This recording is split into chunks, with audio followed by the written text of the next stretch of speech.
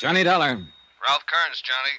Great Plains Guarantee. Oh, hi, Ralph. Johnny, you're 52 years old. I am? 8 months ago, you married a lovely 27-year-old girl. Now I'm with you. A month later, you took out a $50,000 life insurance policy on a chief of police's salary. I did, huh? And who did I name as beneficiary? Your beautiful wife. Who else? So? So, 3 days ago, you were shot to death. I had a feeling it wasn't going to last. And 24 hours later, your wife files a claim on the policy. My friends tried to warn me she was fast. Well, there's the setup. What do you think? The same thing you probably do. In that case, you got just 56 minutes to catch the plane. The town is Greensport, Missouri. And watch yourself. What do you mean? From what I hear, Johnny, it's a wide open town.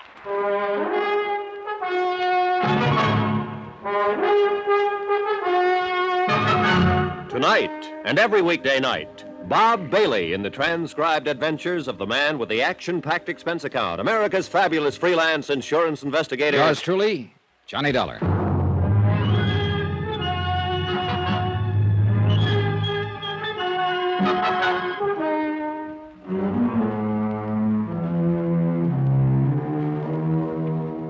From Special Investigator Johnny Dollar to the Home Office, Great Plains Guarantee Company, Hartford, Connecticut.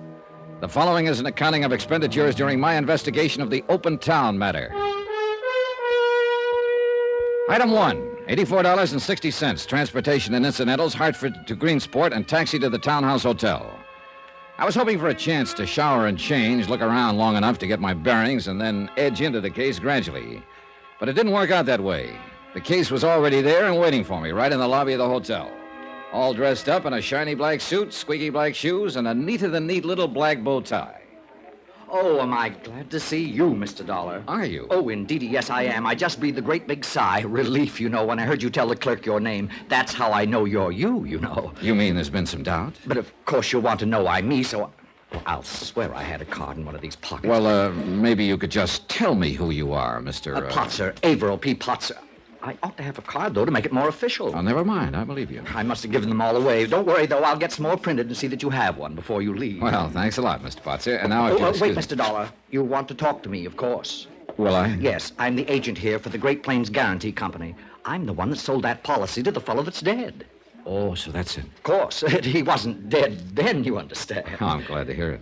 Feeling pretty lively, as a matter of fact, what with the new young wife and all that. I imagine so, but now just... Mr. Dollar, you've got to do something about that woman. Oh? Oh, she's driving me crazy. She wants her money, she says, $50,000, and she seems to think I'm carrying it around in my pocket. She's, kind of anxious, huh? I'll tell you how anxious. Chief Blake was shot about 2 a.m, and at 3 that afternoon, Marty, that's Mrs. Blake, was down at my office after a claim form. Yeah, I understand it was sent airmail special delivery. Well, she insisted on it. Made me take it straight to the post office as soon as she'd signed it. Pretty cold-blooded about it, huh? Well, I've heard Marty Blake called a lot of different things in this town at different times, but never cold-blooded. You follow me? I think I'm ahead of you. You'll know what I mean, all right, when you meet her. I can hardly wait. Man, oh man, wow.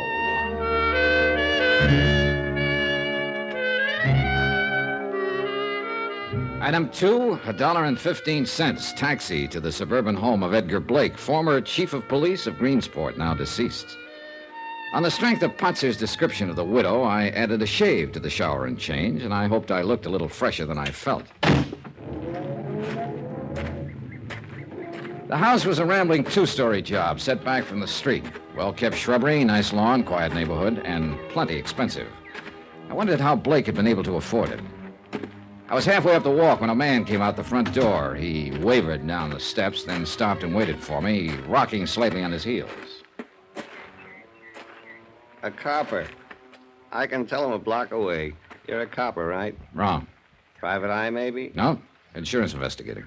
Insurance. That's what I just asked her about. And you know what she did? Oh, threw you out, probably. Right. Said I was drunk. Oh, ridiculous. That's exactly what I said. Ridiculous, I told her. Ridiculous. But you know something? She was right, I am. No, I can hardly believe it. Well, it's a fact, though. At least a little bit. My name's Crayley, Joe Crayley. I'm a reporter. Greensport Daily Herald. Johnny Dollar. Hiya, Joe. Insurance, huh? And he did have some, or you wouldn't have had any reason to be here. She was lying. No comment. Who's a beneficiary? Still no comment. It's her, of course. Little smarty Marty, his ever-loving little wife. How much is she going to make on the deal? Sorry, Joe. No comments. All right, let it lay. Okay. Oh, wait a minute. Tell me something, Joe. Suppose I want a little action. Want to get into a poker game while I'm here. Find a crap table, maybe. Any idea where I could go? Sure. Anyone a half a dozen different... Hey, how long you been in town, Johnny? About an hour. You wised up pretty fast, didn't you? Well, I didn't know it was a secret. The town is wide open, isn't it? It is. But I wouldn't go around poking into things if I were you. A guy could get hurt, you see what I mean? Maybe a guy did get hurt. Blake, you mean? What makes you think so? Well, if somebody wanted to keep the rackets going, the police chief would be a natural target, wouldn't he? Not necessarily. Meaning? No comment. What was Blake's salary, Joe? $6,000 a year. On $6,000, he was living in a house like this? Wait till you see Marty. She's even more expensive. So that's why Greensport is wide open. The police chief was in. No comment. Well, he's out now, that's for sure. Joe, I'll probably be talking to you later, so... Yeah, do that. Just ask anybody. Joe Craley, the alcoholic that works for the Herald. I'm always around somewhere.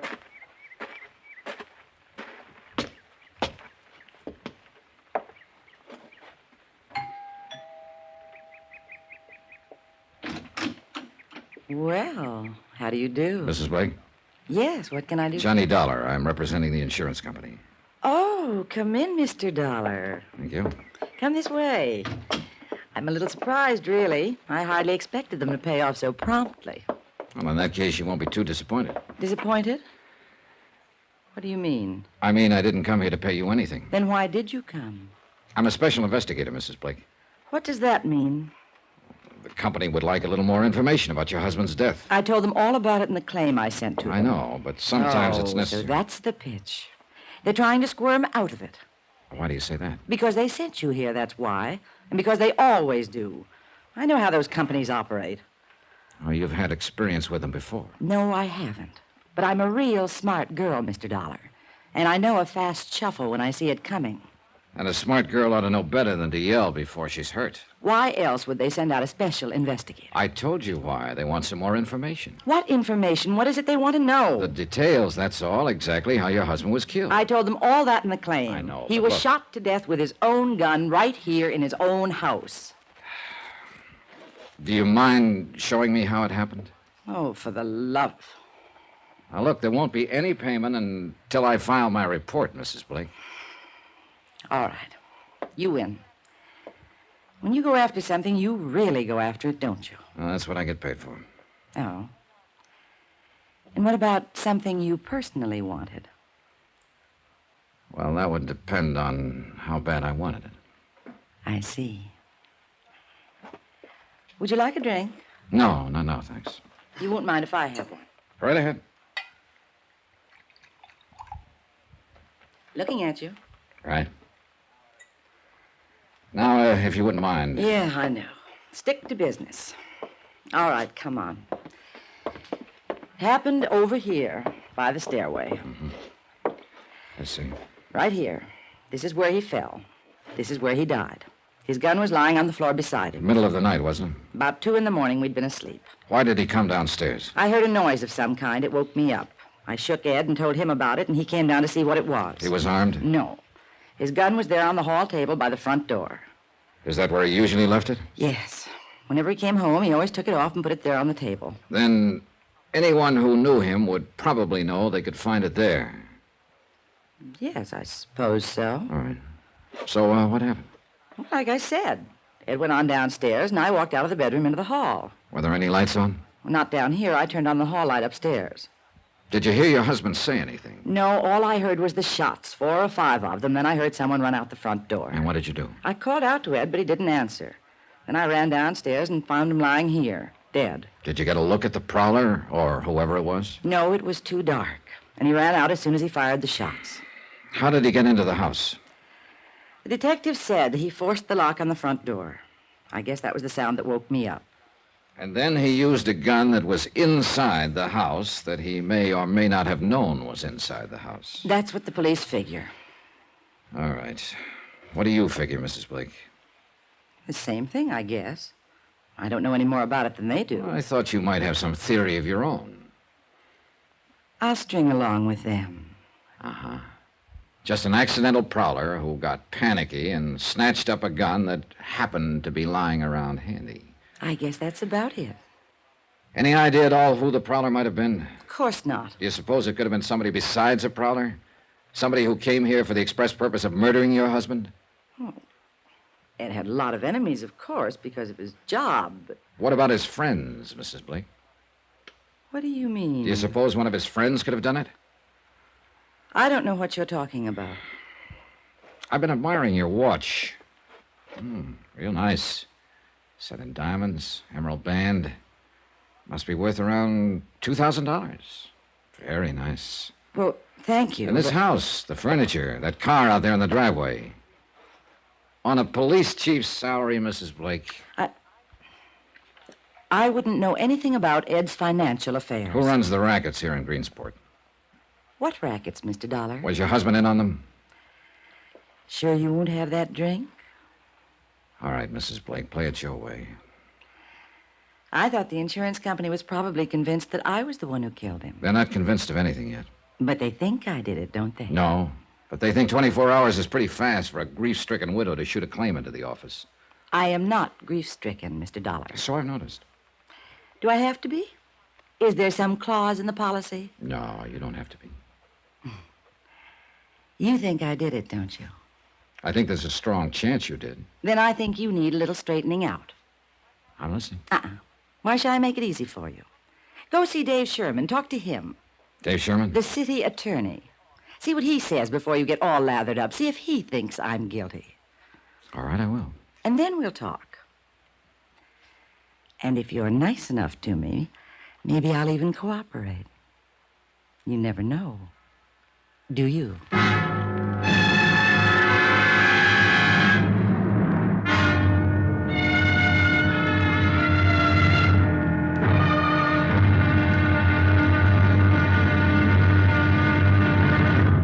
Now, here's our star to tell you about tomorrow's episode of this week's story. Before I do that, please let me say thanks to all of you who are so kind about writing and telling us how much you like Johnny Dollar. It's very gratifying encouragement to all of us who are involved in production of the program, and we appreciate your letters more than you know. As always, I'll try to answer you promptly, but sometimes the mail does pile up. In any event, thanks. Thanks very much for writing. Tomorrow, a smash in the teeth opens things up, and an airtight alibi gets air-conditioned with bullets. Join us, won't you? Yours truly, Johnny Dollar.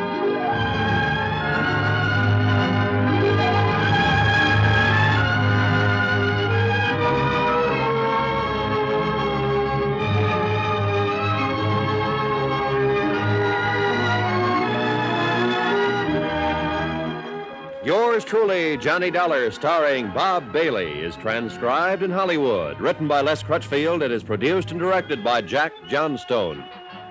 Be sure to join us tomorrow night, same time and station, for the next exciting episode of Yours truly, Johnny Dollar. Roy Rowan speaking.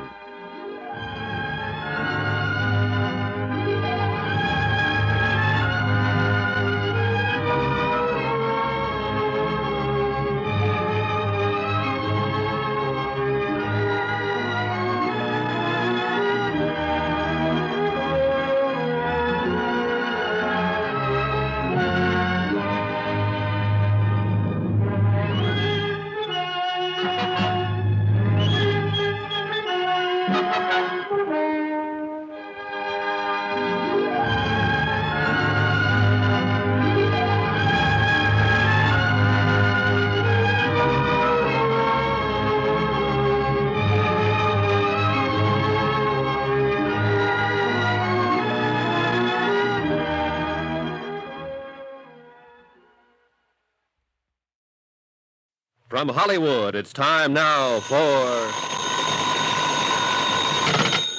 Johnny Dollar. This is Dave Sherman, Mr. Dollar, city attorney. Oh, yes, I've been trying to reach you, Mr. Sherman. Yes, so my office tells me. It's the Ed Blake case, I suppose. That's right. Well, I've already told my secretary to make all the records available. It's not to the you and records I'm mainly interested in, Mr. Sherman. I want to talk to you personally. Oh, why? Because I've been informed that you're able to furnish an alibi for my number one suspect. Marty Blake, huh? That's right. Who informed you, Mr. Dollar? Marty Blake. The lovely widow herself? Right. Well, I guess we'd better have a talk. That's exactly what I was thinking. Yes, if you're dead set on lighting a fuse in this town, I may as well give you some matches. Come on over to the courthouse.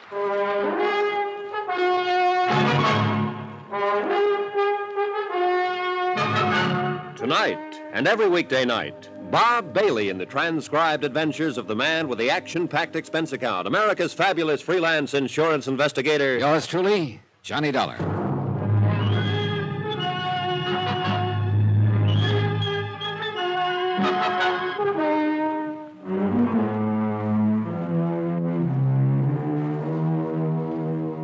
From Special Investigator Johnny Dollar, location Greensport, Missouri, to the Home Office, Great Plains Guarantee Company, Hartford, Connecticut. Assignment, the open town matter. Expense account continued. Items 5 and 6, 70 cents. A copy of the Greensport Daily Herald and a taxi fare to City Hall. I opened the paper and glanced over the headlines. Murder of police chief still unsolved. City Attorney's Office claims new evidence. Mayor Lyons demands action. I could feel for the mayor. My client stood to lose $50,000, life insurance payable to the dead police chief's widow, Marty Blake. So I wanted action, too. And I was hoping to get it from City Attorney Dave Sherman. Come in, Mr. Dollar. I'll have a seat. Thanks. When did you get in town? Early this afternoon. And you've already met Marty Blake. Well, that figures. Yes, it does, under the circumstances. Her husband has been killed. He carried $50,000 worth of insurance with my company. And Mrs. Blake filed her claim less than 24 hours after his death. So that's why you hot-footed it out here from Hartford, huh? Well, the company figured 24 hours was pretty fast action for a grief-stricken widow. Oh? I don't imagine Marty is grieving too much. No, she's not. She told me that herself. Marty's about 26 or 7. Ed Blake was in his 50s. Uh-huh. Money, maybe?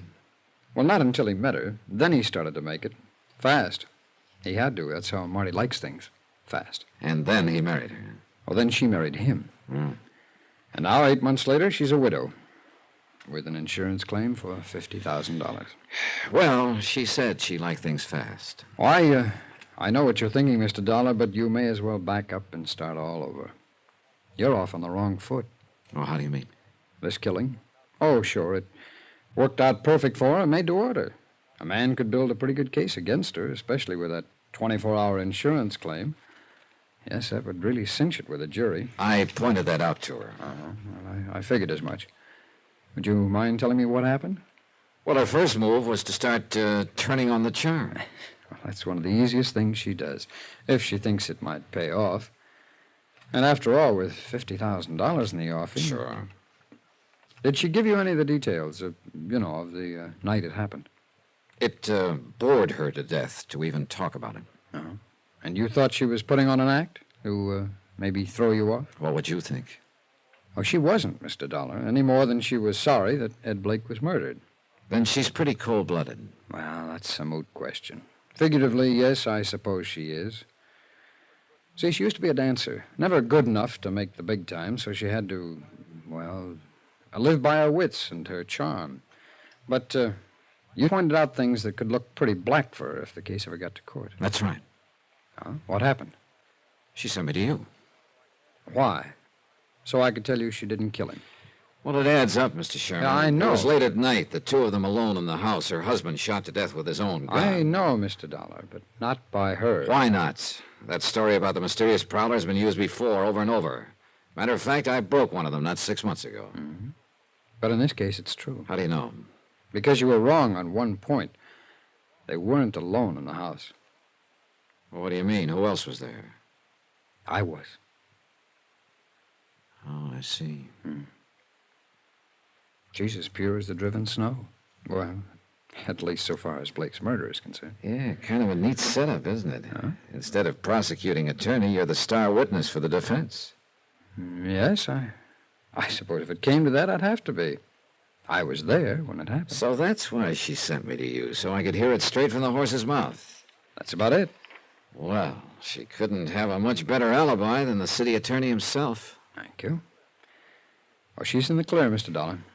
How did you happen to be there at 2 o'clock in the morning? I was spending the night. Ed and I were planning to leave early on a fishing trip. Oh, I see. Like to tell me all about it? Certainly. We'd all gone to bed around midnight. It was a few minutes before 2 I woke up. I heard Marty and Ed out in the hall just outside my room. I opened my door, and just then Marty snapped on the hall lights. A second later, the shots blasted downstairs, 5 quick ones. Where was she standing at the time? By the door of her room, not 10 feet away from me. So you see, Mr. Dollar, she couldn't have done it. So, that's that. She can thank her lucky stars you were there. Oh, Marty's always been lucky. Have you known her a long time? 3 or 4 years. Ever since she came here to Greensport. You and Blake were pretty good friends, I suppose, huh? No. No, as a matter of fact, we didn't have too much use for each other. Oh? Oh, I know it doesn't make sense, going fishing together and spending the night in his home, but... Well, I know what you're thinking, Mr. Dollar. Do you? Yes, you're thinking maybe I need an alibi as much as Marty does. Well, it is that kind of an alibi. It works equally well for either of you two. Yeah, only I don't need an alibi. Blake and I had our little differences, that's true, but they weren't serious enough to be a motive for killing him. Maybe Marty herself could be a motive. In what way? How old are you, Mr. Sherman? 33. Why? And Marty Blake is 27. And a beautiful girl. Her husband was around 52, I believe. Wrong guess again, Mr. Dollar. I've known her too long, and what's more important, I know her too well. Meaning? Well, sure, she's a knockout. I was nuts about her once. She's summer night, wild honeysuckle and a handful of stars, but there's one great big catch to it. And that is? She's got a built-in jukebox, hidden way inside of her, and when you put in money, it plays real pretty music. When you don't, nothing. Ed Blake found out. And still went on putting in money? He liked the music. And that's why he got mixed up in the rackets. Police chief's salary was... Well, Mr. Dollar, you do get around, don't you? Was Blake running them or just taking orders? Now, what makes you think there are any rackets here? Maybe it was just a guess. Oh, who told you about them? It's funny, I can't seem to remember at the moment.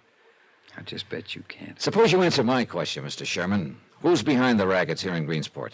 Just a minute. Who did Blake get his orders from? Or was he the one who gave the orders? Wait a minute, Mr. Dollar. Just take it easy. Dave, I wonder if you'd mind going over that report on... Oh, sorry, I didn't know you had... No, that's all right, Will. Come on in. This is Johnny Dollar. Mr. Dollar, it's Mayor Lyons. Mr. Dollar? Mr. Dollar's an insurance investigator, Will. He's here to look into Ed Blake's death. Terrible tragedy, Mr. Dollar. We'll appreciate all the help you can give us. Well, so far, Mayor, I'm afraid that doesn't amount to very much. The only theory I had just blew up in my face. Oh? What was this theory? Well, Mr. Dollar suspected Marty Blake of the killing. Well, Dave, didn't you tell him that you... Yes, he told me, Mayor. That's when it blew up in my face. Well, at various times in the past, Mrs. Blake might have been, as one might say, a bit indiscreet. But to consider her capable of cold-blooded murder is utterly unthinkable, sir. Particularly when she was standing just 10 feet away from the city attorney at the time. Well, yes, that's true, of course. Just what is the official theory on the shooting, gentlemen? Well, at the moment, I'm afraid we haven't any. I'll tell you, Mr. Dollar. When we find Shorty Wells, we'll have the killer. Shorty Wells? A local hoodlum. Blake got him sent up the river a couple of years ago, and Shorty swore that he'd get Blake for it if it was the last thing that he ever did. Oh, well, now that's a fairly common threat, though, for a criminal to make. And usually it's nothing but talk. But Shorty was paroled just last week, Mr. Dollar.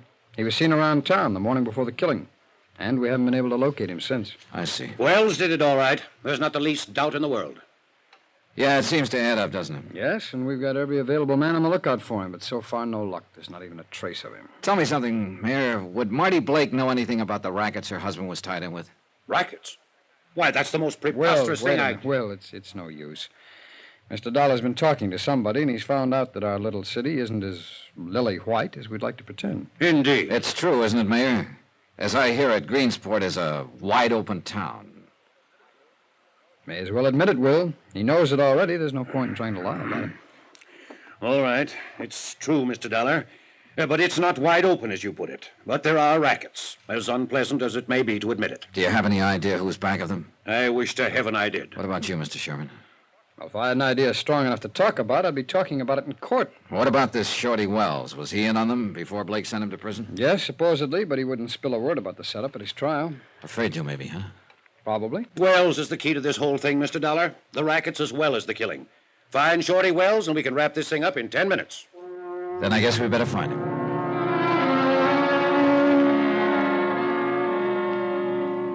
Standard theory number 2, an ex-convict with a grudge. Number 1, young pretty wife, middle-aged husband, big insurance policy hadn't panned out too well. And I wasn't too sold on the second one. It was just too pat somehow. And the fact that Shorty Wells was missing didn't mean much. If I were an ex-con just out of prison and had threatened a man who was later murdered, I'd be missing too. And yet the pat answer was sometimes the right one. The case was still like the town itself, wide open. I walked out of City Hall, started down the sidewalk toward the taxi stand. I didn't know what move to try next. Technically, of course, I was out of it. Since the beneficiary had an ironclad alibi, she'd get paid regardless of who actually did kill Blake. I didn't pay any attention to the horn the first time, but when it sounded again, I turned to look. She was parked at the curb a few yards away. Marty Blake. I've been waiting for you, Johnny. Have you? Yes. I wanted to talk to you. You didn't earlier. Well, I guess you just rubbed me the wrong way. You weren't very nice to me, you know. Sorry. You've talked to Dave Sherman, I suppose. Yep. He gives you an airtight alibi. Why didn't you tell me he was there that night when I talked with you this afternoon? I might have. If you'd been nicer to me. Oh, I see. You'd have checked it with him anyway. Yeah, I suppose I would have at that. Well, now that you know I'm not a murderess, maybe we can get to be friends, Johnny. You think so? You're still not being very nice. I am always politely respectful toward new widows, Mrs. Blake. At least until after the first week. I told you I didn't care about Ed. Who do you care about, besides yourself? Shorty Wells, by any chance? Shorty Wells? Who told you that? Then you know him, huh? Of course I know him. As I used to know him. Where is he now? How should I know? What are you trying to pull? If you think for 1 minute that you're... Get down, quick! Are you all right, Mrs. Blake? Yes, I guess so. Those shots. Johnny, somebody was trying to kill you. How do you know it was me they were shooting at? What? Maybe they were out to kill you, Mrs. Blake.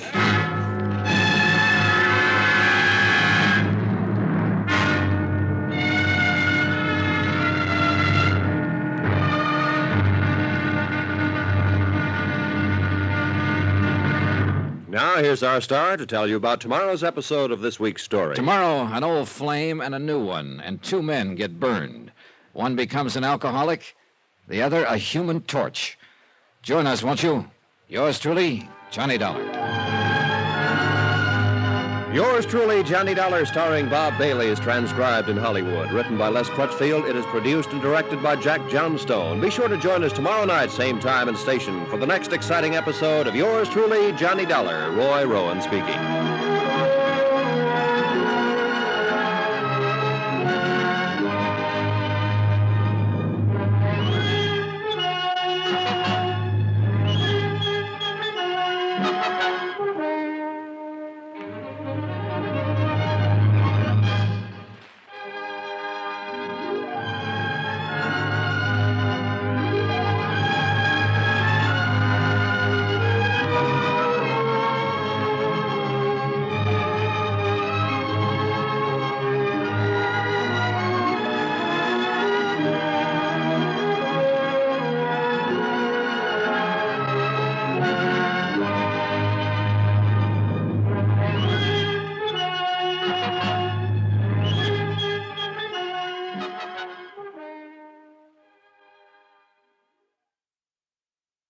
From Hollywood, it's time now for...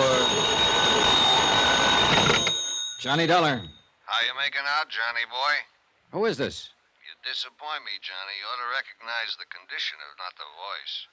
Joe Crayley? Yeah, the drunken reporter on the Daily Herald. I want to talk to you. Where are you? Oh, no, you don't. Not tonight. Why not? In 10 minutes, you'd have me shooting my big mouth off. About the rackets here? And the murder of the Honorable Chief of Police, and the peculiar morals of his lovely young wife, and... Joe, listen. And last but not least, the ethical and philosophical problems of an intellectual lush, a reformed idealist who once or even twice Joe, tried... an hour ago, in front of City Hall, somebody fired 5 shots at me.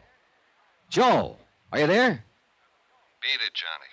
Grab a plane, train, bus, or walk, but get out now. When they put the finger on it, sticks. Greensport, boy, is a wide open town.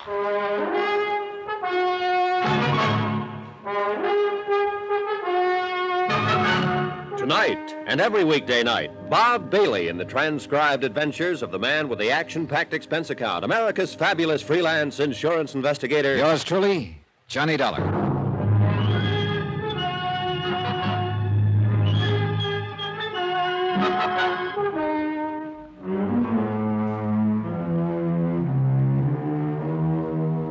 From Special Investigator Johnny Dollar, location Greensport, Missouri, to the Home Office, Great Plains Guarantee Company, Hartford, Connecticut. Assignment, the open town matter. Expense account continued.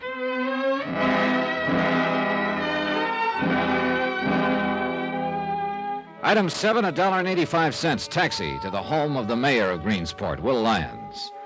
I decided to go straight to headquarters, so to speak.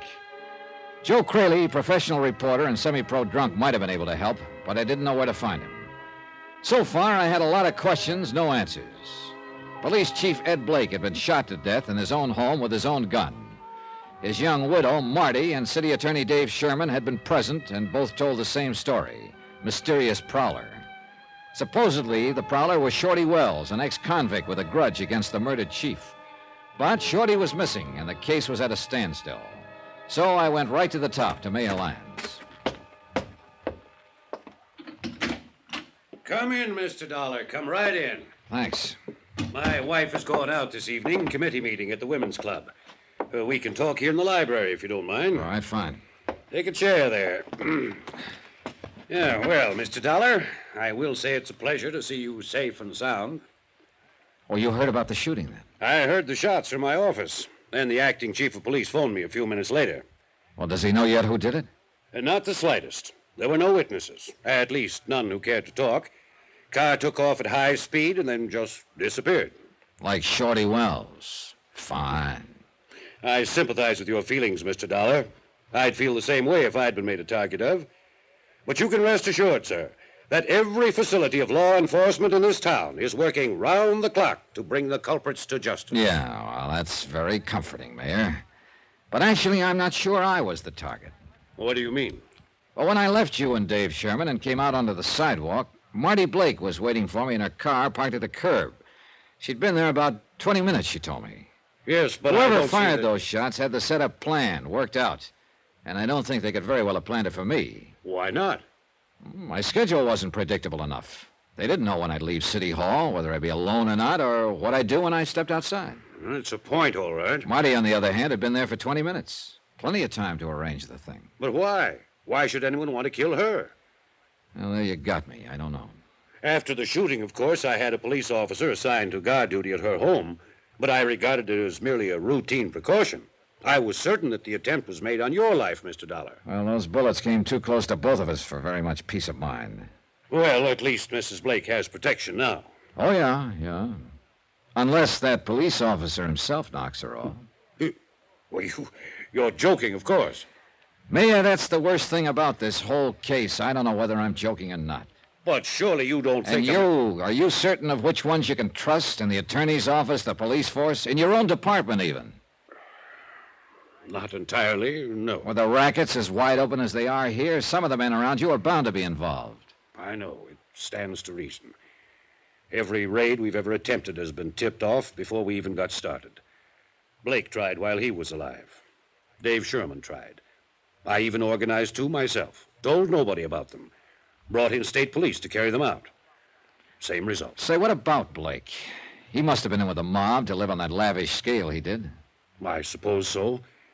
Dave and I suspected him at times, but we could never turn up any actual evidence. Were he and the city attorney friends? Ed and Dave? No, they couldn't get along at all. And yet, the night Blake was shot, Dave Sherman was staying overnight in his home. Yes, I know. I've thought myself it was a little odd. Dave says Blake had asked him to. Invited him to go on a fishing trip the next morning. A fishing trip. And yet they couldn't get along. I know. I can't explain it any more than you can. Any chance Dave Sherman was the intended victim that night instead of Blake? I really don't see how, Mr. Dollar, in view of the circumstances. Blake was killed when he heard a prowler and went downstairs to investigate. No one could have expected Dave to do something like that. No, I guess not. It was just an idea. I've thought of all kinds of outlandish possibilities myself, but it always comes back to the same thing. Shorty Wells. Yeah, the ex-convict who swore he'd get Blake when he went to prison. He was paroled just the week before, Mr. Dollar, and he was seen in town the day before the killing. And nobody has found hide nor hair of him since. Yeah, it adds up all right. But somehow I still can't buy it. Maybe it just adds up a little too well. 3/4 of the criminals who are sentenced make threats like that, but it's a rare one who carries it out. Rare, yes, but not unknown. Oh, true. I admit he's a strong possibility. But when I hit town this afternoon, I thought Marty Blake was a strong possibility. Until the city attorney himself came up with an airtight alibi for her. Why did you suspect her, Mr. Dollar? Insurance. A $50,000 policy on Blake's life. His wife's the beneficiary. Well, I don't imagine $50,000 will last Mrs. Blake very long. Hey, tell me something, Mayor. Are she and Dave Sherman close friends? At one time, yes. In fact, Dave was pretty serious about her. But after she married Blake last year, Dave turned against her completely. I see. I don't think he'd risk an alibi for her out of friendship, if that's what you're thinking. Oh, I don't know exactly what I'm thinking. Mostly I'm just guessing. I've been doing that 2 years now, Mr. Dollar. Guessing, figuring, trying to spot the leader behind these rackets, not knowing which officials I could trust. Mayor, is Dave Sherman one of those you can trust? I'm not sure.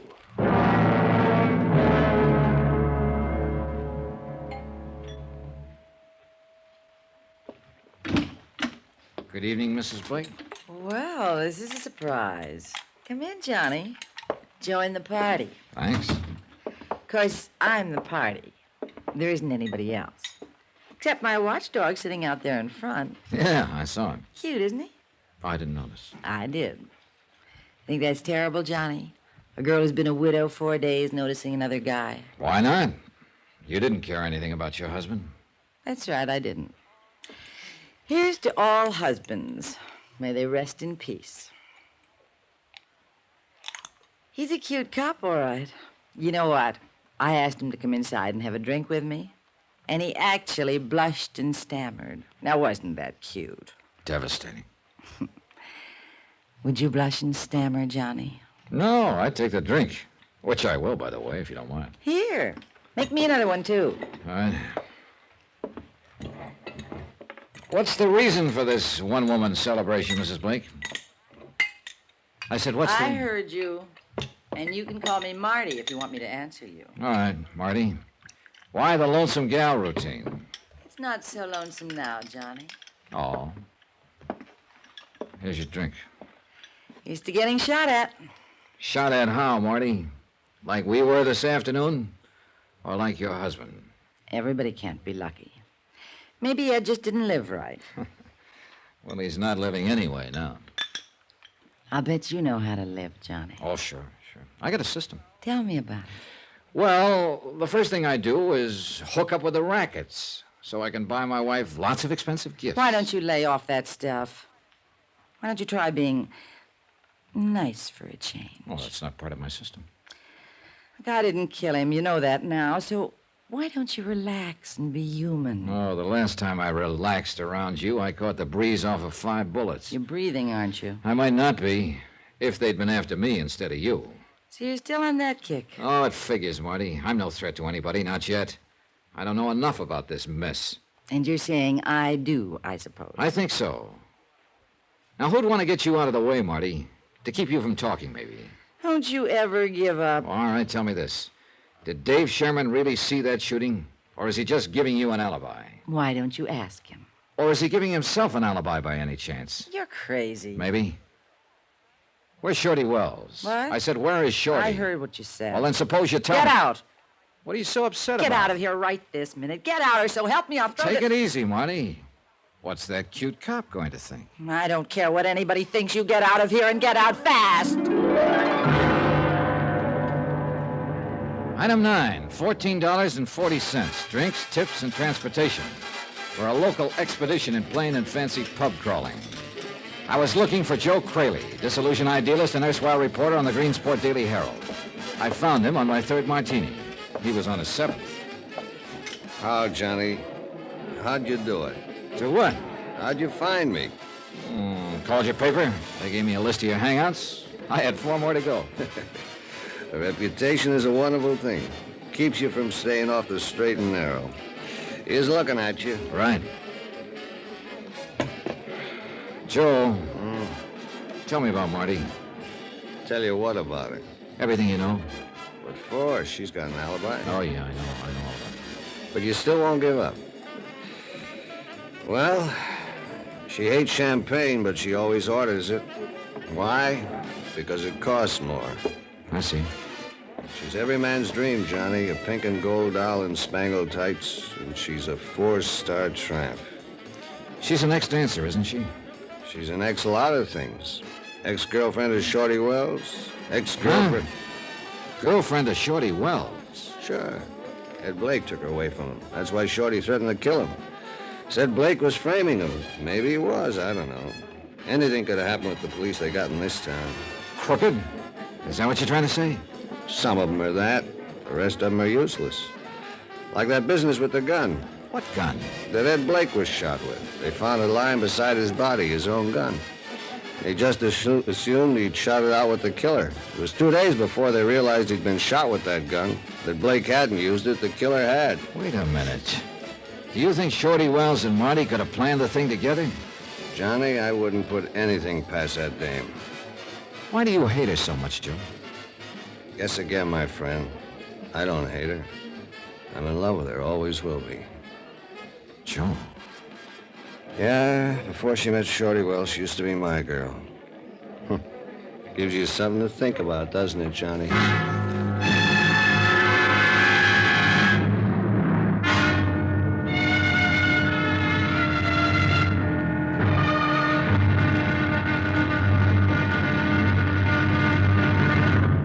Now, here's our star to tell you about tomorrow's episode of this week's story. Tomorrow, a man with a gun, desperate, faces a blazing inferno and gambles his life. Join us, won't you? Yours truly, Johnny Dollar.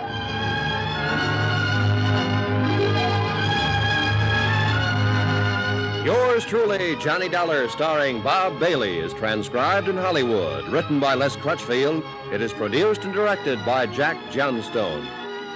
Be sure to join us tomorrow night, same time and station, for the next exciting episode of Yours truly, Johnny Dollar. Roy Rowan speaking.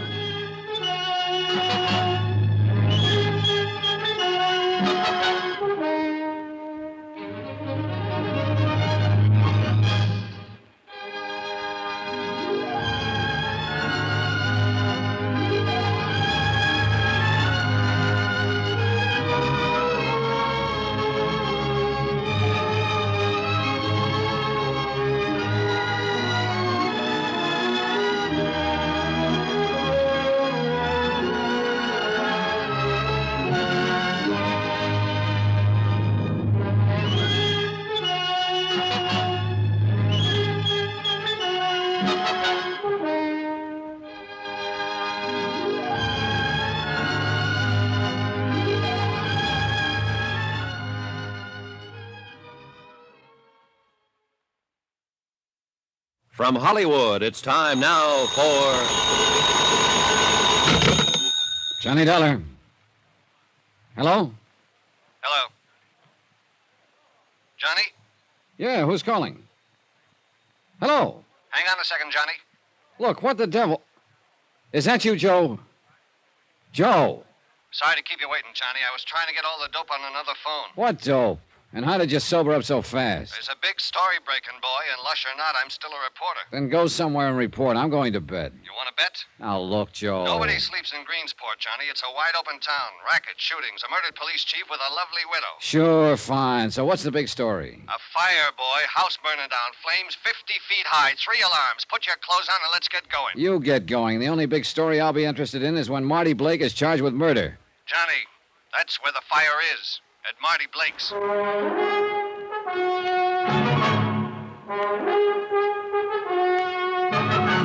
Tonight, and every weekday night, Bob Bailey in the transcribed adventures of the man with the action-packed expense account. America's fabulous freelance insurance investigator. Yours truly, Johnny Dollar.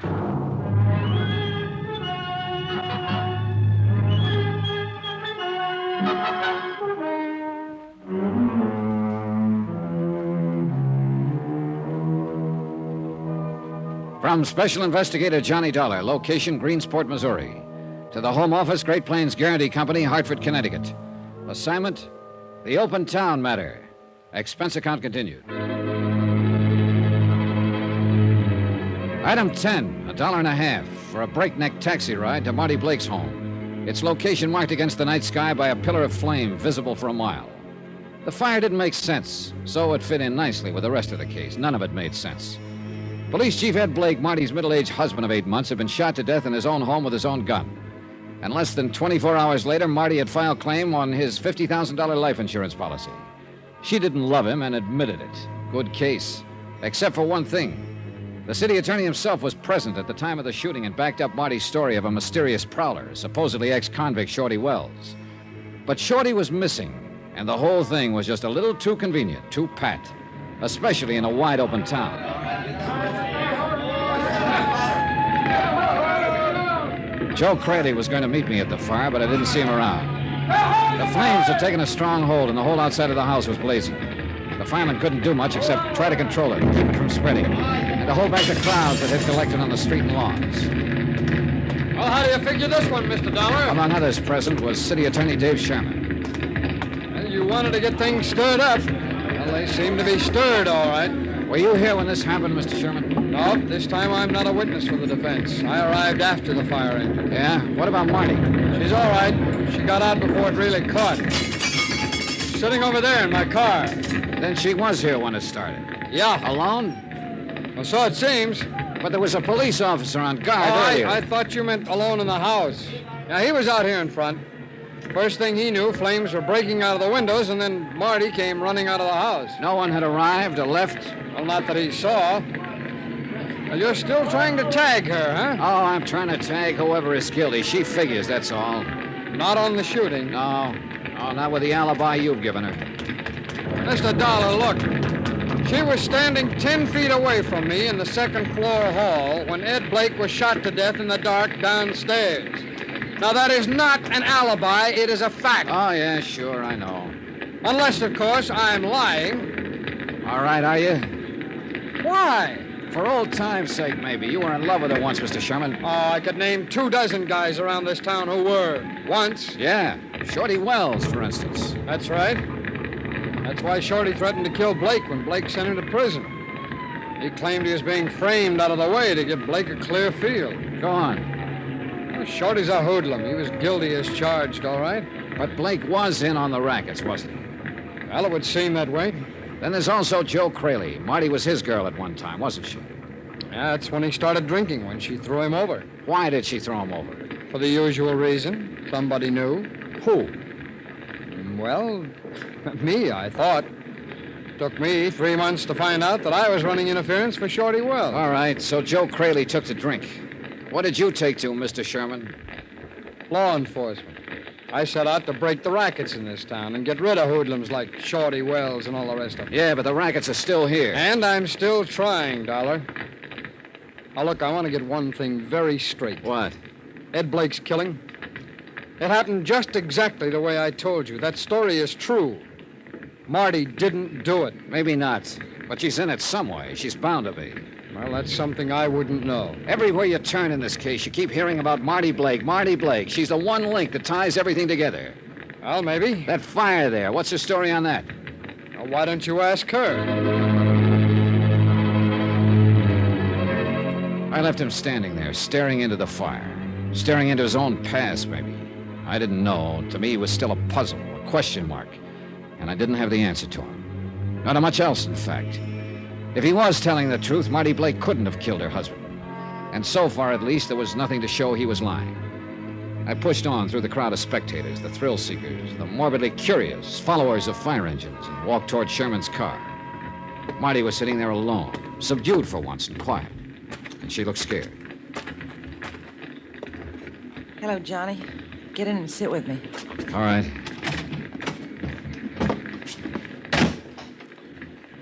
Just look at it. Isn't it terrible? Yeah, it is.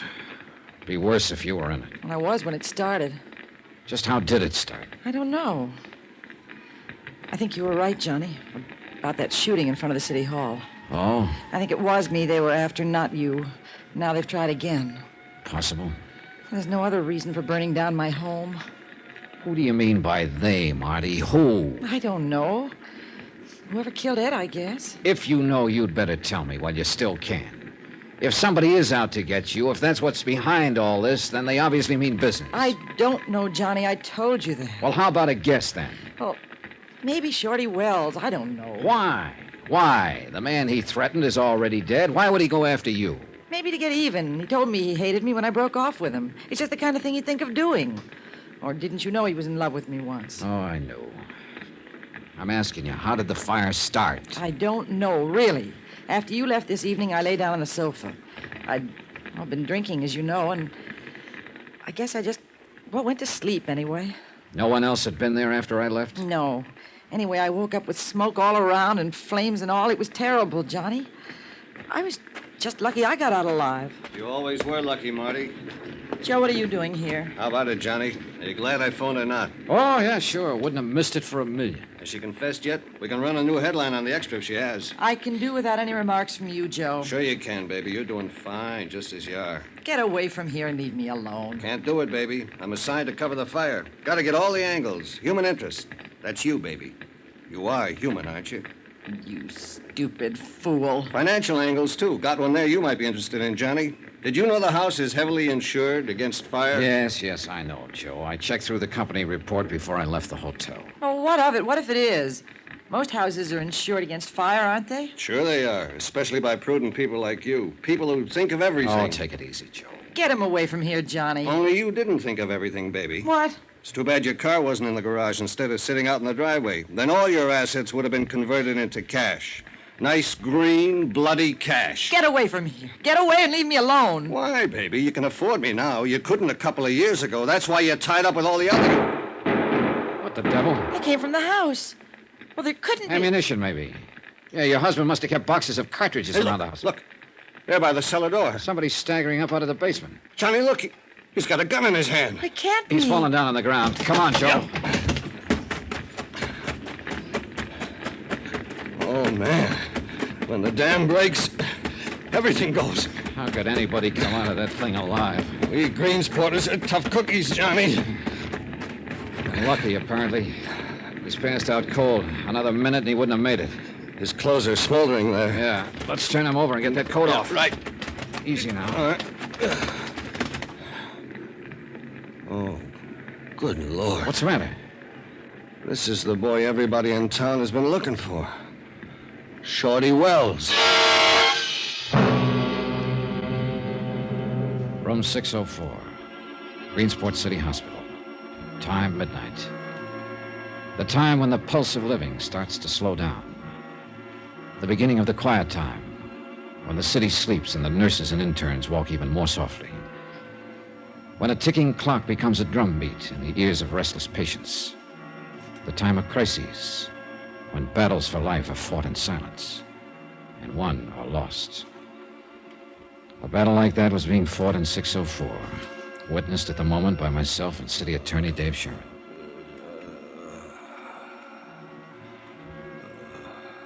Well, this is always the tough part. The slow part of waiting it out. Maybe a long wait, Mr. Sherman. Nearly 3 hours, and he still hasn't regained consciousness. You know, I can't understand where he's been hiding out since Blake was shot. Yeah, well, it's hard to tell. I've turned this town upside down, I tell you. I just can't understand it. Oh, I can't understand a lot of things. It's just another one of a lot of things about this case that are hard to figure out. Well, it's tied up with the rackets, that's what I'm sure of. I'm not sure of anything about this mess. Yes, if we could just tag the person behind them, we could wrap it up. If we could only... Oh, excuse me. I'll get it. Dave Sherman speaking. Oh, yes, Mayor. Oh, Dr. Morton says he may hang on for a day or two, but as far as pulling through it, he hasn't got much chance. Oh, he hasn't been conscious at all yet. Yes, I'll keep in touch. I'll let you know the minute there's a... All right, Mayor. Good night. Mayor Lyons, huh? Yeah. He's a real fuss budget sometimes. He ought to go to bed and... Wait a second. Hey, he's trying to talk. Oh, false alarm again. Dollar, do you think he started that fire? Oh, I don't know. If he did, he got caught in his own trap. I just can't figure what he'd hope to gain by doing Hi, anything. Johnny. Dave. Aye. Has he been able to talk yet? Not yet, Joe. Get your story found? Just under the wire. Of course, it consisted mainly of questions. Well, Shorty Wells has the answers. If he were only able to give them out. I can't figure him firing those shots, Johnny. I can't either. He fired them before he came out of the blaze. He apparently wasn't trying to shoot anyone. He couldn't even see anyone the way he's burned. I'm afraid all we can do is wait. At least we'll know the whole story once he's able to talk. Suppose he never is able. Well, He's the only lead we've had. And he's the only one we've got now. The whole case is lying right there on that bed. If Shorty Wells dies without regaining consciousness, then we can drop it and forget it. Because we're beat.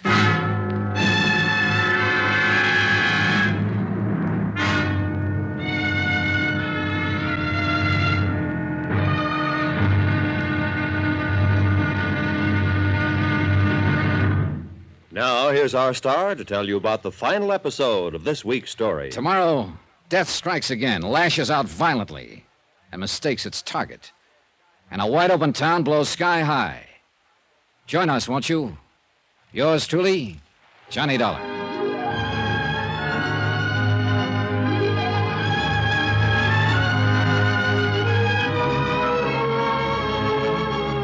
Yours truly, Johnny Dollar, starring Bob Bailey, is transcribed in Hollywood. Written by Les Crutchfield, it is produced and directed by Jack Johnstone. Be sure to join us tomorrow night, same time and station, for the next exciting episode of Yours truly, Johnny Dollar. Roy Rowan speaking.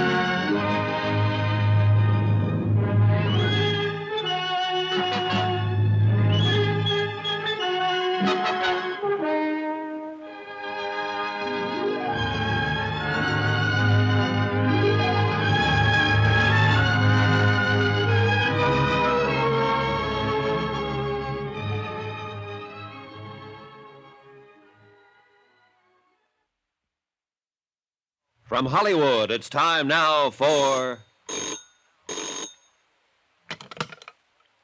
Johnny Dollar. It's me, Johnny. Marty? Yeah, how is he? How about the same? Dr. Morton just gave him another transfusion. Has he been able to say anything yet? He hasn't even been conscious. Why, Marty? Well, who's there with you?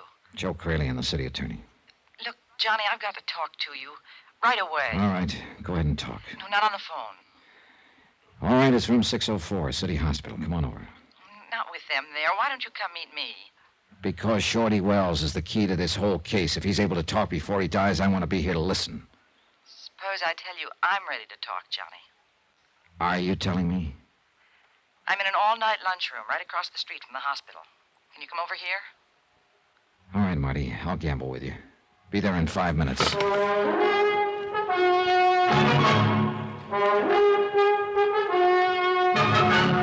Tonight and every weekday night, Bob Bailey in the transcribed adventures of the man with the action-packed expense account, America's fabulous freelance insurance investigator. Yours truly, Johnny Dollar.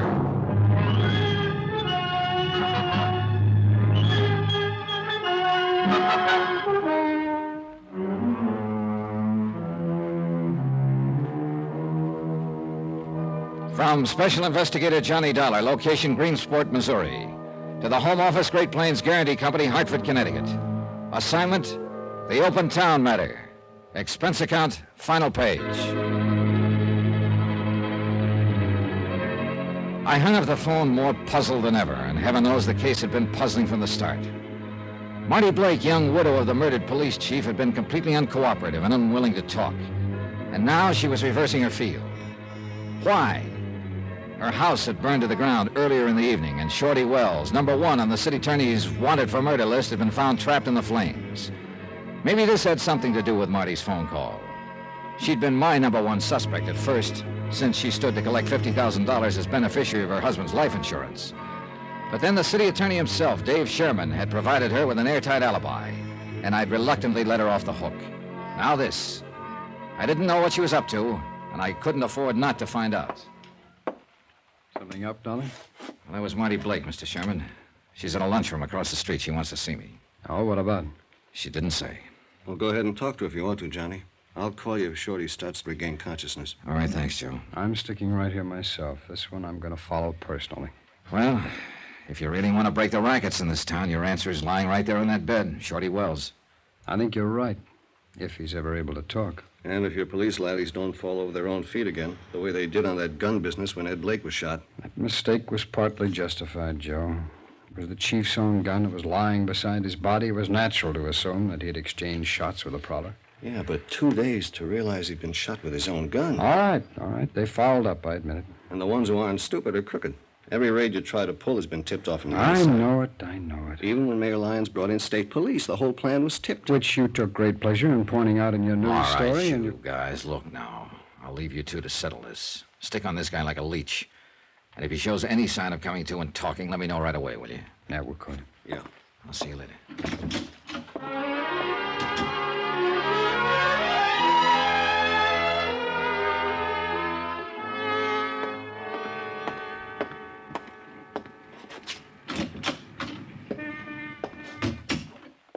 Back here in the booth, Johnny. Right. Well, what's on your mind, Marty? Sit down, Johnny. Here, come on. Why not? Well? The waiter's in back if you'd like some coffee or something. No, thanks.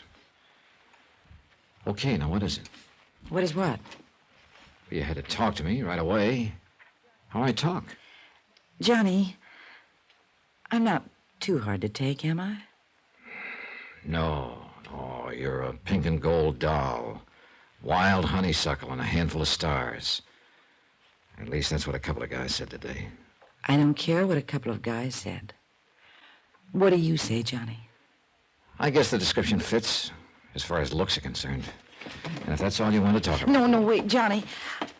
I'm in the clear on this. You know that. The night my husband was killed, I've got an alibi nobody could shake, right? Well, I'm pretty well convinced you didn't pull the trigger, if that's what you mean. And you could convince the insurance company, too, couldn't you? If you would. Oh, yeah. Yeah, they'd go pretty much on my report. But I don't Why see... don't we get this settled and over with? Why don't you be nice, Johnny, and turn in a real good report?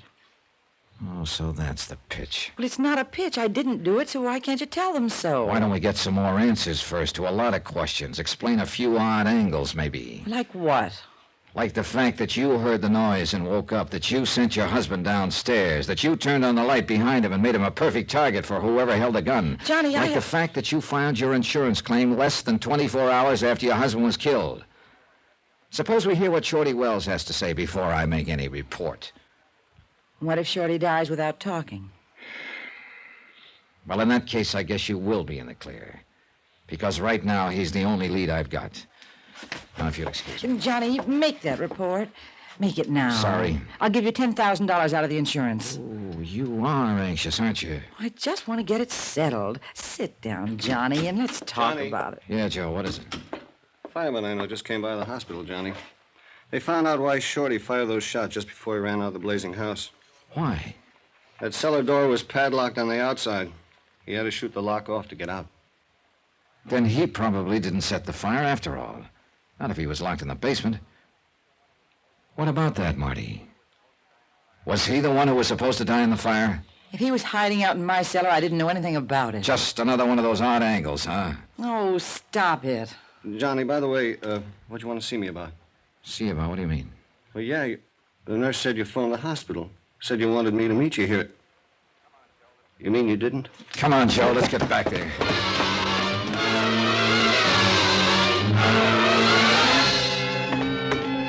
Sure, that's why she wanted me to meet her there, to get me away from that room. Then somebody phoned and got you away. Elevator's coming down now, Johnny. Shorty's the one big threat to whoever's guilty. They know that if he talks, they're tagged.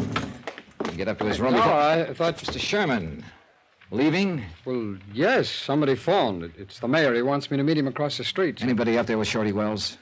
Well, the doctor will be back in a few moments. Come on, Sherman, back into the... Wait a minute! Look, I've got to meet Mayor Start it up, Lyons. Joe. Start it up. 6th floor, number 6. May I ask what's going on here? I haven't got time to go back upstairs. I told I'm afraid you... you'll have to take time, Mr. Sherman. It was all right to leave, Dollar. Shorty wasn't showing any signs of coming to. Did you make sure of that? Did I... Look, Dollar, I don't get what you're driving. All right. Come on now, let's go. Would somebody please let me in on this? Let's take a look at Shorty first, Mr. Sherman. Johnny, what happened to that cop who was on duty? Well, he was here in the hall when I left just a moment ago. Oh, he got to walk down to the... Did you leave that door ajar, Mr. Sherman? Why, no, of course not. Come on, Why do you... but quietly. What the devil? Are we interrupting something, Mayor Lyons? What's What's he doing with that pillow? Nothing. I wasn't doing a thing. You were holding it down over Shorty's face. Get out of the way. I think you were Shorty's dead. You smothered him with that pillow. Oh, no, he was dead when I came in. I was just moving the pillow, Dave. Did you have to get us all out of this room and then send the police guard away just to move a pillow? Mr. Dollar, are you suggesting Well, that I I'm might have- suggesting it for one. Dollar, I've been sure for months that Mayor Lyons was back of the rackets here, but I didn't have any way of proving it. Until now, perhaps? Until now, Mayor. Very well, don't move, any of you. Oh, now, wait a minute. That gun isn't really your answer, Mayor. There are 3 of us, you know. You can't get us all. Stay back, Dollar. Tell me something. Why did you have Ed Blake killed? Wasn't he one of your own boys? I can tell you why, now. Ed Blake was going to pull out of the rackets, Dollar, and spill the whole setup to me. That was the reason for that fishing trip. Then it must have been Marty who tipped off Mayor Lyons. Sure, it figures. She loved that racket money that Ed was bringing home, and Shorty Wells was in town with a grudge against Ed already.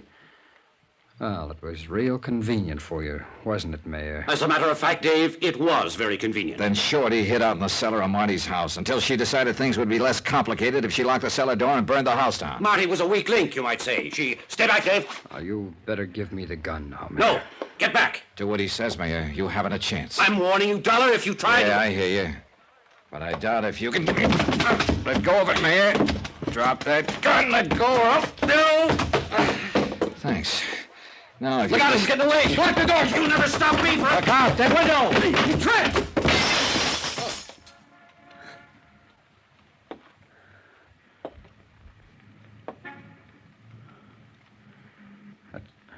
That's 6 floors down. Yeah. Well,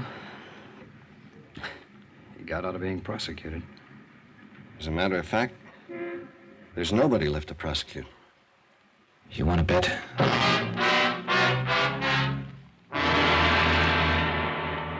She was still sitting there in the lunchroom across the street from the hospital. And she'd heard what had happened. I knew it the second Dave and I walked in, from the half-smile of triumph on her face, and from the way she greeted me. Too bad, Johnny. You should have taken my offer because I don't need your help now. Your company's going to have to pay off. I'm really in the clear now. You are, huh? And poor Dave, with nobody left to prosecute. He still has you, Marty. Accomplice to your husband's murder. Johnny. Shorty died without talking. Mayor Lyons is dead. No witnesses, no case. Sorry, Marty. There is a witness. Oh? Who? You. What are you talking about? What's that paper? Well, you intended it to be an insurance claim.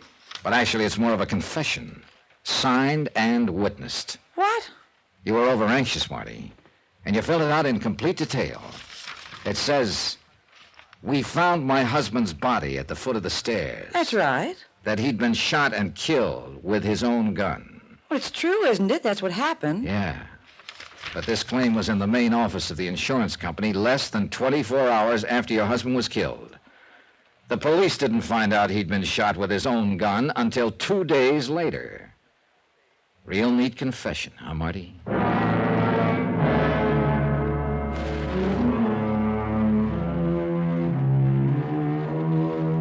Expense account item 12, $310.45. Incidentals in Greensport and transportation back to Hartford. Expense account total, $516.20. End of account, End of report. Remarks? Marty Blake never was able to explain how she knew about that gun.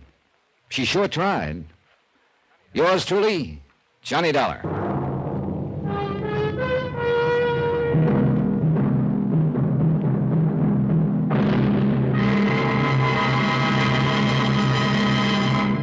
Now, here's our star to tell you about next week's story. Before I do that, please let me say thanks to all of you who are so kind about writing and telling us how much you like Johnny Dollar. It's a very gratifying experience. It's encouragement to all of us who are involved in production of the program, and, well, we appreciate your letters more than you know. As always, I'll try to answer you promptly, but sometimes the mail does pile up. In any event, thanks. Thanks very much for writing. Next week, a yacht that wasn't there and a man who wasn't there. They never were, but that's where I found them. Join us, won't you? Yours truly, Johnny Dollar.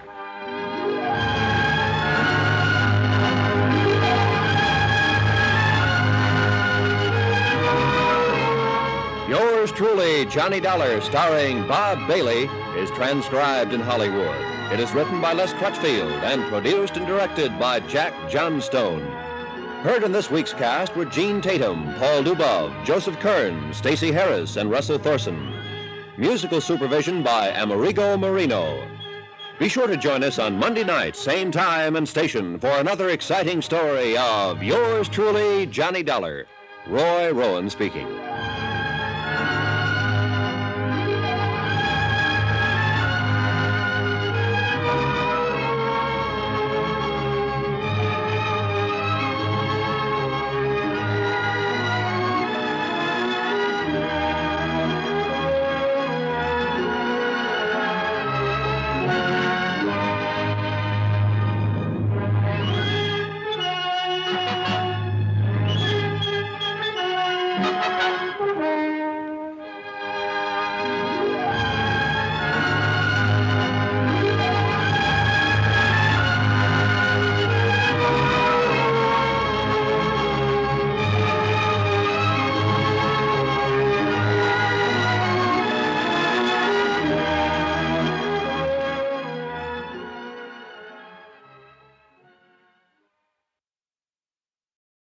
From Hollywood, it's time now for... Johnny Dollar. Hi, Johnny. Say, didn't you tell me one time that you're quite a nut about fishing? What's that? Pat McCracken at Universal Adjustment Bureau. Doggone it, you know you spiked my plans for a fishing trip just a few weeks ago. Oh, yeah. All right. What's on your mind? Big fish, real big fish. You ever hear of Douglas R. Landfair? Millionaire playboy, sportsman, yachtsman? That's the one. Well, didn't I read somewhere that Yeah, he you was... sure did, Johnny, at the bottom of the deep blue sea. And a $400,000 claim has been filed. You interested? An expense account based on that will be a pleasure.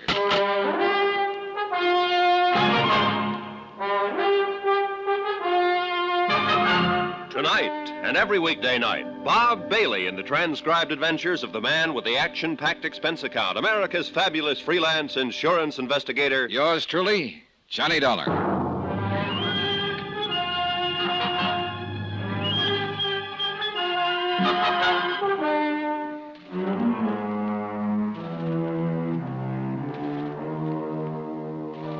From Special Investigator Johnny Dollar to Universal Adjustment Bureau, Hartford, Connecticut.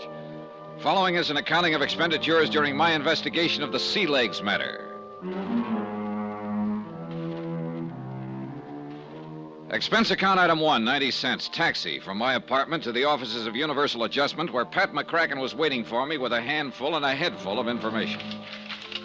2 claims, Johnny, both filed by Constance Landfair, the wife. Here are copies of them. How come 2, Pat? Now, number 1 is against Douglas Landfair's life policy with Greater Southwest Life and Casualty Insurance Company, $250,000. What's the other? $150,000 International Maritime Organization for the loss of the Landfair yacht. 400,000 claims. That's right. Okay, what's the story? Well, Landfair was making a trip along the coast of Central America in his yacht, the Sea Legs. He ran onto a rock or something, the boat sank, and he and his crew of 1 went down with her.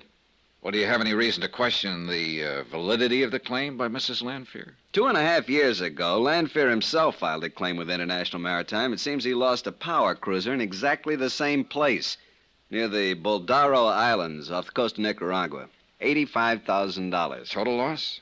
Happened in a spot where not one bit of the wreck could be salvaged. Oh? Where'd you learn that? Local authorities in his small Nicaraguan seaport, and Mrs. Lanfear, she was with him on that trip. But she wasn't with him on this one, aboard the Sea Legs. No, or presumably she wouldn't be around to file the claim. Where's Constant Lanfear now, Pat? Home, as far as I know, lives on their small estate on Long Island out near the town of Cutchogue. You want to call her, talk to her? No. I think I'll go down there. Item 2, 2120, fare and miscellaneous to Cutchogue, Long Island. Item 3, a buck even for a taxi from the little station to the Lanfear estate. Estate, did you call it, mister? Well, isn't it? Well, it used to be, before the Lanfear sold off a lot of it. Oh, that's so? Yeah, guess there wasn't nothing else they could do to keep up with that high way of living. Keep talking, fella. Well, the old man, Lanfear's father-in-law, well, he had plenty, I guess. But after he died, all the kids seemed to do was spend it. You know what I mean? Fancy yachts, lots of polo playing, Florida in the winter, Maine in the summer, all that sort of thing. Oh, there's a place now, right up ahead there on the right. I looked, and what I saw apparently bore out what the taxi driver had said. A big stone wall surrounded what had evidently been the original, rather vast property belonging to the estate. Square in the middle of it sat what was probably once called a mansion. But small, new, modern homes were crowding in on the old house.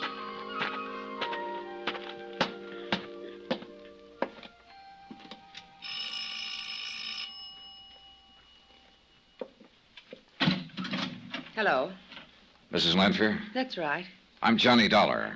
I'm representing the Universal Adjustment Bureau in Hartford. Oh, yes, of course. In connection with the insurance. Yes, ma'am. Well, won't you come in, please? Right in here, Mr. Dollar. And do pardon the looks of the place. I'm afraid I've neglected things somewhat since... Well, sit down, please. Thank you. I hope you don't mind answering a few questions, Mrs. Lanfear. But since you've already filed claims on the insurance policies, well, I'll try to be as brief as possible. I don't want to seem cold-blooded about it, Mr. Dollar, but the initial shock of losing Doug and the loss of the yacht is past. And there's nothing to be gained in just sitting around feeling sorry for myself, particularly in view of the day-to-day problems I have to face. What problems, Mrs. Lanfear? To be perfectly blunt about it, financial mostly. Well, I must say your attitude is very commendable. It's a necessary attitude under the circumstances. Now, what may I tell you? If you're sure you don't mind talking about it. I'd like to know all I can about the circumstances surrounding the sinking of the yacht. Well, I don't quite know how to start. We were on just a pleasure cruise. You were along on this trip? Yes. That is up until the day it happened. Oh, why did Doug ever have to... I'm sorry, Mr. Dollar. Well, we were just taking our time, cruising south along the east coast of Central America, doing a little fishing. We'd often taken the Sea Legs down there. That's the yacht? Yes, a motor sailor. Here, on the wall. This is a picture of her. That's Doug on deck. Oh. Isn't she beautiful? 68 feet overall, 20-foot beam, solid teak decking, everything. Yes, that is a good-looking boat. It's terrible to lose something as nice as that, isn't it? Yes. Anyhow, along the coast of Nicaragua, Doug decided to put in at San Juan del Perro. That's where the Sea Legs had originally been built. But the sandbar formations have almost ruined San Juan as a port, so we went on up to Bluefields. Oh, yes, I understand that's now the best seaport on the Caribbean side of Nicaragua. You know that country down there? Only from what I've read. Oh. But go on, please. Well, while we were there, he had some work done on our radio equipment. We'd had trouble with it on the way down. Uh-huh. When the work was finished, of course, he wanted to try it out. He'd found a radio amateur in Puerto Gardo, so he asked me to stay on shore while he and the skipper went out to sea. We kept in contact every few minutes while he headed her out toward the Boldero Islands. The Boldero Islands. Isn't that where you lost a power cruiser a couple of years ago? Yes, the Connie O, named after me, and I begged him not to go out there again. Why, Mrs. Lanfear? Because of the treacherous currents between the two little islands, the great deep that lies between them. terribly dangerous spot with pinnacles of rock that reach up almost to the surface. Well, why did he go out there again? To prove a point. That's all, to prove a point. Look, I'm afraid I don't follow you. Doug had blamed the loss of the Connie O 2 years before on poor seamanship by the man at the wheel. He wanted to prove that he could take a boat through there safely. Oh. Kind of looks like he was wrong, doesn't it? His last words over the radio were that a rock had torn the bottom out of the sea legs. Oh, Mr. Dollar, before the signal stopped, I could hear the crunching of the hull and the sound of the water as it swept in and over, and it was terrible. You sent someone out there right away, of course. Oh, yes, but it was no use. The sea legs was gone. And with it went my husband, and the man with him. And the bodies were never recovered? No. Before, when we lost the Connie O, we had time to put on life preservers, launch the small boat. I must admit, I wondered how it was. But when the sea legs went down, there wasn't time, and I could hear it over the radio, and it was terrible. It was terrible. I'm sorry. It's all right. I'm all right, Johnny. Mr. Dollar? I may have to go down there, Mrs. Lanfear, and go through the motions of an investigation, you know. But then your companies will pay the claims. I see no reason now why not. It's terrible to have to be so frank about it. But I do need the money, Johnny. I was telling the truth. I didn't see any reason why the claim shouldn't be paid. Perhaps Connie Lanfear's explanation of why she wasn't grieving over the loss of her husband was true. But more than once I wondered if she weren't far more concerned over the loss of the yacht, or about how soon she could collect on the policies. Then that deliberate slip in starting to call me by my first name. Just what are your plans, Mrs. Lanfear? Plans, Johnny? I don't quite know what you mean. Well, suppose the companies make prompt payment on these claims. That'll mean $400,000. Well, really, Mr. Dollar, aren't you overstepping bounds a little bit? Maybe. But if it'll make you feel any better, or if it'll help to hasten a settlement, I'll tell you. I'll sell what is left of this property and leave the country. Leave for where? Somewhere in Europe on the continent. Alone? I beg you. Of course, alone. Sorry, I just wondered. Doug and I were too close to even think of my having boyfriends, or whatever you want to call it. The more I think about it, the more I resent that question. No particular implication meant, Mrs. Lanfear. Next thing, you'll start implying that the sea legs wasn't wrecked at all, that Doug is still alive somewhere, and that if you can't dig them up out of the sea, your precious companies can somehow contrive to keep the money that is rightfully mine, can get out of paying off on what I thought was a legitimate... The more she talked, the more I became convinced that something was very wrong about this case. I let her vent her fury on me. It was simulated fury, I thought. Then I called the taxi again and left. Oh, no, sir, mister. You're all wrong. Them Lanfears, they was thick as 2 peas in a pod. Say, tell me, did you ever notice any particular friends either of them may have had? Well, there was always throwing them big parties. That's what you mean. Big society-type brawls. No, I was thinking of girlfriends for him or boyfriends for her. Oh, no, sir. No, sir. He was her, she was his, and no playing around. Not like most people in that set. And I know. I know everything goes on in Cutchalk. Back in New York, I found that the best immediate routing to Nicaragua was by plane to Dallas, then to Mexico City, and finally to Managua on the West Coast. I made a reservation on the Dallas plane immediately, that's item 4, and then spent $1.40, that's item 5, on a phone call to Pat McCracken back in Hartford. Well, sure, Johnny. If you think it's important enough, you have my full permission. Yeah, I've already made my reservation for the first leg of the trip. Well, now, don't go overboard on the expense account. Pat, how you talk.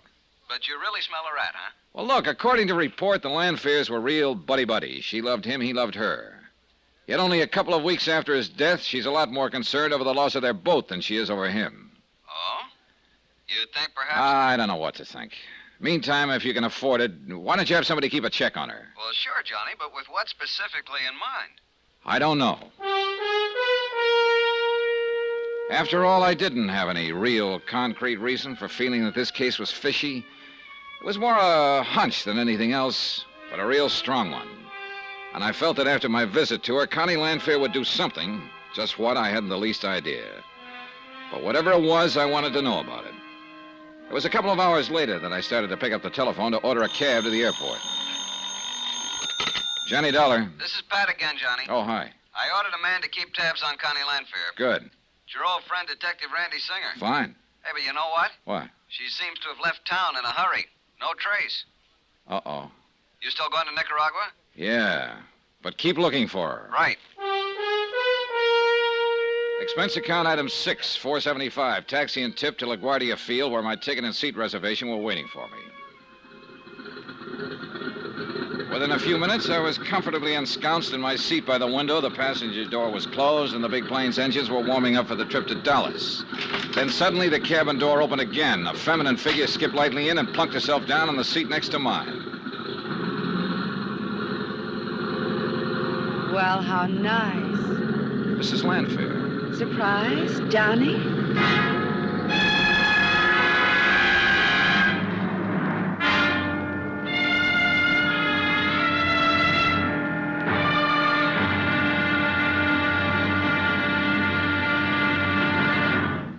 Now, here's our star to tell you about tomorrow's episode of this week's story. Tomorrow, the seeds of suspicion really begin to sprout, with the help of one of the wildest characters I ever met.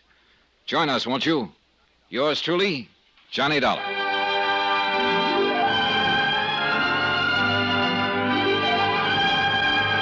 Yours truly, Johnny Dollar, starring Bob Bailey, is transcribed in Hollywood. It is produced and directed by Jack Johnstone, who also wrote this week's story. Be sure to join us tomorrow night, same time and station, for the next exciting episode of Yours truly, Johnny Dollar. Roy Rowan speaking.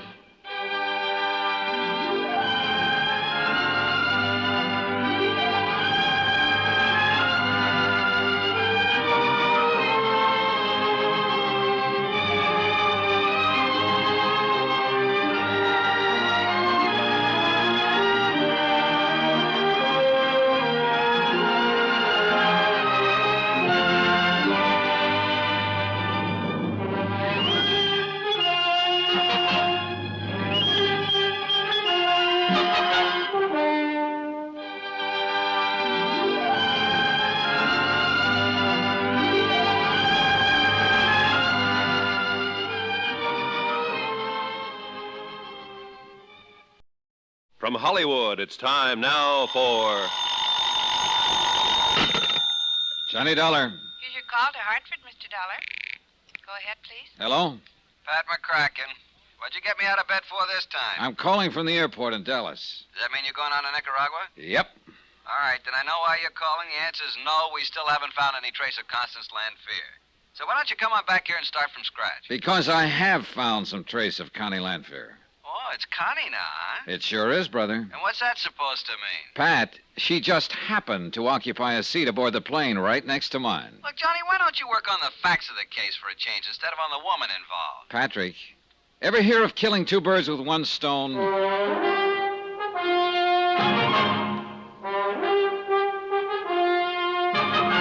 Tonight and every weekday night, Bob Bailey in the transcribed adventures of the man with the action-packed expense account, America's fabulous freelance insurance investigator. Yours truly, Johnny Dollar.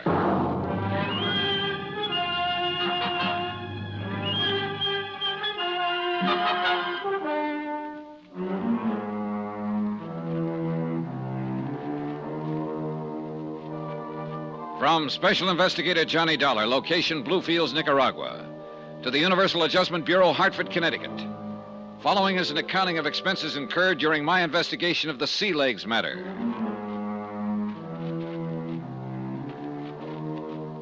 Expense account item 8, $525. Late supper at the Dallas airport for Connie and myself during the wait for our midnight plane to Mexico City, which we finally boarded and which finally took off.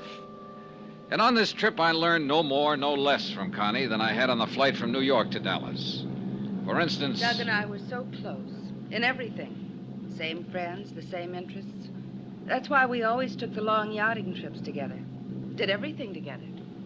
As a matter of fact, I felt that her somewhat overdone assurances of how much she loved her late husband could have been to throw off any suspicion I might have that she'd done him in. Another, for instance. I still can't get over the coincidence of our both deciding to go to Nicaragua at the same time. But believe me, Johnny, Mr. Dollar, I'm just as anxious to clear up this whole thing as you are. The more I thought about it, the more certain I was that it was not just coincidence that had put her on the same plane with me, and the more leery I felt. I know the country so well, too. I think I told you the Sea Legs was built in a small shipyard in San Juan del Paro. That's south of Bluefields. Yeah, that's at the lower end of the East Coast, isn't it? You do know something about Nicaragua, don't you? Oh, only what I've seen on the maps. Oh. Now, let's see. We can get a plane from Managua to the East Coast? Oh, yes. Nicaragua boasts 2 or 3 commercial airlines. I'm sure at least one of them makes a direct flight to Bluefields. That's where we put in with the Sea Legs, you know, before the beautiful thing went down between those awful Boldero Islands. And took your husband with her. Oh, yes. Poor Doug. There it was again. More apparent concern over the loss of the Sea Legs than over the husband she claimed to have loved so much. And still no explanation of why she decided to go back to Nicaragua.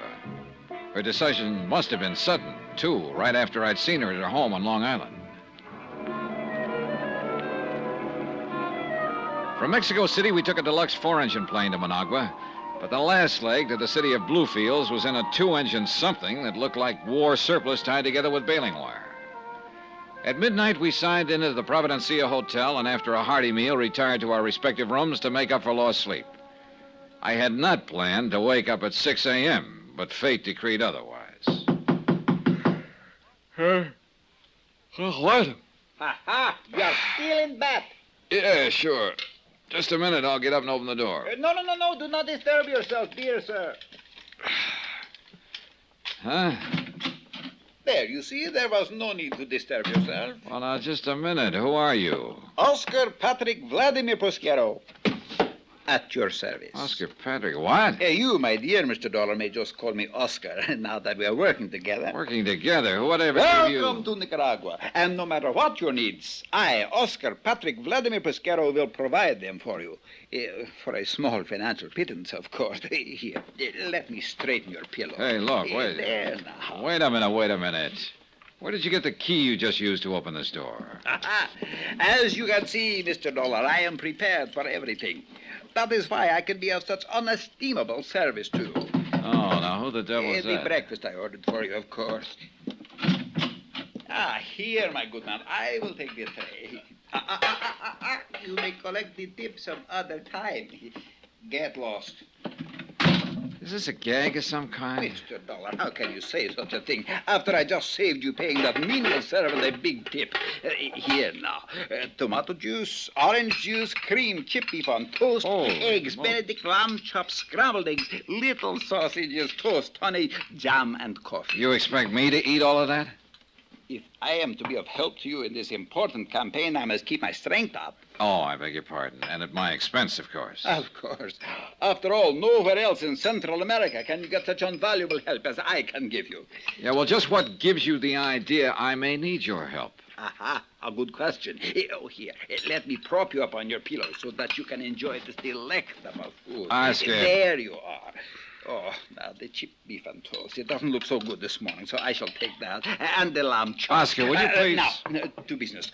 While you enjoy your breakfast, that is. No. Please don't wait for me, Mr. Dollar. Look, to begin with, how did you know my name?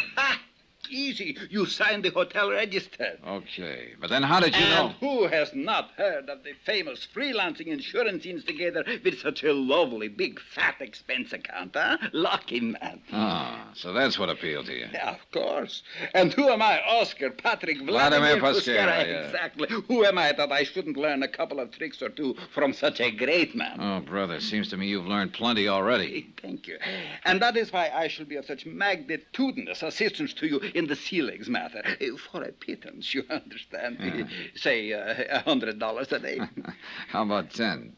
90. 20 then. 70. 40? 30. 50? 20 a day and not 1 penny more. Sorry, Oscar, but you are not hired. Oh, Mr. Dollar, you bleed me to the quick. How else could you solve this case without me? Do you really know something about the Sea Legs?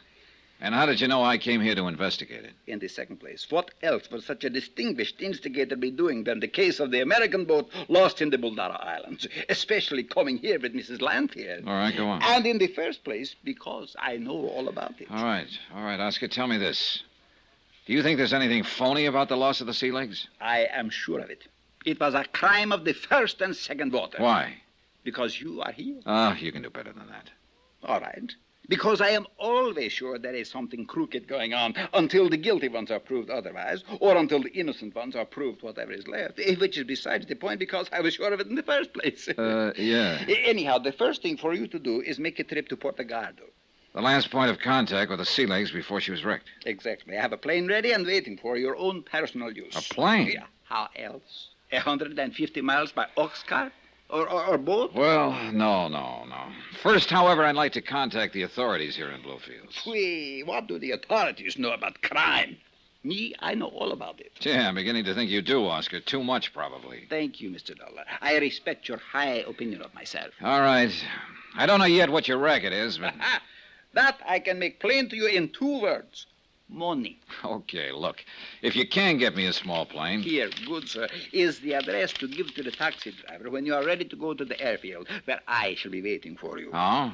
Not the big airport? No. That is where the lady, Mrs. Lanfear, would expect you to look for transportation. Oscar, you are the craziest. Thank you. I knew you wouldn't want her coming along, and if she ever gets in your way during your campaign... You'll keep her out of my way. Yes. At my expense. What else? I'll tell you something, Oscar. If there is a wrong angle to this case, I can't help wondering if she isn't a part of it. You read my mind. You see, we are like brothers under the chin. You say you have a plane all ready to go, A charter plane. Then we can be on our way before Mrs. Lanfear knows we've left. Hey, you want to set the tray over there so I can get up? Oh, yes, of course. I'll set it right over here on the... Hey, wait a minute. What are you going through my pockets for? Oh, just accepting a small tip for bringing up your breakfast. Thank you.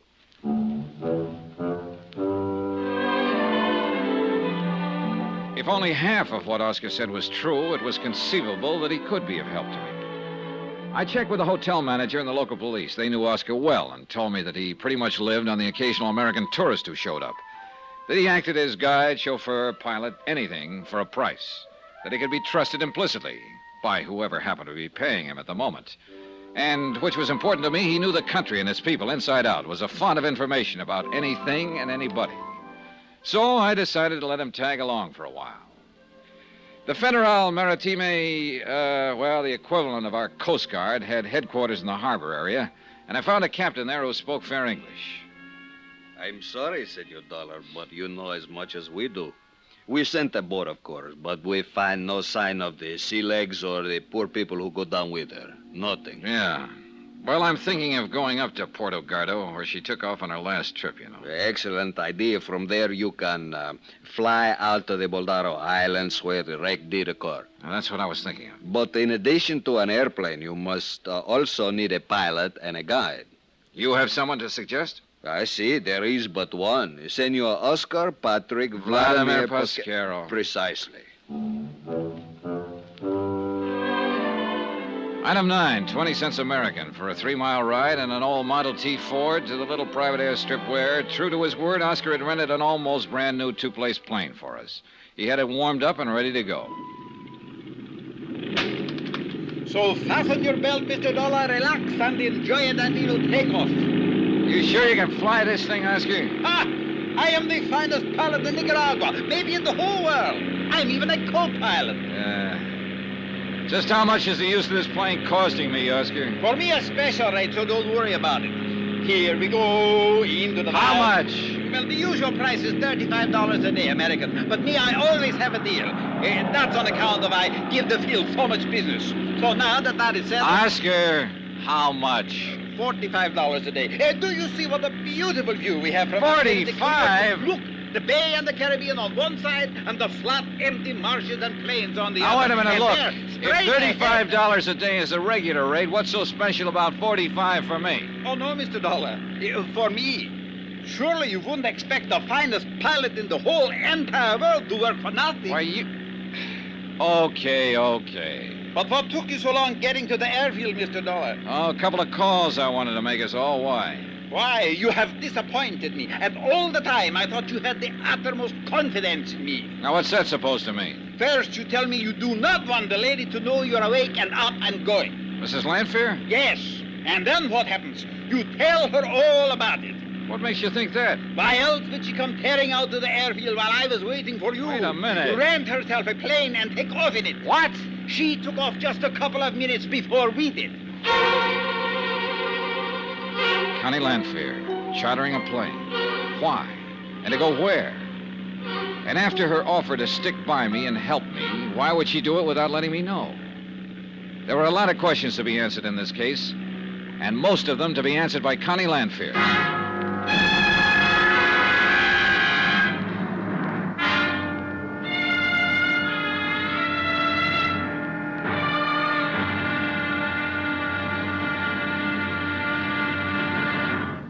Now, here's our star to tell you about tomorrow's episode of this week's story. Tomorrow, the sea, the rocks, and dear old Mother Nature bring some pretty startling facts to light. And the case takes a sudden twist. Join us, won't you? Yours truly, Johnny Dollar.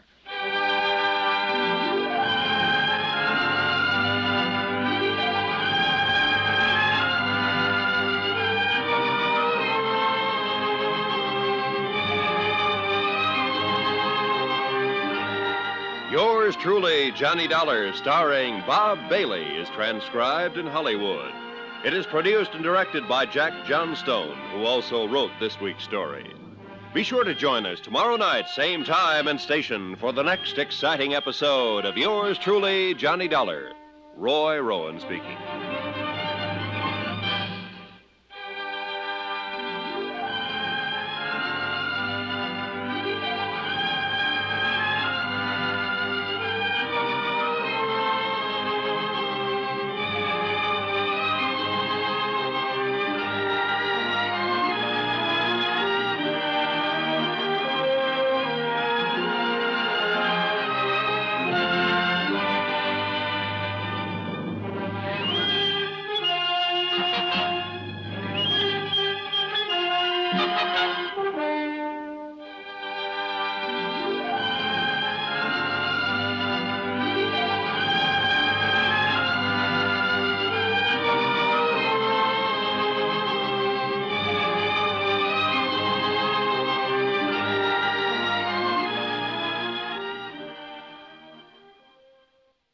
Hollywood, it's time now for...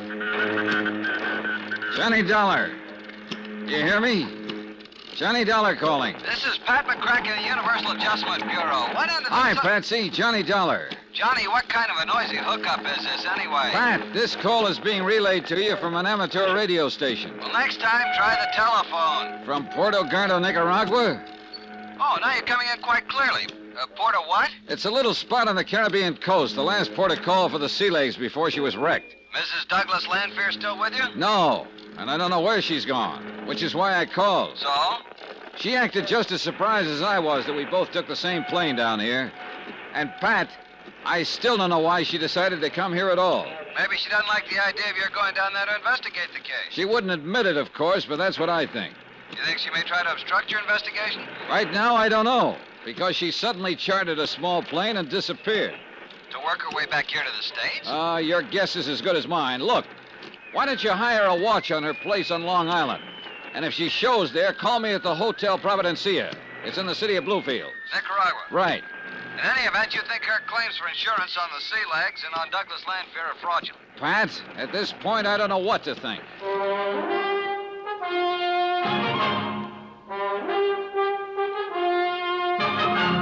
Tonight and every weekday night, Bob Bailey in the transcribed adventures of the man with the action-packed expense account, America's fabulous freelance insurance investigator. Yours truly, Johnny Dollar.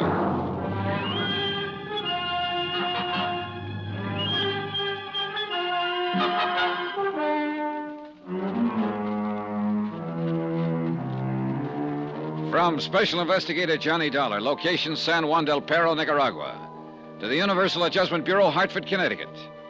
Following is an account of expenditures and report of activities during my investigation of the Sea Legs matter. Pat, I lied to you during that radio contact a few minutes ago. I do think Connie Lanfear's claims for $400,000 insurance are fraudulent.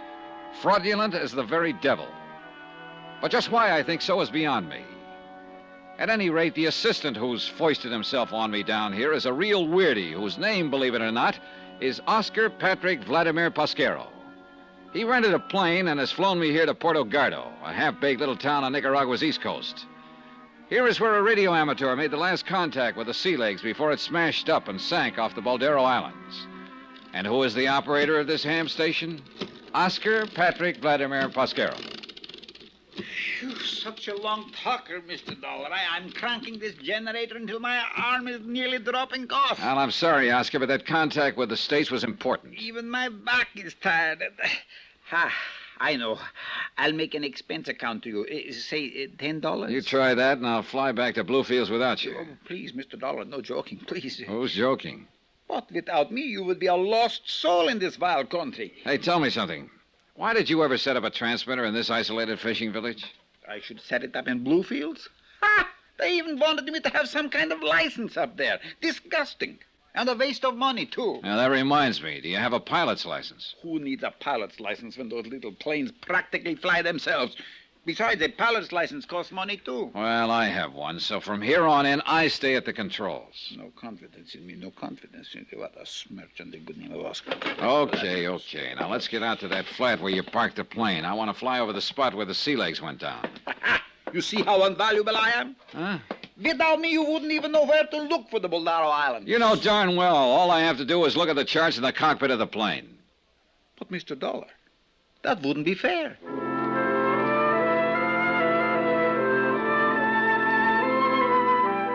The Balderos turned out to be only 6 or 8 miles offshore. 2 narrow little rocky islands that poked up out of the sea to keep each other company in the vast, quiet blue expanse. One of them was perhaps a mile long, and the other, just a couple of 100 yards away and stretching parallel to it, was even smaller. Sure, to a man at the wheel who was unfamiliar with these waters and without charts, the Balderos could conceivably be a menace to navigation. In the dark of the night, that is. Oscar? Yes, sir? Do you remember what time of day it was when the Sea Legs went down? Of course, I remember anything. Names, dates, places. Well, how about the Sea Legs? Of course, I was talking to her by radio. Well? Such a lovely day, too, just like today. You know, Mr. Lanfear even promised to take me fishing after we finished the radio contact testing. What time? He even promised we would... it was exactly 10:21 a.m. when the radio signal from the yacht suddenly cut off. You're sure of that? Yes, sir. We were talking away back and forth, and then pip! Nothing. 10:21. One question, a couple of real good answers. A day like today meant it was clear and calm, and 10:21 a.m. meant full daylight. The Balderos must have stuck out like a sore thumb. Hang on, Oscar. I'm going to make a tight circle over those islands for a closer look. You sure you wouldn't like for me to steer, Mr. Dollar? I'm sure. But if you do all the work, how am I ever going to earn the handsome restrainer you're going to pay me? Wait a minute. Yes, sir? That channel between the islands is as smooth as a mill pond. Sure, it always is, except during a storm. And so clear you can see way down into it. Oscar, I thought there were a lot of pinnacles of rock sticking up in that channel. Oh, maybe at low tide, 1 or 2 on the east side, very shallow, otherwise like you see it now. And what's supposed to make the channel so dangerous? The current that runs through it when the tide is changing, Mr. Dollar, it's how you say, a dilly. Like now, when the tide is coming in. Enough to wreck a boat like the Sea Legs? If the skipper wasn't watching the road, you should see how the current wobbles and squirms. Hey, look, there's a packing case down there floating around. You see? First one direction, then the other, shifting around like a crazy. Yeah. Oscar, I think that packing case is going to be a big help to us. Maybe there's something in it that might be worth money or something? Oh, stop thinking of money. Then how? We're going to see just where the current delivers that packing case. You want to know where that packing case will be ending up? That's what I said. Then steer back to Puerto Gardo, to the beach in front of my superlative radio station. Huh? Sure. How else do you think I got all the lumber and furniture and stuff from my radio shack?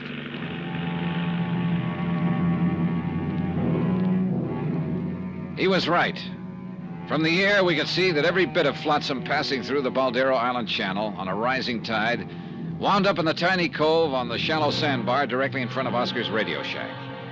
Even now it was piled high with crates, bits of ship's rigging, odd pieces of furniture.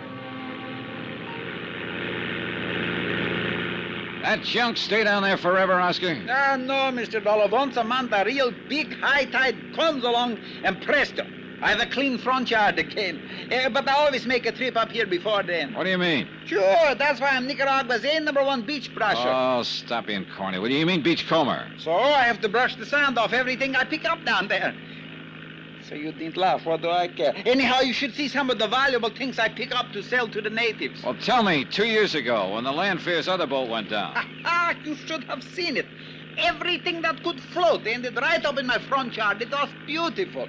How about when the Sea Legs was wrecked? You know, that's very funny, Mr. Dollar. There was nothing at all. I don't understand it. Well, I think I do. I think I'm beginning to understand a lot of things about this case. Hang on, Oscar. We're flying back to Bluefield. Expense account item 12, 30 cents American. Taxi from the private airport where we'd rented the plane to the headquarters of the Federal Maritime. I never will get that straight. Call it the Coast Guard and Captain Ramirez. Si, senor. On July the... here it is. The date? And at 10:21, Captain. See, the tide at 10:21 was just after what you call neap. So it was neat. It was pretty. What does that mean? Oh, shut up, Oscar. Yeah, I see, Captain. Neap tide at 9:40. So it was coming in, rising, huh? Si, senor Dollar. Rising, up. Good, thanks, Captain. Here, buy yourself a cigar. Buy yourself a whole box. Gracias, senor. Gracias. Come on, Oscar. Sure, Mr. Dollar. Nothing for me? Later. Come on, we're going back to the airfield. And from there, we're going to fly down the coast again. But, Mr. Dollar... And I feel so good, I may even let you fly that plane this time. For a small pittance, even? For a small pittance, even. Now, drag out your best dialect and call that taxi over here.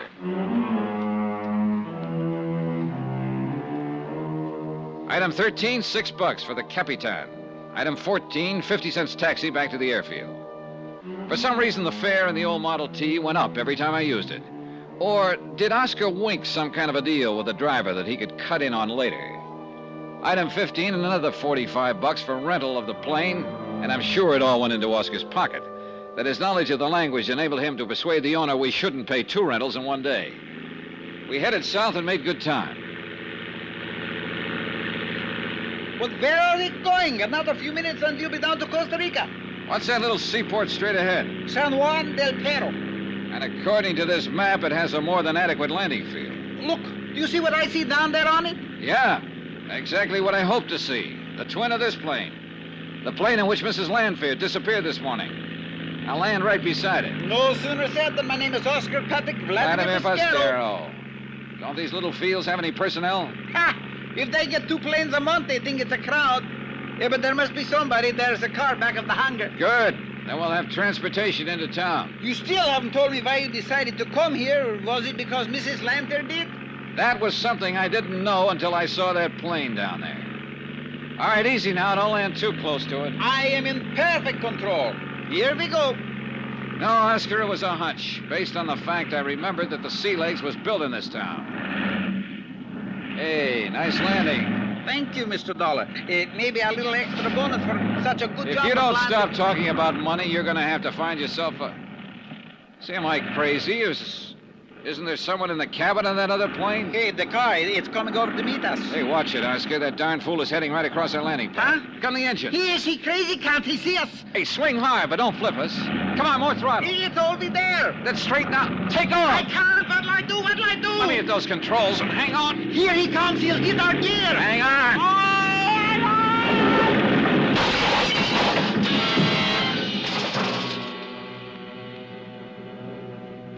For a long moment, there was nothing but a vague blackness all about me, and the sound of our crack-up seemed to roll and echo almost dreamily back and forth in the deep recesses of my mind. Then, slowly, hazily, I seemed to hear some of the sound. Yeah, like an engine far off. An engine of a plane starting up and lazily moving away. Sure, yeah, of course, I did hear it. It was the other plane, the one that had been parked on the landing strip. Then as my mind began to clear, I realized I'd seen something, someone else. I'd caught a glimpse before the car struck our landing gear of the man behind the wheel of it. A man whose picture I'd seen briefly at the home of Constant Landfair. But it couldn't be.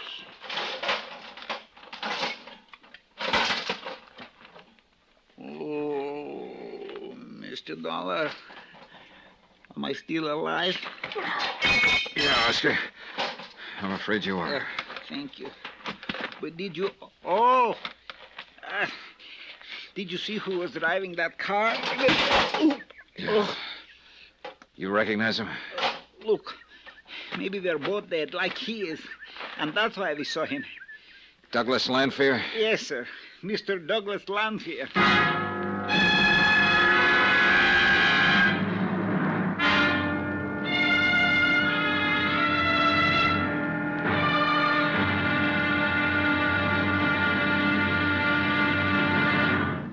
Now, here's our star to tell you about tomorrow's episode of this week's story. Tomorrow, the dark back streets of San Juan del Perro yield some valuable information and a threat of sudden death.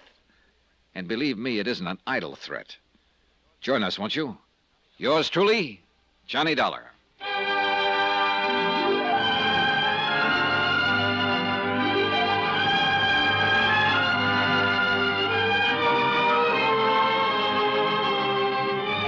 Yours truly, Johnny Dollar, starring Bob Bailey, is transcribed in Hollywood. It is produced and directed by Jack Johnstone, who also wrote this week's story.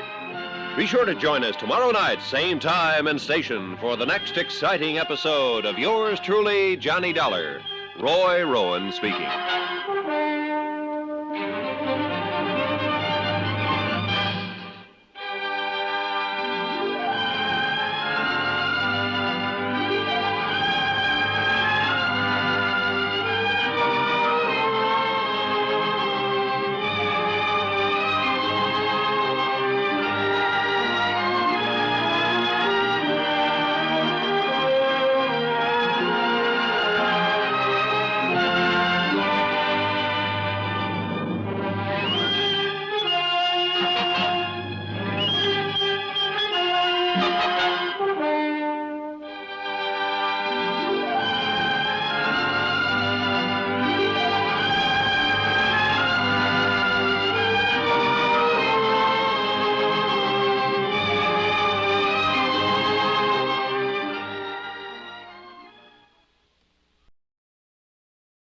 From Hollywood, it's time now for...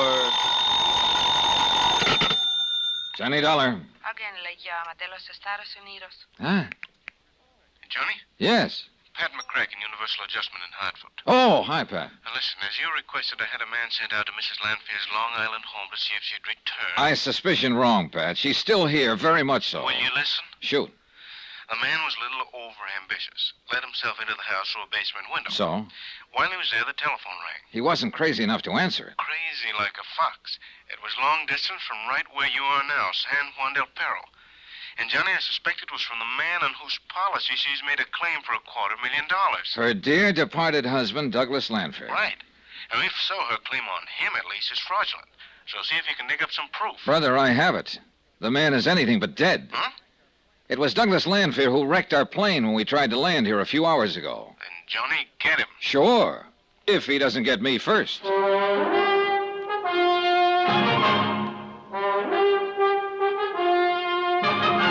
Tonight and every weekday night, Bob Bailey in the transcribed adventures of the man with the action-packed expense account.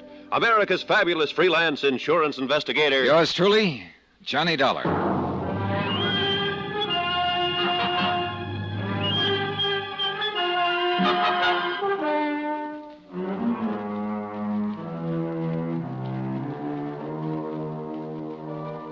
From Special Investigator Johnny Dollar, location San Juan del Perro, Nicaragua, to the Universal Adjustment Bureau, Hartford, Connecticut. Following is an accounting of expenses incurred during my investigation of the Sea Legs matter. $250,000 insurance claimed by Mrs. Constant Landfair for the death of Douglas Landfair. An additional $150,000 for the loss of the yacht, the Sea Legs. Claim number one now proved to be fraudulent. As for number two, the claim on the yacht. Expense account item 14, $2 American. To the banana plantation worker who pulled us out of the small plane that Douglas Lanphier wrecked as we tried to land. And another $1 to said plantation worker for a ride into town in his ancient truck. I must admit that this is one time that my ubiquitous assistant, Oscar Patrick Vladimir Pasquero, came in handy through his knowledge of the Spanish Indian dialects spoken in these parts. Apparently, San Juan del Perro had once been a fairly busy little seaport. But over a period of years, the sea had slowly, inexorably washed in shallow sandbars, and only a handful of small cargo and fishing boats now negotiated the narrow channels that led out to the Blue Caribbean. The town itself was scattered around a small marketplace near the docks. There were a few stone and brick buildings, including the San Andrea Hotel, but most of them were weather-beaten frame structures. An occasional aged American car kicked up the dust, but most of the street traffic was ox carts. Item 15, $2 American, to a doctor with an unpronounceable name who came to our room at the San Andrea and patched us up. And about 7 p.m. he left after instructing us to spend the rest of the night in bed. Item 16, another $2 for a sumptuous dinner brought to our room. American dollars, I learned, go far in this place. Unless, of course, Oscar gets his hands on them. You should let me handle all the bills for you while you're here in Nicaragua, Mr. Dollar. Yeah, sure, and let you take a 50% commission on all of them, huh? No thanks. But, Mr. Dollar, When the poor fellow who rented us that plane to get down here starts patching it up, my expense account is going to take a big enough beating. Have no fear. I will supervise the repairs on the plane myself. Yeah, for a small pittance. Of course. What a wonderful dinner. Now, to sleep it off. Well, you sleep all you want to. I got work to do. Work? Yeah. Besides, you still haven't told me why we flew down here in the first place. I still don't understand. Listen, Oscar, a couple of years ago, Lanphier lost a power cruiser off the Boldero Islands. I know. I told you I helped him and his wife and his captain get to shore. He collected $85,000 for that boat from his insurance company. I saw the boat. It was worth the $85,000. So he should have insured it for more, maybe $100,000. Made himself a profit. A very poor businessman. Would you listen? The ease of collecting on that loss must have given him ideas. What's more he could do with some money? The parental estate was running low. Anyhow, a few weeks ago, he brings a yacht, a motor sailor down here. The Sea Legs. Right. This one's insured for $150,000. And his own life is insured for $250,000. Aha. Maybe he's not such a bad businessman after all. He takes the Sea Legs out to the very same place where he lost the first boat. This time, he leaves his wife ashore. He and the skipper go out alone, presumably to check on some new radio equipment he's installed. Sure, we made the radio contact from my own personal sender on shore at Portugaldo. But the contact was suddenly cut off. I heard it. And the next thing we know, Mrs. L is back at her home on Long Island claiming a total of $400,000. Well, why not if she thought he went down with the boat? Because I don't think she did. What's more, I'm going to prove... Of course I knew it all the time. Because if he drowned off the Boldero Islands, what was he doing here today, driving the car that wrecked our plane? Unless he was dead. And do you know something, Mr. Dollar? I don't believe it. Oscar, there was somebody in the cabin of that other plane waiting to take off with him after he smashed our landing gear. You didn't see who? No, but I'll give you odds it was Constant Lanphier. Another thing, she said that when the Sea Legs went down, she heard it go over the radio. You said that the signal just suddenly cut off. Mr. Dollar, you don't think the yacht was wrecked at all? Not any more than I think Lanphier went down with it. Then where is it? Well, I have a hunch it's right here in San Juan del Perro. Yes, but wouldn't everybody know the boat? Oh, Oscar, one of the oldest insurance rackets in the world is to fake a shipwreck, take the hull to some obscure foreign port, dress it up in new paint and rigging, then put it to sea again. Now, why didn't I think of such a good... Now, if I remember rightly, I spotted a couple of old shipyards down here when we circled the land. Yeah, sure, but there's only one that does any work. Do you know where it is? Of course I do. You see how invaluable I am to you? Then that's where we're going right now. But, Mr. Dollar, what if you do find the boat? What do you mean? Mr. Lanphier has already flew the goose. He took off in that other plane after we cracked up. Look, we'll take things as they come along. Right now, while we're here, I want to look for that yacht. I saw an excellent picture of it, and I'm sure if I find it, I can identify it. And if we do find it? We will have twice the case against the Lanphiers. Mr. Dollar, I am fortunate to be working for such a sterling, silver, 14-carat genius, for the most outstanding, intelligent instigator... Get your hands out of my pockets. There's one other thing I'd like to find. One person, unless Lanphier murdered him. Who? His one-man crew. Oh, Ramon Gonzalez.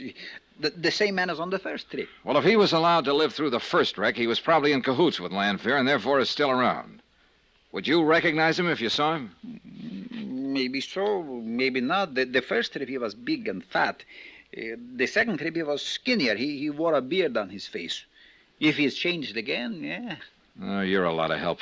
I thought you never forgot a name or a face. But, Mr. Dollar, him I never made any money off of. Well, come on, get into your clothes and let's prowl around the shipyard.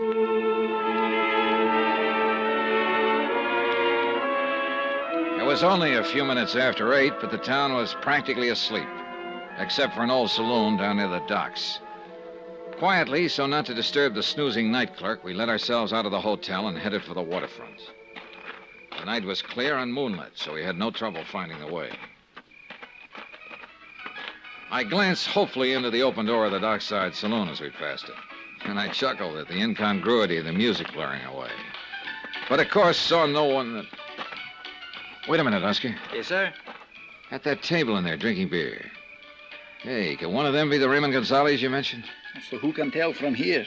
In San Juan del Perro, there must be 100 who are skinny and wear a dirty little beard on their face. Could you tell from close up? Sure. Would he recognize you? So what? Well, it might not be very healthy for you. Ah, Mr. Dollar, working on an important campaign for you, my dearest friend, I would gladly lay down my life for you. For a small pittance, of course. Of course. Anyhow, how would he know I am working for you? Okay then. Saunter in and take a look. Okay. I'll wait right here.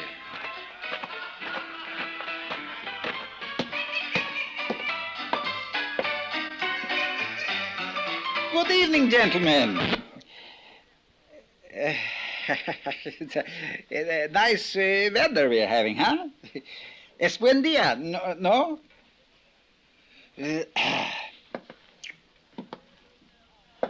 Well, if it isn't my old pal Ramon Gonzalez. How are you, Ramon? Extranjero? Me? A stranger? Why, I'm one of your oldest and dearest friends. Mi amigo, remember? Sálgate, extranjero. Get out. But I am Oscar Patrick Vladimir Pesquero. You know, just a fine old Spanish name. Who helped you ashore that time when you... No. Put on that bottle. Salga, lárgate de aquí, o si no te mato. Oh, no. Te mato.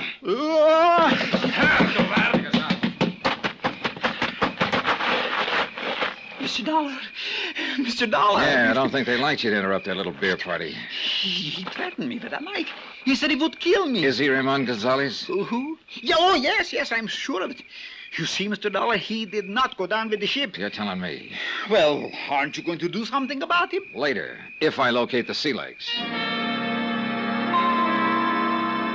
Cautiously, quietly, looking back over my shoulder now, we prowled through the old shipyard. And finally, led by the smell of fresh paint, I found it. The once clean white hull was painted a gaudy red and blue and given the appearance of age. The mahogany rail and taffrail had been replaced with iron pipe. The beautiful teakwood deck painted a dirty gray. The wheelhouse had been moved, the cabin altered, even the mast, bowsprit, and general rigging changed. Stanchions, cleats, all the hardware that had once been polished bronze was now corroded or painted over. All in all, a quick, very thorough job of disguise, of change, from a graceful, expensive yacht to a rather weary-looking fishing schooner. But it was the sea legs, all right. I would never believe it, Mr. Dollar. I never would have recognized it. Are you sure? Wind your hand over the transom here.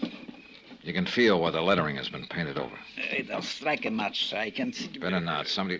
It's too late now. But do you see where the outline of the lettering is underneath this last coat of paint? Sea legs. But it was such a beautiful boat. And now it looks like a dirty old tramp. Well, what do we do now? Go back to that saloon and latch on to Ramon Gonzalez. Make him talk. Sure. Only, I'll wait for you. Huh? Well, he's so big and strong, Mr. Dollar, and that knife in his belt. Why, I thought you said you'd lay down your life. Sure. But what could he tell you that you don't already know now? Where the Landfair's headed when they took off in that plane. Come on. But Okay, you lead. Alto, señor. Mr. Dollar, it's him. light a match to show me the way. Gracias. I was afraid of that. Look, the knife in his hand. Oscar, if he makes one move to throw it, pull the trigger. Trigger? What trigger? Am I going? No, I swear I... But I have a couple of fists.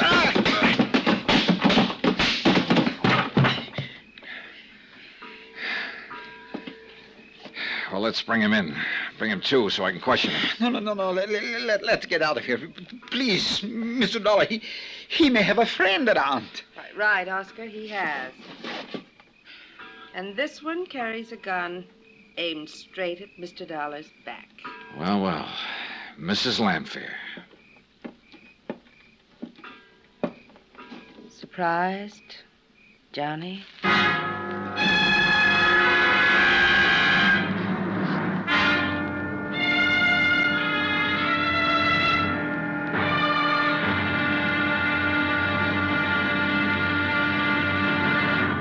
Now, here's our star to tell you about the final episode of this week's story. Tomorrow, sometimes when you wind up a case, things take a turn, a sudden switch that makes you wish you hadn't won.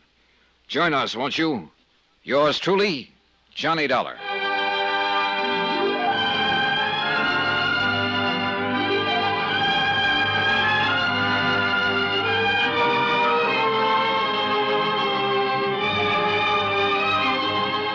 Yours truly, Johnny Dollar, starring Bob Bailey, is transcribed in Hollywood.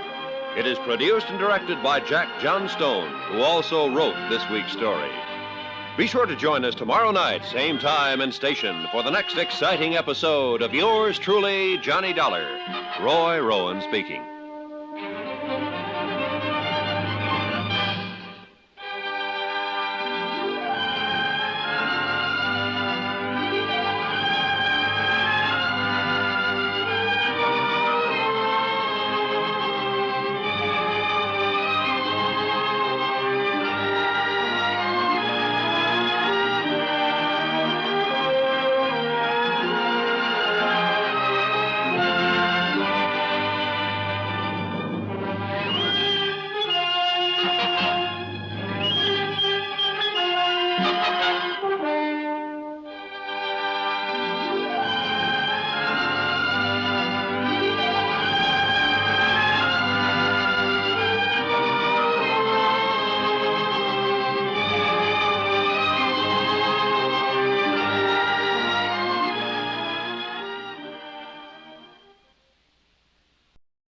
From Hollywood, it's time now for Johnny Dollar. This is Capitan Ramirez in Bluefield. Hello, Captain. Thanks for returning my call. So you are now in San Juan del Perro? Yeah. Soon you will know Nicaragua as well. Yeah, listen, Captain, I need your help. Can you get a plane down here for me? The one we brought has been wrecked. Oh, si, Senor Dollar. And if I were you, I'd come along with it. I, Senor? But I... A nice chance to add to your laurels, Captain, by making a couple of arrests. Criminal? Yeah. One of them a killer.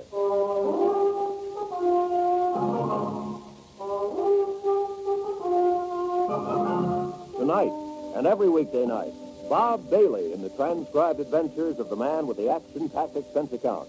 America's fabulous freelance insurance investigator. Yours truly, Johnny Dollar.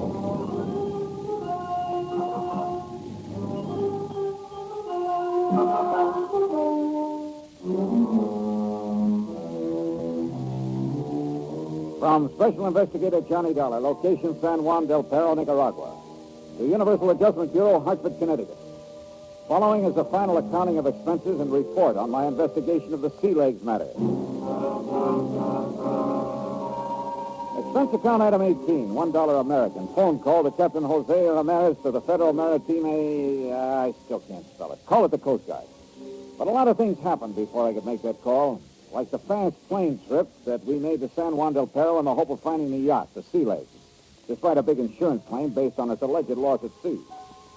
Like the fact that our plane was wrecked for us by one Douglas Lamphere, despite a big claim based on his alleged death at sea. Like our discovery of the yacht, carefully altered and repainted in an old shipyard. Our discovery of Ramon Gonzalez, a member of the crew who was supposed to have gone down with us.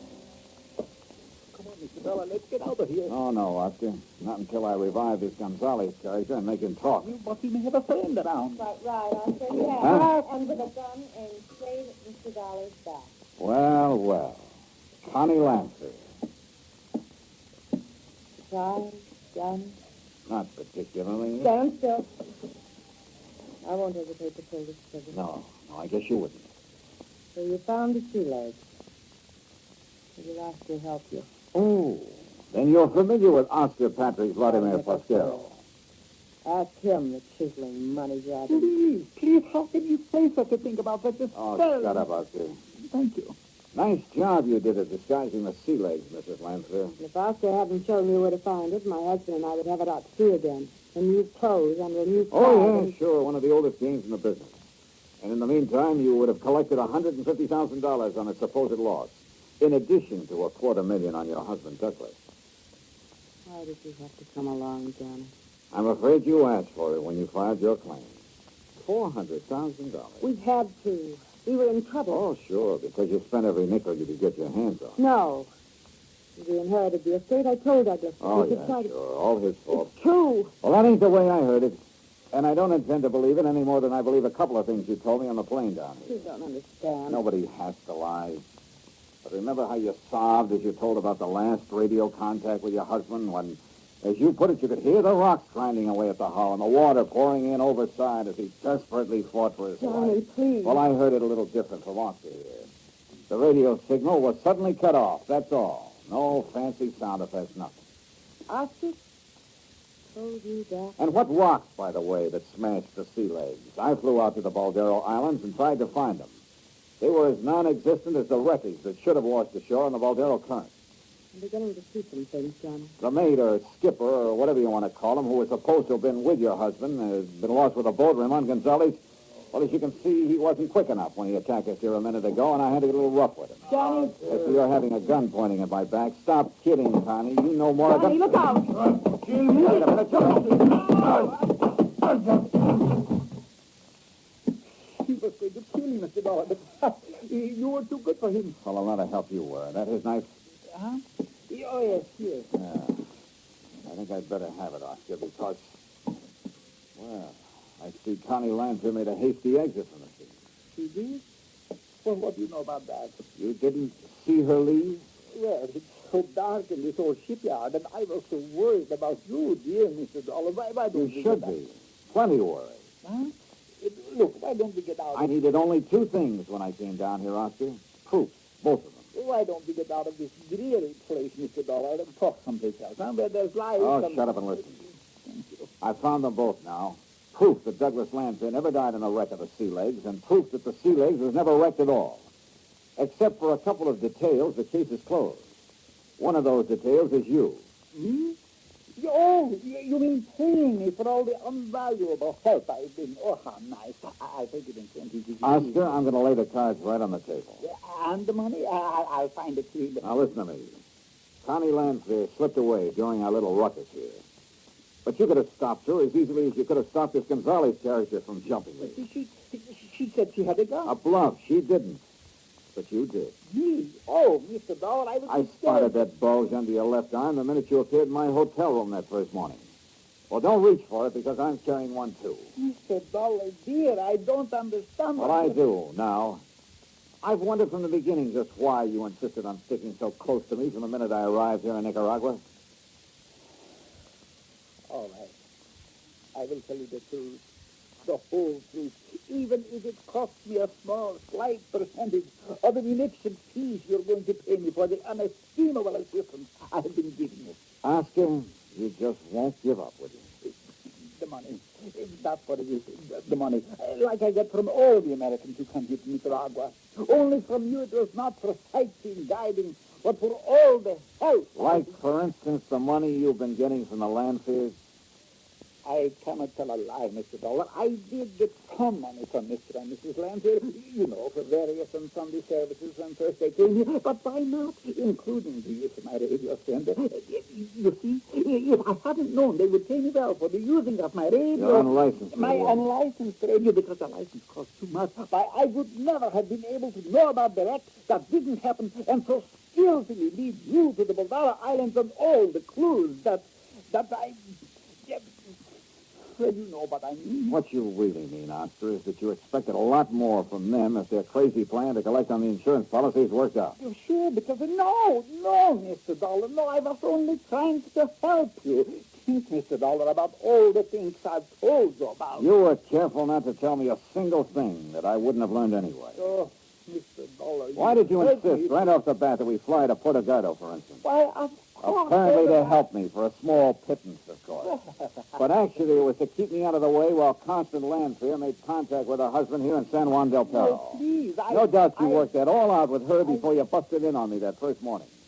Then when we did get to Puerto Gardo, tried to prevent me from spotting the current that would have taken any wreckage from the island to wash to the shore on the sandbar at Puerto Gardo, if the sea legs had gone down. That isn't... No. I told you about that strong current that very then, too. Sure you did. But only because you realized at that point that I couldn't help finding out about it anyway. Mr. Dollar, you're making a crook out of me. Making a crook of you? Well, I have this little item, Oscar. When we started to land our plane and Douglas Landford came at us with his car, you know as well as I do that you could have avoided it. Kept us from snapping off our landing gear and crashing. Oh, it was nicely done, too. So that you wouldn't get badly hurt, but still be up and around to collect from Landfear for it. Oh, Mr. Dollar, how can you even implicate such a horrible thing? You, my dearest, my undying Because friend. of your little suggestion along the way that I unfastened my seatbelt and relaxed, while you, I noticed, kept yours tight. One thing after another. And finally, of course, armed as you are, you not only let Gonzalez attack me, but you let Connie Landford escape as well. And all for money. Money. That's all you've talked about. How did you figure to collect for all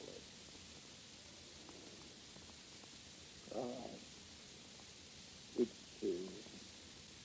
It's true. All my life, in every country in the world, I've been... Whatever I have done has been because I love money. But I swear it, Mr. Dollar. I would have never let them kill you. Because I do like you, Mr. Dollar. I almost... Even with all the money I could get from them, I almost gave it up. Yeah. For whatever you could get from me. Yes. And because you're such a nice man, I guess I'm not used to being around nice. Mr. Dollar. Well? Mrs. Landfield. What about her? Don't be too hard on her. It was all his doings. He had such a strong hold over her. The way he treated her, sometimes I almost thought she wished he had gone down in the rest of the boat. What are you talking about? She's still in it. Because by now she's so far in, she has to stick with him. Don't you see? Oh, yeah, I suppose that does make sense. All right, what else? That's all. I opened up my whole entire heart. Well, Mr. Dollar, for once in my life, I'm telling the truth. I thought maybe I could persuade you to pay me more than they could. Then I could be on your side, on the good side, just for once. But now, I guess I can only beg for your mercy. one thing you haven't told me, where Douglas Landfear is. You must know. Well, do you? Yes. Well? For maybe enough of a small pittance to get out of this country. Can't get over it, can you?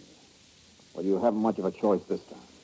You will help me maybe just a little bit if I say. We'll see. I'm living on hope, Mr. Dollar, so I will tell you.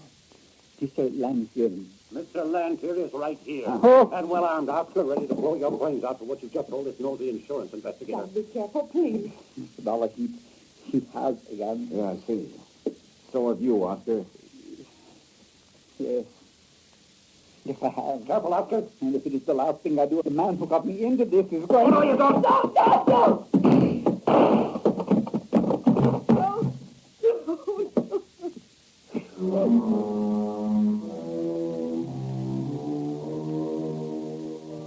So, it was after that I called Captain Ramirez of the Federal Maritime.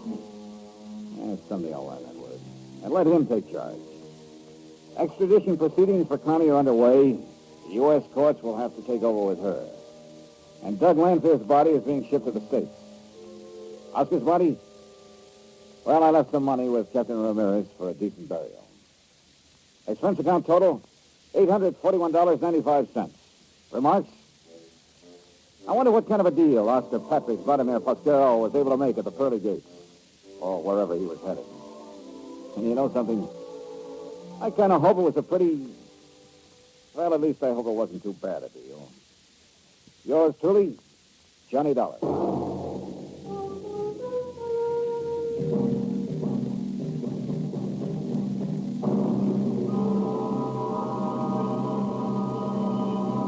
Next week, the promise of romance in the arms of a lovely girl and the threat of a knife in the back. Join us, won't you? Yours truly, Johnny Dollar.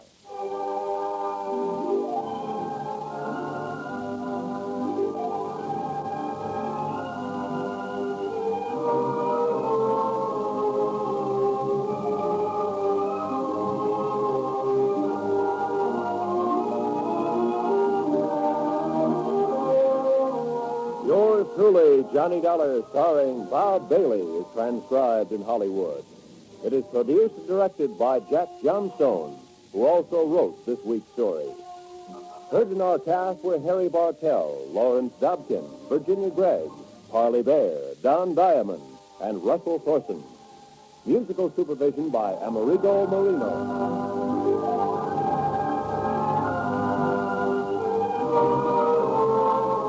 Johnny Dollar has come to you through the worldwide facilities of the United States Armed Forces Radio and Television Service.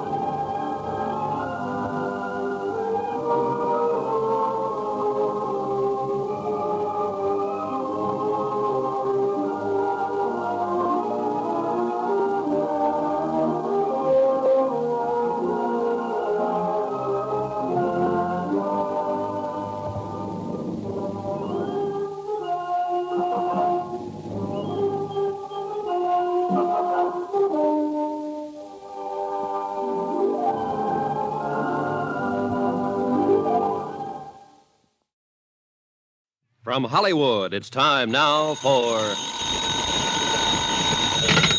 Johnny Dollar. Vic Kelly, Johnny, Worldwide Mutual. How's your Spanish? CC, Senior. Oh, Mother told me there'd be days like this. One egg in your beer? I gotta be a linguist yet? You may have to be a lot more than that to unscramble this one. Tell me about it. Oh, price is still the same, though. Get on over here, will you? Sure, but give me a little hint. I'd like to start worrying early. All right. Try this.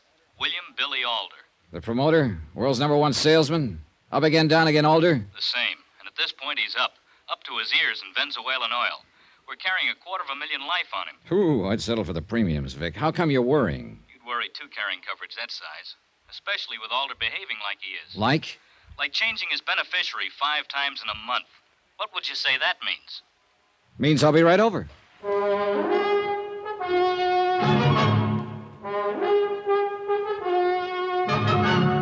Tonight, and every weekday night, Bob Bailey in the transcribed adventures of the man with the action-packed expense account, America's fabulous freelance insurance investigator. Yours truly, Johnny Dollar.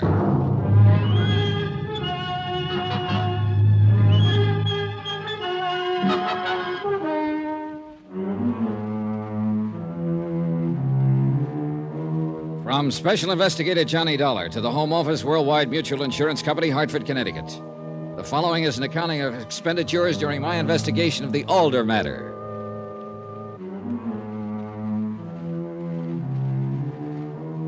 Expense account item 1, $1.35, the price of being taxied to Vic Kelly's office at Worldwide Mutual. For a normally easygoing fella, Mr. K had a bad case of how did I ever get into this? $250,000. That's a big policy. Big. You look like the claim's already been filed. Smile a little, Dad. Yeah, sure. At least fill me in. How much do you know about Billy Alder? Oh, just surface stuff, what the headlines say. Promoter, wildcatter, super salesman. Fellow with a flair for selling anything. Why? Well, that's what's rough. I can't give you too much more than that. He's been in a dozen different businesses, headed up a half a dozen corporations, a couple of bankruptcies, even a nasty court case. He's been flat broke, and 6 months later, been a walking blue chip. Been up and down more times than a yo-yo. Oh, that's a nice life if you can take it. But, feast or famine, he does everything big. Like the $250,000 policy, huh? Well, it didn't seem out of line 3 years ago. It still doesn't. Not with the kind of money he's dragging out of the ground in Venezuelan oil. Hey, this changing of beneficiaries, when did it begin? A little over a month ago. In succession, it's been his wife, his daughter, a brother, back to the wife, and now it's his daughter again. Sounds like a woman trying to make up her mind about a dress. Price tag's a little different. What does it sound like to you? Give me a chance to get down there and look, would you? I mean off the top of your head. Oh, sounds like he's worried. Like he shouldn't buy any long-playing records. Look, Johnny, there's a clause in the policy that lets us investigate irregularities. Go take a look. Just don't expect him to cooperate. He's a big operator-type fella. I don't know. I never met him, but I like him already. What? His style. Any man who uses a slogan like, "We lose a little on each deal, but think of the volume." Well, he's for me. I gotta keep him alive. Expense account item 2, $329.88. Airfare and incidentals to Caracas, Venezuela. It was about noon Sunday when the big plane lazed in over the Caribbean shoreline, pointed its nose for the Maguita Airport in Caracas. Below us spread what's laughingly called man's handiwork, his progress. A few short years ago, it had been nothing but lush green jungle. Then came men shouting the magic word oil, and the jungle was now disappearing as fast as they could throw up the derricks and sink the drills.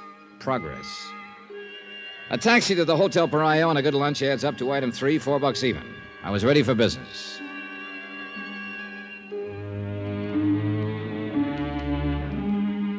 Knocking around in this game, you learn a lot of ways to save steps. On an out-of-country deal, for instance, the local police chief is one person you can't ignore. He can save you more than steps, blood sometimes. He turned out to be 35-ish, bright, relaxed. They might have changed the jungle, but nothing was going to alter Jefe Velasquez's style. He took his time, even after I told him why I was here. I'm sorry about the ceiling fan, Senor Dollar. Oh, what's wrong with it? It's working. See, but it's old-fashioned, not like the, air conditioning in Estados Unidos. No problem. I'm comfortable. With all the money from the oil, you think they make modern these offices. No. It's air conditioned in the home, in the car, but not in the office. At least this one. A fan. Well, they'll get to it. Jefe, I get the feeling you're steering away from discussing Billy Alder. Of course. Then there must be a reason. See, because I do not want to give you the bum cow. Oh, bum steer. Gracias. What I mean is there is nothing to put the finger on.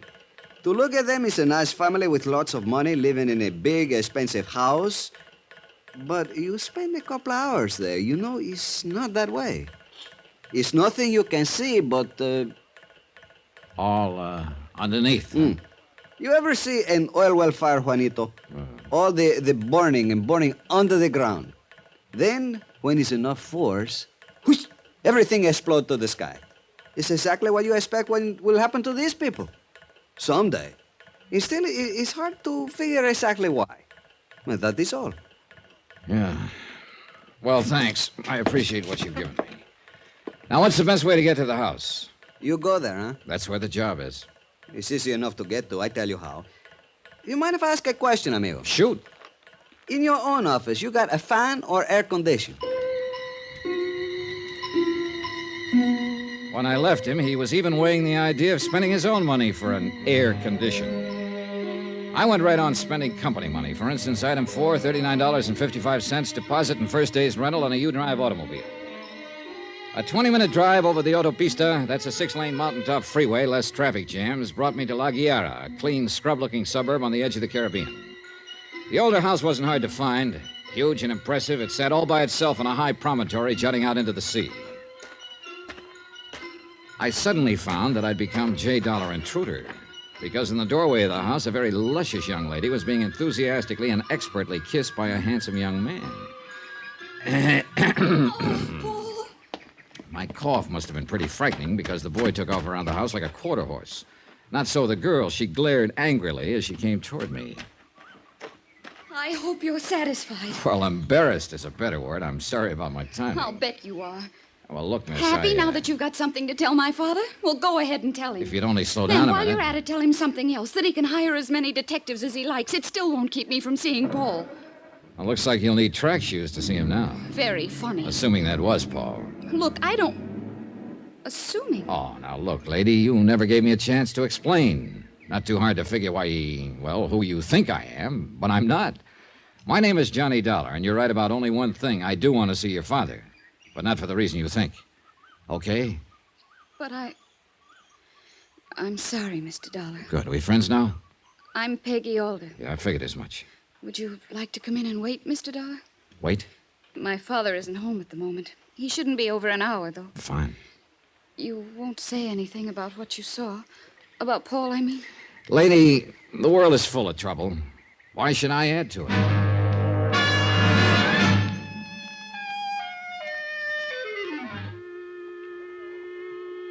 Billy Alder's selling methods may have been wild, high-pressure stuff, but there was taste in his home. And when Peggy Alder put a drink into my hand and led me out to a patio, I was ready to get a drill and go oil hunting myself. Patio? It was a small, exclusive, man-made mountaintop, 600 feet down to the Caribbean on 3 sides. If you were going to have troubles, this was the place to ponder them. Peggy Alder still didn't trust me completely.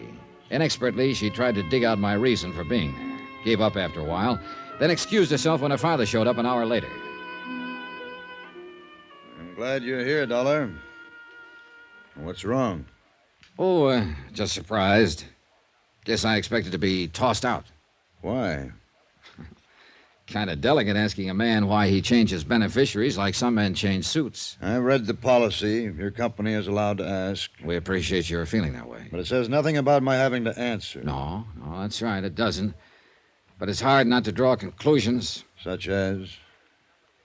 You're afraid somebody is, shall we say, gunning for you. But you don't know who. Am I right? Is that what your company thinks, too? Well, they don't think anything, but they'd like to know. Do you enjoy your trip down, Mr. Dollar? Well, I take it I've worn out my welcome. Sorry. No. Sit down. I told you I was glad you're here. Then you shouldn't mind a couple of questions. I'll tell you nothing, Mr. Dollar. I admit nothing. Is that clear? Is it? Look here. Your company has a good deal to lose by my death. We just want to be sure nobody's thinking of it as a commercial venture. And stay here, Mr. Dollar. Here, in this house. Keep me alive.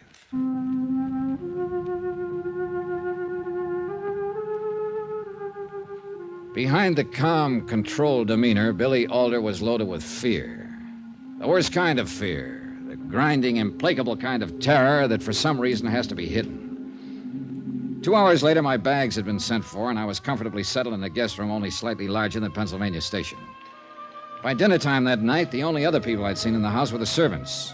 Alder, his daughter, and I sat down to eat alone. I must apologize for Mrs. Alder's absence, Mr. Dollar. She went to the bullfights today. She's staying in town for dinner with the others. The others? We have several guests staying with us. Charming people, Mr. Dollar. Wait till you meet them. I think we can do without that kind of talk, Peggy. You defending them, Father? Guests. Don't you mean leeches, parasites? That'll do. At least they'd have the manners not to start a thing like this in front of Mr. Dollar. You may be excused any time you like. Gladly. Incidentally, thank you for disobeying my orders to keep Paul Kincaid away from this house. You told him after you promised. Mr. Dollar told me nothing. You seem to forget that servants have eyes and ears. I'm sorry. Didn't mean to embarrass you, Mr. Dollar. That's all right. Kids. Can't do anything with them these days. Headstrong, no sense of values. That Paul Kincaid, an oil field foreman. Can you see him fitting in as Peggy's husband? Into Billy Alder Enterprises? Quite a step up, if he can make it. Believe me, he never will. After dinner, Alder and I headed for that fabulous patio. I hoped he would open up, but he kept the talk general. Charming, witty, but simply conversation. Truthfully, I wasn't too unhappy because the setting was one of those once-in-a-lifetime things. I couldn't take my eyes away from the lights far below. The glittering shoreline stretching from Carabinero all the way to Puerto Cabello. That's when it happened. The bullet smashed into the wooden canopy support just inches from Alder's head. So close that the splinters flew, buried themselves in his cheek. Mr. Alder, you all right? I think so. Stay here. I raced back through the house, headed for the front entrance as fast as I could. Outside, I tried to stare through the darkness into the only direction from which that shot could have come, the rolling jungle slope of the promontory. Sure, it looked deserted, but I knew it wasn't. Someone had to be out there, with 5 more bullets in his gun and murder in his heart.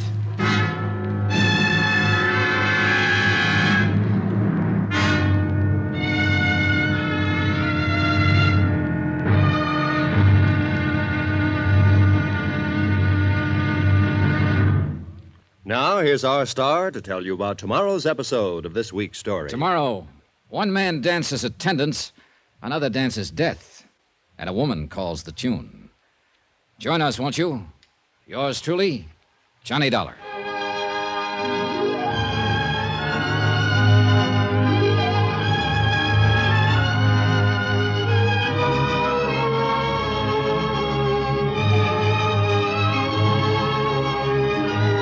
Yours truly, Johnny Dollar, starring Bob Bailey, is transcribed in Hollywood. Written by Tony Barrett. It is produced and directed by Jack Johnstone. Be sure to join us tomorrow night, same time and station, for the next exciting episode of Yours truly, Johnny Dollar. Roy Rowan speaking.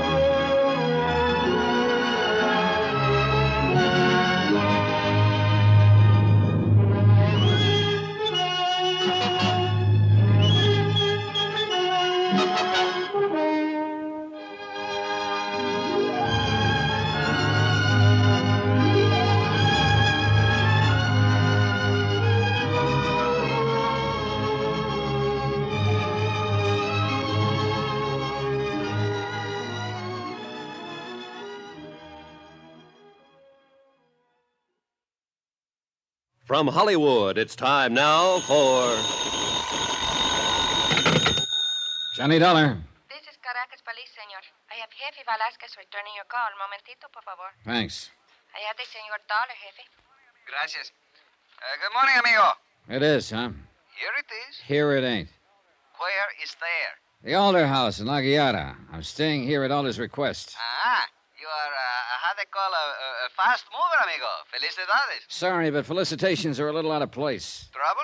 Someone came within inches of killing Alder last night. I've got the bullet. How's your ballistics setup? At your disposal. Just bring it in. Thanks, I will. Maybe it's got something to say. I hope you're right. But, amigo. Yeah? Don't you think is the next bullet you should be worrying about?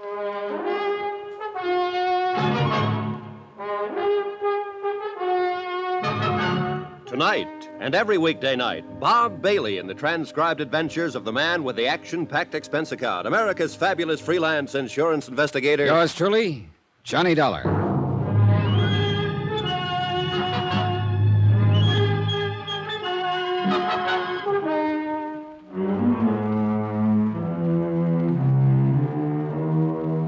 From Special Investigator Johnny Dollar, location Caracas, Venezuela, to the Home Office Worldwide Mutual Insurance Company, Hartford, Connecticut. Assignment, the Alder Matter. Expense account continued.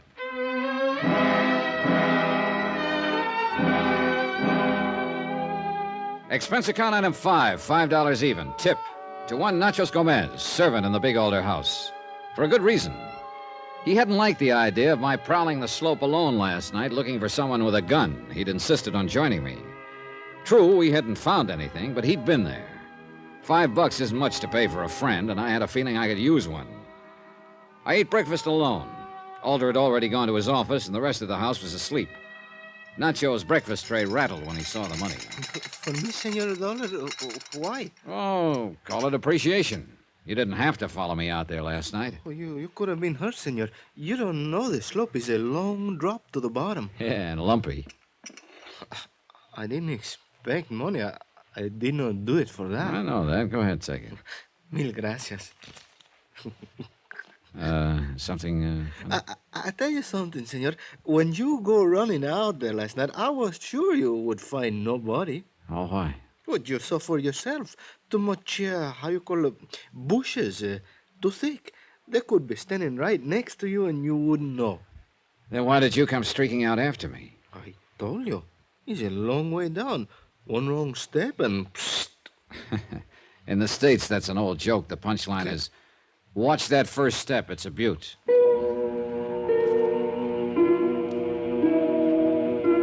I got in the car I'd rented the previous day and headed toward Caracas. I passed the driving time pleasantly by counting oil wells. From that, I graduated to trying to figure how much money they made with each given stroke of the huge pumps. Nice kind of occupation? Sure. Specifically designed for a purpose. To keep me from worrying about the business at hand, namely why super salesman Billy Alder, insured for $250,000, should change his beneficiaries 5 times in a single month. Further, who'd taken that pot shot at him last night? Answers? I went back to counting oil wells. In Caracas, I headed for police headquarters and the head man, Jefe Velasquez. He turned the bullet over to his lab, but they were short-handed. By lunchtime, I still had no report. So I took Velasquez to lunch. For a man who is living in a house like Billy Alder's, you do not look happy, amigo. That bullet traveled an inch more to the left. Billy Alder wouldn't need a house. It's a good point. You look too serious for a nice lunch. I fixed that. Oye, deme 2 pisco sour, por favor. You ever drink the pisco sour, amigo? No. Will it help? Well, they do not solve the case for you, but they make you happier about being worried. Well, maybe we'd better order doubles. It's confusing, the Alder house. What do you think? Keep him alive, Alder says. But that's the only word you can get out of him. You feel the thing I mentioned yesterday, the tension, the strangeness? The only ones I've met are Alder and his daughter. You haven't met Mrs. Alder, any of the others? Why? They got home late. After the shooting? Way after. Interesting. Oh, sure. It could have been any of them out on that slope. I do not worry about you, amigo. You will do fine. Well, here's something else interesting. Alder doesn't want me to question any of them about that shot. Oh? You noticed there was no complaint to your office about the murder try. I notice. Because Alder wanted it that way. Like I say, interesting. Hey, gracias, waiter. You sip that, amigo. See if it does not help. It's good? Oh, very nice. It will be nicer. Just give it time. You still have the Senor Billy Alder on your mind, eh? Yeah. Have another sip. Jefe. See? There's something else on my mind. You got to learn to relax, Johnny. You mentioned Mrs. Alder a few minutes ago. Seemed surprised I hadn't met her. What are you thinking of? Just that you living at the house. No, Jefe, it was more than that. Amigo, you are imagining. Come on now, level with me. I'm far enough out in left field as it is. Write it off as professional courtesy, huh? You are a pretty nice-looking fellow, amigo. Don't snow me, just I am simply trying to answer your question, Johnny. Mrs. Alder, how shall we say it? It does not make her angry to be seen in the company of a handsome man. I see. What's Mr. Alder's reaction? The Alders must be people of breeding. If they have a quarrel, it is not in public. Thanks. But at the risk of seeming ungrateful, you could have mentioned that yesterday. It's a pretty good department, the Caracas police, amigo. You know why? Because I teach them always one thing at a time. Comprende? Mucho, amigo. Come on. We eat, then we get back to the lab. If they have not finished, I fire everybody.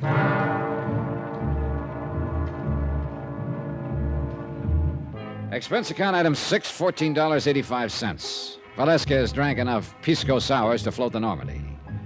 Back at the police lab, I wished I'd kept pace with him, because all they could tell from the bullet was that it had come from a Luger. And Velasquez pointed out there must be a couple of thousand Lugers in Caracas. I headed back for the Alder house at La Guerra. Unless the members of that happy household slept all day, somebody should be alive and stirring. And they were people I wanted to meet badly. But I almost didn't make it. As I approached the main gate, I noticed another car parked along the side of the road about 50 feet from it. Suddenly, it roared into life, shot forward, screamed to a stop, and cut me off, almost piling me into the entrance pillars. You darn fool, what's the matter with you? Plenty. You know who I am, Dollar? I know this. If you ever try a stunt like that again, I'll ram those pearly teeth right down your throat. Tough guy, huh? There's an easy way of finding out. Well, we'll get to that in a minute. I asked you if you knew who I am. Sure I do. Paul Kincaid, the lad who was smooching with Billy Alder's daughter yesterday. You taking bows? You just couldn't wait to tell Alder about it, could you? Your girl's been telling you lies, Kincaid. I just happened to be there. If you don't want to be seen, don't neck in doorways. Now, just a minute, Dollar. And speaking of people in wrong places, I thought you were a foreman in the oil fields. I don't see any derricks on the Alder property. I took the day off so I could come over and see you. Well, you getting a good look? Yeah. And I still think Alder hired you to keep Peggy away from him. Now, you keep out of my head, Dollar. What are you staring for? Well, now, everybody's full of wild ideas today. I just had one that maybe isn't so wild. Like maybe you just ad-libbed a reason for being here. And the real one is to sneak out on the slope and see if you can't find an empty Luger shell. What? There has to be one out there, you know. You saying I took that shot at Alder? I don't know. How bad do you want to marry into the Alder money? Saw the punch coming, slipped it, and threw my own. It was a dilly while it lasted. It lasted too long. You get a set of arms working in an oil field. He had 'em all right, and those punches hurt. So I went to judo. Even then, he was tough.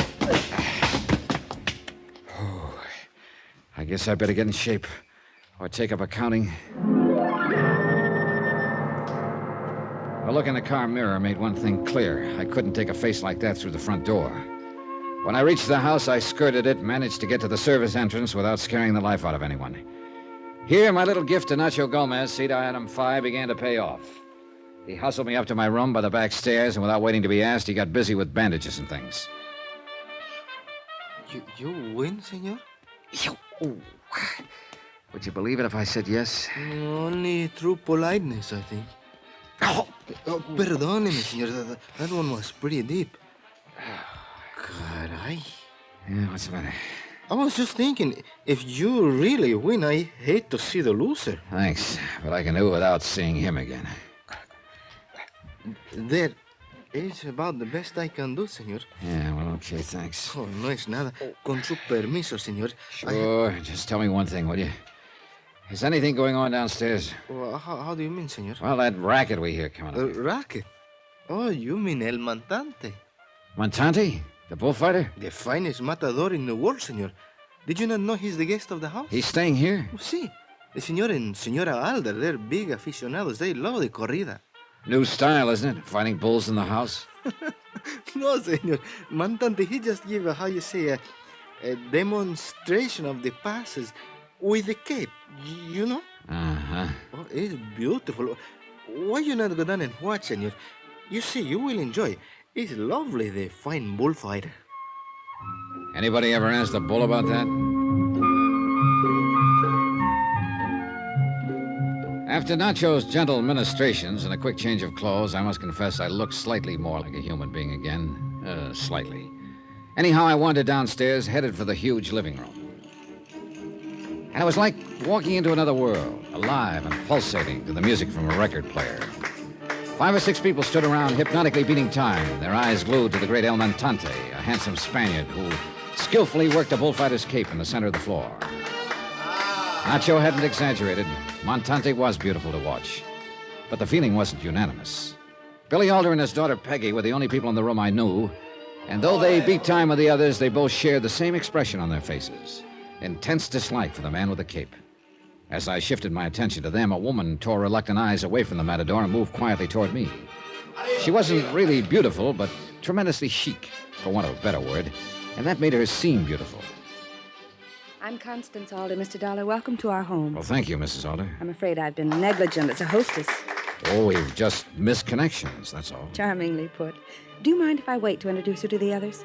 When Montante's finished? No, of course not. Please go on back. Don't worry about me. I'm doing fine. Thank you. I watched her as she crossed the room, then realized that someone else was doing exactly the same thing, her husband, Billy Alder. Only the look on his face was the same glaring dislike with which he'd favored the cape-wielding matador. Interesting. Then, after a long moment, Constant Alder moved quietly out of the room, as though not wishing to disturb the others. The performance was still going strong, and after about 5 minutes, I moved out onto the patio, stood looking down at the La Guerra harbor. Because it was on my mind, I stared down at the spot on the slope from which the Luger had been fired. And I saw that someone was there, awkwardly searching the ground. A moment later, they straightened up, moved a few feet to continue the search. Even in the late afternoon sun, there couldn't be any mistake in the searcher's identity. It was Constance Alder.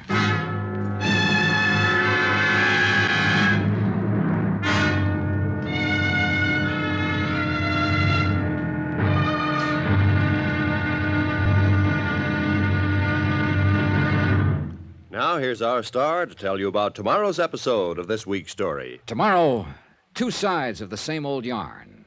And whichever side you choose, you've got to call it wrong. Join us, won't you? Yours truly, Johnny Dollar.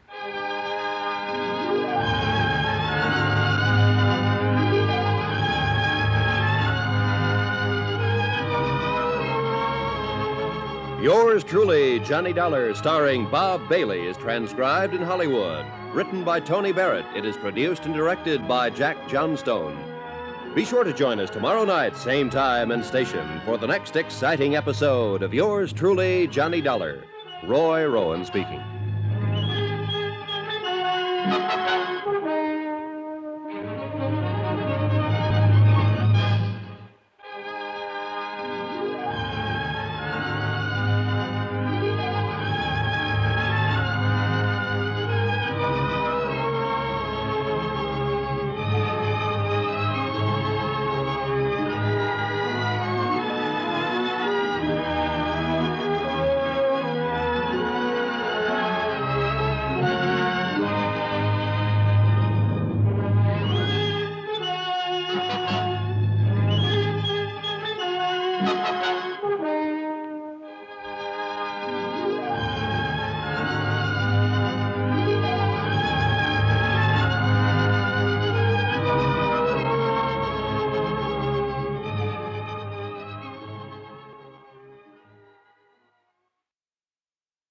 From Hollywood, it's time now for...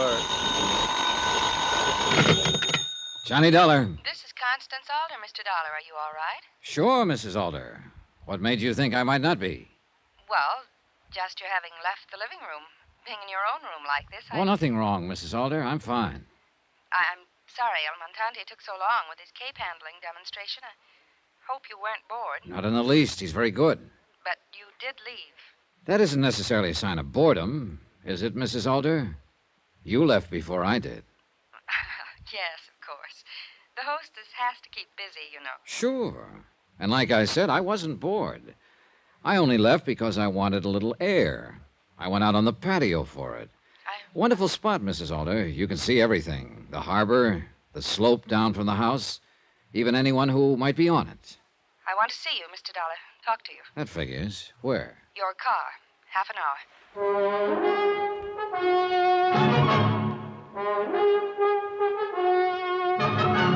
Tonight, and every weekday night, Bob Bailey in the transcribed adventures of the man with the action-packed expense account, America's fabulous freelance insurance investigator. Yours truly, Johnny Dollar.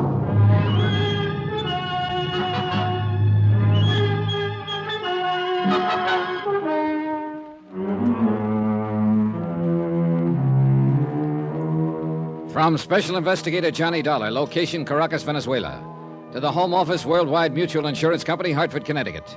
Assignment, the Alder Matter. Expense account continued.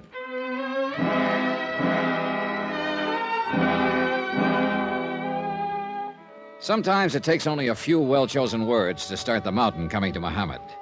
And it looked like I'd picked the right ones with Constance Alder. Whatever she had to say, I wanted to hear it, because it was a cinch nobody else in this rat race was giving away any information. Yeah, I wanted very much to hear what Mrs. Alder had to say. I headed downstairs right away because I have a fetish about being early. But my timing was bad. Hey, Dollar, you got a minute? Well, I can hardly say no to my host, Mr. Alder. Come on in the den.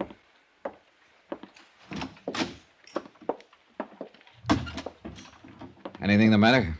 There's cuts on your face. What happened? Your daughter's boyfriend. Paul Kincaid? Yeah, he's got the idea you hired me to bust up their little romance. He didn't like it. That idiot. Is that all you've got to say, Mr. Alder? What? Because if it is, let me tell you how I feel about it, where I stand. Look, Dollar. No, you look. I know you're the insured, but I just about had it with you. I don't have to take that kind of talk. I think you do. You asked me to keep you alive, but you won't lift a finger to help. Every time I ask you a question, you look the other way, do an imitation of a clam. What am I supposed to be, a mind reader? All I want you to do is protect me. Oh, come on, Alder. You're smarter than that. Protect you from what? You've almost been tagged out once. You must have an idea who made that try and why. I have no idea. Just like that, huh? Mr. Dollar... Look, Mr. Alder, don't you see that by not opening up, you're making a clay pigeon out of yourself? I can tell you nothing. You know that I'd be justified in suggesting my company cancel the policy. Well, you'll have to suit yourself about that. Excuse me. Just a minute. What did you tell your family and guests about me? Who am I supposed to be? An old friend from up in the States. Uh-huh. You realize something, old friend? That's the first question I ever asked that you had an answer for. It's the first one I considered you had a right to ask. Mr. Alder. Yes? Whose side are you on? Yours or the person who's trying to kill you?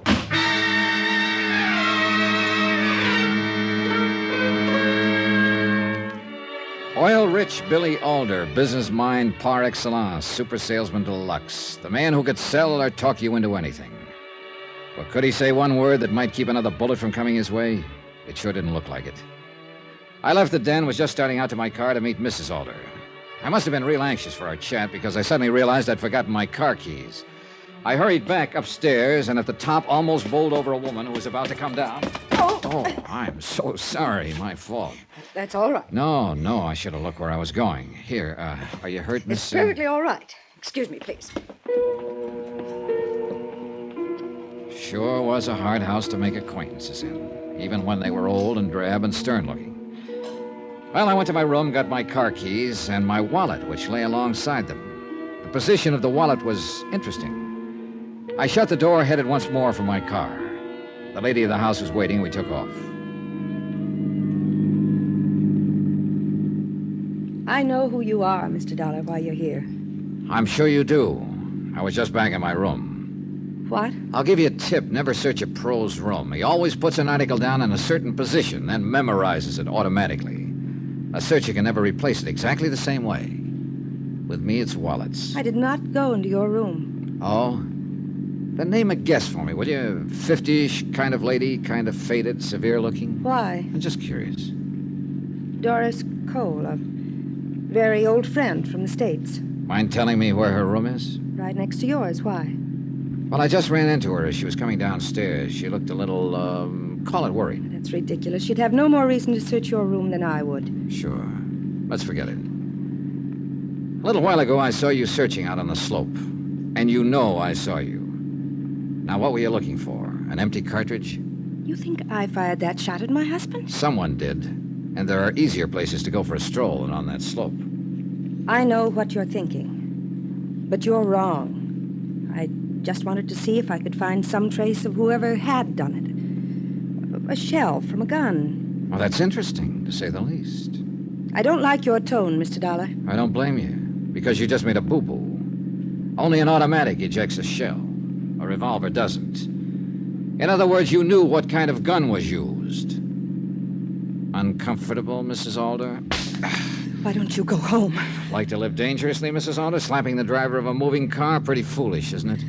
I'm sorry. I'm very sorry. All right, tell me something. How did you know what I was really here for? My husband. I made him tell me. Well, congratulations. I can't get him to tell me the time of day. And he knows whose side I'm on.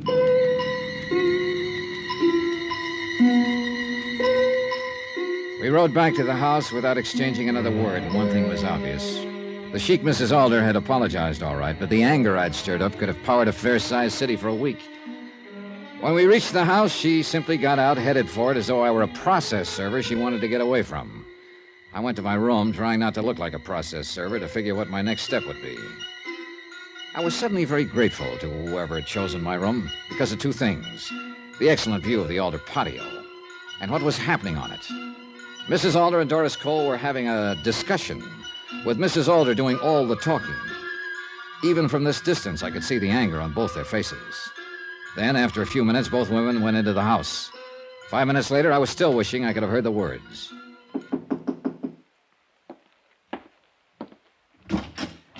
Well, Miss Cole, won't you come in? Well, I only stopped for a moment. Glad you did. I just wanted to apologize for my behavior when we ran into each other on the stairs a little while ago. Oh, nonsense. It was my fault. No. I meant, well, I was so brusque and, well, I just don't know what I could have been thinking of. Oh, you were nothing of the kind. Don't worry about it. You're very nice about it. Very nice.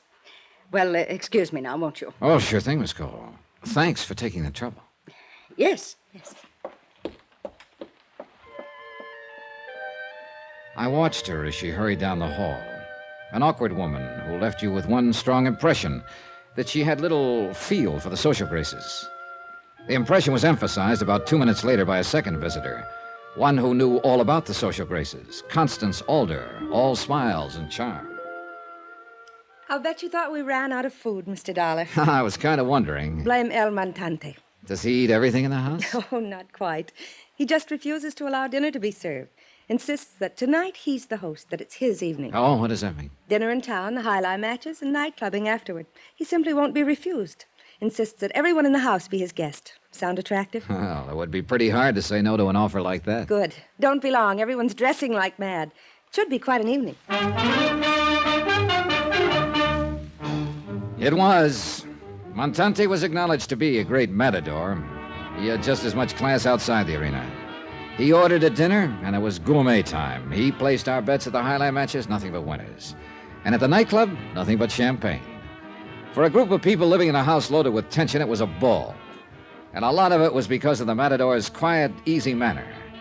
He was a man who knew how things should be done and did them. It was pretty tough not to like him. Constance Alder seemed to feel the same way, her eyes always on him. But the matador himself was never once out of line. Never said or did anything that could possibly offend Billy Alder. And for a busy host, he was observant. I found that out while the others were dancing. Perhaps I can answer the question, Senor Dollar. I haven't asked one, Senor Montante. In words, no. But it's not difficult to interpret. You watch Mrs. Alder, then me. Then a question is in your eyes, no? You're a pretty sharp fella, Senor Matador. And a gentleman, Senor. I do not pursue other men's wives. The question is answered? Partly. What happens when you're the pursued? I see. Senor Dollar, women with money but without great beauty, they try to compensate, each in her own way. Hers is not unusual. Acquisition. The company and attendance of a man who is presentable, admired. I am not unknown in the arena. So for the moment it is my company. Tomorrow a better-known companion if one should appear. As simple as that.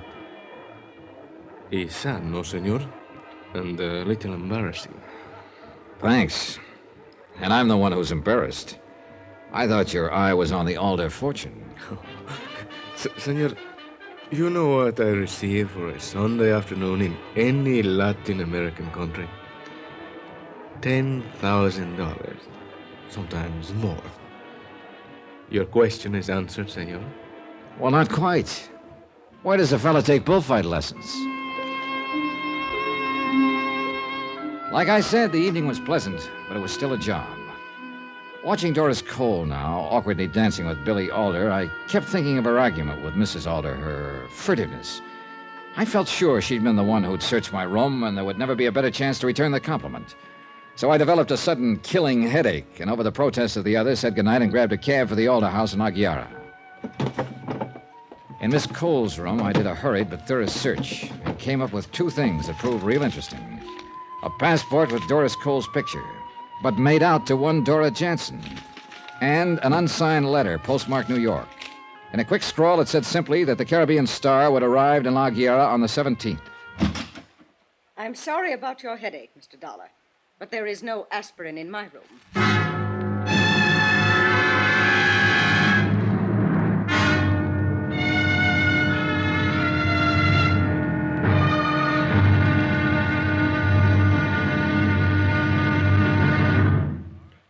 now, here's our star to tell you about tomorrow's episode of this week's story.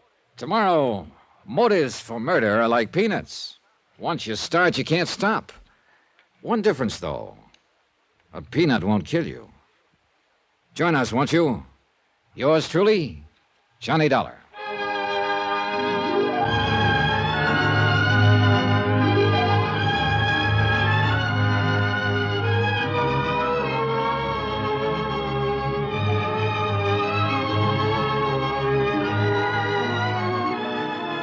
Yours truly, Johnny Dollar, starring Bob Bailey, is transcribed in Hollywood. Written by Tony Barrett, it is produced and directed by Jack Johnstone. Be sure to join us tomorrow night, same time and station, for the next exciting episode of Yours truly, Johnny Dollar. Roy Rowan speaking.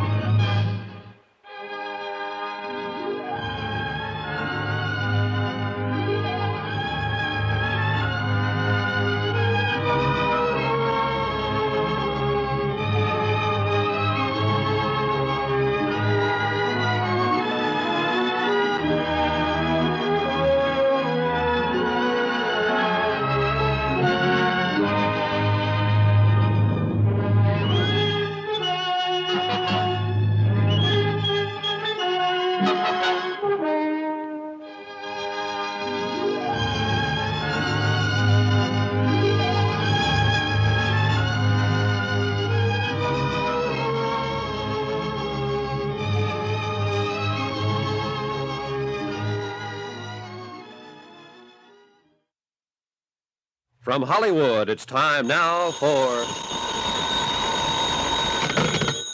Johnny Dollar. Dollar? There's Alder here. Must be something the matter with the house phone. I thought I rang a different room. Doris Cole's room, Mr. Alder? Well, yes. That's what you got.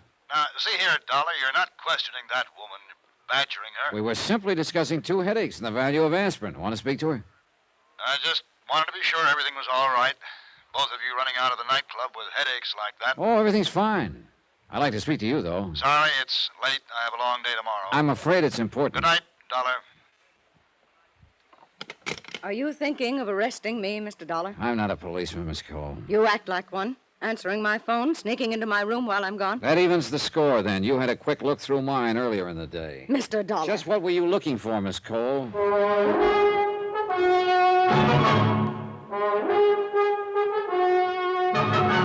Tonight, and every weekday night, Bob Bailey in the transcribed adventures of the man with the action-packed expense account, America's fabulous freelance insurance investigator. Yours truly, Johnny Dollar.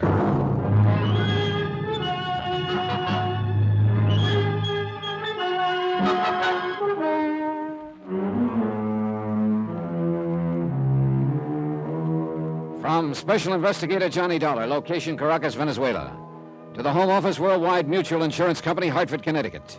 Assignment, the Alder matter. Expense account continued. Back in my own room, after saying goodnight to a sullen Doris Cole, I didn't feel the slightest qualms about having invaded her room and lying about the reason for it. Why should I? The people in the Alder house didn't seem too concerned with the truth. In fact, the whole case seemed to be a question of lie or say nothing. Consider, Billy Alder had been shot at, indicating he had a good reason to change beneficiaries 5 times in a month. And still, he was the original say-nothing fella. Keep me alive was all I could get out of him. His wife had lied, his daughter had lied, and Doris Cole, an old friend of the family, had just proved to be a walking lie. The passport I'd found in her room had her photograph, all right, but it said she was Dora Jansen. An unsigned letter in the same drawer had stated simply that the Caribbean Star would dock tomorrow. I got into bed, and an odd thought hit me. If the Caribbean Star didn't dock, would the steamship company have joined the Liars Club, too? Expense account item 7, 10 cents. 1 newspaper, bought on the La Guerra docks early next morning. My Spanish is pretty nothing, but I could read the important thing, that the Caribbean Star was due at noon. With time to kill, I drove into Billy Alder's office in Caracas. He hit the ceiling when I told him about Doris Cole's passport. I was suddenly glad I'd mentioned nothing about the letter. Dollar, how dare you search the room of a guest in my house? How dare you? Just returning a courtesy. What? Mine was searched thoroughly. Well, that still isn't any reason for your behavior. Oh, one-way ethics, Mr. Alder? I've told you repeatedly, Dollar. There's only one reason I want you here. I know. Keep you alive. But how? With handcuffs on? Now, suppose I told you to find some oil, then refused to let you dig any holes in the ground. You'd begin to smell a rat, wouldn't you? What are you talking about? Just about everything in this cell. Look, I have a very busy day. Who is Dora Jansen, Mr. Alder? And why does she call herself Doris Cole? You're making too much of nothing, Dollar. It isn't a crime to use another name. That depends on the reason, doesn't it? Yeah, she's an old friend. Oh, who isn't? Dollar, Aren't you tired of that tune? For a man who's afraid for his life, you've got more old friends than anyone I ever knew. Also, I haven't noticed anything particularly friendly between you. Yeah, she's not a well woman, Dollar. I don't want you bothering. You don't want me bothering anyone. Exactly. Not even the one who fired that shot at you. So I can't help getting an impression that you have a pretty good idea of who it might have been. I told you I was busy, Dollar. Yeah, but it's what you haven't told me I keep thinking about. Dollar. What? Did you find anything else in that room beside the passport? Why, Mr. Alder, what's happened to your sense of ethics? There was still plenty of time before the Caribbean Star would be docking, and Billy Alder's reaction had dictated my next move. The cable office in La Guiara suddenly seemed like a very important place to visit. There were too many silent mouths in Caracas, and I needed one that had something to say.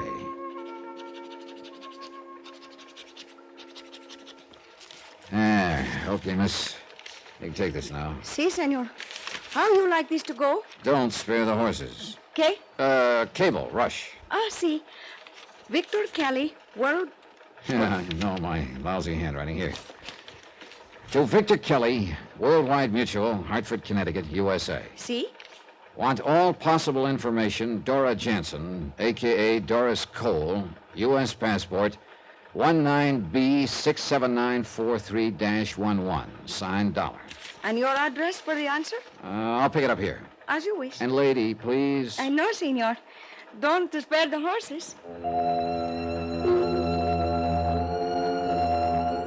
It was still early when I reached the waterfront where the Caribbean Star would soon be docking. There wasn't much point in watching the incoming passengers. I didn't even know who I was looking for. So I found a spot at the pier entrance where I could concentrate on those meeting the passengers. Here I made a grudging concession to all movie detectives. Item 7, another 10 cents, another newspaper to hide behind. And you know something? It works fine. Doris Cole, or according to that passport, Dora Jansen, was nervous, excited.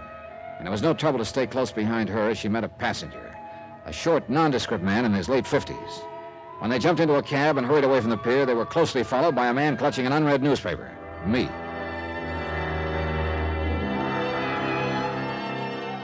The trip was a short one, about 6 or 7 blocks away. The cab in front pulled up at a cheap hotel on the waterfront. I circled the block once, got rid of my cab, and wandered into the dismal lobby. The fat, sleepy clerk made a concession. He opened one eye. See, you look for something. Yeah, that gentleman who just came in, I had an appointment with him.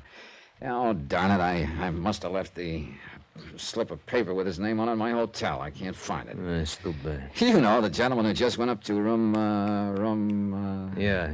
You want me to say the number now, huh? Don't you think I ever been to a movie? Oh, no, really, you can save me a lot of embarrassment. You've got it right there on the register. See? Mind if I have a look? I mind. Look, friend. When was the last time you got anything for free, friend? Oh, why didn't you say so? I was trying not to offend you. Here. Here, let me see. You play blackjack, senor? How you call it?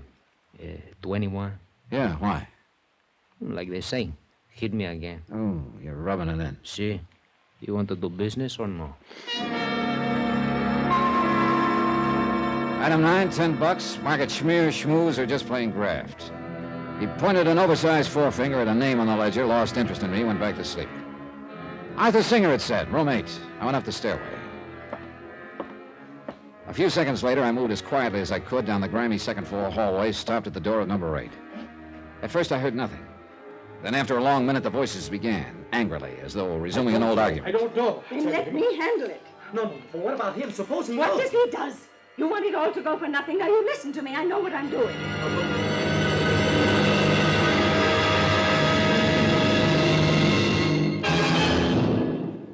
5 minutes later, I was back in the cable office getting a second message off to Vic Kelly in Hartford. It was a request for anything he could possibly dig up on Arthur Singer. I didn't hope for too much because it would probably turn out to be an alias, but it was an angle I couldn't afford to overlook. You're not back for answers so soon, senor. Oh, no, I just want you to get this one off. Same fella. And same way, no spare the horses? That's it. And thanks. It's nada. Oh, senor, I want to ask you something. Shoot. Your business partner, did I do something to displease him? He seemed so angry. My who seems so what? Well, he was so nice at first, but after he read the message... Wait a minute, hold everything. First of all, I have no business partner. Oh, then I make terrible mistake. Oh, just tell me what happened. Well, this man, he come in less than a minute after you leave, was very nice. Yeah? Said he was your business partner, that he'd just leave you. You were worried because you forgot whether you say something in the message you just sent. Then you asked him to check it for you. He seemed to know what he was talking. So you showed it to him. Then? That is when he got so angry. He just put it down and leave. What did he look like? A little less tall than you, and he have gray hair. Eyeglasses? See, eyeglasses. Gray suit? Si, senor. Gray suit. You know him? I'm beginning to wonder if anyone really does. I am so sorry for my mistake, senor. Oh, forget it. It wasn't your fault. Just send that second message. Si, senor. About the answers. Send them to me at William Alder's house as soon as you get them. Maybe we'll read them together. Sure. Billy Alder was my new business partner. Alder, the original close-mouthed fella. But it looked like there was nothing wrong with his brain or his eyesight. Then suddenly I didn't mind that he'd read my message to Vic Kelly, because a frightened man usually reacts at the extreme ends of the scale. He'd been at the let's do nothing end. Maybe he'd now go the other way. There was one more step I could make on the waterfront, so I made it. My credentials presented at the steamship offices got me a look at the passenger list of the Caribbean Star. The name Arthur Singer wasn't on it.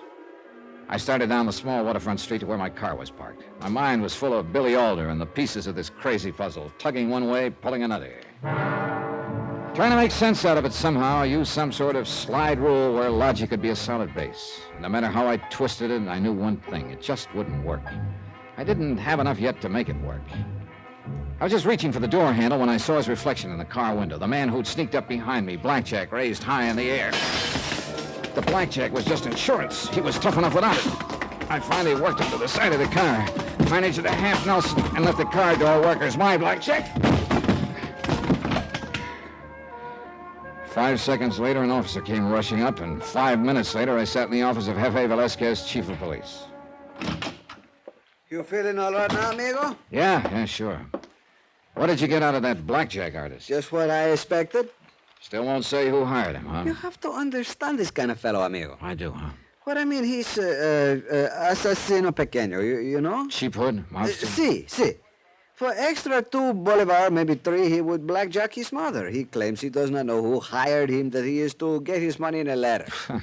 That went out with spats. Okay? I say he's lying. Of course, but he will stick to the story because he knows he will get the same sentence whether he tells or he does not. A cheap hood won't usually cover for somebody else. This kind does, amigo. Otherwise, he would never be hired again. I'd give a lot for a few minutes alone with him, Jefe. Sorry, Juanito, but I like my job. Just wishful thinking. Not hard to understand. Well... You are leaving? Not getting anywhere sitting here. You sure you haven't got business somewhere else? I got an awfully big yen to talk to that thug. You know, I got a hunch. Forget it, amigo. It's like I say. If you ask him on a Monday what is the day, he must tell you Tuesday.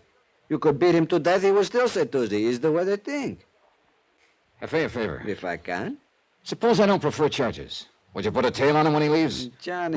Look, I know it's 1,000,000 against the hood doing a rough-up without the money in hand, but if he hasn't collected you... Come, amigo, like you say, 1,000,000 I know I'm grabbing at straws, but just in case, Jefe. Come on, huh? Okay. Good, thanks. Hey, where do you go? Back to the cable office. Oh? Yeah. And if a man in Hartford has nothing to say, I've got a permanent seat behind the 8 ball.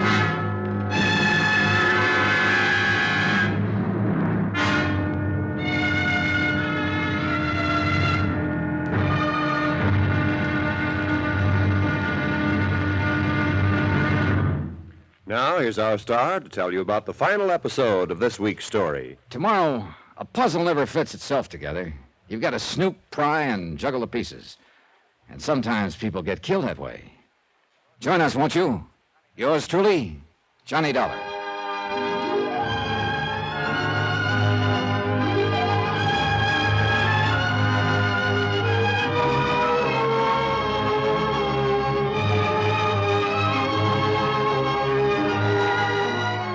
truly, Johnny Dollar, starring Bob Bailey, is transcribed in Hollywood. Written by Tony Barrett.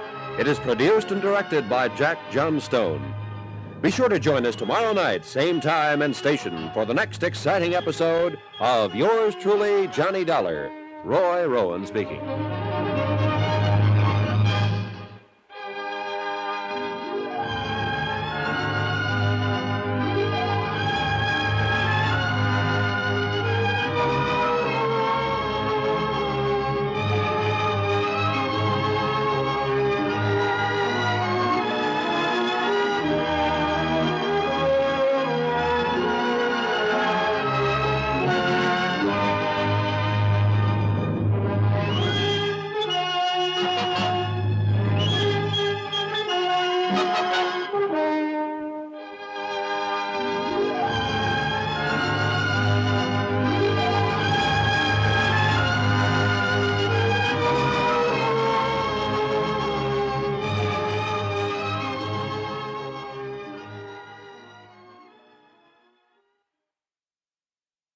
From Hollywood, it's time now for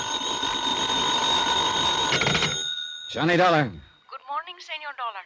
Is La Guiara cable office calling? We have an answer to cables you sent to Hartford, Connecticut. Good. Would you like me to read the message, Senor? No, I'm on a telephone with extensions. Oh, I see. Perhaps you prefer I have it delivered then? No, I don't. Then you will come in for it yourself? Yeah, just as fast as I can get there.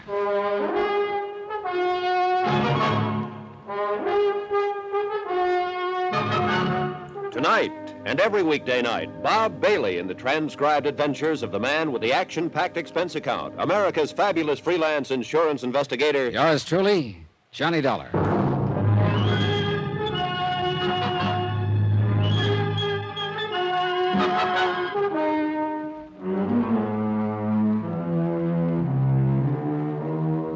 From Special Investigator Johnny Dollar, location Caracas, Venezuela, to the Home Office Worldwide Mutual Insurance Company, Hartford, Connecticut.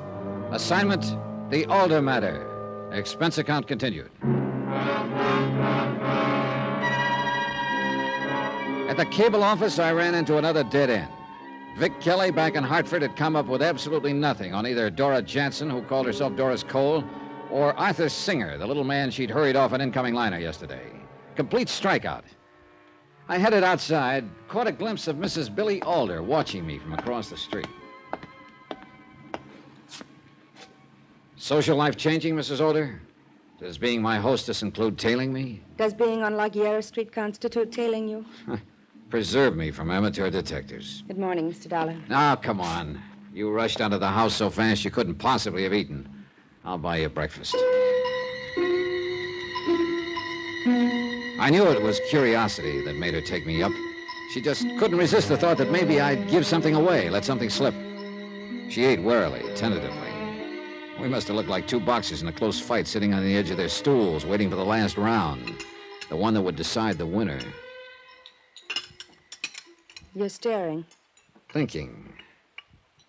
You love your husband, Mrs. Alder? There'd better be a reason for a question like that. Let's stop sparring, huh? You know why I'm down here. Do I? You told me you did the other day. So I did. Now, don't be aloof, lady. You're not that much in the clear. You've been the beneficiary several times and dropped. My daughter is the present one, I believe. And what exactly is your point? There's been no crime committed. No crime? Somebody's bullet misses your husband by inches and you call it no crime? Thank you for breakfast. Don't forget, I saw you out on the grounds of the house searching the place that shot came from. I told you before. You knew an automatic pistol was used, admitted looking for a shell. You talk too much, Mr. Dollar. And you talk too little. Look, why have you been tailing me? It's certainly not to see that I'm protecting your husband's life. So it's obviously to make sure that I don't find out something. Now, what is it, Mrs. Alder? And why is it so terribly important I don't find out about it? If you won't leave, Mr. Dollar, I will. There's this about getting someone angry enough, fearful enough, it makes them forget about caution. Mrs. Alder never once looked back, simply headed straight for the cheap little waterfront hotel where Arthur Singer was staying. She stayed for over half an hour, and when she left, she still looked frightened. Whatever the game was, it looked like everyone was a player but me.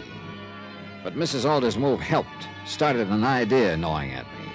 So I headed for Caracas in the office of a smart cop, Jefe Velasquez.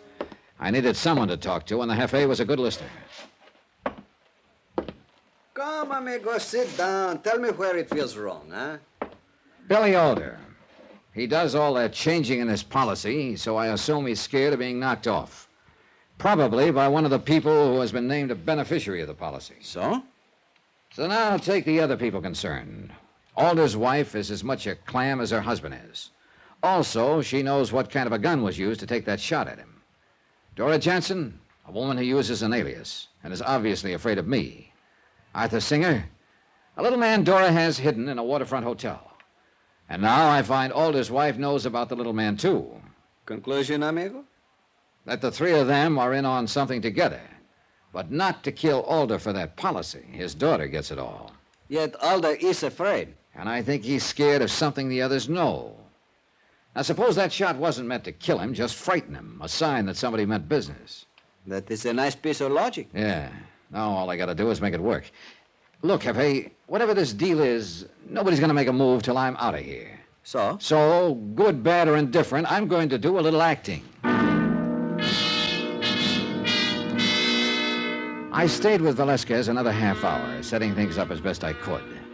Then I drove to the airport and paid item 11, $309.80 for a plane ticket marked Hartford, Connecticut. Sure, it was an expensive prop, but this was one act I had to be convincing in. I drove back to Caracas, pasted a real angry look on my face, marched into Billy Alder's sumptuous office, and threw the airline ticket on his desk. He studied it for a long minute. What does this mean, Dollar? That I've had all of you I can take, Alder. You and your keep me alive. You are going back to the States? You can read. The ticket says Hartford, Connecticut. It also says the 6 o'clock plane, because there's nothing earlier. But why? Why, Dollar? So I can get back and make my recommendations to the insurance company. You know what I'm going to recommend, Alder. Now, please, wait. That they cancel your policy because of your refusal to cooperate. Sorry, Alder. Dollar, please, now don't do it. I beg you. There's a clause in that policy. I don't care about that policy. Now, don't you understand? Understand what? Listen to me. All that changing of beneficiaries. I only did that to make them send someone down here. I need protection. Against what? I'm in a jam. All I want is protection until it's peacefully settled. Do you understand? No, plainer. I know someone wants to kill me over a business deal. I'm asking you to see that I stay alive until I have time to reason with this man. Who is he? I can't tell you. Then let me tell you something. He's just arrived in town. How did you... Don't you see, Mr. Dollar? You must stay. Sorry. Goodbye, Mr. Alder.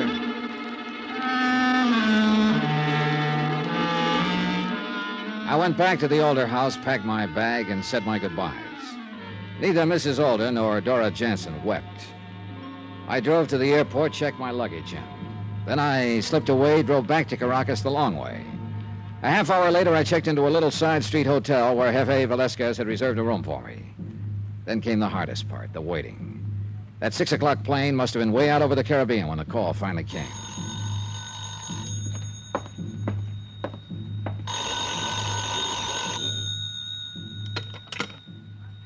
Yeah? Velasquez here. You tired of waiting? Oh, brother, you know it. Look, Jefe, your men check in.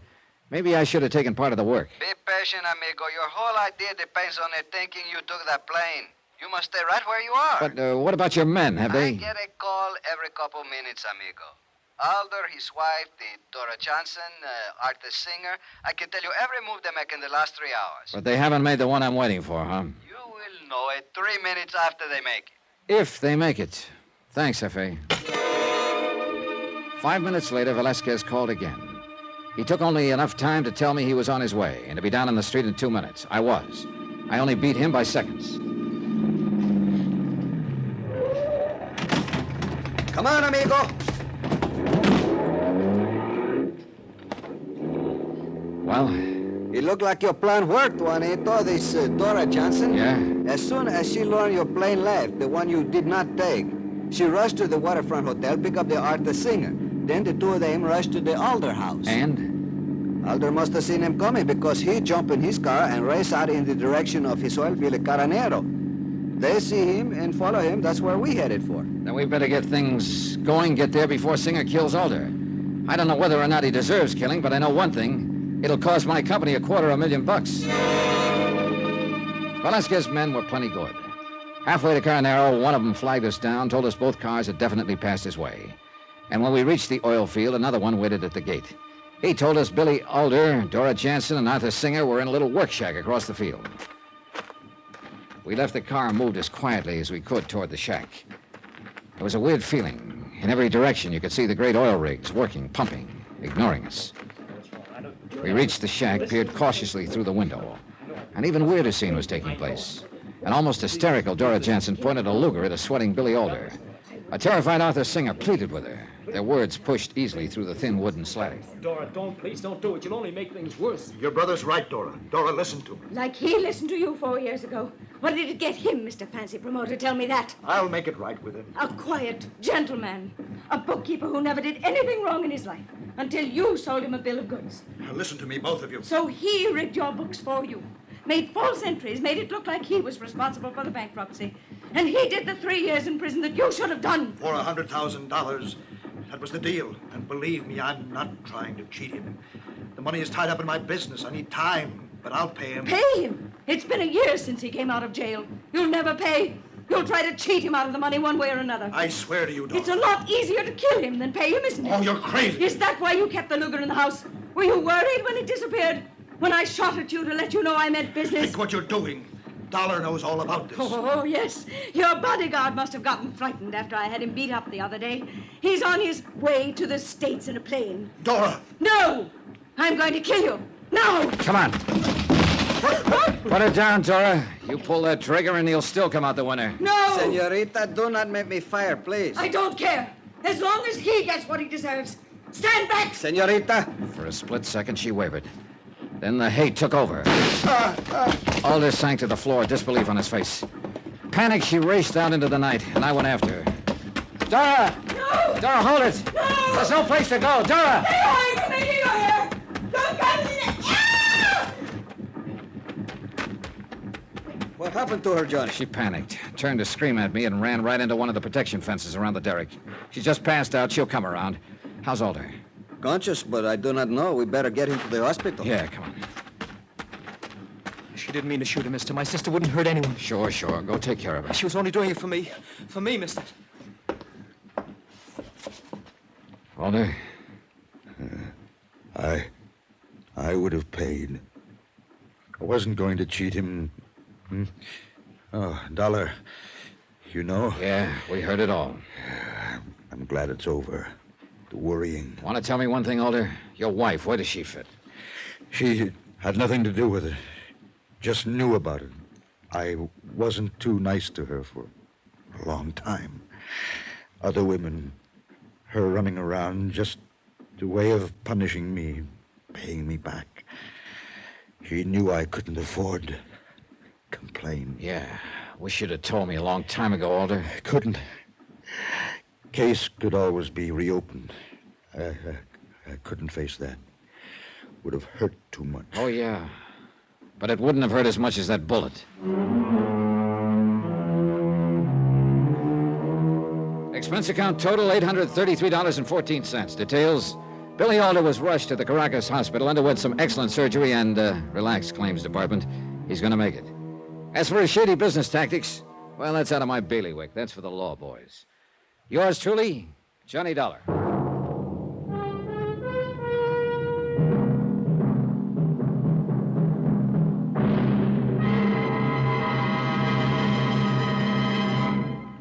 Now, here's our star to tell you about next week's story. Next week, a quiet cabin by a quiet lake, a place ideal for romance and ideal for murder.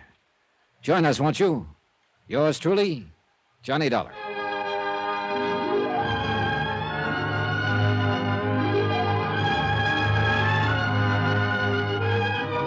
Yours truly, Johnny Dollar, starring Bob Bailey, is transcribed in Hollywood. Written by Tony Barrett. It is produced and directed by Jack Johnstone. Heard in this week's cast were Gil Stratton, Harry Bartell, Barbara Fuller, John Daner, Virginia Gregg, Don Diamond, Vivi Janis, and Tony Barrett. Musical supervision by Amerigo Marino. Be sure to join us on Monday night, same time and station, for another exciting story of yours truly, Johnny Dollar. Roy Rowan speaking.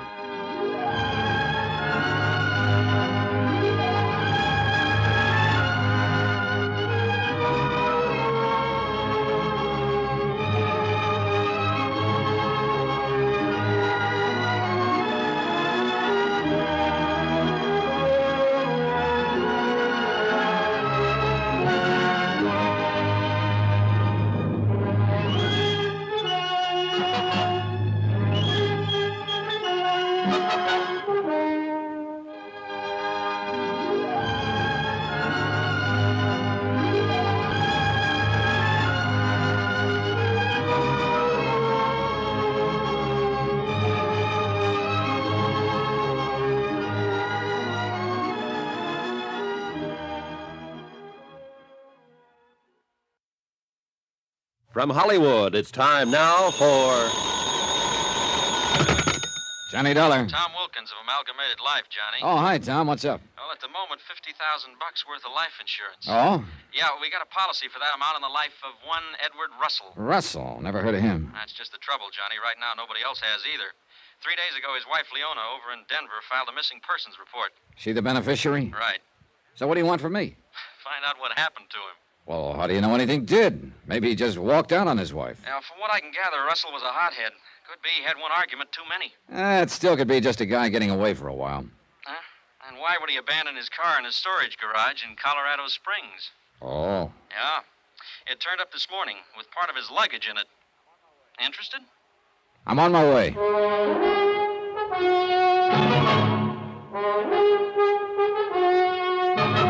Tonight and every weekday night, Bob Bailey in the transcribed adventures of the man with the action-packed expense account, America's fabulous freelance insurance investigator. Yours truly, Johnny Dollar.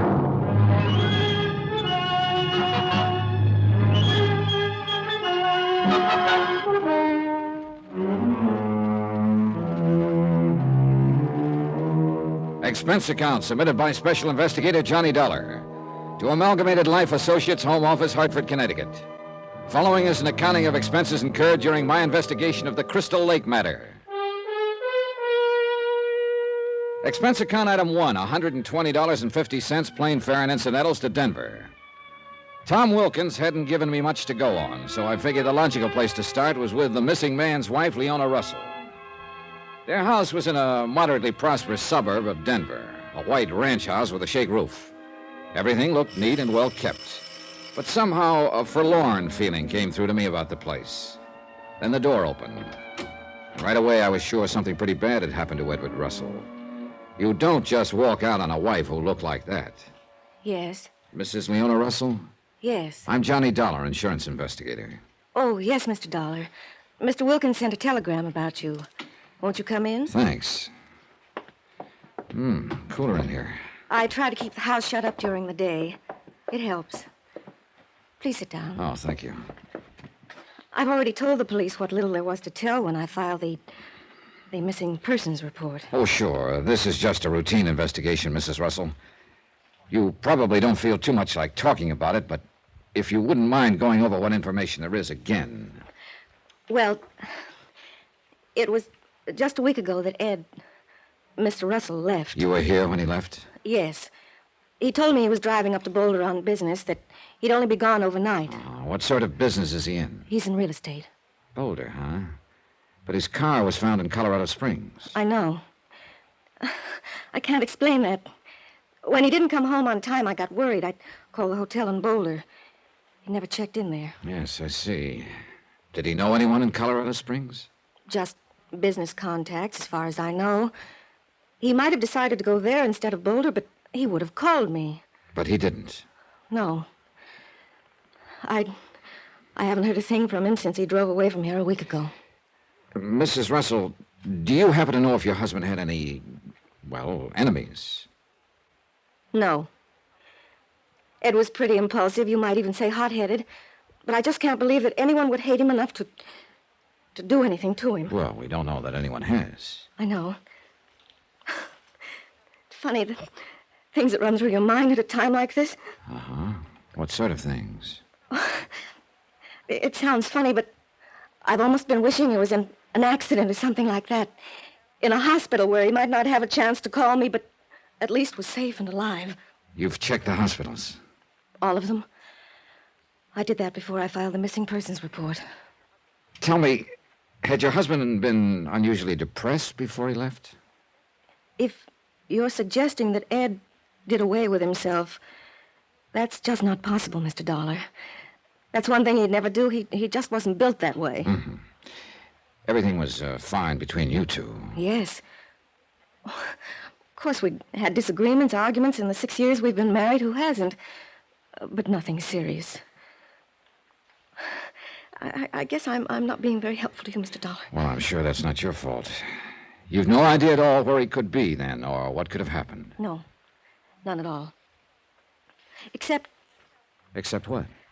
Well, I don't know if it means anything or not, but I I found this under some of Bill's papers on his desk just this morning. Travel folder. Crystal Lake. Where's that? It's a resort up in the mountains. As I say, I don't know whether it means anything or not. Has he ever been there before? Oh, not that I know of. Or mentioned it to you? No, I don't. I'm sure he hasn't. Well, I'll check it out. Thanks, Mrs. Russell. Oh, just one more thing. Yes? You're the beneficiary of his life insurance policy? Yes. I know what you're thinking, Mr. Dollar. I'm not thinking anything. I'm just asking questions. It's my job. I know. But let me ask you a question, Mr. Dollar. Do you think $50,000 or any amount of money could possibly make up for Red?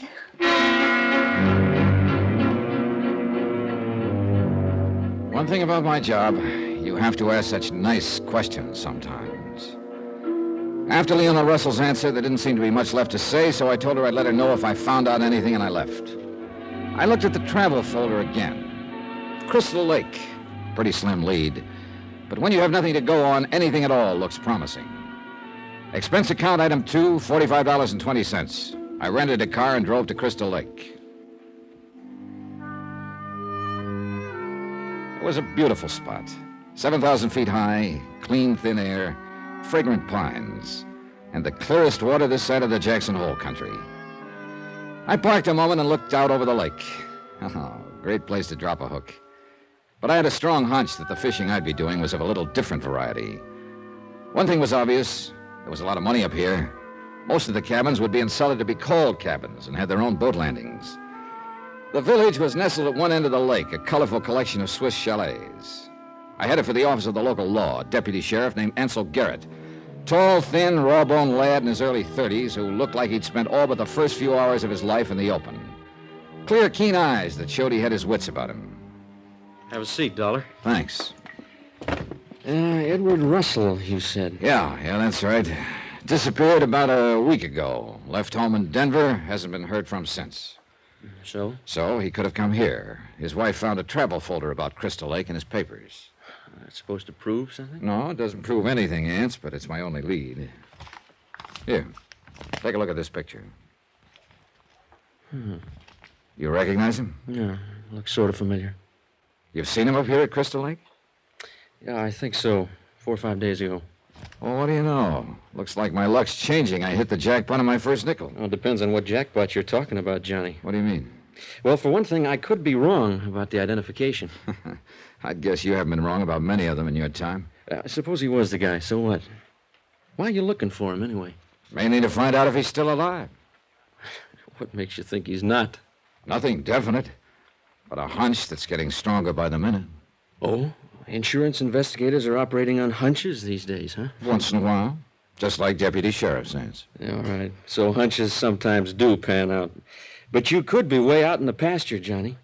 Maybe the guy just had an argument with his wife and he walked out on her. Oh, sure, yeah, I thought of that. But then I saw his wife. Nobody in his right mind would walk out on her. Like that, huh? Like that. Look, Ants, can you give me any dope on this guy? No, not much. He came to see me about 5 days ago. Why? Mainly to ask me a silly question. Silly? Yeah. He asked me if there was a guy named Bill around Crystal Lake somewhere. Oh, I take it there's more than one. Yeah, fistful, Johnny. Bill Cullen, who tends bar at the hotel. Bill Jensen, who runs the boathouse. Bill Pickens, who clerks at the hardware. Yeah, okay, I get the idea. I take it Russell didn't know which Bill he wanted, huh? Nope. Well, at least I know he was here at Crystal Lake now. You haven't seen him since, huh? Yeah, just once. Oh? That same night. He was in the bar at the hotel talking to Betty Norton. Who's she? Heiress to the Norton estate. Mining. She's got a big place on the other side of the lake near Lookout Point. Know anything about her? Phew, all I want to. Oh. She travels at a pretty good clip. Oh, I see. Well, thanks for the information, Ants. Yeah, what are you going to do now? Try to find Edward Russell.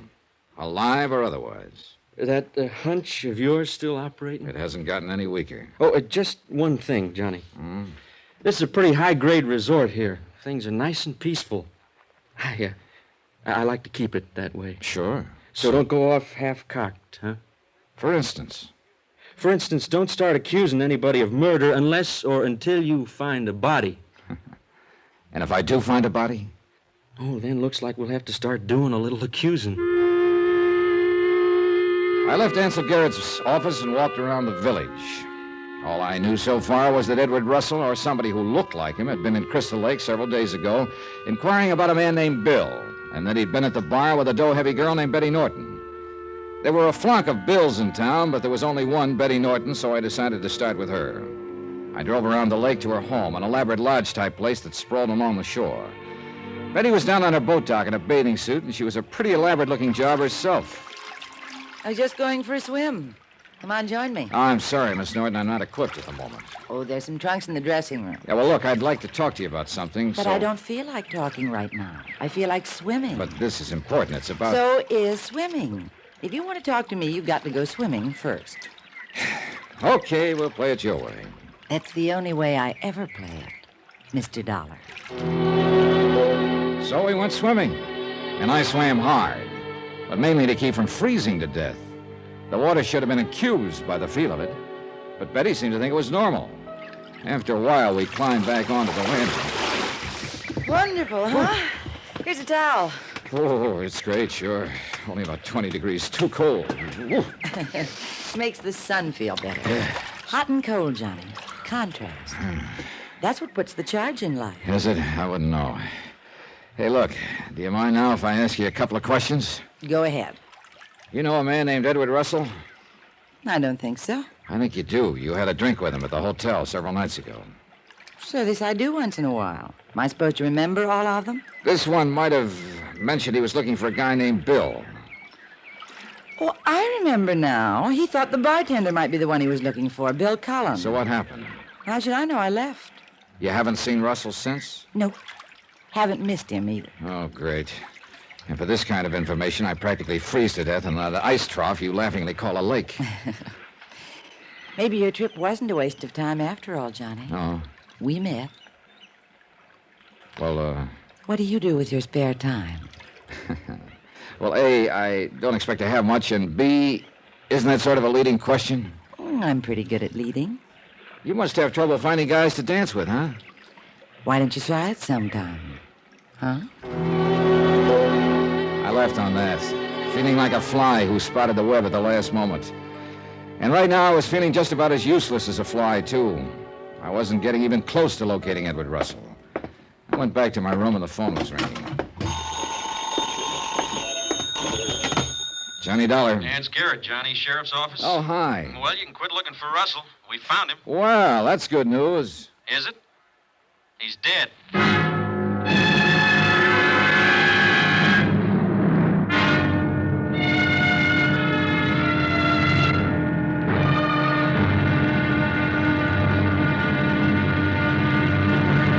Now, here's our star to tell you about tomorrow's episode of this week's story. Tomorrow, a cabin with a lovely view of a beautiful lake. A nice, comfortable, quiet spot for murder. Join us, won't you? Yours truly, Johnny Dollar. Yours truly, Johnny Dollar, starring Bob Bailey, is transcribed in Hollywood. Written by Robert Reif, it is produced and directed by Jack Johnstone. Be sure to join us tomorrow night, same time and station, for the next exciting episode of Yours truly, Johnny Dollar. Roy Rowan speaking.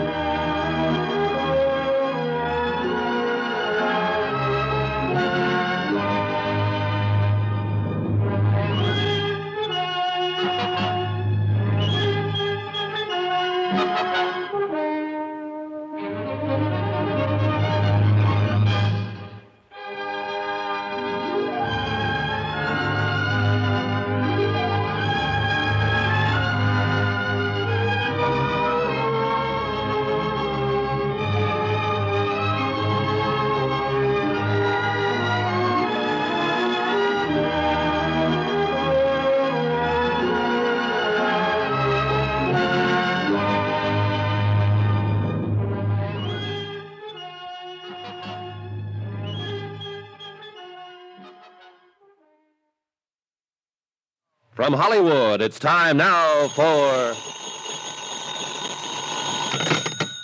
Johnny Dollar. It's Garrett, Johnny, sheriff's office. You can quit looking for Edward Russell. We found him. Well, that's good news. Is it? He's dead. What? Yeah, been dead for 3 or 4 days. Where'd you find him? In a cabin on the other side of the lake. Your hunch was good. and expensive. What do you mean? It'll cost the company I represent a cool $50,000.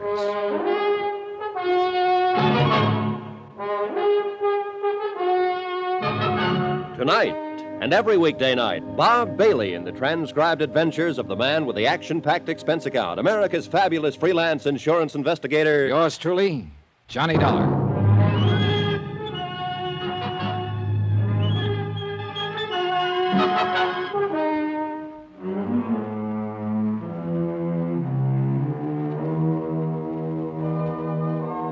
Expense account submitted by Special Investigator Johnny Dollar to Amalgamated Life Associates, Home Office, Hartford, Connecticut.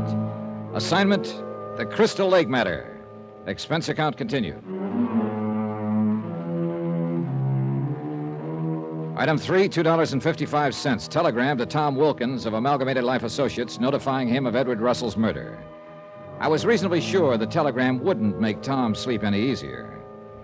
I headed for the office of Ansel Garrett, deputy sheriff in charge of the Crystal Lake substation. Sit down. Not good, huh, Johnny? No, not good. Not good at all. Who found the body, Ants? A fellow named Bixby's waiting next door. I figured you'd want to talk to him. Thanks, I do. First, though, I'd like you to run over what you know about this deal again for me. I want to know just where we stand in it. People at this resort pay a lot of money for peace and quiet. I don't want to disturb it any more than I can help. Good luck. Meaning? Meaning, if you know where you stand in this deal, you're a lot better off than I am, and I've got a strong hunch a lot of peace and quiet's going to get disturbed before it's wound up. I don't like your hunches, Johnny. You got a way of proving out. Like the one about Russell being dead. I suppose you give me the rundown. Okay. And I can make it short because there's not much to tell. The company I represent holds a $50,000 policy on Russell. About a week ago, he disappeared. His wife filed a missing persons report? Yeah, Leona Russell over in Denver. She said her husband had told her he was going on an overnight business trip to Boulder. He never came back. His car was found in a garage in Colorado Springs. His wife couldn't account for it? No. She said she was completely in the dark. I take it she's his beneficiary. Oh, yeah, sure. I thought of that, too. I asked her about it. What kind of an answer did you get? Tears, mostly, and a pretty withering look. Either she's completely clean or she's one of the best actresses I've ever seen. The rest of the story you told me. How Russell came into your offices several days ago looking for a guy named Bill, last name and description unknown. You know, like I said, there's a flock of Bills in this neck of the woods. Yeah, no. The bartender, the man who runs the boathouse, a clerk in the hardware store, a few assorted others. I told you I saw Russell having a drink with Betty Norton the same night he came to see me. Did you check her out? Yeah. I had to go swimming with her in that sub-zero lake before she'd answer any questions, though. Then what I got from her was nothing. She said she'd met Russell at the hotel, had a drink with him, then left. That's all you've got, huh? That's it. Well, that's precious little to go on. I'll let you talk to Mr. Bixby. Oh, Mr. Bixby, would you step in here, please? This is Johnny Dollar, insurance investigator. Mr. Clarence Bixby. Hi. How are you? Not too good at the moment. You got troubles. It was my cabin the body was in. Oh? The padlock had been changed, Johnny. Here it is. No fingerprints other than Bixby's. I monkeyed with it for a while until I realized my key wouldn't fit, and then I pried it open with a big screwdriver. Mr. Bixby, would you mind showing me your cabin and just what happened? I guess not. Doesn't matter much now, anyway. What do you mean? Well, I was going to show the cabin to a guy when we found the body. He wanted to buy the place. But who'd want to buy it now? Bixby and I drove halfway around the lake. His cabin was a couple of 100 feet from the edge and had a good view of the water. Well, nice spot here, Bixby. It was. You used the cabin much? I haven't been able to regularly for the last couple of years. I got to figuring, I keep on paying for taxes and upkeep on it.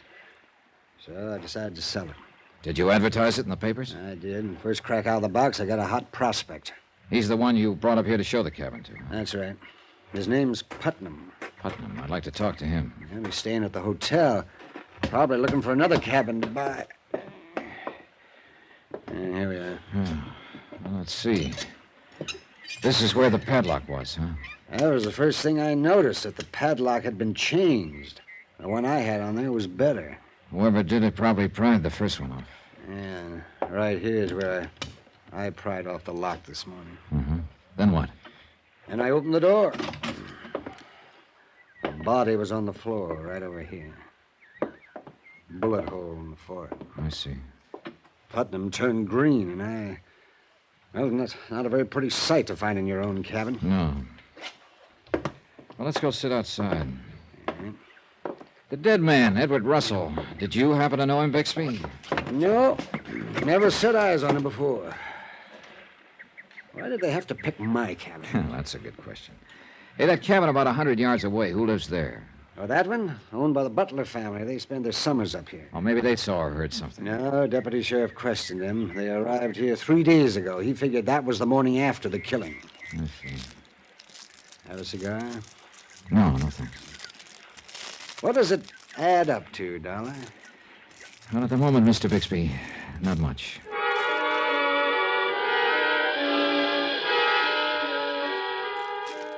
I sat there and watched Bixby tie his cellophane cigar wrapper into a neat little knot. And I realized that was exactly my situation at the moment. The whole deal was a knot, and I didn't know how to untie it. I went back to the hotel. Item 4 on expense account, $1.75. Telephone call to the dead man's wife, Leona Russell, over in Denver. It was very considerate of you to telephone, Mr. Dollar. The authorities notified me of what happened. They want me to come up there and confirm the identification. I see. You don't think it could be somebody else? I'm sorry, Mrs. Russell. I'm afraid not. I guess I'd really given up hoping. All the time I was trying to tell myself he was alive, but... Yes. Look, Mrs. Russell, have you ever heard of a man named Clarence Bixby? Bixby? No. Your husband was found in Bixby's cabin. Did you ever hear him mention the name? No. Okay. Thanks anyway. I'll keep in touch. I hung up and sat there a moment, thinking her over. She stood to benefit to the tune of $50,000 by her husband's death. She seemed on the up and up, and yet... Expense account item 5, another call to Denver, to the police department. I wanted them to check on her, but I found out that they and Ansel Garrett working together were a couple of jumps ahead of me. They'd already checked on Leona and established the fact that at the time of her husband's murder here at Crystal Lake, she'd been in Denver. I decided to look up Putnam, the man who'd wanted to buy Russell's cabin. I found him in the bar at the hotel. Yes, I tell you, it was quite a shock, Mr. Dollar. When Bixby opened his cabin door, body sprawled there in front of us. Yes, quite a shock. Yeah. How come you decided to buy Bixby's cabin, Mr. Putnam? Well, my wife and I had been on the lookout for a cabin for some time. When I saw Bixby's ad in the paper, it sounded like just the sort of place I was looking for. I see. So I answered the ad, made the arrangements with Bixby to come up here and have him show me the place. Mm-hmm. You still interested in buying a cabin up here? Possibly. I've always wanted a place where I can come for rest now and then, but after what's happened, I don't think I'd be too happy in Bixby's place. Mr. Putnam, the dead man's name was Edward Russell. Did you happen to know him? Of course not. Why? Ever hear of him before? See here, Mr. Dollar, what is your reason for asking questions like that? Surely you don't think I'm involved in any of this? No, routine, Mr. Putnam. Well, I don't care for the routine, Mr. Dollar. Well, look, I would... Skip it. See you later, Putnam. What pulled me into action was a glimpse I caught of the bartender. I started remembering a few things. Number 1, Edward Russell had been looking for a guy named Bill. Number 2, the bartender was one of several guys by that name here at Crystal Lake. Number 3, something I saw on the bartender's face made me think he could be the Bill that Russell been looking for. I left Putnam's table and slid onto a stool at the bar. Hi. Hi. What'll it be? Is that I.W. Hartford there? Yeah. And soda, please. Coming up. Sort of quiet this evening, huh? Yeah. Been a little slack this season so far. I imagine it'll pick up later on this summer. Here you are. Thanks. Must have been quite a fight. Come again? You're wearing what looks like the tail end of a black eye. Oh, yeah, that. No, I bent down to pick up a bottle of mix the other day, and I bumped my face on the corner of the bar. You're, sure that's the way it happened, huh? Where are you getting at, pal? Better take a look at my card. Insurance investigator? Yeah. A guy named Edward Russell was in here a few nights ago with Betty Norton. He was looking for someone named Bill. By some strange coincidence, your name is Bill. And by an even stranger coincidence, you've got a black eye. Okay, Dollar. So Russell did give me the black eye. I traded him a split lip for it. What happened? I still haven't figured it out. He was in here drinking. He started talking to Miss Norton. She called me by my first name, and suddenly this Russell heats up. He comes up to me and starts asking me a bunch of questions. What kind of questions? Well, mainly had I ever lived in Denver. I told him no, but he didn't seem to believe me. Got pretty insulting, and we ended up outside. He pasted me first, and I let him have one. Then I spotted the hotel manager and broke it off. They left right after that. Well, why the cover-up about hitting your face on the bar? Are you kidding? Look, how long do you think a bartender would last in a hotel like this if the management knew he got in a fight with a customer? Particularly if the customer winds up dead, huh? Yeah, I heard about the killing this afternoon.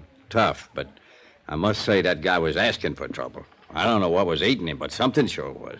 You didn't see him after that night? No. Check on me if you want. Oh, don't worry, I will. Hey, wait a minute. What's the matter? You said something a minute ago that just rang a bell. You said they left together after the fight. Who's they? Russell and Miss Norton. You sure about that? You sure she was with him when he left? Sure, I'm sure. You don't miss any tricks about a guy like that. Hey, look, if she told you different, I don't want to get nobody in trouble. That's where you and I differ, Bill. There's one person I want to get in trouble real bad. Who? The person who killed Russell. And right now, Betty Norton looked like an interesting possibility. I went outside and started walking along the lakeshore in the moonlight, thinking about it. She told me she'd left alone after one drink with Russell. But according to the bartender, she'd lied.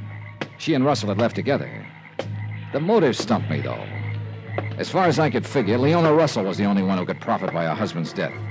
Yet she didn't kill him. But Betty Norton, the girl who always had to play everything her way... I decided to have another talk with her and turned to go back to the hotel. Then I stopped. Out of the corner of my eye, I'd seen a movement near a tree on the slope above me. A shadow where there shouldn't have been a shadow. I scrambled up the slope. There was nobody in sight. So somebody was keeping an eye on me. Somebody who knew this area pretty well. A nasty thought started pecking away at me. To wit, in getting closer to Russell's killer, I might be getting closer to something else, too. A bullet.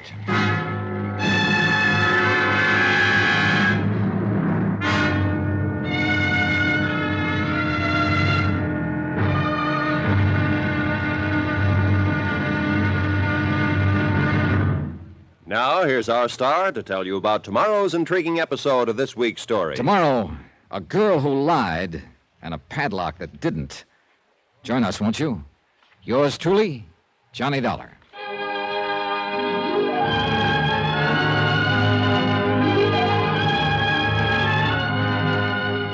Yours truly, Johnny Dollar, starring Bob Bailey, is transcribed in Hollywood. Written by Robert Reif, it is produced and directed by Jack Johnstone. Be sure to join us tomorrow night, same time and station, for the next exciting episode of Yours truly, Johnny Dollar. Roy Rowan speaking.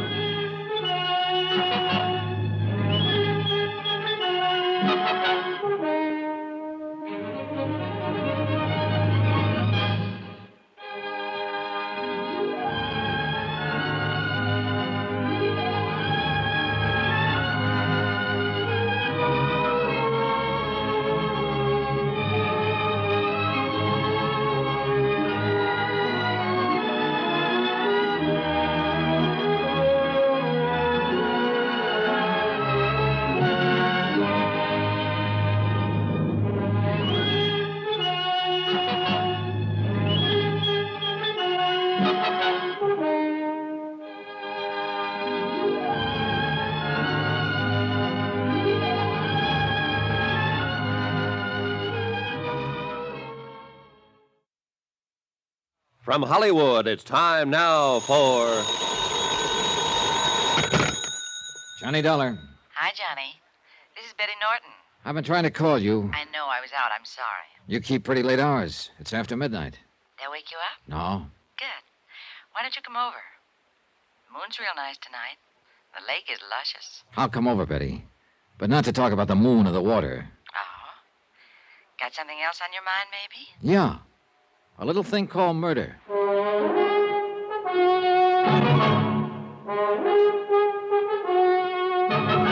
Tonight, and every weekday night, Bob Bailey in the transcribed adventures of the man with the action-packed expense account, America's fabulous freelance insurance investigator. Yours truly, Johnny Dollar.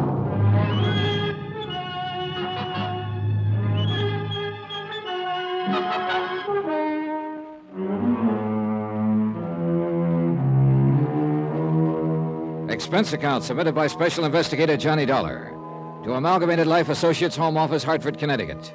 Assignment, the Crystal Lake matter. Expense account continued. Item 6, $2. Tip to the Crystal Lake Hotel garage attendant for rousting him out of bed to get my car. I wanted very much to have another talk with Betty Norton, the wealthy, glamorous girl on the other side of the lake. She had told me she hadn't been with Edward Russell when he left the hotel bar the night he was murdered. But the bartender at the hotel swore that she and Russell had left together. If she'd lied about that, maybe she'd lied about a few other things. When I got to her lakeshore mansion, she had a few well-spaced dim lights burning, a dreamy-type record playing, and some drinks mixed. The whole bit. Here you are, Johnny. Bourbon, isn't it? Yeah. You've got a good memory, Betty. Sure. I always remember what's important. Or what you want to remember. Same thing. Isn't? How about the things you don't want to remember? Meaning? A couple of questions I want to ask you. Oh, now don't start making with those dull questions again. Look, let's just have a drink. Last time I had to go swimming with you before you'd answer. This time it's got to be a drink, huh? Well, I thought we might dance, too. With you leading, I suppose. Sorry, Betty. I know you probably own quite a few things in this world, but the list stops short of me. I want some answers from you, and I want them now. Okay, so be a party pooper. So ask questions. You told me you met Edward Russell in the hotel bar the night he was murdered. You had one drink with him and left. That's right. You lied, Betty. Who says so? The bartender at the hotel. My, and I've always tipped him so well, too. Look, baby, suppose we cut the comic routines, huh? All right, so I left the bar with Russell. Why did you lie about it to me this afternoon? It's very simple, Johnny. Part of the Norton training, I guess. What does that mean? My father told me long ago I could do whatever I liked, but to keep it out of the newspapers. That's the way I've played it ever since. Well, go on. On that night you're talking about, Russell and the bartender got into a fight. I know. And that's why I lied to you. Believe me. I just didn't want to be mixed up in anything that could land in the papers. I see. What happened then? He and I went to a coffee shop to sober him up a little. You can check that. I will. Then what? He kept mumbling about somebody named Bill he was looking for. He say much about him? No, he wasn't making very much sense. And then Hiram came into the coffee shop. Who? Hiram, the old fellow who drives what passes for a taxi here at the lake. He told Russell somebody wanted to see him. Russell left with Hiram. And you didn't see Russell after that? No, I didn't. You don't look convinced, Johnny. I'm not. You lied once before, you could be lying again. Sorry. I told you I lied before, but this time it's the truth. Mm-hmm. Where can I get in touch with Hiram? His number's on the cover of the local directory. Local directory. This one over here? Yes. Okay. Johnny, at this time of night? Yes, at this time of night. He doesn't usually take calls after midnight.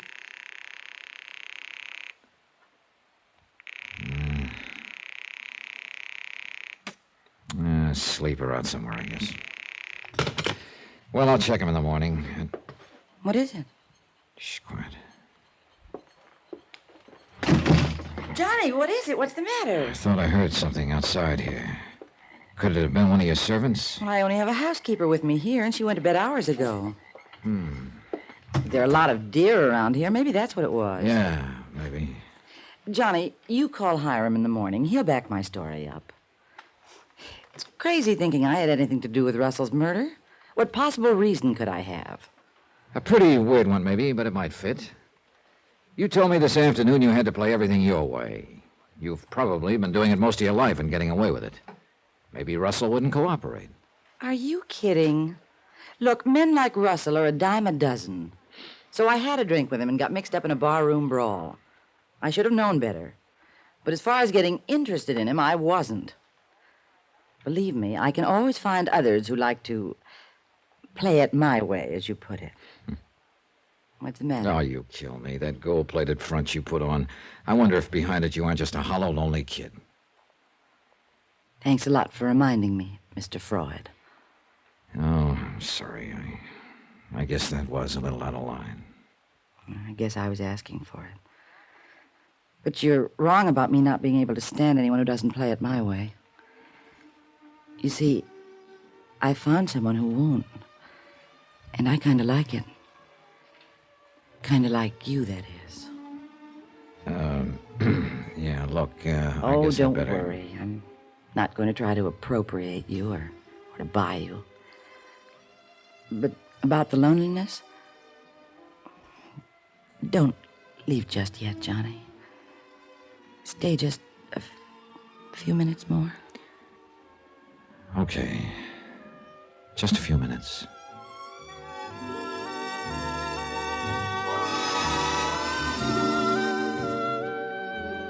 I guess I felt a little sorry for her in her loneliness. Or maybe it was... Well, anyway, I stayed a few minutes more. I think it was just a few minutes. My watch had stopped. First thing in the morning, I tried to get Hiram, the cab driver, on the phone again, but still no answer. I headed for Deputy Sheriff Ansel Garrett's office. Clarence Bixby, who owned the cabin where Russell's body was found, was with him. Good morning, Johnny. Ance, Mr. Bixby. Oh, morning, Dollar. Anything new? Not much. Well, I won't take up any more of your time, Sheriff. However, I would like to ask a favor of you, though. What is it? So far, the Denver papers haven't mentioned which cabin up here the body was found in. Now, I'd appreciate it if it could be kept that way. Otherwise, if it got out, I'm afraid my chances of ever selling the place would be pretty dim. Yeah, and anybody who'd want to buy it for that reason would probably be the kind of person not very welcome here at the lake. Okay, Bixby. Sounds reasonable enough. I'll see what I can do. Much obliged, Sheriff. Cigar? No, thanks. Dollar? No, thanks. Well, I'll see you later, fellas. I'll be around a day or two more if you want me for anything. Okay. Well, how do things look this morning, Johnny? Just like Bixby's cigar wrapper. I wish he'd quit tying those things in knots. Every time he does it, it reminds me that we're right in the middle of a knot we can't untie. Yeah, it's a bear, all right. Oh, brother, it's worse than that. A guy named Edward Russell takes off from his home in Denver and disappears. He turns up here looking for a guy named Bill, of which there are too many in this town. Then Bixby brings a prospect up here to show his cabin, too. He finds the padlock's been switched. Russell's body inside. Yeah. Ance, the only person who stood to profit financially on Russell's death is his wife, Leona, beneficiary on his $50,000 insurance policy. But she couldn't have killed him. The Denver police established her in Denver at the time. Oh, incidentally, she's up here at the lake now, Johnny. Oh, yeah, she told me over the phone you wanted her to confirm the identification. How'd she bear up? Not too well. It was kind of rough. You got any information out of Betty Norton? Well, her story is she had coffee with Russell after his fracas with the bartender. Hiram, the cab driver, came in and told Russell somebody was looking for him. Russell went away with Hiram. You checked with Hiram? I've been trying to get in touch with him on the phone. No answer. Yeah, he's on the go a lot.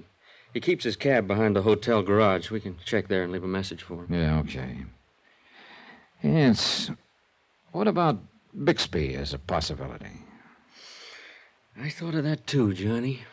It'd take an awful lot of nerve to kill a guy and then arrange to discover the body in your own cabin, but it sure would be quite a cover. Yeah, but like you say, it'd take more nerve than most men have got. Besides, we run a check on Bixby, and we've turned up absolutely nothing to tie him into the deal at all. Now, there's no evidence he'd ever known Russell. I know. Leona Russell can't remember her husband ever mentioning Bixby's name. Hey, wait a minute. How about Putnam? Well, the guy who wanted to buy Bixby's cabin? Yeah. The same thing could apply to him. He knew the cabin was empty. He could have planted Russell's body there and then arranged for Bixby to open the cabin. It could be, except how does he tie in? I don't know. He said he and his wife wanted to buy the cabin. Might be interesting to check with his wife and see what she says. Not a bad idea, Johnny. I'll put in a long-distance call to her. Don't count on much, though. At this point, Ansel, I'm counting on nothing. And I wasn't. I was getting nowhere trying to match a logical motive with any of the suspects.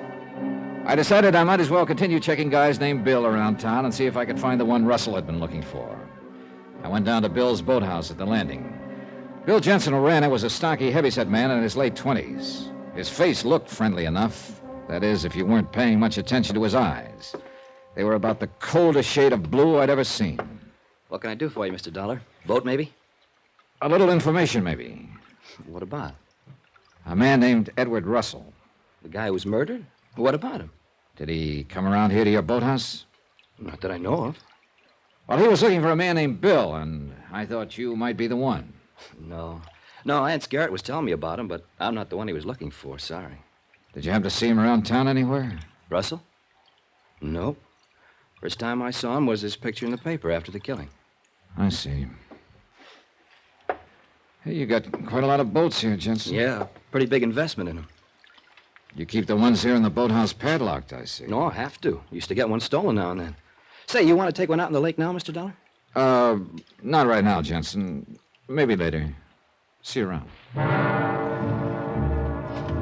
All of a sudden, I was real interested in Bill Jensen and his boathouse because some of the padlocks on the boats looked very much like the one that had been placed on Bixby's cabin door, the one he'd pried off when he discovered Russell's body.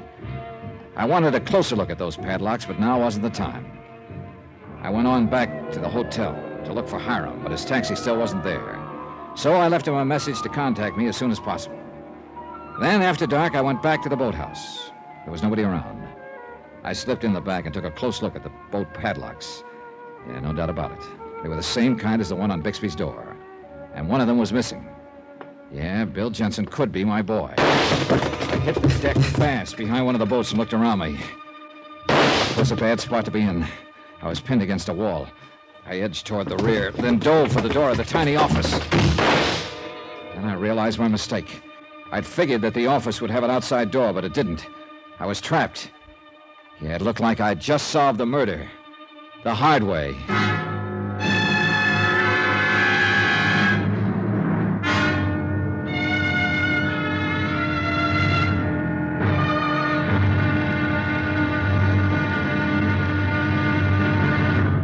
Now, here's our star to tell you about tomorrow's episode of this week's story. Tomorrow, a shot in the dark that missed, and another that hit the bullseye. Join us, won't you? Yours truly, Johnny Dollar.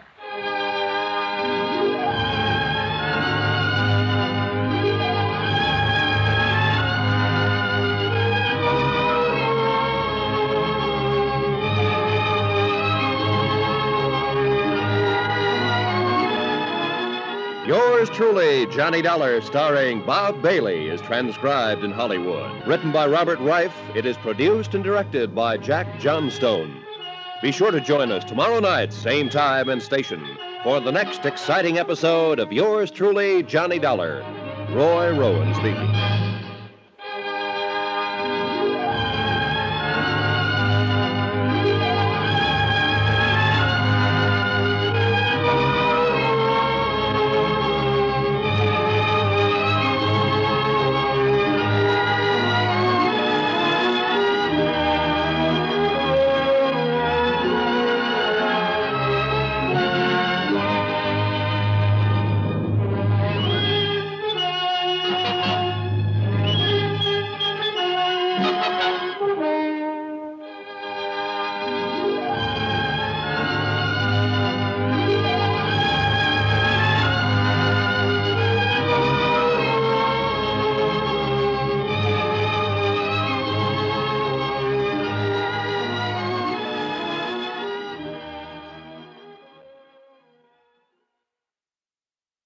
From Hollywood, it's time now for...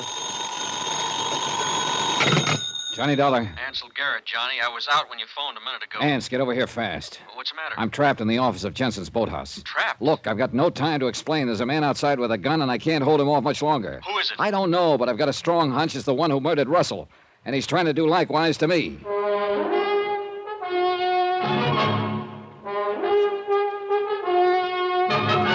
Tonight, and every weekday night, Bob Bailey in the transcribed adventures of the man with the action-packed expense account, America's fabulous freelance insurance investigator. Yours truly, Johnny Dollar.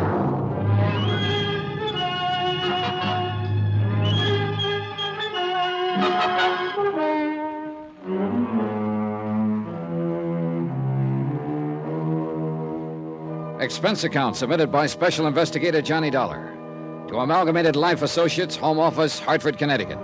Assignment, the Crystal Lake matter. Expense account continued. Item 7, 2 cents. Just about what I figured my life was worth at the moment. The tiny office I was in had no windows and no outside door. A real trap. And outside, in the darkened boathouse, somebody with a gun was stalking me. Probably the killer I've been looking for. But now he was looking for me. I stacked what furniture there was against the door. He started throwing his weight against it, and it couldn't last very long. There was nothing I could do but wait. Hold it! Right in the arm! Right then, the sound of Aunt Garrett's voice outside was just about the sweetest music this side of heaven. Drop the gun! Drop it! You okay, Johnny? Yeah, just a minute. I'll get this stuff away from the door. Okay. Light switch here somewhere. There. Well, Bill Jensen. So you're my boy, Jensen. What are you talking about? What are you doing here anyway, Dollar? Getting shot at by you, mostly. Look, this is my boathouse, remember? You got no business to come prowling around here. Now, simmer down, Bill. Simmer down. I thought he was a prowler, Ance. Oh, yeah, sure. You knew I was getting close to you, Jensen. You decided to put me out of the ball game, and you came pretty close, believe me. I tell you, I don't know what you're talking about. I figured it was somebody after my boats Expect again. me to buy a story now, like that? Just hold it a second, both of you. If I can get a word in edgewise around here, maybe we can straighten things out. They're pretty straight right now, as far as I can see. Maybe. Bill, you claim you figured Johnny was a prowler trying to steal something, huh? How would you figure it, Ance? I see somebody sneaking into the boathouse and catch a glimpse of somebody else hanging around outside. Wait a minute. Somebody else? Who? Man or woman? I couldn't tell. Whoever it was got out of sight mighty fast. Oh, sure. Pretty convenient story, Jensen. Somebody around here has been keeping an eye on me right from the start. But right now, it figures to be you. Look, Dollar, I'm... Hold it, Bill! A couple of Jensen's boats have turned up missing lately, Johnny. It's natural he might think that and something else has turned up missing here, too, Ance. What do you mean? That's why I came here to the boathouse tonight in the first place. When I was here this afternoon, I noticed that the padlocks on his boats were missing. One of them was missing. They looked an awful lot like the one that Russell's killer put on the cabin door when he planted the body there. A lock's a lock, Johnny. Yeah, but one of Jensen's is missing. Don't forget that. Oh? Here, come here. Take a look. Right there. Yeah. So it is. How about it, Jensen? I didn't even know it was gone. How do I know what happened to it? Somebody stole it, probably the same guy who stole those boats last month. Look, if you're trying to involve me in Russell's murder, you're wasting your time. I didn't even know the guy, and you got nothing to tie me into it. No? Then you better listen to a few facts, Jensen. Edward Russell took off from his home in Denver and came up here to Crystal Lake looking for a guy named Bill, which just happens to be your name. Half a dozen other Bills in town, too, Dollar. Now, what does that prove? Russell's body was found in Bixby's vacant cabin when Bixby brought a prospect up to show him the place. Bixby's lock had been taken off the door and a new one put on. Your padlock, Jensen. I already told you somebody must have stolen it from Then me. I come around to your boathouse here to check on the locks, and you start throwing shots at me. You figure it out. You haven't got a case against me, and you know it, Dollar. Just the same, Jensen. You better come down to my office with us. I got a few more questions I want to ask you. And I'd like to check your gun against the slug that killed Russell. Go ahead. Check it. Sure, I'll come down with you, Ance. I want to get this straightened out, too. But let me tell you something, Dollar. Next time you come around my boathouse without a search warrant, I won't miss. We questioned Jensen for an hour, but he didn't change his story. He kept denying any connection with the murdered man, Edward Russell, or his wife, Leona. Afterward, Ance and I went into his office.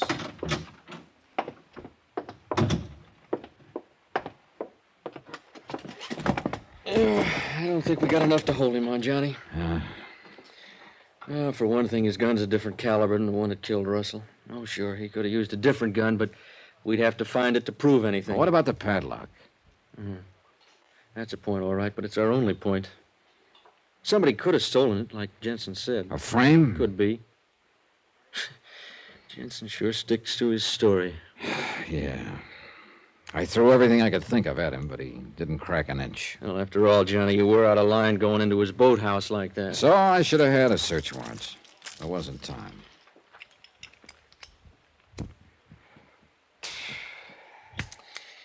You know, you got quite a knack for stirring up trouble. If you're wrong about Jensen and the other suspects, you're going to owe a few apologies. Apologies I don't mind handing out. But Russell's killer I want. You think I don't? Deputy Sheriff Garrett speaking. What? Oh, yeah, put it through. It's Mrs. Putnam in Denver, Johnny, wife of the man who wanted to buy Bixby's cabin. Yeah. I put a call into her earlier. Hello? Oh, yeah, Mrs. Putnam. This is Deputy Sheriff Garrett up at Crystal Lake. Yeah, the reason I'm calling, your husband tells us you and he had been interested in buying a cabin up here for some time. I thought I'd check with you. What's that? You sure about that? I see. Yeah, well, thanks very much, Mrs. Putnam. Well, I guess your hunches are still clicking, Johnny. She didn't know anything about it, huh? Not a thing. Didn't even know her husband was up here.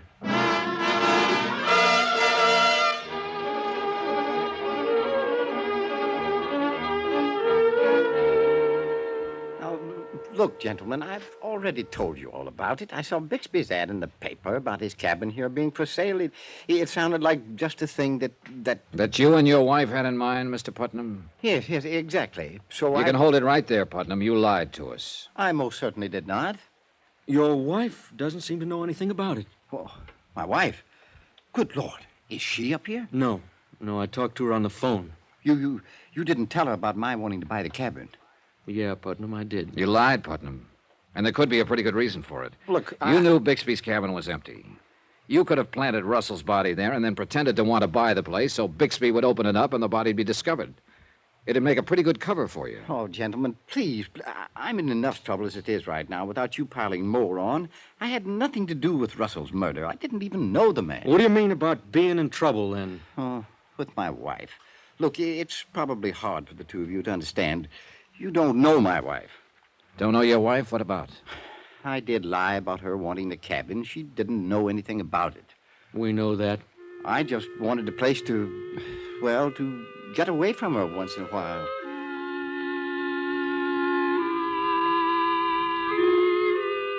Ance looked at me, and I looked at Ance. And I guess we both had the same idea. The idea that we'd run another in a long series of blanks. We heard Putnam out a long and familiar tale of woe. We could establish no connection between him and the dead man, so we finally left. We left him in the middle of a long sentence about what his wife said to him every time he got home from the office late. Ance and I went outside. The lake was silver in the moonlight, and a million stars were crowding the sky. A good night to be young. But at the moment, I was feeling 90 years old. Getting you down, Johnny? Yeah, right now I feel like an old beat-up merry-go-round. I've been going round and round, and my bearings are getting creaky. Yeah, the trouble is we've checked out just about everybody who could possibly be involved. It's motive that beats me, Ance. The only one we know of to gain by Russell's death is his wife, Leona, beneficiary of his $50,000 insurance policy. Yeah, but the Denver police established her in Denver at the time Russell was killed up here. Yeah, she couldn't have done it. We've got only one more lead as far as I can figure. The guy who drives the local taxi here at the lake. Hiram? Yeah. He keeps his car right over there in that shed. I know. That's why I was heading this way. Shed's empty, though. Benny Norton told me when she was with Russell the night he got killed, his Hiram came up and told Russell somebody was looking for him, drove him away. Well, Hiram could have a line on the killer. But I can't seem to get a line on Hiram. I've tried to call him half a dozen times. I've left a message for him to contact me, but I haven't had a word from him. I don't like it. Our boys are looking for him. No sign yet. Well, we're not getting anywhere right now. Hey, look, if you're off duty, Ance, I'll buy you a drink in the hotel room. I am, and you got a deal. Of course, there's one possibility been in the back of my mind all along, Johnny. Yeah, probably in yours, too. You mean the killer could be somebody we don't even know about, a stranger? Yeah. Yeah, those are the toughest ones to crack. I know. Lobby's kind of crowded tonight. We're getting into the busy season. Mr. Dollar? Hey, it's Leona Russell. Excuse me a minute, Ance. Meet you in the bar. You're right. Good evening, Mrs. Russell. I didn't know you were still here. I'm leaving in the morning. The sheriff asked me to come up here and make an identification of the body. I know. Afterward, I just couldn't seem to get myself organized. I took one of the hotel cottages for a day or two. Such a peaceful spot up here. It's hard to believe. Yes, I understand. Mrs. Russell, your husband came up here apparently looking for a man named Bill. I've questioned two Bills so far, Cullen the bartender and Jensen the boatkeeper. Those names mean anything to you? Not that I recall. That's what's so terrible about this whole thing, Mr. Dollar. There just doesn't seem to have been any connection between anybody up here and my husband. Why would anyone have done it? That's a good question, Mrs. Russell. And right now, we don't seem to have an answer for it. I went into the bar, but Ance Garrett was nowhere in sight. The bartender told me he'd been called away. Expense account item 8, 75 cents, one drink. I waited. Still no Garrett.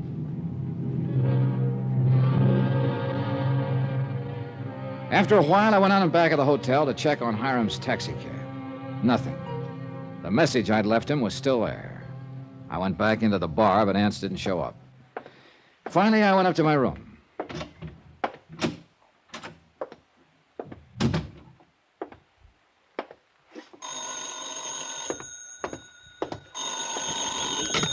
Johnny Dollar. Hey, it's Garrett, Johnny. Oh, hi. I tried to call you in the bar just now. They told me you'd gone to your room. I got tired waiting for you. Sorry, I got hauled away on official business. I'm calling from a gas station up near the 3 Mile grade. Trouble? Plenty. Johnny, seems like when you go looking for people, it always turns out to be bad luck.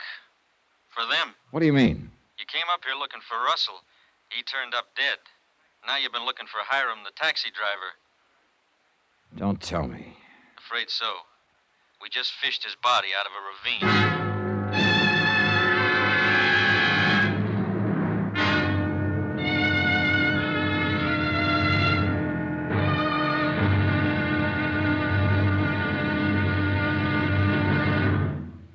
Now, here's our star to tell you about the final episode of this week's story. Tomorrow, the wind-up, the payoff. A payoff with illegal tender. Hot lead. Join us, won't you? Yours truly, Johnny Dollar.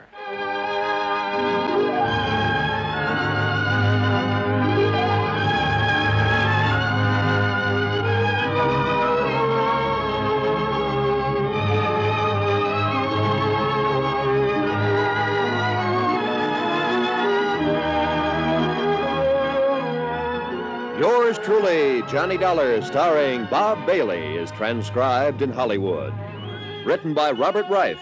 It is produced and directed by Jack Johnstone. Be sure to join us tomorrow night, same time and station, for the next exciting episode of Yours truly, Johnny Dollar.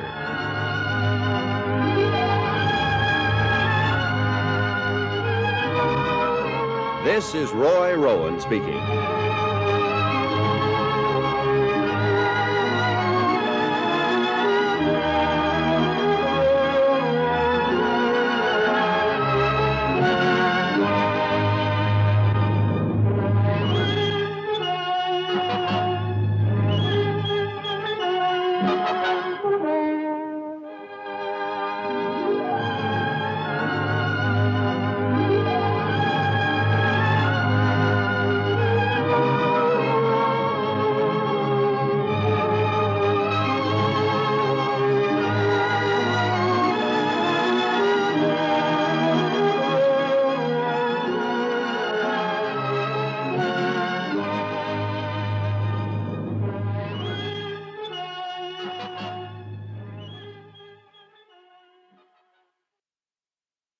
From Hollywood, it's time now for... Johnny Dollar. Ansel Garrett, Johnny. I'm calling from a gas station up near the 3 Mile grade, 10 miles north of the lake. Trouble? Plenty. Johnny, seems like when you go looking for people, it always turns out to be bad luck. For them. What do you mean? You came up here to Crystal Lake looking for Edward Russell. He turned up dead. Now you've been looking for Hiram, the taxi driver. Don't tell me. Afraid so. We just fished his body out of a ravine.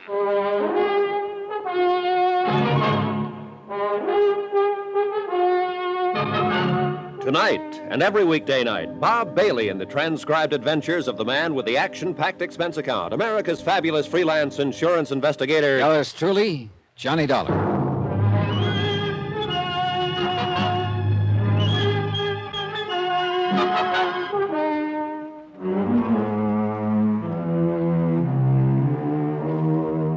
Expense account submitted by Special Investigator Johnny Dollar to Amalgamated Life Associates, Home Office, Hartford, Connecticut. Following is a final accounting of expenses and report of my investigation of the Crystal Lake matter. Item 9, $1. Tip to the garage man to get my car out in a hurry. I drove up to the 3 Mile grade. Deputy Sheriff Ansel Garrett was waiting for me beside the highway and led the way down the ravine. Watch the footing, Johnny. It's pretty tricky. Yeah. Who discovered Hiram's body? One of my boys patrolling the highway. He spotted a glint of metal down here in the moonlight. Yeah, here we are. Yeah. Oh, brother. Taxi cab and all, huh? What a wreck. Yeah. He crashed the guardrail and came down the slope. I doubt if it was an accident, Ance. When a guy's got a bullet hole in his forehead, it's no accident, Johnny. Looks like the same person who killed Russell killed Hiram to shut his mouth. I guess that's about the size of it. Hiram's murder opens up another keg of nails, Ance. How so? Well, Betty's story is that the last she saw of Russell the night he was murdered was when he drove away in Hiram's taxi. But that story depended on Hiram for confirmation. You'll never be able to confirm it now. Well, earlier tonight you were beat because you were fresh out of suspects, Johnny. Now you got a real live one again. Maybe, but trying to find a motive to fit Betty Norton is a blind alley. The only one who could benefit financially from Russell's death is his wife, Leona, and she was in Denver at the time. I still think Russell's murder ties in with the fact that he came up here looking for somebody named Bill, and apparently had it in for him. Could be. Trouble is, Johnny, we got too many guys by that name at Crystal Lake. Bill Cullen, the hotel bartender, Bill Jensen at the boathouse. Both of them are still possibilities, Ance. The bartender had a fight with Russell on the night of the murder, and it was one of Bill Jensen's padlocks on the cabin where the body was found. Yeah, it's true enough. Whoever killed Russell and hid his body in Bixby's vacant cabin didn't know that Bixby was planning on selling the place and would bring somebody up to show it and discover the body. Sounds real convincing, Johnny. Now all you have to do is figure out somebody's name for the whoever and a good motive, and you're all set. Oh, yeah, sure. Real simple. You know, one thing that's been bothering me from the start, though. Why did the killer plant Russell's body in a cabin? With all the wide open spaces around here, why a cabin? Yeah, he could have figured dogs or animals would uncover the body if it was outside somewhere. How about the lake? Bodies have a way of coming to the surface. Yeah, I guess you're right. If we could only have gotten to Hiram before this. You happen to know where he lived? No, a little rooming house not far from the hotel. You through here? No, not yet, Johnny. I got a couple of my boys beating the bush around here. Okay, I'll head back to town and see if I can turn up anything of interest at Hiram's rooming house.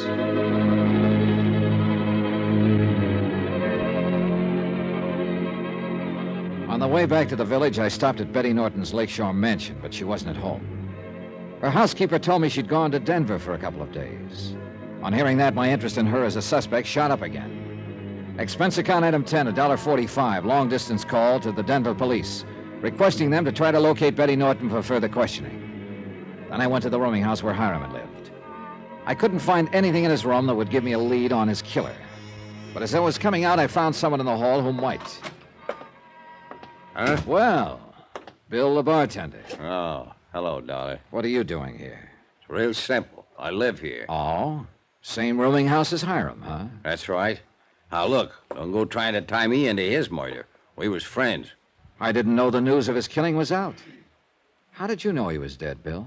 Well, I just talked to one of Vance Garrett's boys at the hotel. He told me. Oh, I see. No, you don't see, Dolly. You still think... Look, whoever killed Hiram is the same one who killed Russell. You had a fight with Russell on the night of his death. Yeah, well, I explained that to you before. He was looking for somebody named Bill. He thought I was the one, got tough about it.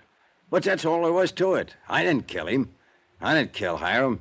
You'll never prove it I did. Yeah, going round and round on the merry-go-round. Somewhere along the line, I must have missed something. But I didn't know what. I decided to go back and start from the beginning. In this case, Bixby's cabin, where Russell's body was discovered. I found Bixby in the hotel bar. Hi, Dollar. Care for a drink? No thanks, Bixby. Well, I got a little good news earlier this evening. Sheriff Garrett told me he was through checking over my cabin so I can get it cleaned up and repainted now. You gonna advertise it again? Yeah, I'm not too optimistic about my chances of selling it, though. Even though the location of it's been kept out of the papers, everybody at Crystal Lake here knows about it. You never found out who put that new padlock on the door, huh? Oh, the lock came from Jensen's boathouse. But we haven't been able to tie in Bill Jensen with any of the rest of it. Look, Bixby, you mind if I take another look around your cabin? Not at all, Dolly. You want me to go with you? No, that won't be necessary. Okay. Here's the key. Help yourself. It was my last chance. Maybe there was something in the cabin that neither Ansel Garrett nor I had noticed before. Something, anything that would give me a lead. I spent an hour going through it inch by inch, and I drew a great big blank. Everything was in place. Nothing had been touched. Even my cigarette butt on the front porch and Bixby's cigar wrapper twisted in a knot where we'd sat and talked after he'd reenacted the discovery of Russell's body. Inside, only marks on the floor where Ansel Garrett's boys had measured the distance of the body from the door, stuff like that. But as far as anything that would give me a fresh lead, there was nothing. Nothing at all. I was licked and I knew it.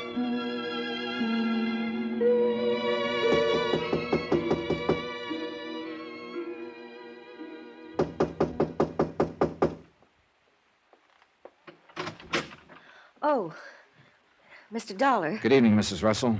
I just dropped in to say goodbye. Well, that was very thoughtful of you. Please come in. Thanks.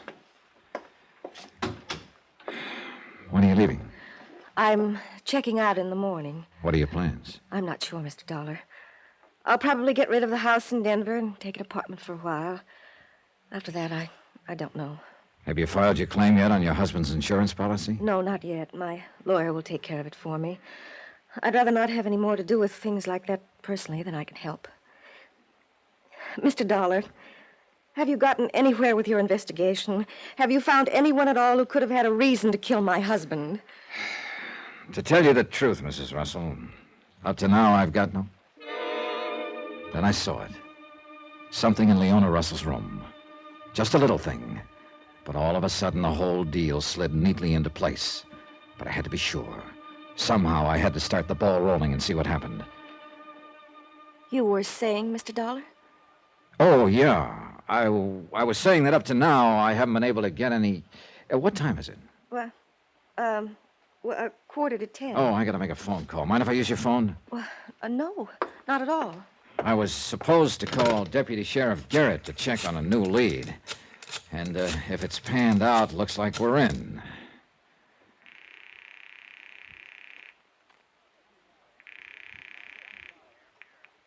Deputy Sheriff Garrett. Johnny Dollar, Ants, how's that new lead look? Huh? What new lead? Yeah? Good. Hey, what are you... Oh, maybe putting on an act for somebody, Johnny? That's right. Well, looks like we're on the right track at last. You can't beat a lab test. Thanks, Ants. Something new has developed, Mr. Dollar? Yeah. Looks like we're finally closing in on the right man, Mrs. Russell.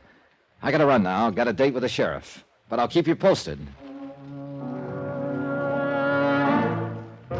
I went outside her hotel cottage and waited. I could hear her on the phone. In a moment, she came out, started along the trail near the lakeshore. I followed. I was sure I was finally getting close to Russell's killer. But then a gun barrel on my back told me I'd gotten a little too close. Hold it, Dollar. Well, Mr. Bixby. Surprised? As a matter of fact, no. Bill? Is that you, Bill? Dollar. Hello, Leona. Leona, you stupid little... Falling for a gag like Dollar just pulled on you. But I had to talk to you, to warn you. Looks like you're a little stupid, too, Bixby. Huh? I just spotted one of them in Leona's cottage. I told you I should never have come to your cottage, Leona. You insisted. I had to see... That's what threw me about you, Bixby. Clarence Bixby, but a middle name of William, huh? Wilfred. If it'll do you any good now. It was you and Leona right from the start. Her husband found out about it, but all he had to go on was the name Bill. Somehow he got a lead that brought him up here to Crystal Lake. Of course, I arranged for him to get the lead. Yeah. You wanted to be easy to find. You had Hiram, the taxi driver, decoy Russell to you, then killed Hiram to shut his mouth. Bill, get rid of him. Then you killed Russell in your own cabin and left his body. I had to. The people in the next cabin moved in that night. I was afraid they'd see me if I moved the body. So you played it smart. You stole a padlock from Bill Jensen to throw suspicion on him. Then you advertised your cabin and discovered the body when a prospect wanted to see the place. A pretty neat cover, Bixby. You had a lot of nerve. I still have, Dollar. Enough to do what has to be done now. And sweet little Leona Russell, the poor, grieving wife, in it with you right from the start. Hurry up and do it, Bill. Then you and I can get... Oh, no, that's where you're wrong, Leona.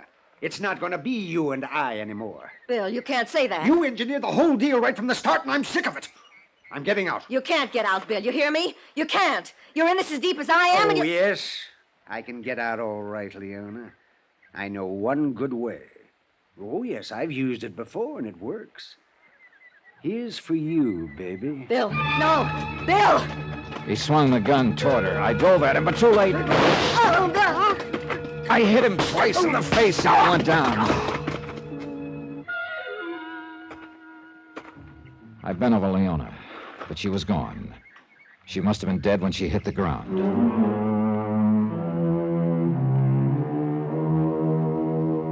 11th and final item on expense account, $145.20. Transportation and incidentals from Crystal Lake home. Total expenses, $423 even. Remarks about Bixby. In jail awaiting trial on 3 counts of murder. Edward Russell, Hiram, Leona Russell.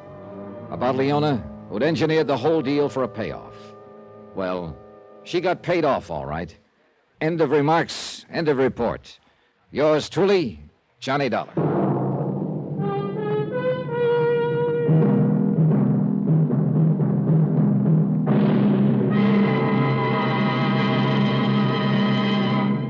Now, here's our star to tell you about next week's story. Next week, beginning on Friday night, because I'm sure you'll want to listen to the Republican convention Monday, Tuesday, Wednesday, and Thursday of next week, a simple string of beads, and each bead on it, a motive for murder.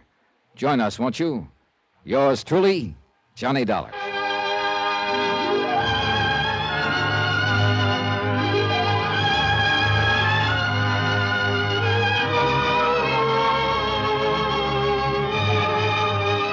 Yours truly, Johnny Dollar, starring Bob Bailey, is transcribed in Hollywood. Written by Robert Reif, it is produced and directed by Jack Johnstone.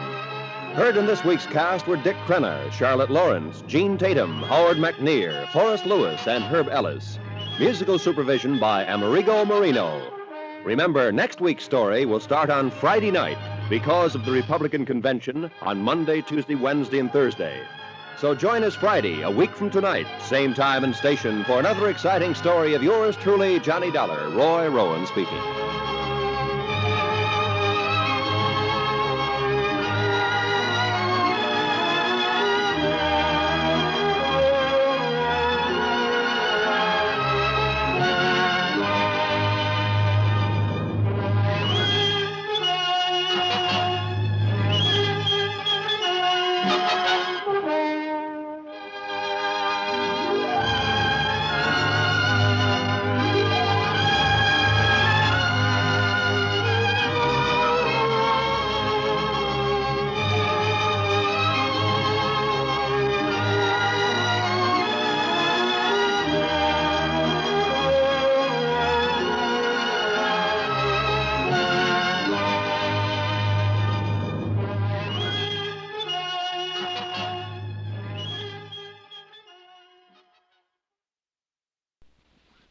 From Hollywood, it's time now for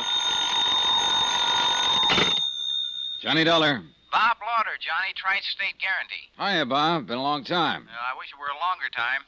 Nothing personal in that, is there? No, just bad temper. I'm on the prod, Johnny. We had a pearl necklace swiped, and it's got me irritated. Does the same thing to an oyster, the way I hear. Yeah, but in reverse. If an oyster gets irritated, he makes a pearl. I lose a pearl, I get irritated. Right now, I'm irritated 38 pearls worth. Say it in money. 20,000 clams. Ever hear of Smiley Pearl? Smiley Prowl. Oh, sure. Small-time jewel thief. Couple of raps. Haven't heard of him lately, though. Well, you're here now. He phoned us from Ohio an hour ago. Says he's got the necklace and wants to talk a deal. Who's your client? Girl named Melba Crane, a real snooty-tooty, the way I get it. Owns a town or something. Anyhow, it's named after her family, Cranesburg, Ohio. Well, if I can find it on the map, I'll see about a plane reservation. Don't bother, Johnny. You already got one.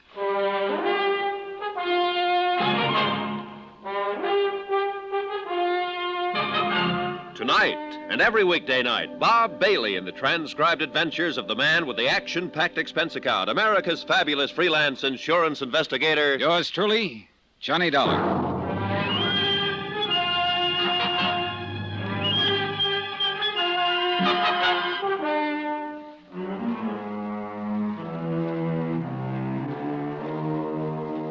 From Special Investigator Johnny Dollar to the Home Office Tri-State Guarantee Company, Hartford, Connecticut. The following is an accounting of expenditures during my investigation of the Cranesburg matter. Item 1, $105.35, incidentals in Hartford and transportation to Cranesburg, Ohio. I checked into the hotel, the Crane Hotel, incidentally, and per instructions, waited for contact by one Smiley Prell, jewel thief. That Crane name was beginning to run out of my ears, so for the moment at least, I postponed calling on the family itself. As it happened, though, the family came to me, or at any rate, one of them did. Come in. My name is Phineas Crane, Mr. Dollar. May I? Oh, sure. Come on in, Mr. Crane. Thank you, sir. You're related to Miss Melba Crane? Melba is my niece. And the necklace belonged to her? That is correct. It was her own personal property, not a part of any family holding. Oh, I see. Well, sit down, won't you, Mr. Crane? Oh, well, thank you. Thank you very much. Just who constitutes the family you mentioned? Well, as a matter of fact, Mr. Dollar, only Melba and myself now. We're the last remaining survivors. Now I see you're unpacking, sir, but you just go right ahead and forgive my intrusion. Well, yeah, you did catch me a little by surprise. I just got in town a few minutes ago, and I wasn't expecting visitors. Mr. Lauder of the insurance company wired that you were coming, and I was waiting here at the hotel. Oh? I understand the thief has approached you. Well, no, not me personally, no. He phoned the main office in Hartford and talked to Lauder. I see. I'll probably hear from him sometime this afternoon. Now, you say he, Mr. Dollar. Are you certain the call was from a man? Lauder was certain. Do you have some reason to doubt it? Oh, no, not at all. I just wondered. The name he gave is a known jewel thief. Several previous convictions. Smiley Prell. Yes, is that? Oh, and the call was made from here in Cranesburg. Yeah, that's right. Is that? Well, that's very remarkable. Why so? Well, this is quite a small town, as you've no doubt noticed. Now, a stranger would draw attention. Be somewhat conspicuous. Oh, not necessarily. Smiley may have come here some time ago to establish himself. You may even have met him, Mr. Crane. Oh, no. No. I'm quite sure that it's utterly impossible. Did Lauder wire you a description? No, of course not. Then how can you be so sure? Well, I just haven't met any strangers in the last few months. Not a one. Oh, I see. Well, I am now at home. Can I order you up something from the bar, Mr. Crane? No, thank you. No, I really have to run on. I only stopped in for a minute. Did you have anything special in mind? Oh, no, nothing at all. I don't believe you, Mr. Crane. I beg your pardon, sir? Well, I just don't believe you. You care for a cigarette? Oh, no, thank you. I never smoked. And I must say I fail to understand your implication. You understand it all right. Mr. Dollar, I'm afraid Now, what is it, Mr. Crane? Is there something phony about the loss of that necklace? Certainly not. Then what's up? I merely came here to offer my help. And Melba's, too, of course. I wanted you to know that we'll be glad to cooperate fully in any action you may choose to take. That's very generous of you. And your niece. My niece? Well, she's a very remarkable girl, Melba is. Oh? Yeah, she's a trifle headstrong at times, of course. Not always inclined to use the best judgment. How has she shown this lack of judgment, Mr. Crane? Oh, there's nothing specific at all, but I did want you... I did want to see you before you talk to her. You understand? Let you know kind of what to expect, as you might say. Well, naturally, she's very upset over the loss of her necklace. I imagine. You don't have any hope, I suppose, of recovering it? Well, as a matter of fact, I have a lot of hope of recovering it. Possibly within 24 hours. Oh, I see. Oh, well, no. Certainly Melba would be very happy to hear that. It was an engagement gift, you understand, from her fiancé, Dean Sellers, his name. Oh, yeah, she was quite broken up when it was stolen. Well, a $20,000 necklace is a pretty fair loss. Now, Mr. Crane... Oh, it's not the intrinsic value at all, Mr. Dollar. No, I suppose not, since that part of it is covered by the insurance. Yes, quite so. But I was referring to the sentimental attachments, you understand. Oh, naturally. And, of course, to the sheer beauty. Oh, it was lovely, Mr. Dollar. You've seen the necklace, I suppose. No, but I've got photographs of it. Oh, yes, of course, yes, from the insurance company. Yeah, it's quite an unusual ornament, with each pearl set individually in a platinum mounting. And the whole thing is... Oh, pardon me. Johnny Dollar. This is you-know-who, Mr. Dollar. Is that all right to talk? Yeah, go ahead, shoot. All right. You know where the Green Line bar is? I'll find it. Well, meet me there then in hour and a half. Check. And I won't have it on me, Dollar, so don't go smarty pants on me or you'll be holding the sack. I just want you and me, you understand? No cops, huh? I've been in this game a long time, Chuck. Yeah, that's what I'm counting on, so I'll see you later. That was the thief, I presume? So he says. Well, I've got to be running along now. If there's anything I can do... Well, you Mr. can Dollar... finish what you were saying about your niece, if you will. Oh, no. It was nothing, really. Not at all. I see. It's just that Melba is a bit too, impulsive at times. Oh. Headstrong, you know. She's young and she's foolish, but she never means any actual harm by it. No, not really, she doesn't. Now, I'm sure you understand that, Mr. Dollar. So, a good day, sir.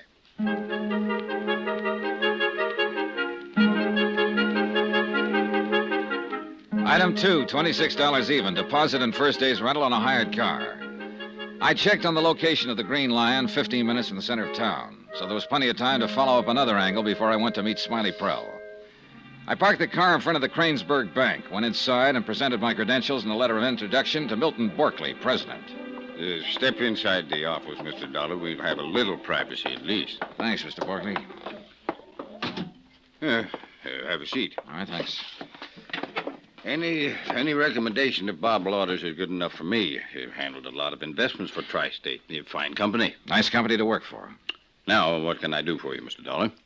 Oh, it's just the usual routine check in cases of this kind. The general financial status of the Crane bunch. You mean the Crane Chemical Company or the Crane family?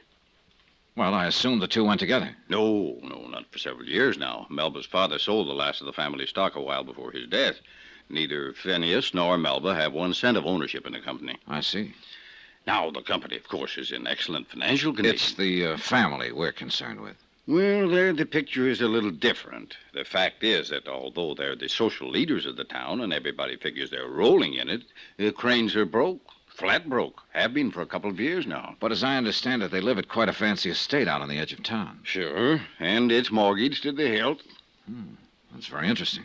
Of course, lately, old Phineas seems to be going around with a pocket full of money. I don't know where he got it. It's a funny thing. How lately? Since the necklace was stolen? Or before? Oh, long before. 2 or 3 months. The robbery was only last week. Supposedly, at least. No, I see what you mean, but it's not the answer. Melba wore those pearls to the country club dance just a few days before they were taken. Well, it was an idea. I'll give you a piece of advice, Mr. Dollar. Have more than just an idea before you get too rough with Melba Crane or her uncle. Oh? Yeah, money or no money, they're still top society here.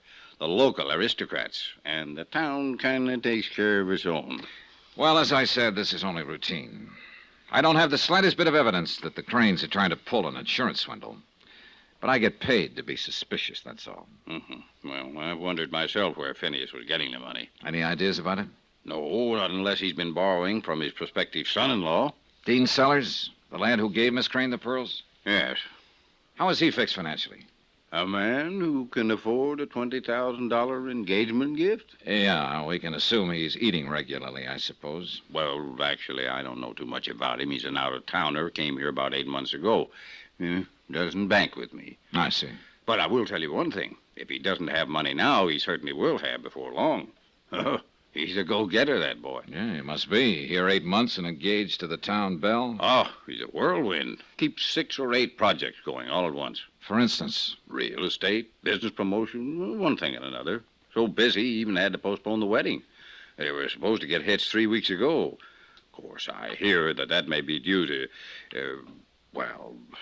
Due to what? Mr. Dollar, this whole thing is odd enough just on the basis of facts. The rumors, I think we'll skip. I'm sure you understand.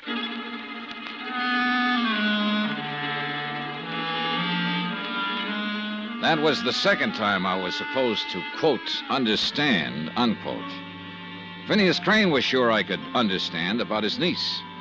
And banker Milton Borkley was equally certain about the rumors. As a matter of fact, I understood less about the whole thing than I did when I first got in town. I wasn't getting anywhere. I was losing ground. Item 3, $1.40, 2 dry martinis in the Green Lion bar while I waited for Smiley Prell. He was 20 minutes late, but he finally showed up, slipped into the back booth across from me. Your dollar? Right. Have a drink? No, some other time. I only got about 1 minute. All right. What's your price? No price, not now. Oh, look, Smiley, a minute is not long enough to do much bargaining. Well, I didn't come here to bargain. Well, I did. And we assume from the way you talked on the phone to Hartford, you felt the same way. Just keep your shirt on, chum. We'll make a deal, all right, but later. Not right now. Why not? Because something's come up. I gotta get it straightened out first. What? Never mind. Hey, look, You remember this address, huh? 1412 North Oak Street, room 6. Yeah? The boarding house. Now, you meet me there at 9 o'clock tonight. Oh, wait a minute. What's this all about? I haven't got time, chum. Don't worry. You'll get your beads back one way or another. What do you mean? I mean that somebody's trying to hand old Smiley a real quick shuffle. First-class double cross. And I'm going to see to it that somebody gets it right in the neck. Who? Who's the somebody? Never mind. You just sit tight and meet me at 9 o'clock. And I think I'll be in a position to give you a lot more than just the necklace. You understand? Frankly, no. Well, you will.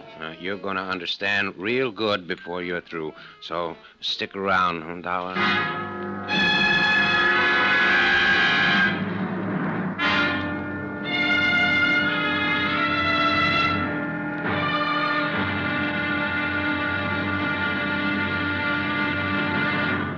Now, here's our star to tell you about tomorrow's episode of this week's story. Tomorrow, when somebody kisses the wrong somebody and somebody gets burnt up over it, and then a gun is found in the ashes, man, it's murder. Join us, won't you? Yours truly, Johnny Dollar.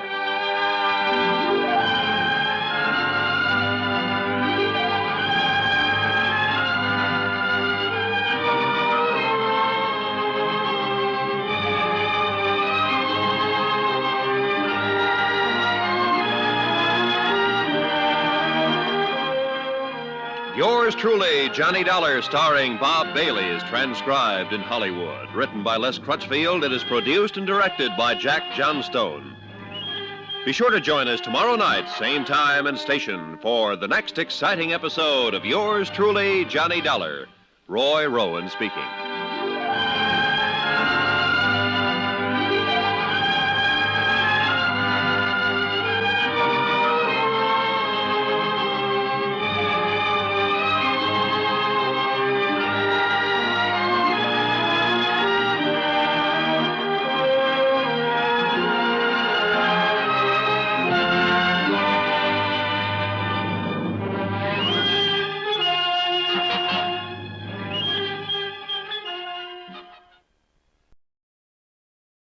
From Hollywood, it's time now for...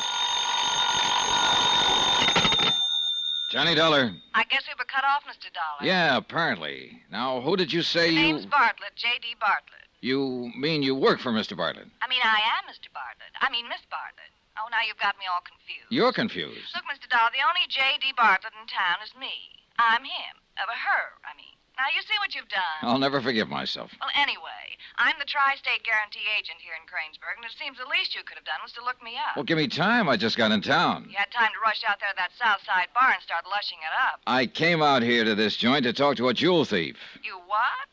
Jewel thief? It's the guy who phoned Hartford and offered to make a deal on the Crane necklace. He claims he's the one who stole it, that for a slight consideration I can get it back. And what do you think?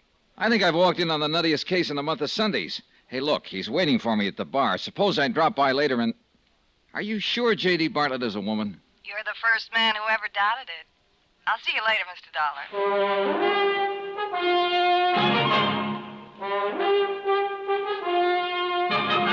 Tonight and every weekday night, Bob Bailey in the transcribed adventures of the man with the action-packed expense account, America's fabulous freelance insurance investigator. Yours truly, Johnny Dollar.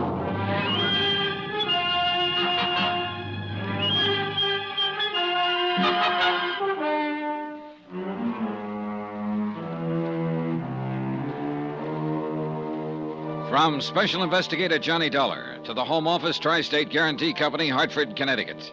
The following is an accounting of expenditures during my investigation of the Cranesburg matter. Expense account continued.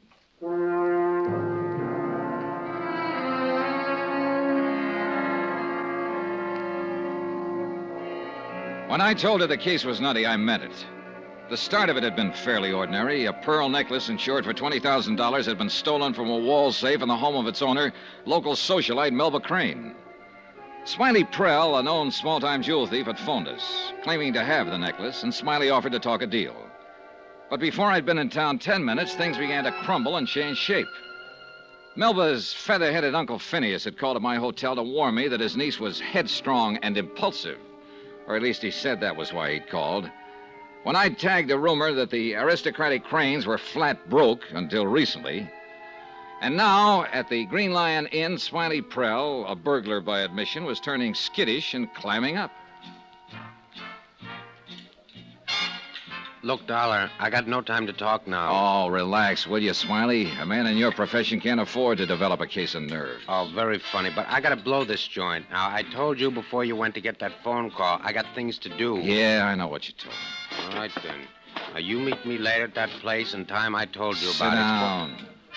If you try pushing me, you're never gonna get them beads back. You ever think of that? I don't know who I am anyway. I told you. Sure, and an hour before on the phone, you told me to meet you here and we talk a deal. All right, and so we will. We'll talk later. Hey, what's the matter with you? Dollar, how many times I gotta tell you? Something's come up, and I gotta get it straightened out. Like what, for instance? Like what? Never mind. It's none of your business. It's like personal.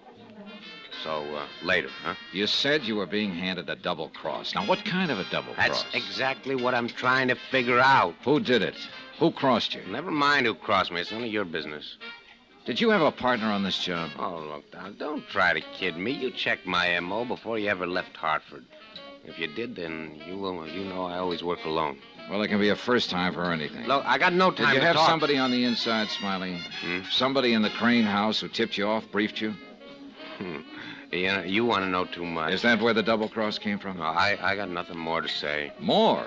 You haven't said anything yet. Well, you meet me tonight where I said $2 at 9 o'clock. You know something, Smiley? I don't think you've got it. Huh? What are you talking about? The necklace. I don't think you had anything to do with the robbery. I don't believe you've got it, or that you've ever even seen it. You don't, huh? No, I think you're trying to pull a con of some kind.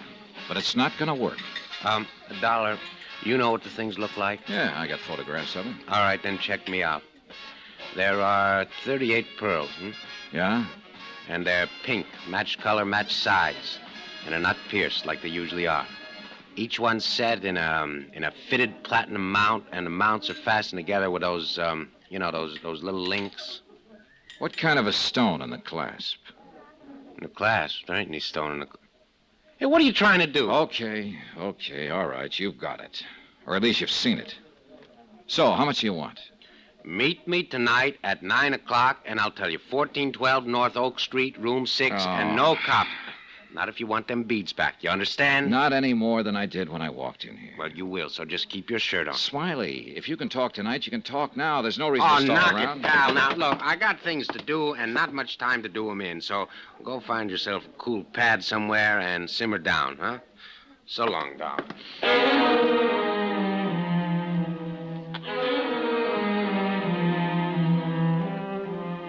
Item 4, $275. I was stuck with the check, naturally. So I paid it and strolled toward the door. I stopped just outside in the entranceway to the roadhouse and watched Smiley cross the parking lot toward a tree-shaded taxi stand where a couple of waiting hacks had parked out of the sun. A few yards away from me stood another cab, this one occupied. I stepped out of the entrance and walked over to the taxi because I'd recognized the passenger in the back seat. Afternoon, Mr. Crane. What? Oh, What? I'm sorry if I startled you. Oh, not at all. No, I just didn't hear you walk up. Yeah, I noticed you seemed pretty concerned with something across the lot there. Across the lot, but I'm afraid I don't It wouldn't be that fella getting into the taxi, would it? But what fellow? I don't know what you mean, Mr. Dollar. Oh, I could be wrong. I hadn't even noticed the man, as a matter of fact. Oh, well, then, of course, you won't mind if we just stand here and watch him drive off. But I really should get back into town.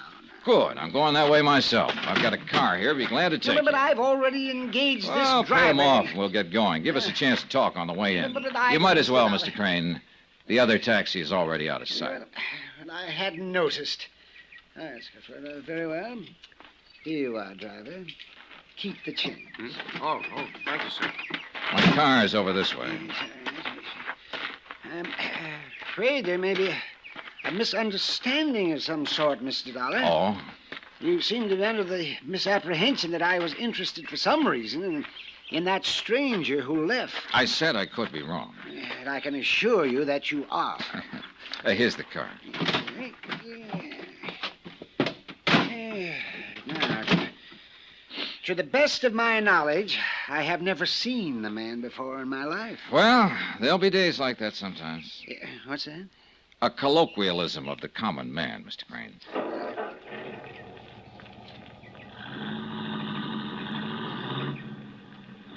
What were you doing out at the Green Lion, by the way, Mr. Crane? Well, I was... Just killing time, were you? Well, as a matter of fact, sir, I was waiting to talk with you.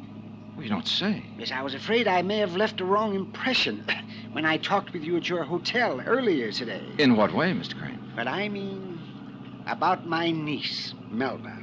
Well, you said she was headstrong, impulsive. Oh, yes, but not a bit more so than any other normal, average girl, Mr. Dollar. Oh, I see. I don't really know why I considered it so important at the time. I must have been a little upset. Yeah, well, that's understandable. You don't have a jewel robbery in the family every day. In the family? I mean, stolen from the family. Well, apparently, we're both giving wrong impressions. Well, yes, I dare say we are. At any rate, I'm glad that everything is cleared up now. I wish it were. What's that? Nothing has been cleared up yet as far as I can see. The necklace is still missing. Well, of course, that isn't what I meant. It's what I mean. It's the only reason I'm here in Cranesburg, to recover that necklace one way or another. Well, then what do you mean by one way or another? Either by tagging the thief and getting it back through police action, or if necessary, by making a deal. I just talked to the man who claims to be in possession of the pearls, as you know, of course, but he wasn't. I beg your pardon, sir, but I do not know, of course. Well, then let's say, may have guessed. You were in my hotel room when he phoned. You heard me arrange to meet him here. I didn't really pay much attention to that phone call. All right. Anyway, when I flew in here from Hartford, I expected this to be a cut-and-dried matter of routine. I'd meet Prell, make a quick deal to get the pearls back, and catch the next plane out. Only it's apparently not going to be that way. It isn't. Well, what do you mean by that? I mean, I've stumbled onto a whole nest full of question marks, and nothing seems to add up quite right. Prell, for one thing. I think he's got himself into a spot of some kind. His attitude doesn't make sense. And what else, Mr. Dollar? Little things. Rumors I've picked up around town. Hints. And, of course, the biggest question mark seems to be right close to home. Which one is that? You, Mr. Crane.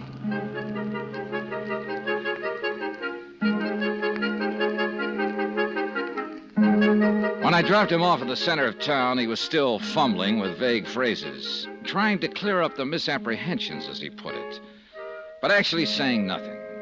He was sure, however, that I would understand. He was wrong. I didn't. Even my mistake about J.D. Bartlett, Tri-State's local agent, seemed to fit in with the rest of the mixed-up case. I'd assumed from the name that Bartlett was a man. But when I walked into the office a few minutes later, I was suddenly happy that I was wrong. Your dollar, I presume? That's right, Miss Bartlett. Just make it J.D. I've spent a lot of time and effort getting those initials pounded into the skulls of the local inhabitants. Why? It's good for business. Makes me one of the boys, you might say. I kind of doubt it somehow. As you mentioned on the phone, you're, unmistakable. For that, I'm going to drop the dollar and call you Johnny. Pull up a chair. Yeah. Thanks, J.D. Did you get anywhere with that character who snatched the Queen's rocks? Nope.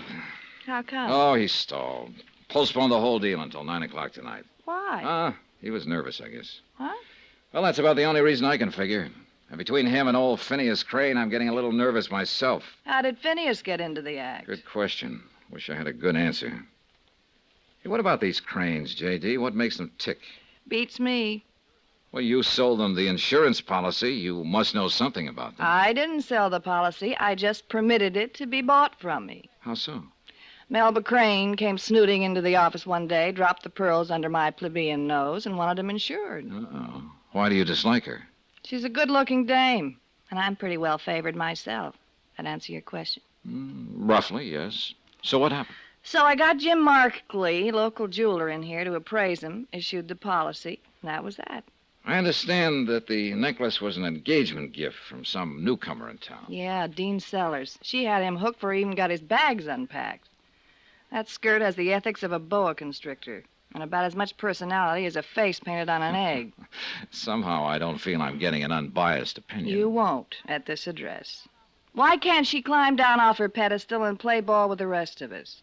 The Crane name, the Crane tradition, the Crane social position. The only thing they're not so high and mighty about is the Crane bank account, because there isn't one. Yeah, except lately. As I understand it, old Phineas has been flashing money around pretty freely the last few months. Yeah, so I've heard. Don't ask me to explain it. I can't even explain Phineas. What do you mean? He's a rare one, that old boy. Old school tie, mouthful of mush, that sort of thing. But you know, if it was a matter of protecting the family name, I actually think he'd commit murder.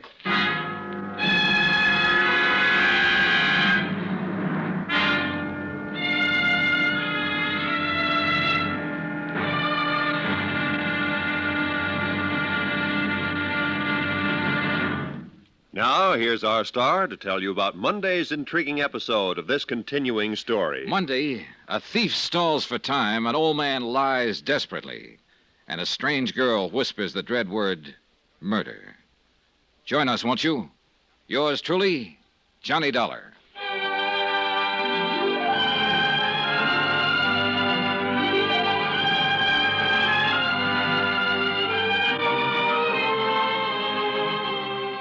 Yours truly, Johnny Dollar, starring Bob Bailey, is transcribed in Hollywood. Written by Les Crutchfield, it is produced and directed by Jack Johnstone.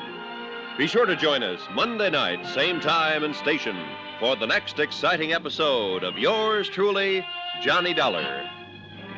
This is Roy Rowan speaking.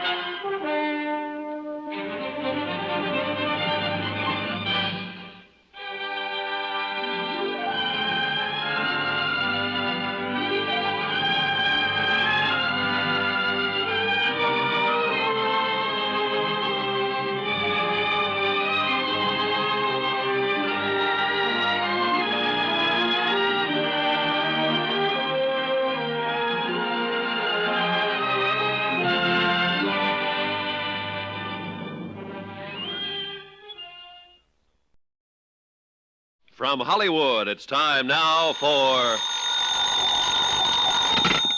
Johnny Dollar. This is Melba Crane, Mr. Dollar. Oh, yes, Miss Crane. I phoned a little while ago, and your maid said you were out. She told me. Was there something you... You've had a $20,000 pearl necklace stolen. I thought you might want to talk about it. I have talked about it. The local police were quite thorough, Mr. Dollar. Well, let's say there have been some new developments. Like what? That's what I want to see you about. I suppose you want to come out here. To Oh, the thank house. you. Will a half hour from now be convenient? Couldn't we talk about this over the phone? If 45 minutes will be better for you, I'll be glad to cooperate. You seem to be a very persistent man. I usually get what I go after. Know something, Mr. Dollar? What? So do I. Oh, then this might turn out to be interesting. See you in a half hour.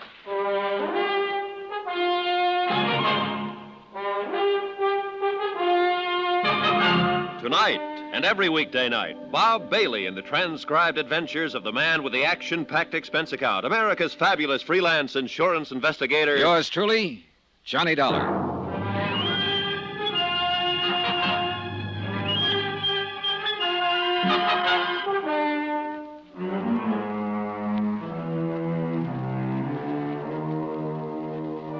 From Special Investigator Johnny Dollar, location Cranesburg, Ohio. To the Home Office Tri-State Guarantee Company, Hartford, Connecticut. Assignment, the Cranesburg matter. Expense account continued.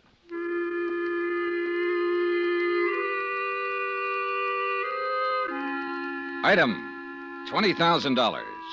The face value of the policy on a pearl necklace stolen 1 week ago from Miss Melba Crane. Young socialite, one of the last two surviving members of the town's most aristocratic family. And, according to her own statement, a girl who always got what she went after. Well, I'd almost got what I'd gone after. I'd at least made contact with Smiley Prell, the jewel thief who'd phoned Hartford and offered a deal. But that was all. Smiley had clammed up, started to stall, and implied the whole thing was blowing up in his face. And now the victim herself was trying to stall. And on top of everything else, a storm was coming up. I left my hired car near the coach house and walked down a long arbor toward the entrance to the Crane mansion. It had been quite an estate once, still was, but the buildings needed a touch of paint here and there, and the gardens needed a gardener. Just a hint of wear and tear. It fit with what I'd learned at the bank. Though still tops in local society, Melba Crane and her Uncle Phineas were flat broke. I was reaching to ring the doorbell when I saw the couple in the sunroom, a man in a business suit and a girl in a maid's uniform, so busy with each other they didn't even notice me at first. It was an intensely romantic scene, and I started to feel like a peeping Tom. The girl was still a little red-faced when she answered the door a few seconds later. Good afternoon, sir. My name is Johnny Dollar. I'd like to see Miss... Dollar. You're the investigator about the robbery. Lauder must have wired everybody in town. Oh, I'm sorry, sir. I didn't mean to blurt it out that way. I found it interesting. You know we're going to get a little wet if that rain starts? Oh, won't you come in, Mr. Dollar? Thanks. You'll want to see Miss Crane, I imagine. Yes, I think she's expecting me. If you'll wait here, please. Oh, by the way, I didn't interrupt you, I hope. Interrupt? I'll tell her you're here, Mr. Dollar. Thanks. Bye, honey. See you later.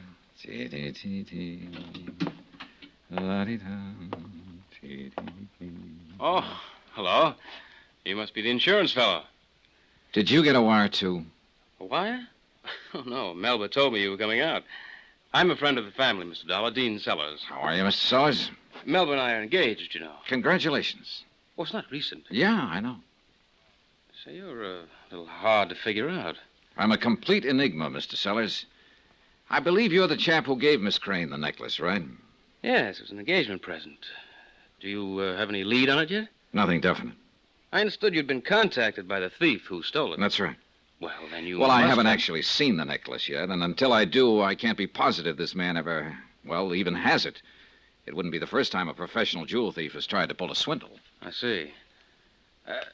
Tell me something, Mr. Dollar. Yeah? Suppose you do get hold of the pearls. What happens to them then? Well, that depends. If Miss Crane's claim hasn't been paid at the time, they go to her. If it has been paid and she refuses to reopen negotiations, then we sell the necklace to recover our losses. And up till now, as I understand it, the claim hasn't been paid. That's right. I see.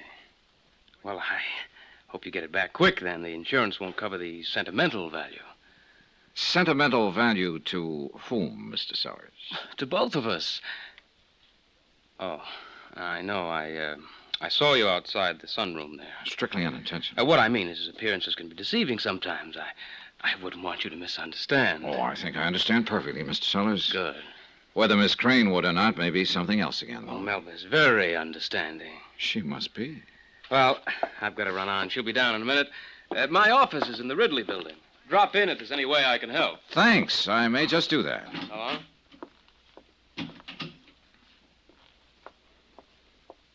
I'm sorry to keep you waiting, Mr. Dollar. Oh, that's all right. It gave me a chance to meet your fiancé. Oh, were you talking with Dean? We exchanged a few pleasantries. Isn't he a darling? Well... Of course, he's a little headstrong sometimes and impulsive. But he never means any harm by it. How did you know? Oh, personal observation. And also, by an odd coincidence, that's exactly the way you were described to me. Oh? Instead of beautiful, glamorous, seductive? I imagine it was assumed that I could see those qualities for myself. I wonder if I should buy that as it is or analyze it first. I warn you, I'm dangerously subtle. I think you may be at that. Would you like a drink, or are you one of those always stick-to-business types? I'm even worse. I combine the two. I'll have scotch on the rocks. Well, that's my drink.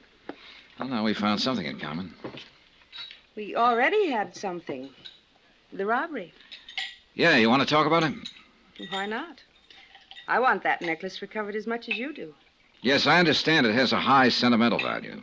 Who told you that? Your fiancé. Oh. Here's your drink. Thanks. To pearls, the frozen tears from the eyes of Allah. A poetic cop. More cynical than poetic.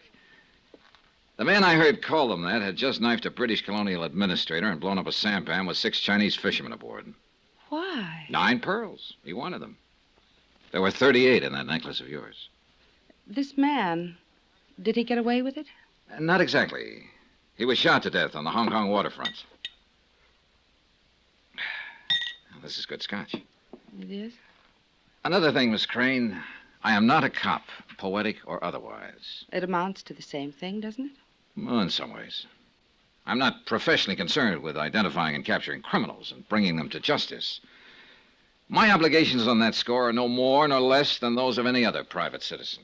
So? So I'm hired by the insurance company to protect their interests. Usually that involves trying to recover stolen property or looking for evidence of insurance fraud. I'm afraid I don't quite... Sometimes I make deals, Miss Crane. Meaning exactly what? Meaning that if somebody should start something and get in over their head, I might listen to reason, try to work something out. A cop wouldn't. He's not permitted to. Well, that would all be very interesting, I'm sure, to the person who stole the necklace. Yeah, you'd think so, wouldn't you? What about that person, Mr. Dollar? The jewel thief who phoned the insurance company. Smiley Pearl? I talked to him a couple of hours ago, briefly. Does he have the pearls? I don't know. Do you mind if I have another drink? Go ahead. Thanks. What do you mean you don't know? That's why you came here, wasn't it? To meet him and get them back? He may not have them. He may just be trying to swindle the insurance company. That's not too uncommon a game, you know. No, I wouldn't know. Oh, yeah. It's tried every now and then. The nicest people sometimes. Just looking at you. You know, it seems to me you're taking this whole thing pretty calmly. Well, that's merely a front. Inside, I'm a seething volcano. Now, look... Hey, tell me something. Why did you postpone your wedding? I didn't. Dean was the one who... Now, what difference does it make? What's that got to do with it? Do you think he's changed his mind about marrying you? Suppose we leave Mr. Sellers out of it. Can't. He's already in it. He's the one who gave you the necklace in the first place, an engagement gift. Has he called off the engagement, Miss Crane? He hasn't, and he won't, regardless of any rumors you may hear to the contrary. Now, does that answer your question? More or less. Then suppose we leave my personal life alone and talk about the robbery. That is, if you're at all interested in it. Where is the safe, Miss Crane? Safe? Oh, that the necklace was in. It's there behind that painting. Do you want to see it? If you don't mind. All right. You and your uncle live here alone, as I understand it. My maid, of course, Betty. Well, there's the safe. I doubt if you'll find any fingerprints or anything. The police spent hours on it. Mm-hmm. That's a real old-fashioned one. Our family's been around quite a while, Mr. Dollar. Wouldn't be much of a job for a professional safecracker. You mean even without the combination? Even without. How did the thief get into the house? Force a window somewhere, a door? No, with a key, I guess. Oh? You see, it happened in the afternoon. I'd gone out, and Uncle Phineas was out somewhere, as usual. The house was empty at the time. What about your maid? Betty? Well, after I left, she decided to go into town to do some shopping or something. Oh, they couldn't possibly have picked a better time. Apparently not. Would you like to look around the house? No, thanks. I've got a pretty complete story from the police reports. Mostly I came out here to take a look at you. And what's your verdict? Maybe I'll do better with Smiley Pearl. I'm meeting him later. Oh? And is he going to produce the necklace? I don't know. He talked about a double cross. Said he might give me more than I was bargaining for. He was pretty upset. Why? I don't know.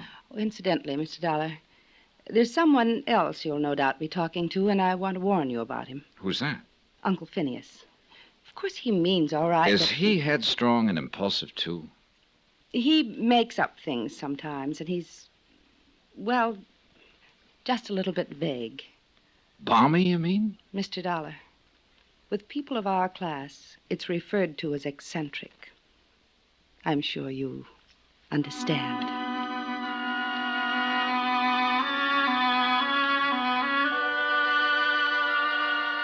I left the house filled with understanding and with some brand new questions about the Cranes that needed still more understanding.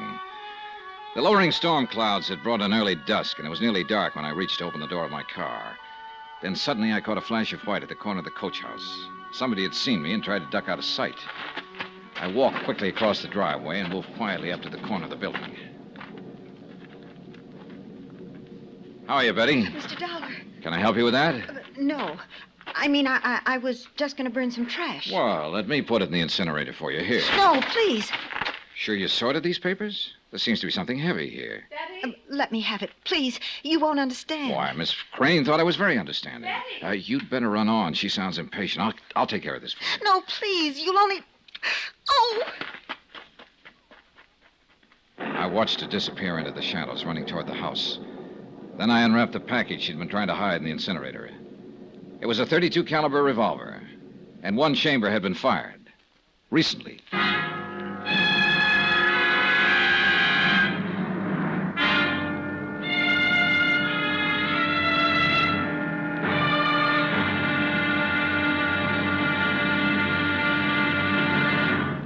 Now, here's our star to tell you about tomorrow's episode of this week's story. Tomorrow, a strange disappearance, a grim cry in the night, and a quarry is run to earth in room 313. Join us, won't you? Yours truly, Johnny Dollar.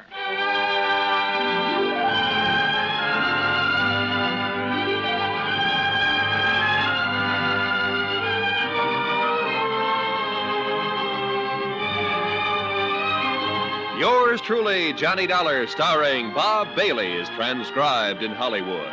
Written by Les Crutchfield, it is produced and directed by Jack Johnstone.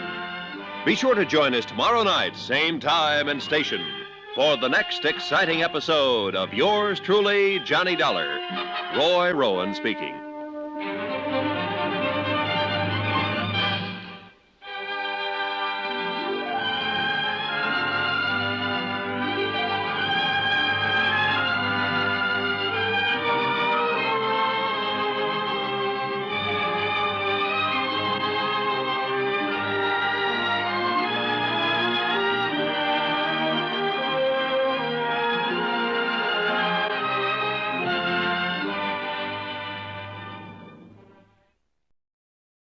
From Hollywood, it's time now for... Johnny Dollar. This is Betty, Mr. Dollar. Betty. Miss Crane's maid. I'm the one who... Well, Oh, yeah. What can I do for you, Betty? have you told anyone about it? The gun? No, not yet. Thank heaven. Do you still have it? What do you think I'd do? Bury it somewhere? Look, Mr. Dollar. No, you look. Somebody's used this gun, used it recently.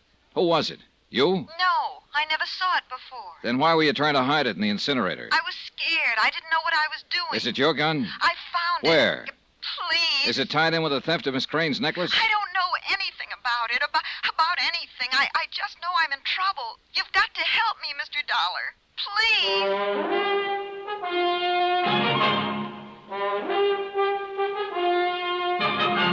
Tonight and every weekday night, Bob Bailey in the transcribed adventures of the man with the action-packed expense account, America's fabulous freelance insurance investigator. Yours truly, Johnny Dollar.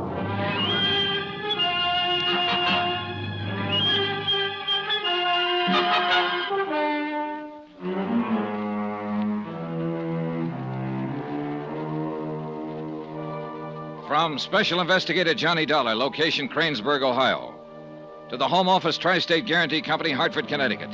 Assignment, the Crane Matter. Expense account continued. Item 7, $3.10 for a bad steak and worse coffee in the hotel dining room. But it didn't matter much. I had to rush it anyway, with one eye on my watch. I was meeting jewel thief Smiley Prell at his rooming house at 9 o'clock. And Melba Crane's maid Betty was coming here to the hotel at 10, providing she could slip away from the house. The schedule was tightening up on me, but I still hadn't seen hide nor hair of the stolen necklace. That is, if hide nor hair can apply to a string of matched pearls insured for $20,000.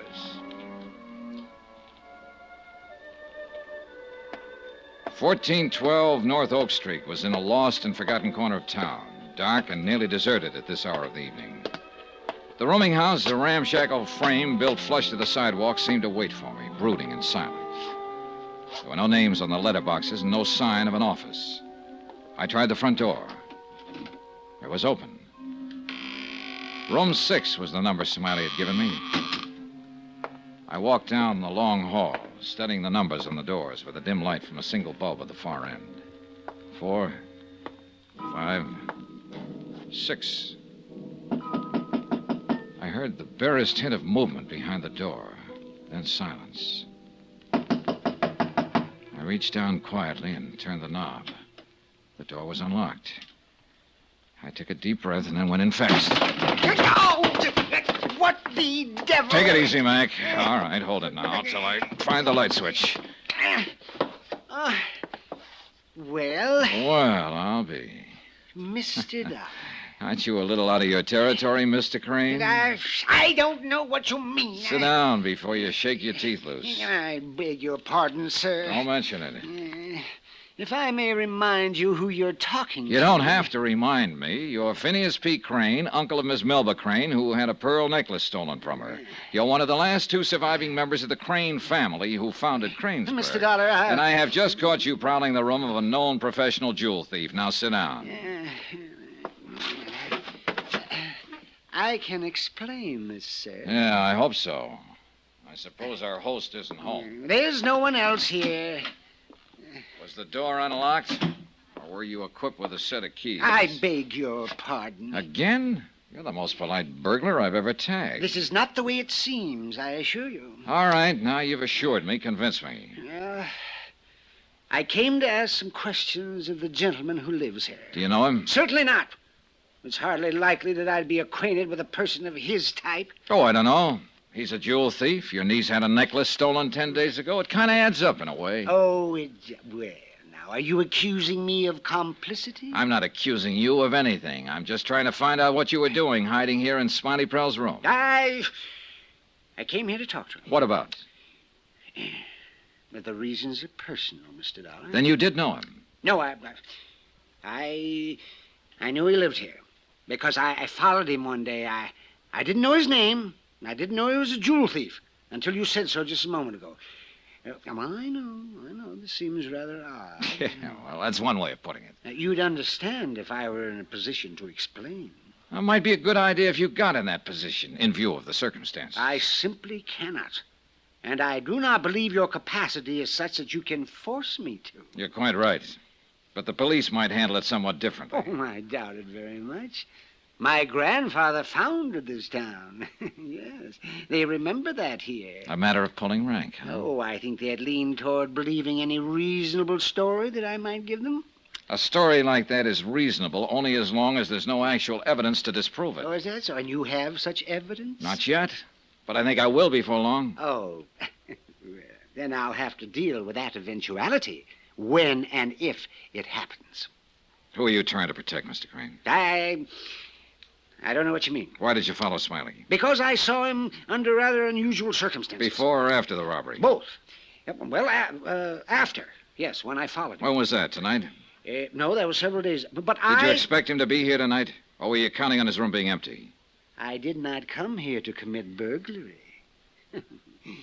May I remind you, sir? Oh, yeah, I know. You're Phineas P. Crane, and you and your niece are the tip-top aristocrats on the local totem pole. Also, I happen to know you're flatbroke. I beg I your imagine $20,000 worth of insurance would look pretty good to you. I am not a thief. People have an odd moral sense sometimes. A lot of them seem to think insurance fraud is not quite the same as actual Yet theft. I do not happen to be one of those persons, Mr. Dollar. What about your niece? Well, that necklace was given to her as an engagement gift by the man she's going to marry.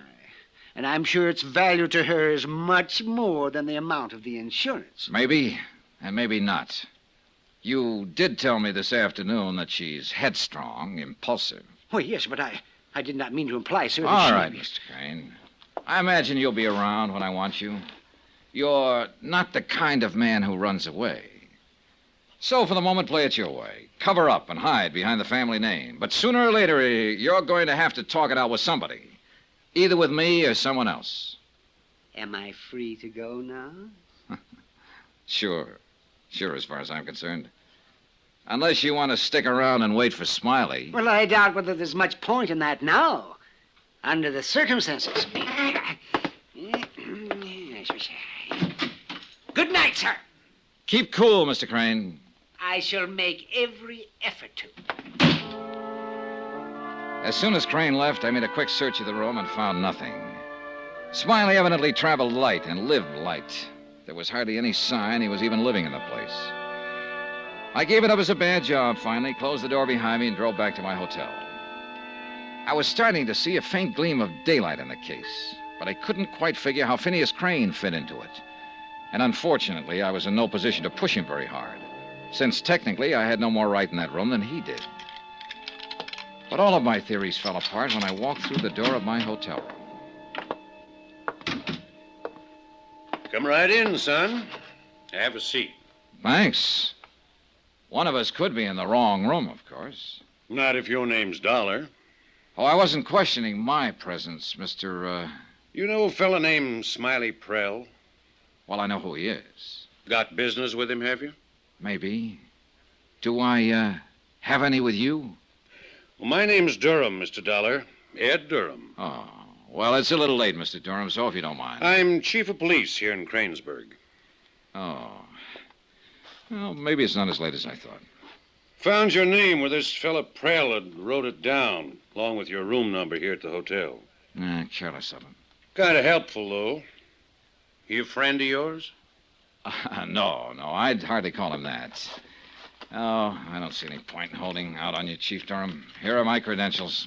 I'm an insurance investigator working on that crane robbery. You don't say. Smiley Prell is a jewel thief, 2 previous convictions. He phoned the insurance company in Hartford and wanted to talk a deal.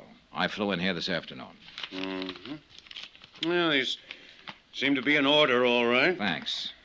I had an appointment to meet Prell this evening at his rooming house at 9 o'clock, but he didn't show. Reckon he wasn't in much shape to, Mr. Dollar. What do you mean? Prell got himself shot 4 or 5 hours ago. Shot? Yeah, real shot. Matter of fact, he's dead. Murdered? Kind of looks that way. Found him in a back alley behind the city park.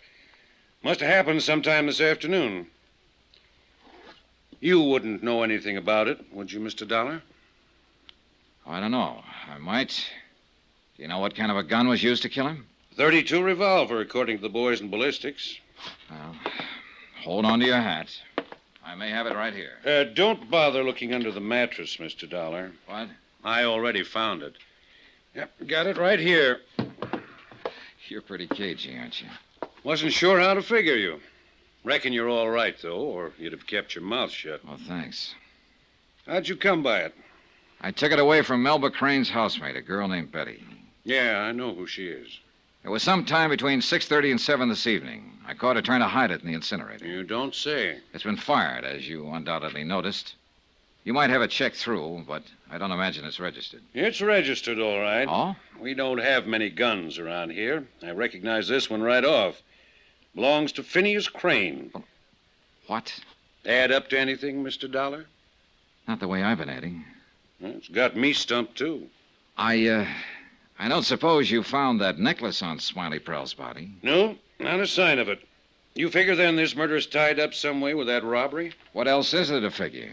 What about these Cranes, Chief? Just who are they? What are they? Well, they're an old-line family. Just 2 of them left now, Phineas and Melba. Not as wealthy as they used to be, maybe. Milton Borkley at the bank told me the same thing. Funny thing about that, though. Lately, at least, old Phineas seems to have plenty of cash to jingle together. How lately? Now, not just since the robbery, if that's what you mean. It's longer than that. Last 4 or 5 months. Well, that checks, too, with what Borkley said. You got some idea they planned that robbery, Mr. Dollar? Oh, I don't know. I've got no evidence of it, if that's what you're asking. How do Phineas and Melba get along together? Well, they're kind of like royalty here, you know. They're pretty much to themselves. And if they do have any trouble, it's never heard outside the house. Uh-huh. What do you know about Melba's fiancé, this Dean Sellers? Well, he's been here about 8 months. Seems to be a pretty nice fellow. Civic leader and all that. Everybody in town thought it was just fine when they got engaged. Figured they was meant for each other. Well, he certainly goes in for lavish gifts. A necklace with 38 matched pearls is quite... Expecting somebody? Yeah, quite. Who is it? Betty, let me in, Mr. Dollar. Oh, just a minute. She phoned earlier, wants the gun back. Maybe you'd better listen in from the bathroom there. Good idea. Let me get set. Okay, right.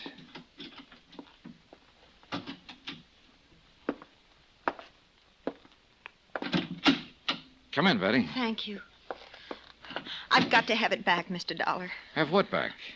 The gun you were trying to hide in the incinerator this evening? Yes, of course. You mean this one? Oh, yes. Please, Mr. Dollar. Somebody's trying to get me into trouble. Who? I don't know. I found that gun. That's the truth. Found it where? Hidden in a drawer in my room out at the Cranes. Who put it there? I don't know. I don't know. When I saw it, I got scared. I was trying to get rid of it when you stopped me. And now, tonight on the radio, it says a man's been shot. Did you know him? No. Do you know whose gun this is? I don't know anything about it. Oh, give it to me, please. I'd like to, Betty. But I'm afraid things aren't that simple. What do you mean? All right, Chief. It's all yours.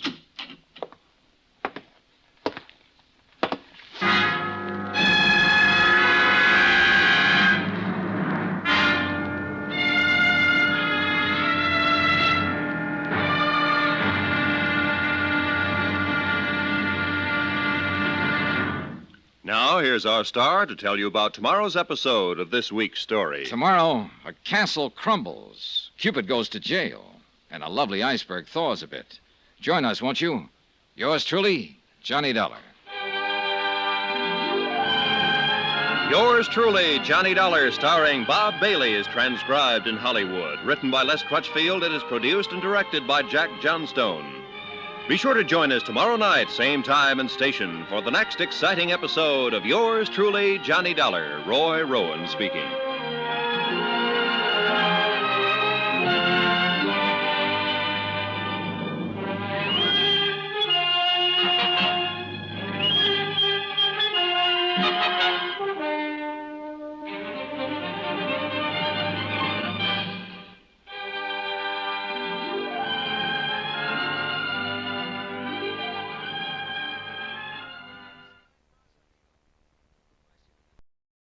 From Hollywood, it's time now for... Johnny Dollar. This is Dean Sellers, Mr. Dollar. You may recall meeting me this afternoon at the... Yes, you're Miss Crane's fiancé. What's on your mind, Mr. Sellers? I'm downstairs in the hotel lobby. I'd like to come up and talk to you if I could. Well, I was just on the point of leaving for the police station. Oh, then you know about Betty. Yes. As a matter of fact, Chief Durham arrested her here in my room. What? I said she was arrested. I know, but what was she doing there? I had the gun that was used to murder Smiley Prell. She wanted it back. What do you mean, wanted it back? Why all the interest in this girl, Mr. Sellers? Well, Is it just because you happen to be engaged to the woman she works for? Well, yes, you might say that. No, that's not it at all. I've got to talk to you. All right. I'll meet you in the hotel bar in 5 minutes.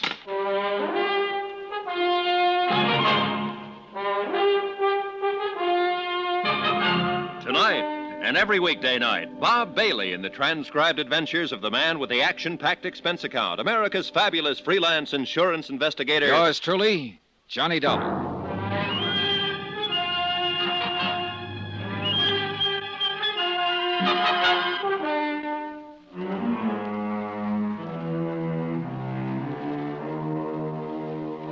From Special Investigator Johnny Dollar, location Cranesburg, Ohio. To the Home Office Tri-State Guarantee Company, Hartford, Connecticut. Assignment, the Cranesburg matter. Expense account continued.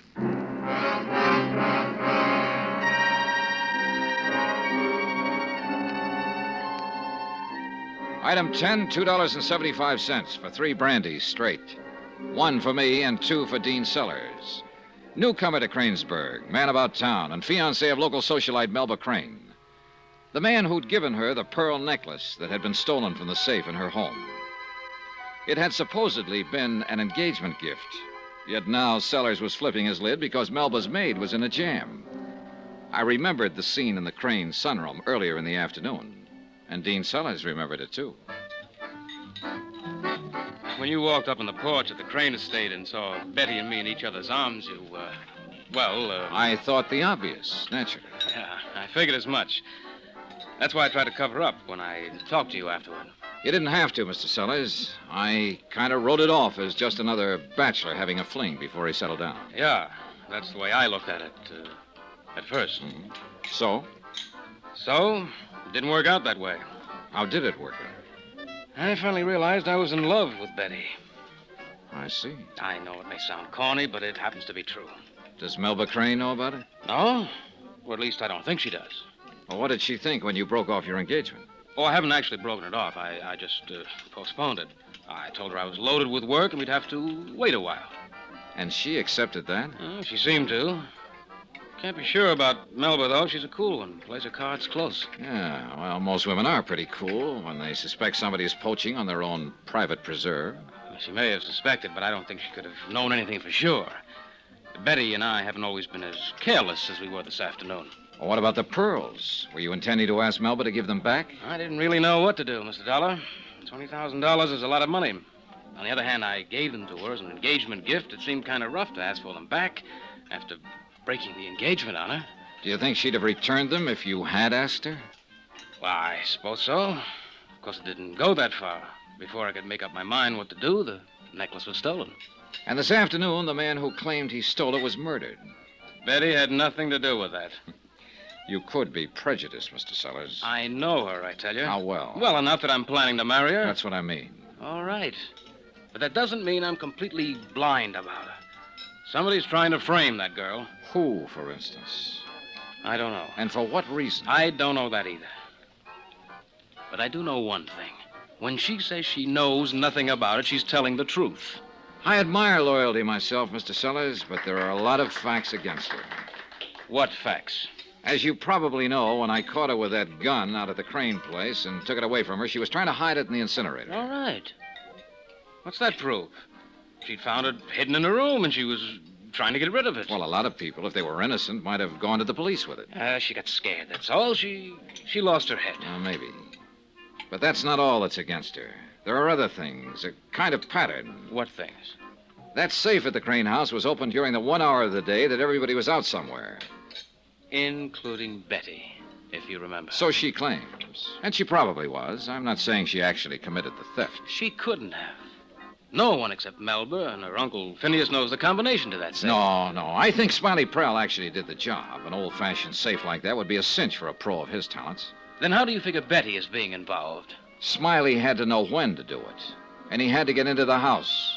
There were no locks forced, so he must have had a key. So, of course, the maid must have helped him. Not necessarily, but it sure does add up. And then Smiley Prell was murdered, shot. Are you claiming she did that, too? She was in possession of the gun that killed him. She was caught trying to get rid of it. But why? Why would she kill him if they were in on it together? Well, as you mentioned a couple of minutes ago, $20,000 is a lot of money. Maybe she wanted a whole necklace, not a half of one. You don't know her, that's all. No, you're right. But I do know what the facts seem to point to. Circumstantial evidence, nothing else. True. And not only that, but it leaves you hanging right up in the air. What do you mean? That pearl necklace. Now, there's a fact for you to swallow. As I understand it, the police haven't found it. That's right. It wasn't on Prell's body. And they didn't find it on Betty. If she killed him to get it, where is it? I don't know. Well, if she's arraigned for this, the prosecuting attorney had better know. Because without it, he won't even have a case. I'm quite aware of that, Mr. Sellers.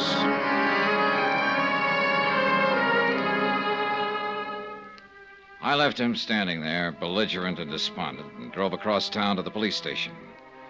It was late by then, and Cranesburg had pretty well folded up for the night. Well, that was fine with me. The fewer people I saw at the moment, the better. I felt about as low as Sellers did, because I was starting to get a hunch that this one might turn out messy, that no matter how it might end, some average, decent people were bound to get hurt. It's like that sometimes when there's been a murder. Chief of Police Durham looked like he was expecting me. Sit down, Mr. Dollar. Thanks, Chief. You, planning to spend the night here? No, I'm about to give up. Going home in a few minutes. I've been trying to get a statement from that girl. Any luck? It depends on how you mean it. She's willing to talk, all right. Answers anything we ask her. But not the way you want her to answer, is that it? And she won't budge an inch away from that same story. Says she found the gun hidden in her room, was scared because of the robbery last week, and tried to get rid of it. What about Smiley Prell? Claims the first she heard of him was that bulletin on the radio telling about his murder. That's when she got panicky and came to the hotel to get the gun back. And that's all she knows about it, huh? So she claims. We couldn't budge her on it. Uh-huh. You still haven't found any trace of the necklace, huh? Nope. And without it, I doubt if the DA will even issue a complaint. Yeah. The same possibility was raised by someone else a few minutes ago. Who was that? Dean Sellers, the fellow who gave the pearls to Miss Crane in the first place. How come he's getting into it? Well, it appears that love has reared its head. He's frothing at the mouth over this girl's arrest, claims she's being framed. He could be right, Mr. Dollar. I know. It beats me. Man just don't know where to start with a mess like this one on his hands. I think I'm beginning to get some idea of where to start. How do you mean? Look, I've got a photograph here from the insurance files. Take a look. It's a photo of that necklace. I see. I was wondering, Chief Durham, do you know of any jeweler here in Cranesburg who could make a duplicate of that? A skillful imitation? No. No, I'm afraid you'll have to go into Cincinnati for that. Be the closest place, at least. No, I don't want a duplicate made. I want to know whether somebody did go into Cincinnati for that purpose some 4 or 5 months ago. Well, might take a while to find out. How much of a while? Well, not too long, with a little luck. I could get Jim Markley in here. Markley? He's a local jeweler. He could take this photograph and give them a technical description over the phone. Done things like that for us before. Good. Yeah, might have something back for you by tomorrow afternoon. The sooner the better. Yeah. I'll call Jim and ask him to come down. One other thing, Chief. Yeah? I've already phoned Hartford and started them to work on this, but we may get faster results if you move in on it from this end. All right. What is it you want? I want a tracer put on Dean Sellers. I see. A complete rundown. He's been here for 8 months. What did he do before that? Where did he come from? Where did he get the necklace? Who are his friends? What's his financial status? Anything you can get. I don't quite see what you're aiming at, Mr. Dollar. I'm not quite sure I do.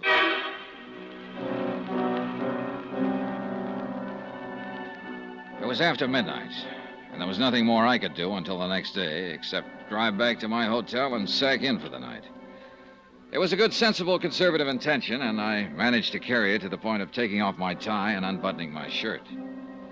The night manager had been pretty upset earlier when Betty Jackson came to my room and then left under arrest. I don't know what he thought when I had my second female visitor.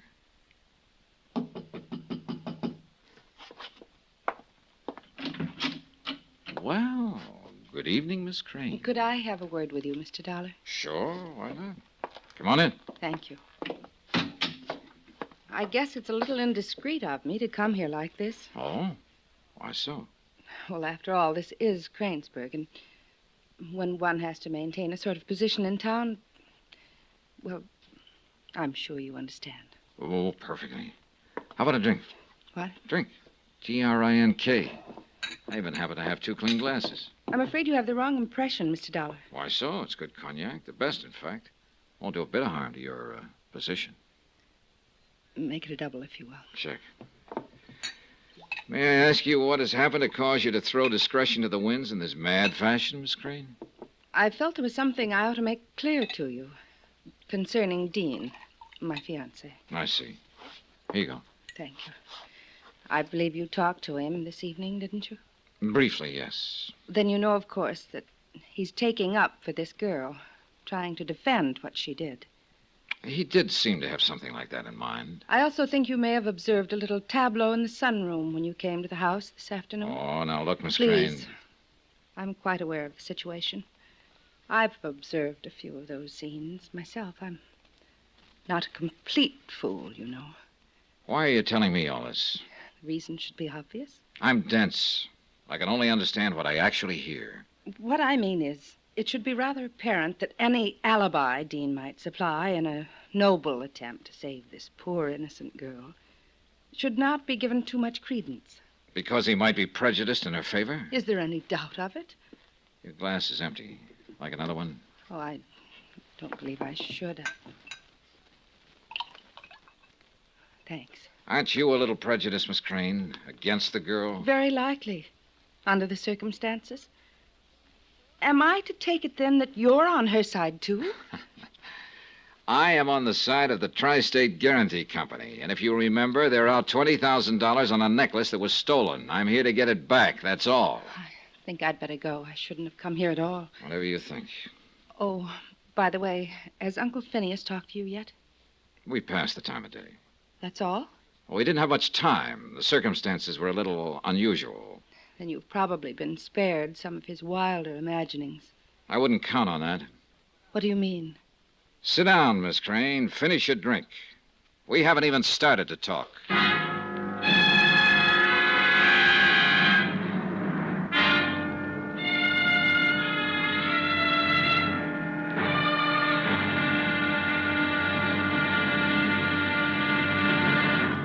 Now, here's our star to tell you about the final episode of this week's story. Tomorrow, a bomb drops. The timid run for cover. And all is not as it seems. Not even murder. Join us, won't you? Yours truly, Johnny Dollar.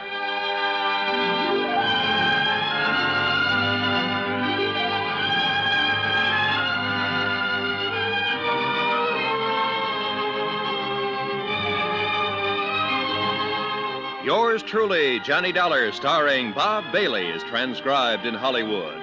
Written by Les Crutchfield, it is produced and directed by Jack Johnstone. Be sure to join us tomorrow night, same time and station, for the next exciting episode of yours truly, Johnny Dollar. Roy Rowan speaking.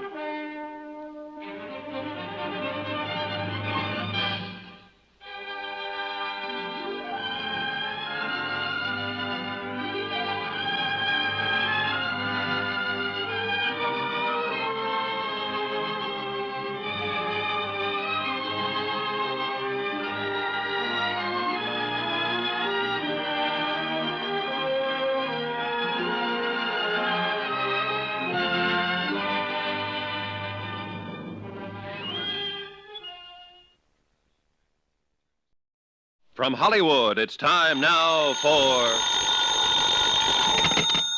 Johnny Dollar. Good afternoon, sir. This is Phineas Crane. How are you, Mr. Crane? Highly perturbed, sir. Now, what's bothering you? My generation used to call it conscience. I want to talk to you, Mr. Dollar. Well, that's quite a change, isn't it, from your attitude last night? There have been a number of changes since last night. I can't bear the thought of that girl being imprisoned. She doesn't like it too much herself. All right, what's on your mind? I'd prefer not to discuss it over the telephone. Then you'll have to hold your horses. I'm waiting here for a call from Hartford and some information from the police. It might be the same information I'm ready to give you, sir. I don't think so. You should have talked last night, Mr. Crane. I might have been willing then to make a deal of some kind. And now? No deal. I can guess what happened to the necklace.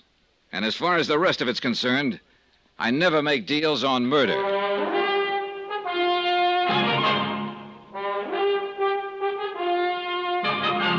Tonight and every weekday night, Bob Bailey in the transcribed adventures of the man with the action-packed expense account, America's fabulous freelance insurance investigator. Yours truly, Johnny Dollar.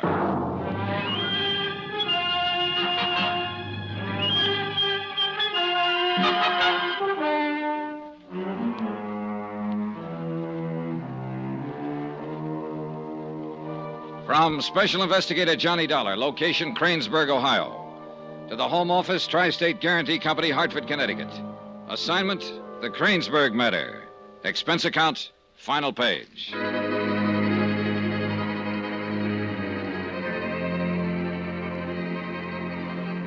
Item 13, $28.65. Phone calls to Cincinnati and Cleveland, and 2 prepaid calls to Hartford. The wheels were spinning now, and I spent most of the day just sitting back and waiting. Toward late afternoon, Police Chief Ed Durham phoned, then Hartford, and then Durham again. And finally, the 3 black bars dropped into place, and the payoff was jackpot. Item 14, $10.50, second day's rental on hired car. I left the hotel just before dark and drove out through the north edge of town to the Crane estate. When I'd gone out there the day before, I'd been mostly guessing, playing hunches. But this time I knew pretty much what I wanted and just how to go about getting it. I thought the place deserted as I walked up the long arbor from the carriage house. But as I stepped out onto the terrace, I realized I was wrong. Mr. Dollar, over here. In here, please. Hurry. Why all the secrecy, Mr. Crane? I wanted to talk to you alone. I rather doubted whether I would be able to if it were known that you were here. Able to or permitted to? Well, that's what I meant, sir. Permitted. Who would stop you, Mr. Crane? Well, that, you might say, is part of the story. The story I didn't tell you last night. Why not? Why didn't you tell me? I still thought then I might be able to save things. And you don't think so now? I'm afraid not. It's too late. You know too much about it now. What were you doing in Smiley Prowl's room when I found you last night? Looking for the necklace. I told you that. Did you know then he'd been murdered? Oh, no. I wouldn't have had the nerve to go there if I had. And there wouldn't be of any use of going. That's when I realized it was all over. When I heard Mr. Prell had been killed. Dishonesty is one thing. But murder is something else again. You're so right. Of course, it wasn't dishonest at first. It was all quite legal in the beginning. But not later. No, not later. I was against that. Not that I'm claiming any virtue for it. Probably it was just cowardice. Mr. Dollar, be as easy on her as you can. I'm afraid it won't be in my hands. I suppose not. These things are always done so impersonally by institutions created for that purpose. Rightfully, no doubt. But one occasionally wonders. There's something I wonder about sometimes, Mr. Crane. You refer to? Human greed. That's true. There's no real excuse for us, my niece and me. Reasons, yes. An inherited social position and way of life. And declining wealth to support them. We're soft people, Mr. Dollar. And when life gets hard, we look for a soft way out. And that usually turns out to be the hard way. She'll find it so, I imagine. For me, it doesn't really matter anymore. How did you get onto Smiley Prell? How did you know he was the one who robbed your safe? But I was just guessing until you told me yesterday that he was a professional jewel thief and that he'd phoned the insurance company and claimed to have the necklace. But before that, when you were guessing, how did you know about him? What reason did you have to guess? I'd seen him hanging around the estate here twice, the week before the robbery and when I saw him again afterward, talking to his contact, I guess you'd call it. His employer fits the facts better. I suppose so. Anyway, I put two and two together, and I followed Prell. I found out where he lived. Did the employer know you'd done this? No, hardly. Or I doubt that I'd be sitting here talking to you. Oh, not that it matters, since you probably know more of the details than I do. All right, Uncle Phineas. That's quite enough. Melba. That was a very quiet entrance, Miss Crane. It wasn't intentional. I didn't know you were here until I heard voices. Uncle Phineas, would you mind leaving us alone? It's too late, my dear. I think time is about to run out on all of us. Aided a great deal, I presume, by some of your more senile imaginings. Mr. Dollar didn't really need any help. Please. Very well, my dear. I leave the two of you, then, to what I anticipate may be rather stormy. What were you doing? Pumping him? Trying to make him say things you could twist later and use against him? No, it was more a matter of humoring him, I'd say. What's the matter, Melba? Hangover from last night? I suppose you told him that, too, that I came to your hotel to see you. No, didn't seem relevant somehow. I see. Where's your fiancé? Dean? Sure. How many have you got? Mr. Sellers is in the billiard room. Why? What do you want with him? Oh, I need just a few more facts to fill out the picture.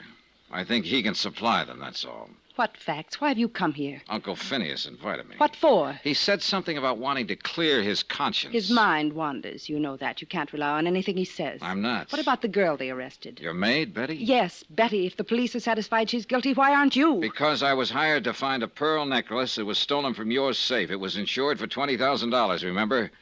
And I haven't found it yet. Suppose I were to withdraw the insurance claim. It's a little too late. The police would want to know why. Why? Simply because I choose to. Because I don't want any more fuss about it.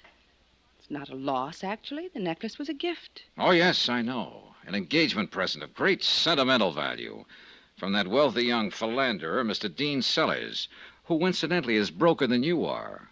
What? Yep. Got a complete rundown on him from Hartford late this afternoon. I don't believe it. It's quite a shock, I imagine. You'd say anything just to help that girl get out of jail. No, you got me mixed up with Sellers, haven't you? He's the one who rallied to her defense. A cheap little flirt. I hope they convict her. Do you really believe she's the reason Sellers broke off your engagement? It wasn't broken off. It was only postponed. Well, it's like I said, Melba. A lot of surprises. By the way, I'd like to search Betty's room, if you don't mind. That's actually why I came out here. What for? That necklace. I was hired to recover it, remember? But if you think she's innocent, then why do you bother? How do you know what I think? I haven't really said, have I?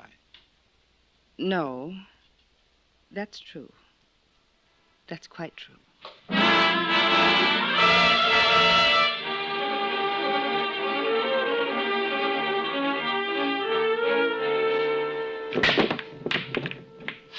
Lucky shot, Mr. Dollar. You got two on the break. Yeah. Result of a misspent youth. All right. 4-ball in the corner pocket. Expert, huh? Oh, just lucky, like you said. Oh, by the way, Mr. Sellers, you were right about Betty. She isn't guilty. She was being framed. I told you so. Yeah, she was just an innocent bystander, you might say. Even though I did find the necklace a few minutes ago, hidden in her room. You found it? Good. The Cranes, though, aren't quite so innocent. The Cranes? No. 9-ball on the far side pocket. What do you mean about the Cranes? They were broke, and they needed money to keep up a front. When you came to town and showed an interest in Melba, they figured you were the answer. Why, you're making Melba sound pretty cold-blooded, you know. Oh, there was no love lost. You were playing the same game. Huh? Sure, Sellers.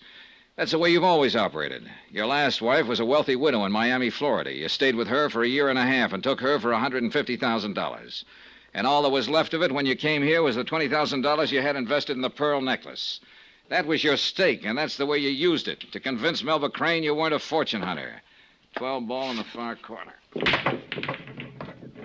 Dollar, where did you get all this information? Police records. Then about a month ago, you broke off your engagement with Melba Crane. Why? Because I was in love with Betty. You were playing Betty for a pigeon. You backed out because you'd finally discovered that the Cranes were flat broke. I wasn't after Melba's money. Sure you were. But you wanted to get out without losing your investment, that necklace. So you brought in Smiley Prell to steal it for you. I never saw Prell in my life. Uncle Phineas saw the two of you together a couple of days after the robbery. Well, he's lying. So Prell pulled the robbery. And then he told you the pearls he'd stolen were phony. You accused him of double-crossing you.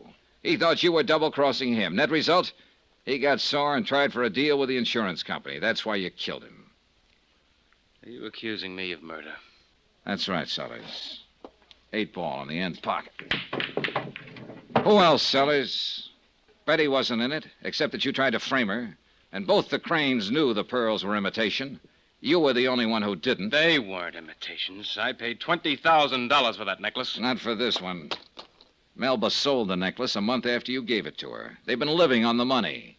She had this copy made in Cincinnati. Why, that cheap little crook. So the pearls you killed Smiley for and then planted upstairs in Betty's room are worth about $200 at the most. Something to think about, isn't it? That's right, Dollar. And so is this. Uh-oh. That's a losing game, too, Sellers. It will be for you if you try to make a move. Shoot it out with the police? Is that your answer? If it comes to that. At least I know how to use a gun. Smiley Prell could tell you. Did you steal this one from Uncle Phineas, too? No. This one's my own. Now put down that pool cue and get your hands up. Slow and easy. When I go out of here... Dean, what are you doing with that? Thanks, Melba. What have you done, Mr. Dollar? Nothing. It's going to make him feel very happy for the next day or so. A pool cue makes a pretty handy weapon. Why? What was he doing with that gun? Surprise number one. Your fiancé is the lad who had your necklace stolen and then later killed his partner. Dean? Oh, that's probably the chief of police. He was coming out to meet me. You want to let him in? Murderer. And I was going to marry him. Yeah, I guess murder is a lot worse than fraud. What do you mean? You filed an insurance claim on a necklace you'd already sold. I imagine the company will want to prosecute. I didn't know what I was doing. You sure didn't, anywhere along the line. You were marrying Dean Sellers for the money he didn't have.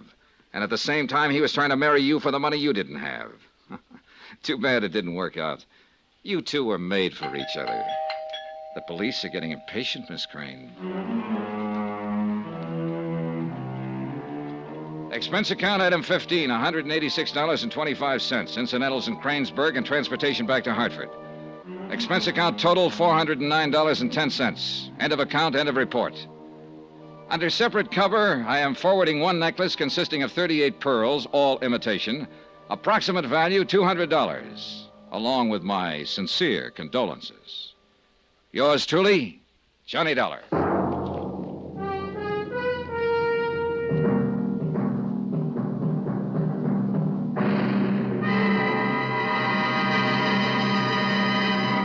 Now, here's our star to tell you about next week's story. Next week, the curse of an ancient king and how it affected the lives and deaths of two people. Join us, won't you? Yours truly, Johnny Dollar. Yours truly, Johnny Dollar, starring Bob Bailey, is transcribed in Hollywood. Written by Les Crutchfield, it is produced and directed by Jack Johnstone. Heard in this week's cast were Howard McNear, Forrest Lewis, Paul Richards, Mary Jane Croft, Virginia Gregg, James McCallion, Shirley Mitchell, and Russ Thorson.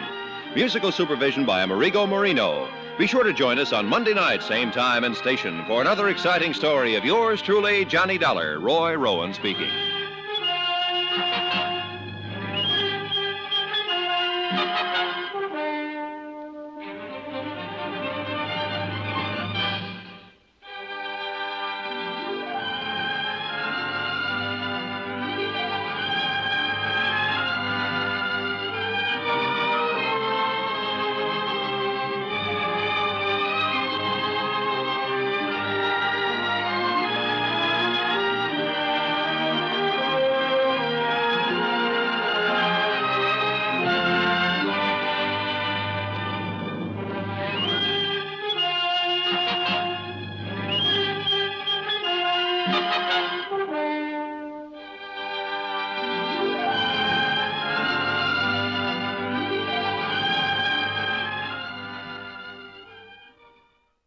From Hollywood, it's time now for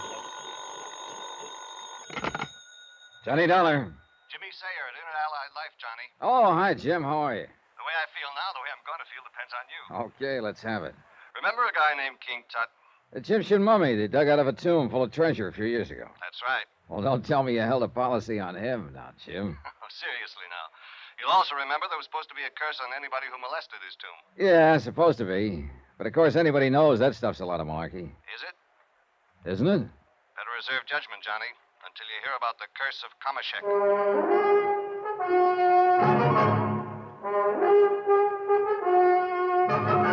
Tonight, and every weekday night, Bob Bailey in the transcribed adventures of the man with the action-packed expense account, America's fabulous freelance insurance investigator. Yours truly, Johnny Dollar.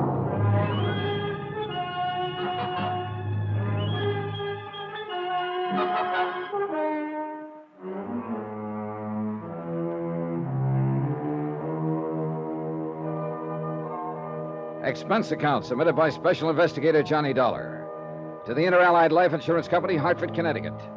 Following is an account of expenditures during my investigation of the Curse of Kamashek matter. Expense account item 1, $1 even. Taxi to the office of Inter Allied Life to talk with Jim Sayer. The conference was brief and not very enlightening. I'd much rather have you see Mr. Turnbull and get the story from him yourself. As I said in the beginning, he's a very important client. What's more to the point, he can tell you about it much better than I can. Jim, to coin a cliche, you're being just as clear as mud. Also, by the way, he specifically asked for you. Oh, how come? Well, it seems he liked the way you handled the Parkinson case a couple of years ago. Oh, yeah, Emily Parkinson, the widow who died. Yeah, that's the one. She was his sister.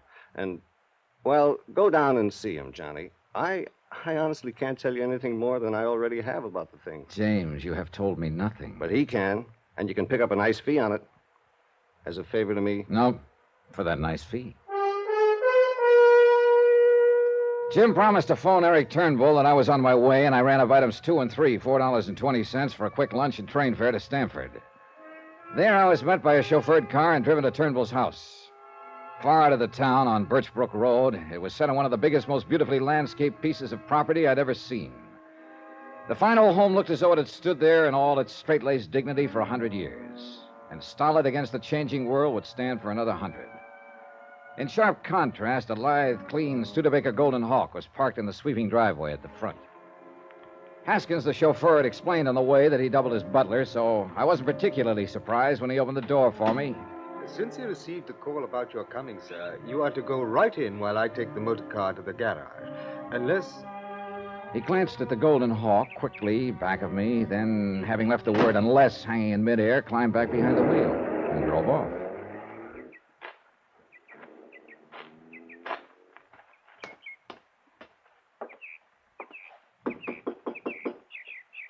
Well, he said go right in. Inside, the house was a classic. From the tile-floored reception room with its walls of oak and the broad staircase leading to the second floor, I could look into the huge living room, finished in polished mahogany with a leaded glass window at one side and thick oriental rugs on the floor. A fireplace that seemed to take in a whole wall, and fine mahogany furniture that glowed with a beautiful patina. Beyond that, I could see the library, golden and walnut. And sitting at a broad desk was a man, his face red with anger, shaking his fist at a very attractive girl of 22 or 3 who stood before him, obviously distressed by what was going on. Don't call me Uncle Eric. I'm not your uncle now, and by heaven, if I have my way, I never will be. You're not married to him yet, my girl, and if I have anything to say about it, you... Oh, Mr. Dollar, isn't it? Yes, sir. Mr. Turnbull? That's right. Come in. And Dorothy, Mr. Dollar and I wish to be alone. The girl stood there for a brief moment, looking at the man with an expression of utter futility in her face. Then, without so much as a glance at me, turned and left by the door that I had just entered. Come in, Mr. Dollar. Come in, please. Thank you. I'm sorry about this. Somewhat embarrassing to you, I'm sure, but it's something I'll have to tell you about later. Sit down, please. Thanks. May I pour you a drink? I must confess I feel I could use one at the moment. No, thanks, Mr. Turnbull. I think I'll pass. I suppose it is a little early, but, well, good luck. Now, Jim Sayer, an inner allied, tells me you have an insurance problem. Actually, not yet. I'll be perfectly frank with you, Mr. Dollar. Please do. I'm asking you to help me not as an insurance investigator, but as a man I feel I can trust. But you don't really know me, Mr. Turnbull. Oh, on the contrary, I do very well.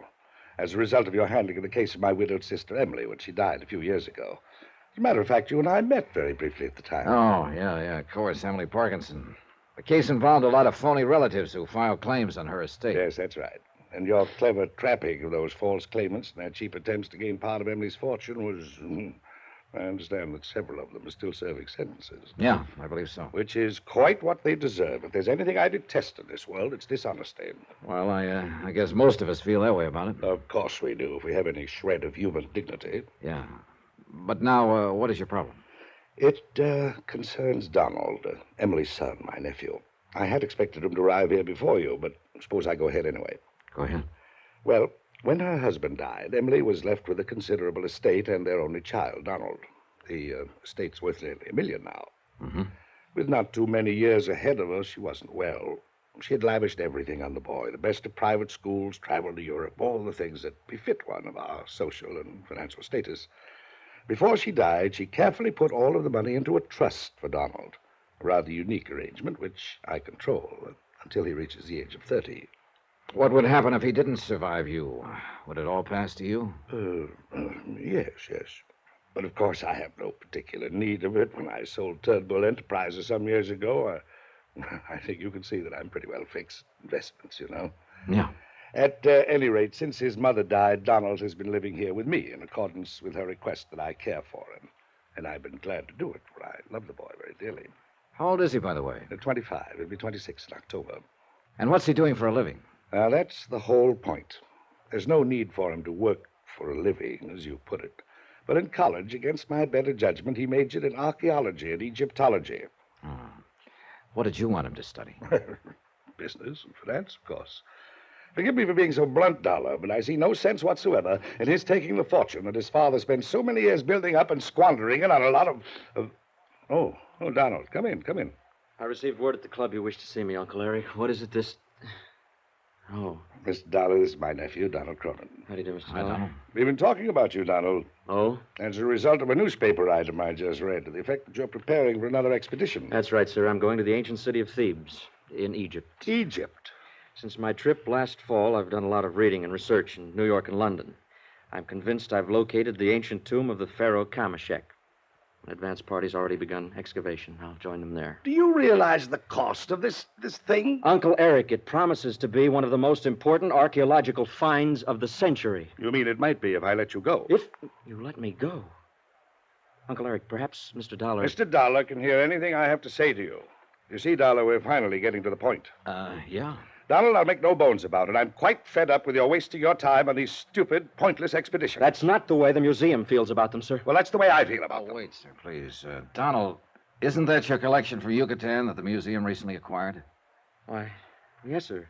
My party and I were able to... I'm sure we don't care about your party and you. You're not only wasting your time, but your money. The money your father struggled an entire lifetime to gain. That money was left for me to spend in any way I see fit. Provided your handling of it meets my approval. When you're 30 and the estate passes completely into your hands, you can do anything you like with it. Buy the Brooklyn Bridge if you want. You probably will. But until then, I am legally in control of it. And now, finally, I have every intention of exercising that control.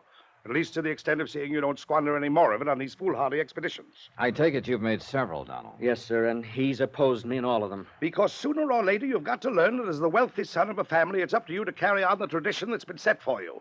To increase the fortune that's part of your family name, build even greater financial power, not to throw it away. Do you call my contributions to science and history a waste of money? Oh, now look, my boy, there's nothing selfish about my attitude in this matter. I'm thinking only of you and your future. The family name that you alone are left to uphold. Well... Now, why don't you give up this asinine idea of going to Egypt? No, sir. What do you mean, no? Let me finish. There's no point in your saying any more, Uncle. I'm going to explore the tomb of Kamek. Now, listen here, you I've young made and great... all the arrangements, obtained the sponsorship of the museum, notified the universities that are interested in my work. I say you're not going. And I say I am, sir. You young fool. Don't you realize that I'm in a position to cut you off without a penny? If you think I care, Uncle Eric, you're crazy. Then by heaven I will. So help me, Donald. I've tried to avoid this kind of situation, but you and your idiotic bullheadedness, your utter disregard for the responsibility and importance of your family, social status have made it inevitable. Now it's come in spite of all I've tried to do, and by heaven I'll cut you off without a... Wait a minute. Donald, where are you going? Egypt. In the moment or two before Eric Turnbull recovered his poise enough to speak to me, my mind raced. This whole situation offered a big flock of wild possibilities. Obviously, the two were at sword points, had been for some time. Apparently, and I began to wonder about this, Turnbull had no need of Donald's money. Yet he seemed determined to keep him from spending it. And on what looked to me like a very worthy expedition. If Donald died, Turnbull had said, the estate would pass to him. Oh, and something else I wanted to find out about. The girl who'd been there when I arrived. But why? Why did I want to know or need any answers? What could this whole affair possibly have meant to me? I'm no family counselor. I guess I spoke that thought out loud. I'm an insurance investigator. Yes, Dollar. Which is another reason why I need your help in this affair. But I just don't see it, Mr. Turnbull. I'm afraid I must apologize for that little scene a moment ago. Well, there's no need to. It was interesting, to say the least. Well, we didn't touch on the one thing that I wanted you to know about. That girl, Dorothy Harkness, his so-called fiancée. Oh. Thanks to a generous allowance, plus fees from the museum and some of the universities, Donald's insured his life for $100,000. $50,000 for the museum, and a like amount for the girl. Through Inter-Allied? Yes. I'll put it to you bluntly. She has prodded him to go on these expeditions.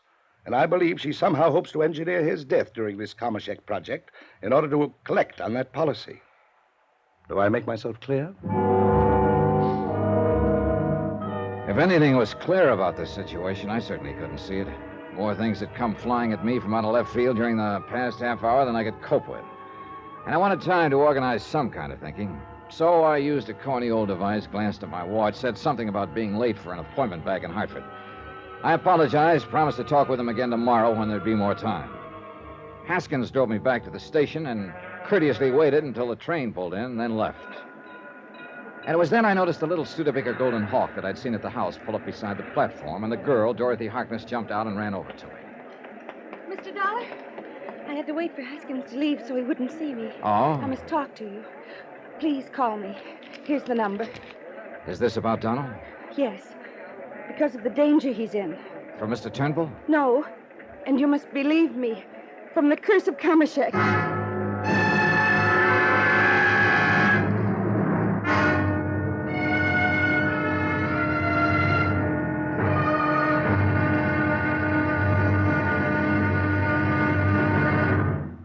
Now, here's our star to tell you about tomorrow's episode of this week's story. Tomorrow, a little order starts to come out of the Department of Utter Confusion and a promise of murder. Join us, won't you? Yours truly, Johnny Dollar.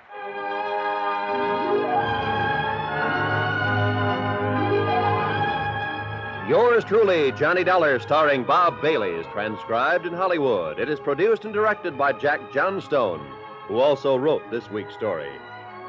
Be sure to join us tomorrow night, same time and station, for the next exciting episode of Yours truly, Johnny Dollar. Roy Rowan speaking.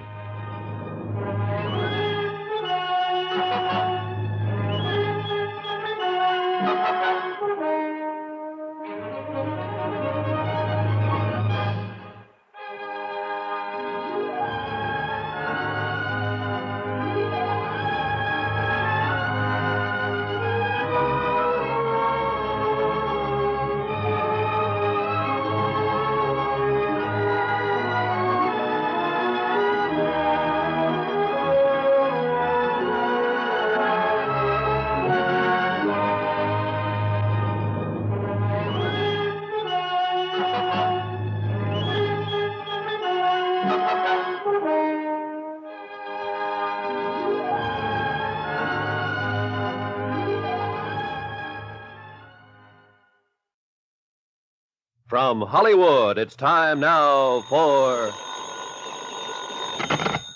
Johnny Dollar. I have your call to Stamford, sir. Oh, thank you, operator. Hello? Oh, Mr. Dollar, I'm so glad you've called. Well, you seem pretty anxious to talk about something, Miss Harkness. I am, about Donald and his uncle. and Donald's plan for the expedition to Egypt. To dig up the remains of the old Pharaoh Kamashek? Yes. Can you come over here to see me, please? Oh, when I talked to you on the station platform a while ago, you said something about the curse of Kamashek. Yes, Mr. Dollar. Isn't that nothing more nor less than superstition? No. Huh? I'm afraid that in this case, Mr. Dollar, it can mean nothing more nor less than murder. I'll take the first train.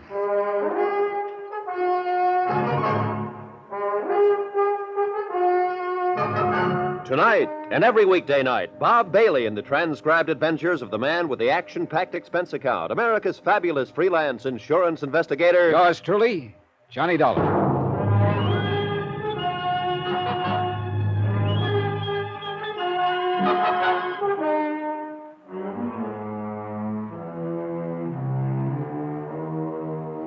From Special Investigator Johnny Dollar to Inter-Allied Life Insurance Company, Crutchfield Square, Hartford, Connecticut. Assignment, The Curse of Kamashek Matter. Expense account continued.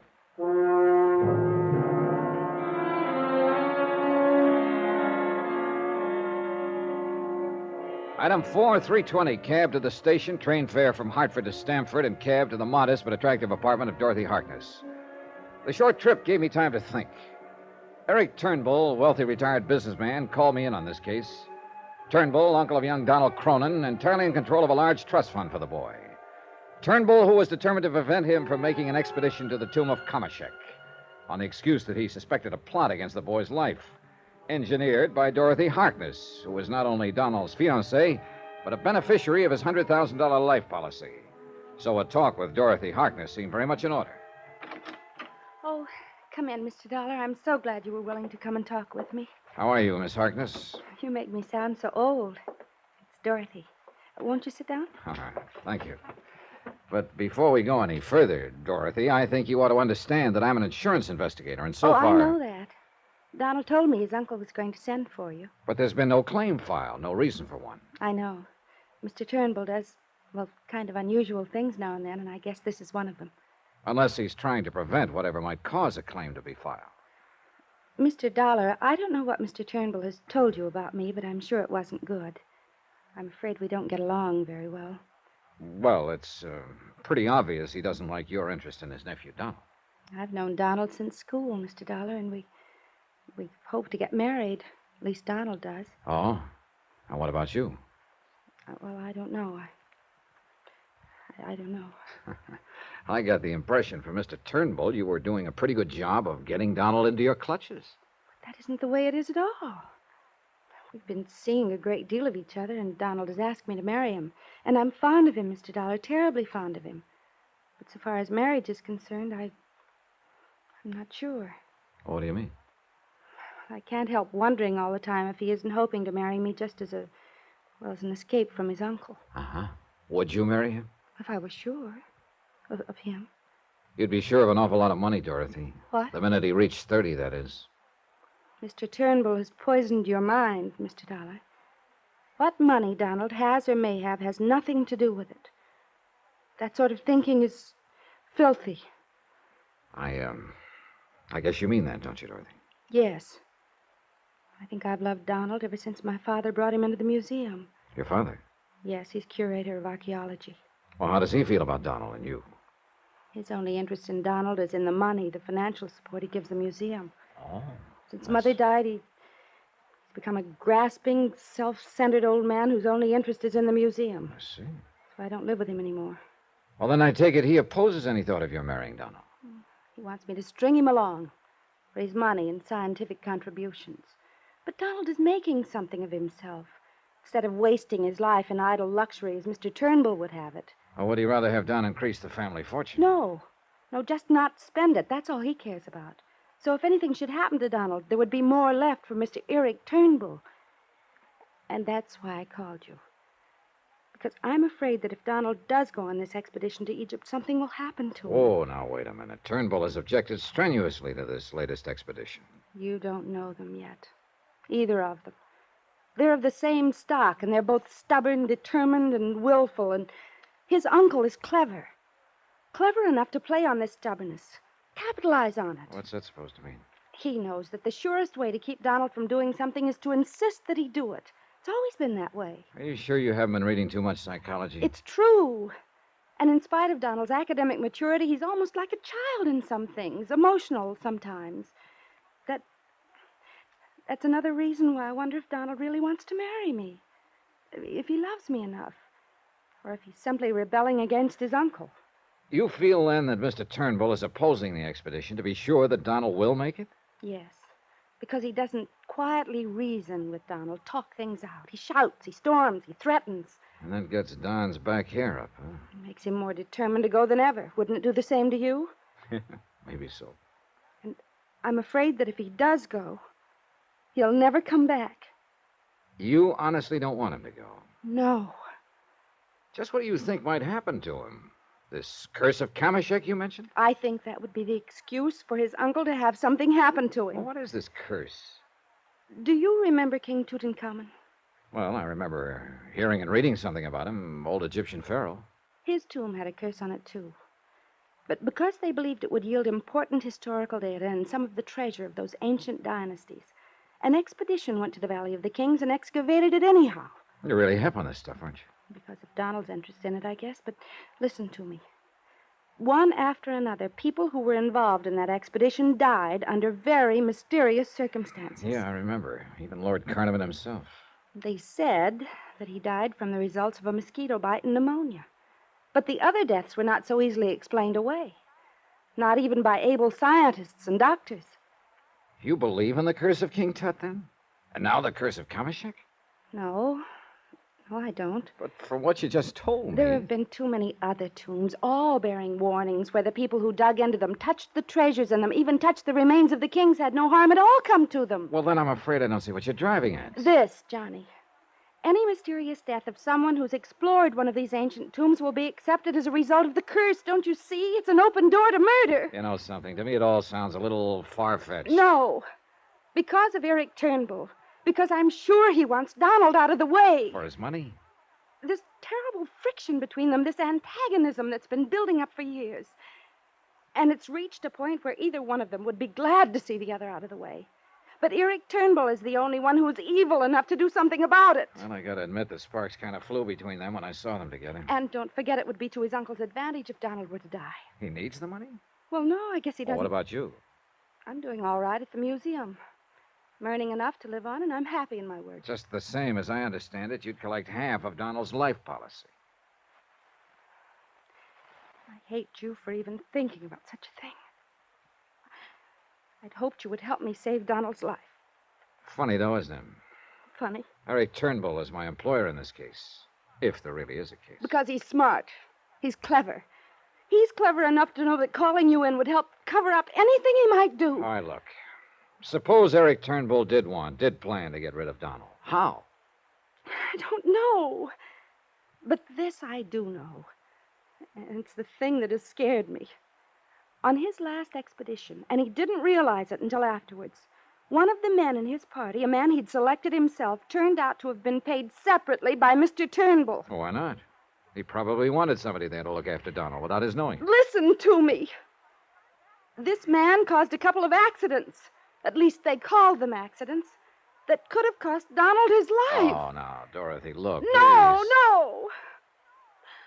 No, I can see that you don't believe anything I've told you. Dorothy, I think you're just building up something in your imagination. You that doesn't... don't believe me. But at least do this. Remember, no matter what happens, remember what I've told you. Somebody was lying. That was a cinch. But who? And why? Unless one of them really was plotting against the life of Donald Cronin. I couldn't get it out of my head that at least Eric Turnbull didn't need whatever money would come from Donald's death. Dorothy Harkness, on the other hand, would gain what to her would be plenty. Sure, nearly $1 million would go to Turnbull, but that would mean much less to him than the $50,000 insurance would to her. Well, there seemed to be nothing more to say to her at the moment, so I left her, took a cab back to the station. That's item 5, 65 cents, and telephoned to the house on Birchbrook Road in the hope that Donald would be home and I'd have a chance to talk to him. Hello? Oh, Mr. Turnbull, this is Johnny Dollar. Oh, splendid. Where are you? Well, I'm at the station, but I was calling to try and... Splendid. Haskins will drive the car down to meet you immediately. Well, now... I knew that if you thought it over, you'd be willing to take on this case. Yeah, sure. You just wait right there. Haskins will be along in a few minutes. Goodbye.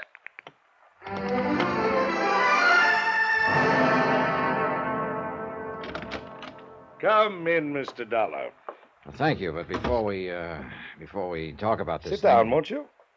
Now, from what I've been able to learn, Donald is planning to leave for Egypt immediately. I checked with a friend at the Explorers Club in New York, where the boy's been staying these past few days. Oh, I thought he always stayed right here with you. Well, he does, except when he's preparing for an expedition. Then you are going to let him go. Well, how can I stop him without making him look foolish in the eyes of his colleagues, the museum, the universities who are so interested in his work? Yes, I have to let him go. But with you beside him there... Oh, wait a minute. Of course, I'll expect you to be with him during the entire expedition. Well, now, look, And remember this, no expense is to be spared in the protection of my nephew's life. I had to go down to New York to see David Wilt. He's my stockbroker, Harris Dillman Company.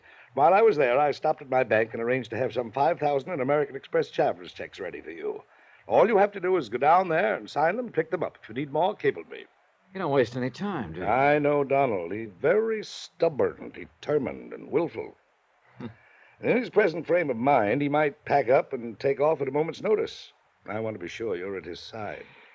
Okay, you're the boss. But, Mr. Turnbull... Yes? You still haven't told me why you think his life is in any more danger on this expedition than on any of the others he's undertaken. Because that girl, Dorothy Harkness, is smart, is clever. And because of something that happened on Donald's last expedition in Yucatan. Oh? He didn't realize it until afterwards, but one of the men in his party, a man he'd selected himself, turned out to be a friend of this Dorothy Harkness. Not 20 minutes ago, I heard exactly... Now, listen to me. This man caused a couple of accidents. At least they called them accidents. That could have cost Donald his life. And Mr. Dollar, though lacking any proof, I am convinced he was put up to them by the beneficiary of his insurance policy, Dorothy Harkness. Did I say somebody was lying? Somebody had to be lying. And by now, that old feeling was beginning to come back to me, that hunch, whatever it is, that told me somebody was planning to kill Donald. Harry Turnbull? Dorothy Harkness? Who? Something told me I'd better get to Donald Cronin, but fast.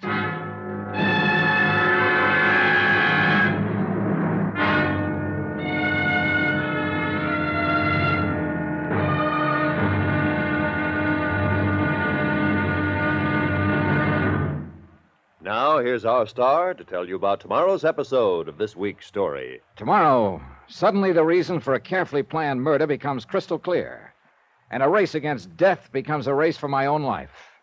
Join us, won't you? Yours truly, Johnny Dollar.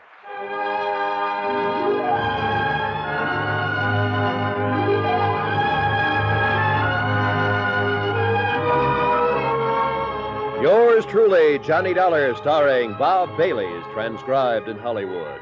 It is produced and directed by Jack Johnstone, who also wrote this week's story. Be sure to join us tomorrow night, same time and station, for the next exciting episode of Yours truly, Johnny Dollar. Roy Rowan speaking.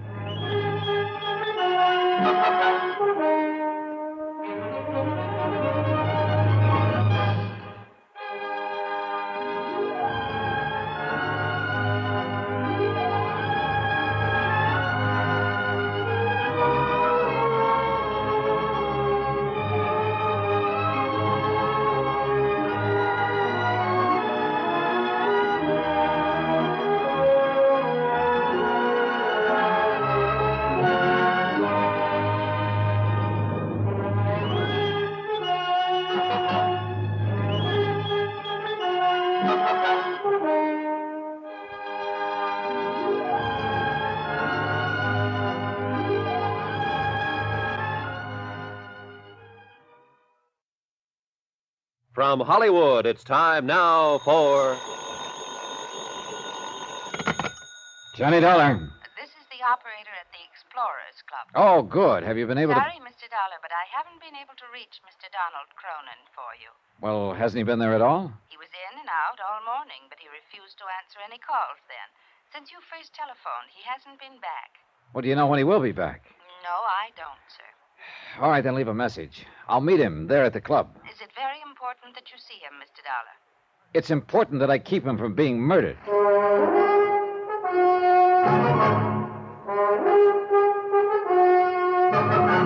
Tonight and every weekday night, Bob Bailey in the transcribed adventures of the man with the action-packed expense account, America's fabulous freelance insurance investigator. Yours truly, Johnny Dollar.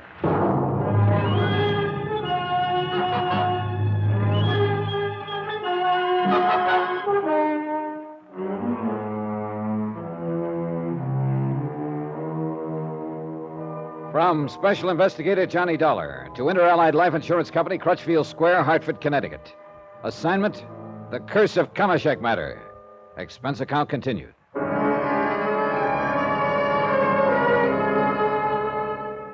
Item 6, $9.80, train to New York, quick lunch and taxi to the Traders Bank and Trust Company. There I picked up the American Express traveler's checks that Eric Turnbull had left in my name, had left for expense money to take me to Egypt, to make sure his nephew Donald Cronin lived safely through an expedition to open the grave of the ancient pharaoh Kamashek. The bank teller's brief remark gave me something to think about. All signed, Mr. Dollar? Yep. Yes, now let me check the amount for you just once more. All right. 1,000, 2,000, 3,000, 3,500, 4, 45, 47, 48, at $5,000 even. Mm-hmm. Yes, here you are. Good, thanks. And as I'm sure Mr. Turnbull knows, this will close out this particular account completely. I thought about that remark a little later when it began to tie in with some other things I learned. Right now, item 7, 80 cents cab fare to the Explorers Club. Donald had not yet returned, so I left another message for him, asking him to sit tight until he heard from me. And I meant sit tight. Because apparently, after the latest argument with his Uncle Eric, he was quite likely to hop off to Egypt on short notice. This I didn't want. As a matter of fact, at this point, I wasn't sure I approved of his expedition at all. Both his uncle and his girlfriend, Dorothy Harkness, had told me they thought his life was in danger. And each accused the other of plotting his murder. I was about to leave the Explorers Club when I was buttonholed by a short, kind of cute-looking old character in gray striped suit, tattersall vest, spats, believe it or not, and all but a monocle. I say there, old man. Yes? If you'll pardon me, I believe I overheard you inquiring at the desk for Donald Cronin, didn't I? Oh, yes. Do you know him? Oh, I most certainly do. But excuse me, I'm Percival Thronghurst Scatterday. Mr. Scatterday, I'm Johnny Dollar. Oh, yes. Donald told me that he'd met you at his home. Tell me, do you plan to accompany him on the expedition to Thebes? Well, yes. Excellent. It should result, you know, in one of the most important archaeological finds of the century. Think of it.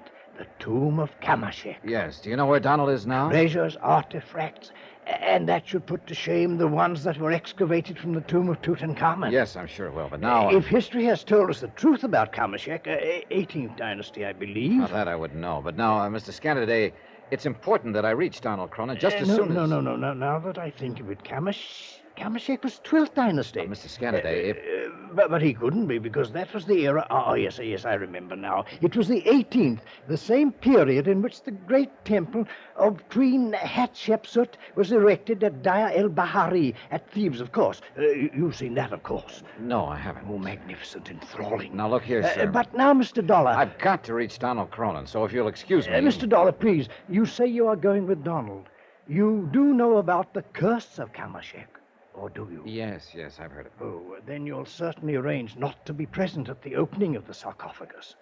Why? Well, as I'm certain you know, all the preliminary work has been accomplished by the advance party, of course. So I understand. The antechamber of the tomb was opened over a month ago.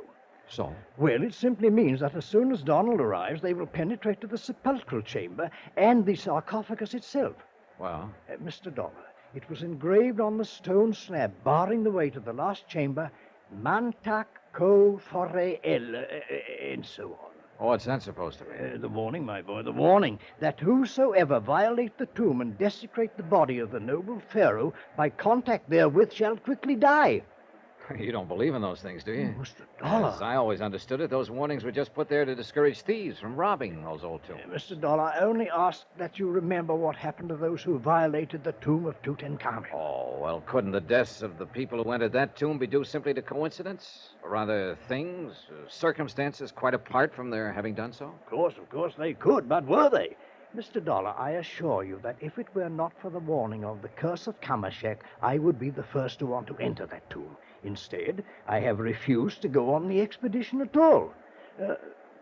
take care of Donald. Well, that's what I'm being hired to do. And of yourself, sir. Yeah, sure. Now, sorry, but I'm anxious to reach Donald, and you say you've seen him here at the club? Yes, only last evening. He was here making some of his final preparations. Well, do you know where he is now? Yes. Well, where? At his uncle's place in Stamford, Connecticut. You're sure? As sure as I am that you've not heeded my warning about the curse of Kamashek. But I beg you, Mr. Dollar, for the welfare of Donald Cronin and yourself. Yeah, sure. Thanks. If this were a mystery story instead of an accounting of expenditures on a case, I'd tag Percy Scatterday as a prime suspect for whatever might happen later. Like the man who tries to throw you off his own trail by suggesting that somebody else is gunning for you. But I decided he was just an old fogey who'd been turned down on the Kamashek expedition, was trying to justify his own shortcomings with the tales about the curse. But you know something? I was wrong. I should have listened to him a little more understandingly. Item 8, 75 cents, taxi to the office of Harrison and Dillman and Company to see David Wilt, the man Eric Turnbull had named as his stockbroker. The reason? The remark the bank teller had made about closing out an account. As it turned out, my timing was perfect. Sit down, sir, sit down. I'll be with you just as soon as I finish this phone call. Oh, sure, thanks. Hello. I'm sorry to have kept you waiting, but someone just stepped into my office. If you'd rather be left alone, I'll... No, it's all right. Now, as I started to say, if you dispose of the gold medal mining stock, your holdings will be reduced to practically nothing. Yes, that's right. Well, but Mr. Look, you sure you wouldn't rather I come back another time? Very well, very well. It's just that I hate to see what was once a very strong investment program. Very well, Mr. Turnbull, if you insist. Turnbull? Yes. Goodbye. Now, sir. Eric Turnbull, Mr. Wilt? Oh, yes, but... Now, just a minute, sir. It was very remiss of me to mention a client's name in front of you, at least under the circumstances. Whatever I may have said on the phone just now was quite confidential. Yeah, I'm sure it was. I can only ask that you discreetly forget anything you may have heard. Not by a long shot. What's this? Who are you, sir? Dollar, I believe the receptionist said. That's right, Johnny Dollar, insurance investigator. And that conversation told me just what I came here to try to charm you into telling me. Mr. Dollar, please remember this. That was entirely confidential. None of your business. Here, my credentials. Yeah? Well? Now, you remember something. So far as Eric Turnbull is concerned, my coming here is entirely confidential. None of his business. Goodbye, Mr. Wilt.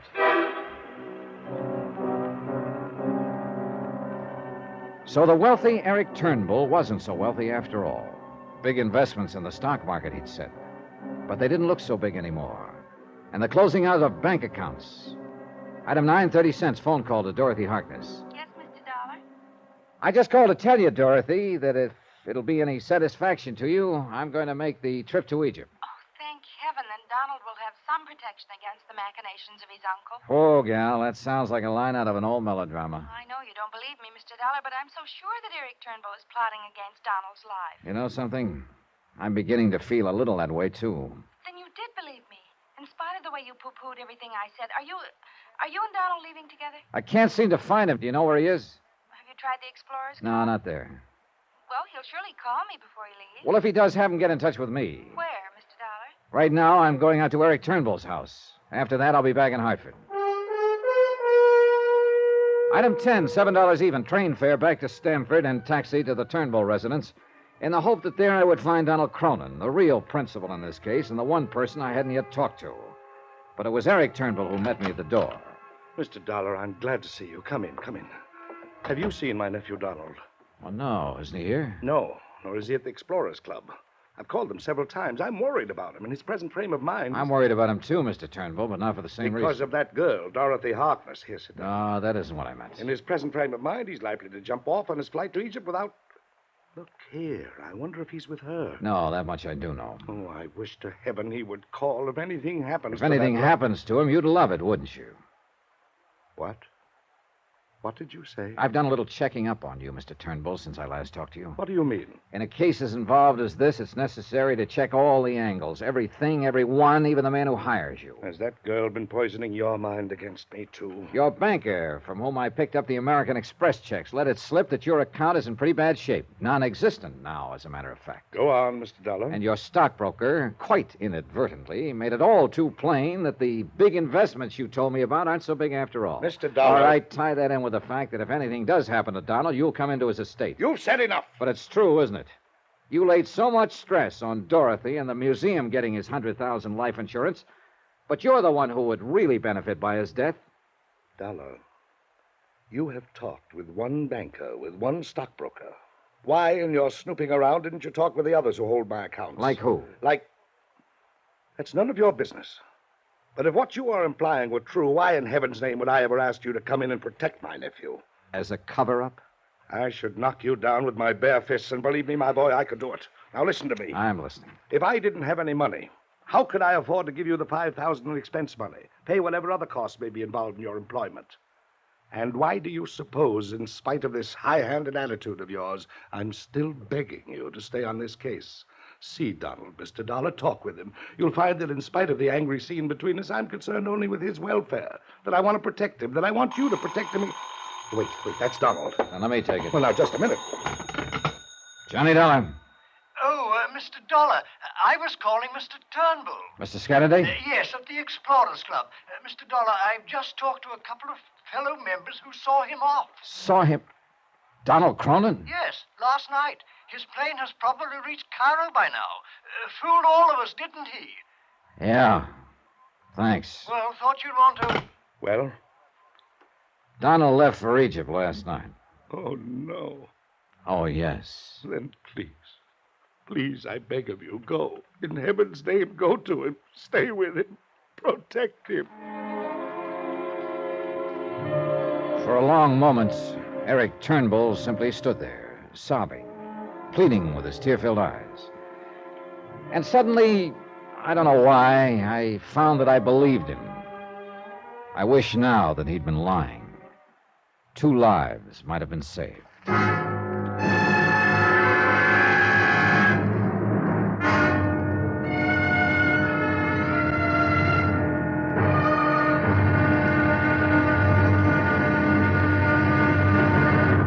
Now, here's our star to tell you about tomorrow's episode of this week's story. Tomorrow, a flight into darkness, and when day has come, there's blood on the desert sands. Join us, won't you? Yours truly, Johnny Dollar.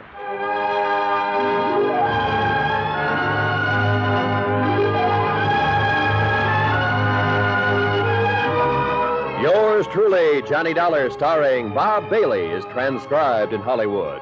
It is produced and directed by Jack Johnstone, who also wrote this week's story. Be sure to join us tomorrow night, same time and station, for the next exciting episode of Yours truly, Johnny Dollar. Roy Rowan speaking.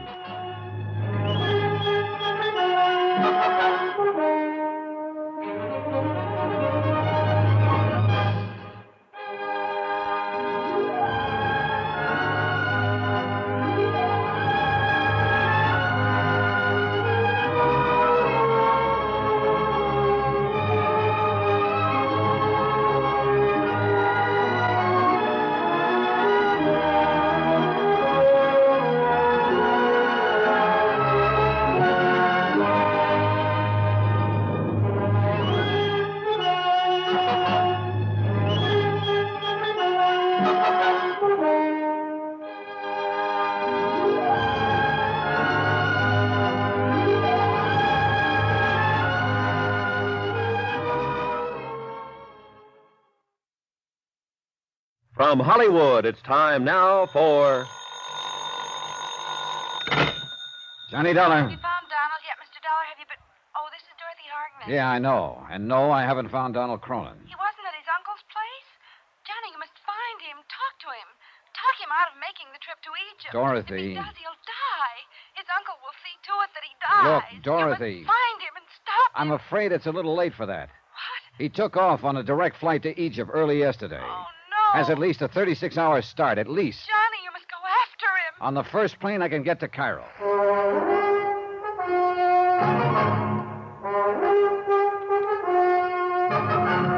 Tonight and every weekday night, Bob Bailey in the transcribed adventures of the man with the action-packed expense account, America's fabulous freelance insurance investigator. Yours truly, Johnny Dollar.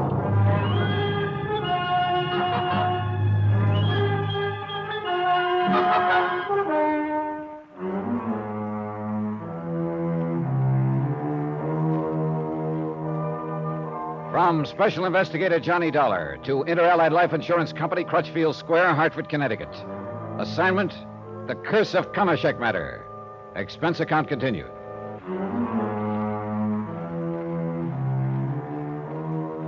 Item 10, taxi, train to New York, and cab to the airport, $9.45.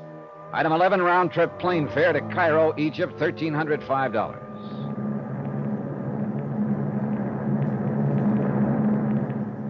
I was tired, and the steady drone of the 4 powerful engines lulled me to sleep in no time. I think I might have slept most of the way to Paris, which was to be our first stop, except for hunger pangs and the appropriate ministrations of a very attractive stewardess. Usually on such a long flight, I try to make friends with everybody aboard, just to shorten the trip. And I did this time, except for one man who sat 4 or 5 seats behind me. He was a rather hefty individual, dark-complexioned, about 30, I'd guess, who didn't budge from his seat during the entire flight. And every time I approached him to pass the time of day, he immediately made like he was asleep. So he wanted to be alone. But when I settled down into my seat, next to a lovely petite brunette named Carolyn, who was... Now, that's beside the point, except for purely personal reasons that I'll pursue further when I get back to the States. The point is that in primping a bit and replenishing her lipstick, she held up a small mirrored compact. And reflected in it, I could see that the dark-complexioned man was not only quite wide awake, but watching me every second of the ride. In a rather strange way, too. Concentrated. Like you'd watch a fly you're planning to swat. Then every time I'd turn around, he'd promptly shut his eyes and feign sleep again. Finally, it was early evening, we sat down at Le Bourget, the airport on the outskirts of Paris. Since this was Carolyn's destination, during the short layover, I helped her get her baggage and extracted the promise of a date in New York when she returned in the fall. Yeah, I guess Paris does it to you. Well, anyhow, after she'd piled into a taxi, I wandered around for a bit thinking and decided to reboard the plane, look up the dark, silent passenger, and have it out with him. But apparently I'd waited too long. As I passed a narrow sort of alley beside a baggage shed, he decided to have it out with me. In here, Dollar, quick. Huh? What? In here, where we won't be seen. Oh, now, just a minute, fella. Who are you? What do you want? Just this. What? Why, you don't... All right, now. Now, what was the big idea, mister? You gonna talk, or do you want some more of this? All right. All right, I'll talk. Well, who put you up to this? Come on. No, I can't tell you that. You want to bet? All right, now start talking. I said... All right, I'll talk. It was Turnbull. What? Turnbull? Yeah, that's right. Frederick Turnbull. Why? Oh, should I know? I do a lot of strong arm for him. Go on. So he pays me good to get you out of the way, so I should ask questions? Well, maybe he'll have a few to ask you if you ever get back to the States. Now, roll over. Huh? No. Hey. All right. Hey, what are you doing? That's my passport. That's right, mister. That's exactly what it was. When you get back on your feet, you can try to figure out how to go on from here without it. Listen, you dirty... Sorry, buddy. I gotta catch a flight. I suppose I should have turned the unfriendly thug over to the French police, but figured he'd have trouble enough lacking a passport to keep him out of my way for a while. The only charges I could make against him would be for assault. Time was of the essence, too. Since Donald Cronin actually was 2 days ahead of me, and it was important that I join him at the tomb of Kameshek as soon as possible. At least so I thought, until I entered the main building of the airport again and heard my name being called on the PA system. The information desk showed me where to take a transatlantic phone call. Johnny Dollar. Dollar, this is Eric Turnbull. Well. Thank goodness I was able to reach you during your Paris stopover. I'm glad you did, Mr. Turnbull, because there are a couple of things I want to talk to you about. When you return, Mr. Dollar... What's the matter with right now? And may I suggest that you take the first plane back first, I want a little explanation for a beating I just took from... Wait a minute. What did you say? Come back here and we'll settle our accounts. The case is closed. What? Donald is dead. Where? How? I just received word from one of the members of the expedition. In Egypt? Yes, the curse of Kamashek has been fulfilled. Or was he murdered? I'm afraid it was the same mysterious death that's overtaken so many who have violated those old tombs. Well, I don't believe it. Any more than you believe in that so-called curse the last time I talked to you. I know. I was wrong. Heaven forgive me for letting the boy go. Look, Mr. Turnbull, things just don't make sense at all. Come back, Mr. Dollar, and we'll talk about it here. Listen to me. Yes? Before I decide what I'm going to do, I want to know why you hired a thug to try to put me out of the picture. What? I don't know what you're talking about. Oh, you don't? Well, he made it plenty plain that he's handled strong-arm jobs for you before. That's impossible. Gave me your name as the man who's hired him many times. Frederick Whoa, hold it a minute. Dollar, I'm very sorry, but I haven't the least... Maybe I will go back to New York at that. Mr. Dollar. It suddenly dawned on me that I must have been slightly befuddled by the partial beating I'd taken earlier. You know, when the thug made his little confession a few minutes before. I'll talk. It was Turnbull hired me. Frederick Turnbull. Frederick Turnbull, he'd said, instead of Eric Turnbull. Sure, they sound alike. But a guy who's done a lot of strong-arm jobs, knows the right name of the guy that hired him, that can mean only one thing. Someone had instructed that thug to say he'd been hired by Turnbull. But who? I canceled out the rest of my flight to Cairo, made reservations back to New York, and then while waiting for that plane, ran up item 13, $82 American. On phone calls to whomever I could dig up among the Egyptian government authorities who'd been overseeing the excavation of Kamashek's tomb. What little I learned was pretty much summed up by the British doctor who'd been a member of the expedition. Very mysterious, Mr. Dollar. You see, because of the superstition about violating the tomb, only 2 of our people even touched any of the bones we found within it. Yeah? And incidentally, that is all we found. The tomb had been thoroughly ransacked by thieves, probably centuries ago. Yeah, but you were saying, Doctor. Oh, yes. Only 2 touched any of the remains. One was a native carrier, as soon as the bones had been properly sprayed where they preserve it in. Uh-huh. And the other was Donald Cronin, who, for some reason or other, wrapped up the bones and sent them by air to his uncle, Mr. Eric Turnbull in the United States. Oh? Well, go on. Well, that's really all, Mr. Dollar.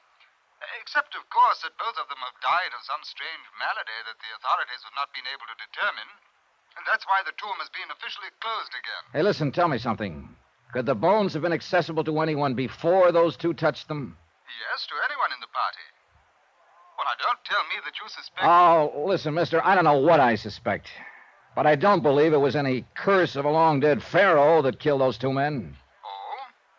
Even in view of what happened to those who entered the tomb of Tutankhamun for some years ago, and then the tomb of King... Look, tell me this, will you?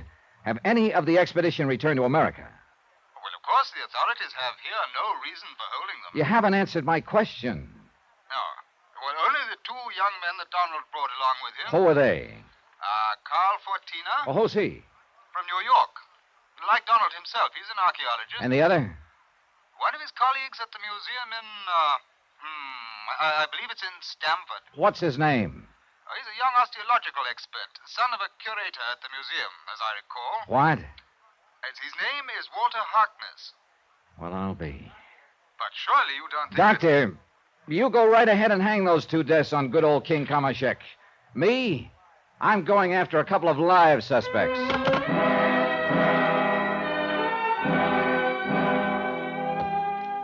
There was plenty of time before the New York plane for a quick look for my heavy-handed pal in the alley where I'd left him. But he'd either crawled away or been picked up by the gendarmes, and I didn't have time for a session with them. Item 14, $150 for some food. Then aboard the plane, and we took off. It was a rough case to figure. Actually, of course, the insurance angle was done and over with. It ended with Donald Cronin's death. And 2 people would benefit by his death, both of them number 1 suspects. One, his uncle, Eric Turnbull, who would now take over the $1 million estate. The other, Dorothy Harkness, who would gain a big chunk of life insurance money. along with the museum, of course, that her father... Hold everything. Her father, Adam Harkness, who opposed her marriage to Donald, who looked on him simply as a source of income for the museum, who... Hold everything is right. There was the son, too, Walter Harkness, who ducked back to the States the minute Donald died. How did he fit into this? Believe me, in spite of all the talk in it, the belief in it, the one thing I was sure had nothing to do with the whole matter was the curse of Kamashek. Nevertheless, call it hunch or whatever you like, the more I thought about it, the more certain I became that I'd find all the answers in a package that Donald had mailed back to the States. A package containing the bones of Pharaoh Kamashek.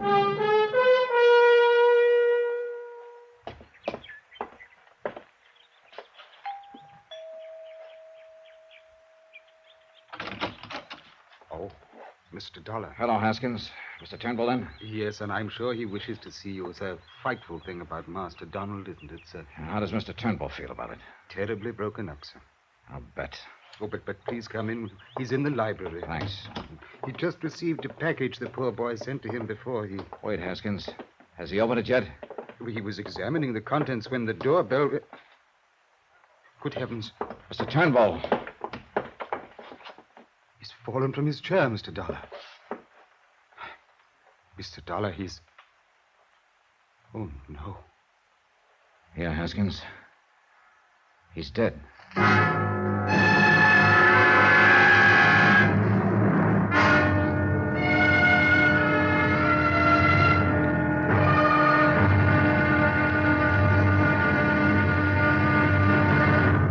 Now, here's our star to tell you about the final episode of this week's story.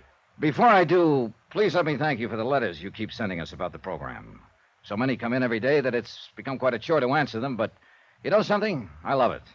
As a matter of fact, your letters are appreciated by all of us who are involved in the production and presentation of the show. Our director, the writers, the various members of our cast, and our excellent technical crew. So please don't stop. Tomorrow, the wind-up. And a sorry example of what the lust for money can sometimes do to nice people. Join us, won't you? Yours truly, Johnny Dollar.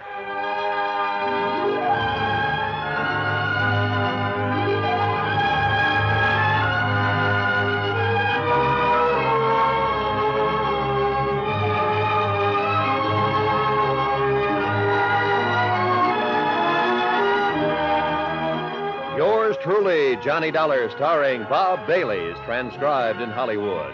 It is produced and directed by Jack Johnstone, who also wrote this week's story. Be sure to join us tomorrow night, same time and station, for the next exciting episode of Yours Truly, Johnny Dollar. Roy Rowan speaking.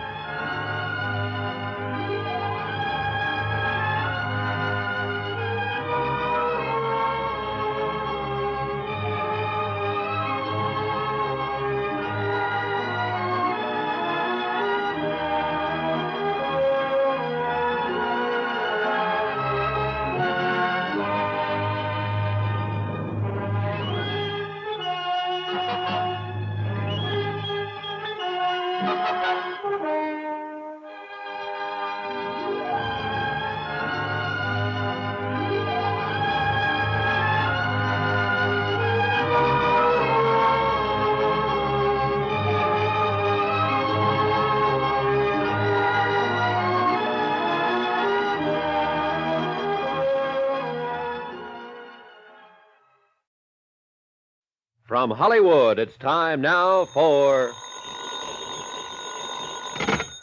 Johnny Dollar. Dr. St. Clair returning your call, Stinky. Oh, hi, Leonard. Where have you been, Johnny? It's been years. Yeah, I know. Listen, can you give me a hand? Who got poison this time? 2 of them. I hope it's poison, and that you can prove it for me. We'll try. What do I do? Meet me here at the home of Eric Turnbull in Stamford, Connecticut. Okay, but Johnny... Give you the address in a minute. But, Johnny, what do you mean you hope somebody got poisoned? Because if they didn't, I'm going to go off my rocker. What? Because the only other possible cause of death could be a curse. The curse of Kamashek. Who? An Egyptian king who died a couple of dozen centuries ago. What?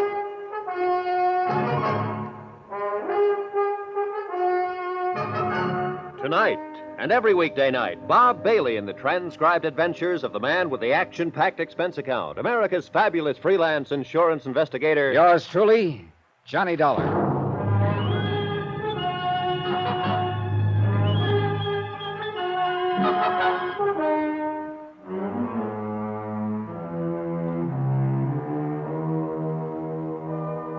from Special Investigator Johnny Dollar to Inter-Allied Life Insurance Company, Crutchfield Square, Hartford, Connecticut. Assignment, The Curse of Kamashek Matter. Expense account continued. I called Dr. Leonard St. Clair, an old school chum, because I knew him to be one of the foremost toxicologists in the country. And I was telling the truth. I hoped it could be shown that some kind of poison killed Donald Cronin and subsequently his uncle Eric Turnbull.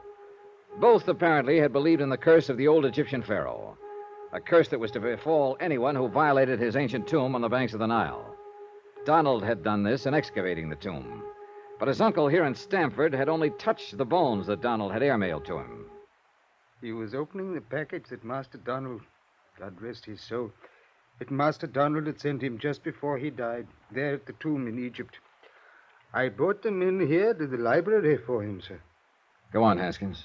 Well, then you rang the doorbell. I left him with it, and when you and I came in here... Yeah, dead. From the curse of Kamashek, Mr. Dollar. Oh, Haskins, I don't believe it.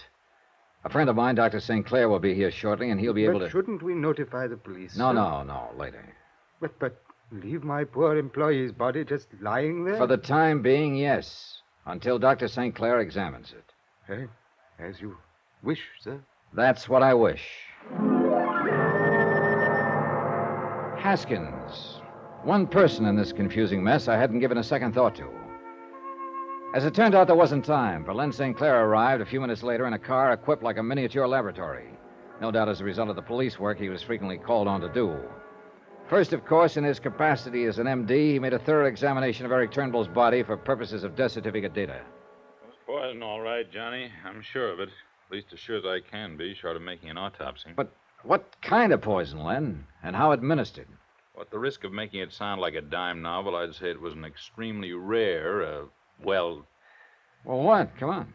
Well, it's something I haven't heard of in years. Related to the old Indian arrow poison. It's very difficult to detect. Can you make sure? Yes, if you'll help me drag some of my equipment in from the car, including a cage of white mice. What? Yeah, on which to experiment with samples of the stuff. Samples from those old bones out of the tomb? That's right. Now, from what you've told me, only 2 people have touched the bones since the minute they were discovered in the tomb. 3. A native carrier, Donald Cronin, and now the late Eric Turnbull. And they've all died. But, Johnny. Yeah? The poison I'm thinking of would hardly have been put on those bones in the time of the pharaohs. Oh, and by the way, I hope no one's touched them here. No, I've left them just as they are in that mailing wrapper. Good. Because it could be fatal. I'll carefully scrape them when we get the equipment in here. We brought in what Len needed for his work, including the white mice. Then I closed him in the library and left him to his experiments. To a bit of research, too, for he'd brought in a couple of thick books on toxicology. As a matter of routine, I phoned the local coroner and then tried to reach Dorothy Harkness. Her number didn't answer. I was about to drive over to her little apartment when Len came out of the library. I was right, Johnny. Curaba arsenium. That the name of the stuff? Uh-huh. In its powder form, absorbed into the pores of the skin, it could be fatal almost immediately. And listen to me. Yeah? Somehow, between the time the bones of that old king were discovered and the time that Donald Cronin touched them, somebody put that poison on him. How? Without endangering himself? By keeping it in aqueous solution until the bones were sprayed with it. Sprayed with it? Wait a minute. Yeah? Sprayed with it, huh?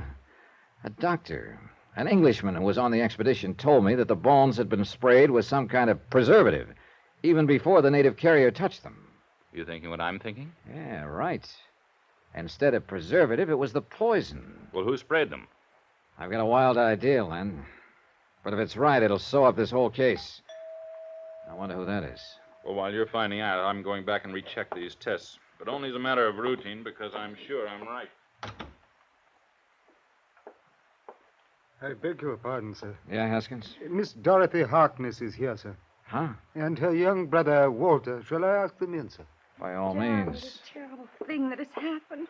Is that really the way you feel about it, Dorothy? Yes, just what do you mean by that, Mr. Dollar? I'm Walter Harkness. Well, come right in, Walter. Because I have a sneaking suspicion you're the boy I've been looking for. What? Your conscience finally began to hurt you? Would you like to sit down and write your confession now? What are you talking about? Or did you and Dorothy just come here to put on a front? You know, as a cover-up? I don't know what you're talking about. Johnny, what are you saying? Sit down, both of you, because I'm going to be saying plenty. Look here, Mr. Dollar. Sit down, I said. Now sit down. All right, Dorothy, we'll begin with you. Johnny, I don't understand. Now listen to me. From what you told me, and I've no other reason for believing it except that you told me, Donald Cronin was in love with you. It was true. And I At was any in love- rate, he made you part beneficiary of his $100,000 life insurance policy. Half of it, I believe. A cool $50,000. How can you say or even Oh, think... be quiet. Mr. I'm Dollar. coming to you right now, Walter. You're working for the museum where your father is curator of archaeology. The museum that has depended quite a lot not only on Donald Cronin's scientific contributions, but his monetary help as well. That may be true, but now look The here. museum, the other beneficiary of Donald's insurance, also $50,000. Mr. Dollar, if you're implying that I had anything to do with Donald's death You in can order to shut gain... up, too, and let me talk. This is the first chance I've had to begin to tie this case up. The first time any of the crazy elements in it made sense. No, wait, tell me this. Eric Turnbull was opposed to Donald's interest in the museum, wasn't he? Well, yes, Sure. And I'll bet my bottom dollar that if something happened to both Donald and his uncle, the estate worth nearly $1 million was willed by Donald to the museum. That's true, Johnny, but there's No wonder Eric Turnbull was afraid for Donald's life. Because he knew who would ultimately benefit most by his death. No wonder he hated you, Dorothy. Johnny. Oh, Johnny, you can't mean you think that I would... No, that I... no. I think you were only being used as a tool, Dorothy. You told me yourself how your father opposed your marrying him. How his only interest was in getting money for the museum. Is that true, Walter? Yes, Mr. Dollar, that is true. But if you mean to imply that I or any of us was involved in Donald's death... Walter, the more I think about it, the more I'm sure you are directly involved. Now, sit down. It's a lie. I swear to it, Mr. Dollar. You're wrong. It's a lie. We'll see about that. Because there's one thing you may have overlooked. I know what killed Donald Cronin. You do? Oh, yes, Walter. Just as well as you do. But I don't. I haven't the least... The curse of Kameshek? The curse Johnny? of Kameshek. Not by a long shot. Was it, Walter? I told you I haven't the All right, slightest... then tell me this. Immediately the pile of bones was found in Kameshek's tomb before anyone touched them. I refuse to touch them. Will you listen to me? Before anybody touched them, somebody sprayed those bones with a so-called preservative. And I mean so-called. I don't know why you should. Oh? Well, that's common practice these days, in case you don't know it, but I fail to see What was supposed to be a preservative was in reality a deadly poison. What? Oh, come on now, Walter. But you're wrong. You must be wrong. That's impossible. You know, you're very convincing, I must admit. Well, it's true. I applied that preservative, Mr. Dollar. Oh, you did? Yes. Aqueous solution, wasn't it? Of course. And I'll bet you washed your hands very carefully immediately afterward, didn't you? Yes, of course I did, because I was told to. By whom? By... Oh, no. Walter? What is it? Holy... Tell me, Walter. Walter! Yes? Do you know anything about a man who tried to intercept me on my way to Egypt? To make sure I didn't get there until the bones of the pharaoh were sent to Eric Turnbull and that Donald Cronin died? No, I don't, believe me. Then answer me this one. Did you make up the, we'll call it preservative, that you used over there? No. Then who did? And who told you to be sure to wash your hands immediately after using it? Well? Walter! Oh, no! I'm afraid so, Dorothy. Oh, no! Better tell me, Walter. I beg your pardon, Mr. Dollar, but Mr. Harkness Sr. is here, too. Mr. Dollar, I'm Adam Harkness, curator of archaeology at the museum. Well, Mr. Harkness, I'm really glad to see you. Dorothy, Walter. Mr. Dollar, I've come to pick up the bones from the grave of Kameshek that I understand Donald Cronin sent to his uncle instead of to me through some misunderstanding. Oh, yeah, sure. I had a notion you'd want to pick up those bones, Dr. Harkness. And I'll give them to you on one condition. Oh? What is that? That you take them out of the package in which they arrived here with your bare hands. That you carry them out of this house also in your bare hands. Why, that's a strange... Will you? Of course not. Why? Why, because such priceless relics are too fragile, Too full of a deadly poison that you had them sprayed with? Kuraba arsenium, I believe it's called. I don't know what you're... Walter, what have you been telling us? true, isn't it, Father? Well, Dr. Harkness. I don't know how you found out, Dollar, but I'll tell you this. You won't ever live. Wait a minute, put that thing down. Father! Wait a minute!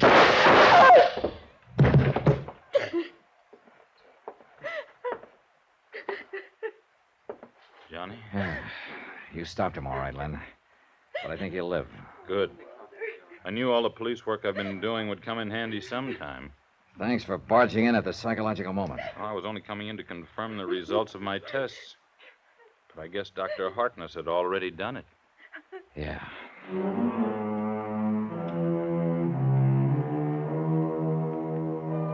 So, I guess the museum will profit mightily from half the insurance and all of the estate of Donald Cronin. The museum, that is, without Dr. Adam Harkness. Expense account total, including transportation back to Hartford, $985. Remarks? Well, doesn't mean a thing, I know, but I kind of wonder what I might have found if I'd been assigned to investigate the deaths of the people who excavated some of those other old Egyptian tombs. Tombs that had a curse on them. Interesting thought, isn't it? Yours truly, Johnny Dollar.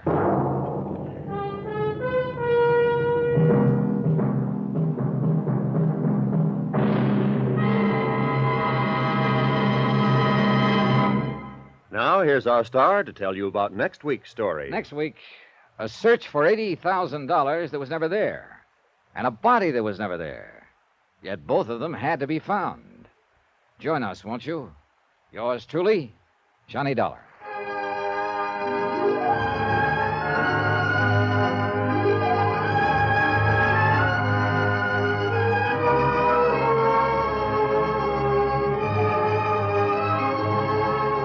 Yours truly, Johnny Dollar, starring Bob Bailey, is transcribed in Hollywood.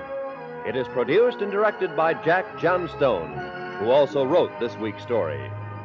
Heard in this week's cast were Paul Dubov, Alan Reed Sr., Dick Crenna, Virginia Gregg, Ben Wright, Forrest Lewis, Eric Snowden, Barney Phillips, James McCallion, and Les Tremaine. Musical supervision by Amerigo Marino. Be sure to join us on Monday night, same time and station, for another exciting story of yours truly, Johnny Dollar. Roy Rowan speaking.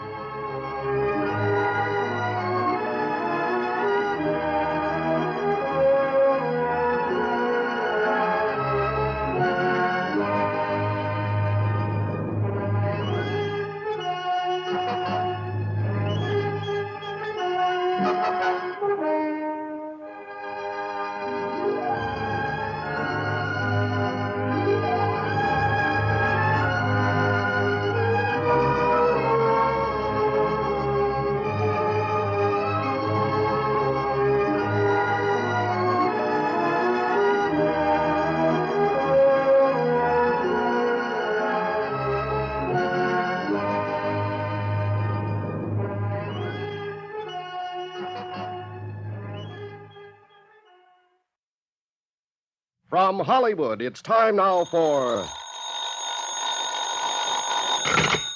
Johnny Dollar. Mort Parkinson, Johnny, Eternity Mutual. Oh, how are you, Mort? I couldn't feel much worse. It's the olives that do it, not the martinis. I wish it were that simple. Can you come over to my office right away, Johnny?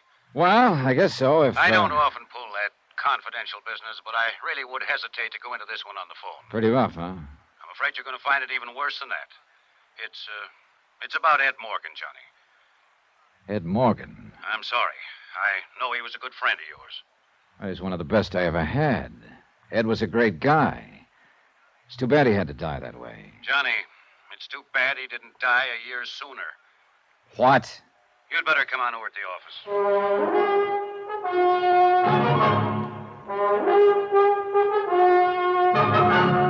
Tonight and every weekday night, Bob Bailey in the transcribed adventures of the man with the action-packed expense account.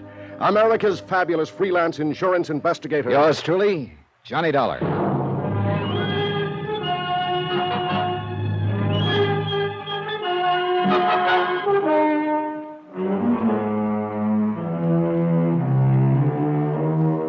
From Special Investigator Johnny Dollar to the Home Office, Eternity Mutual Insurance Company, Hartford, Connecticut.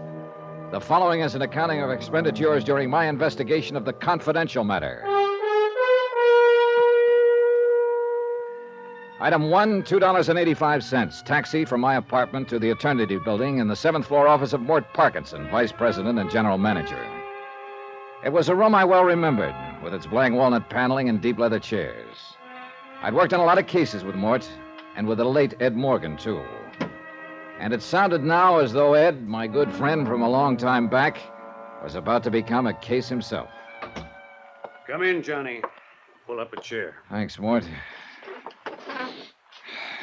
Well, that was quite a phone call. It's quite a situation. Yeah, I gathered that. No, I just can't talk sitting down. Old habit, I guess.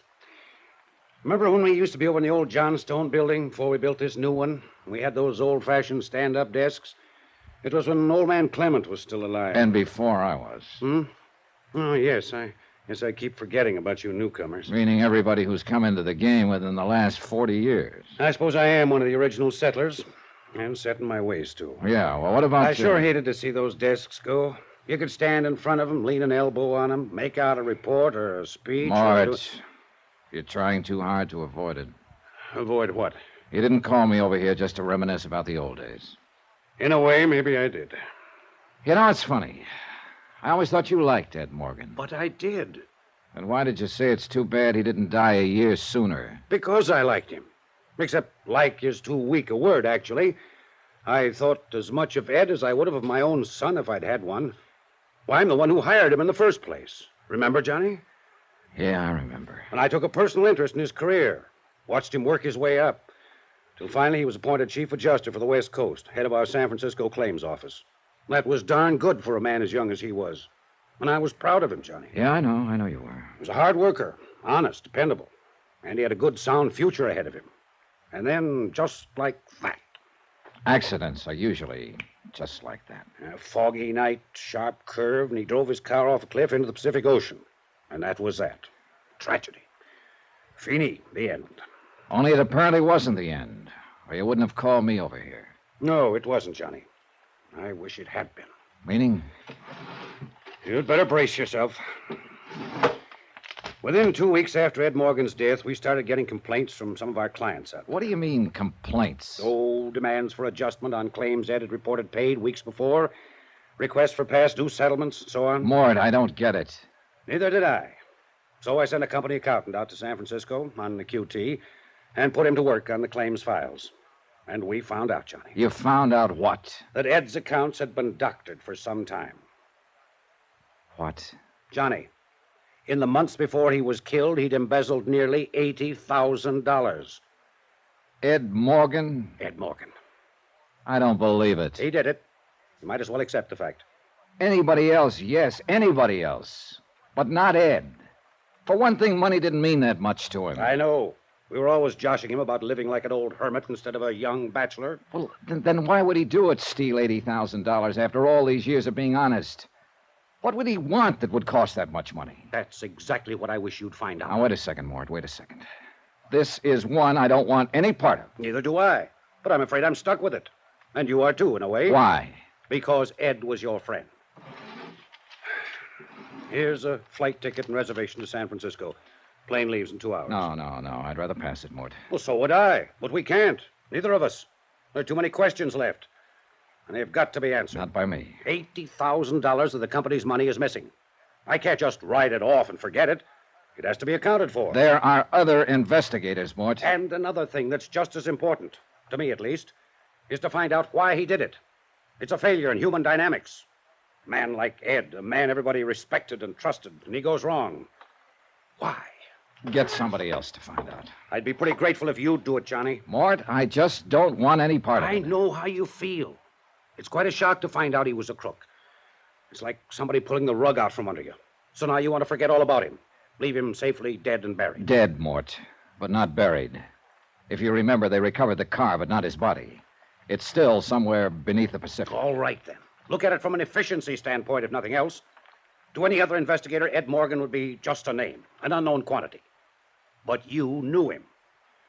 I thought I did. Regardless of what he did, Johnny, I just hate to think of a stranger pawing into his past.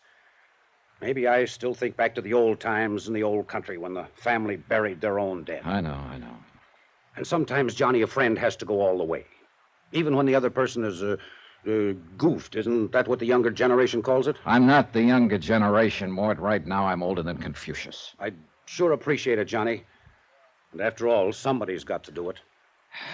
Yeah, somebody's got to do it. And like you said, Ed was my friend. All right, Mort. Let's have the ticket.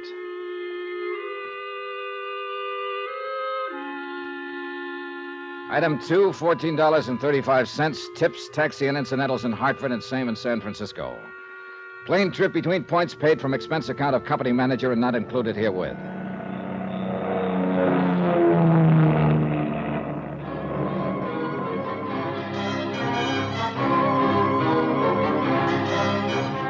I went straight from the airport to Ed's last address when he was still alive, an apartment house in the Nob Hill section called the Drakeley Arms.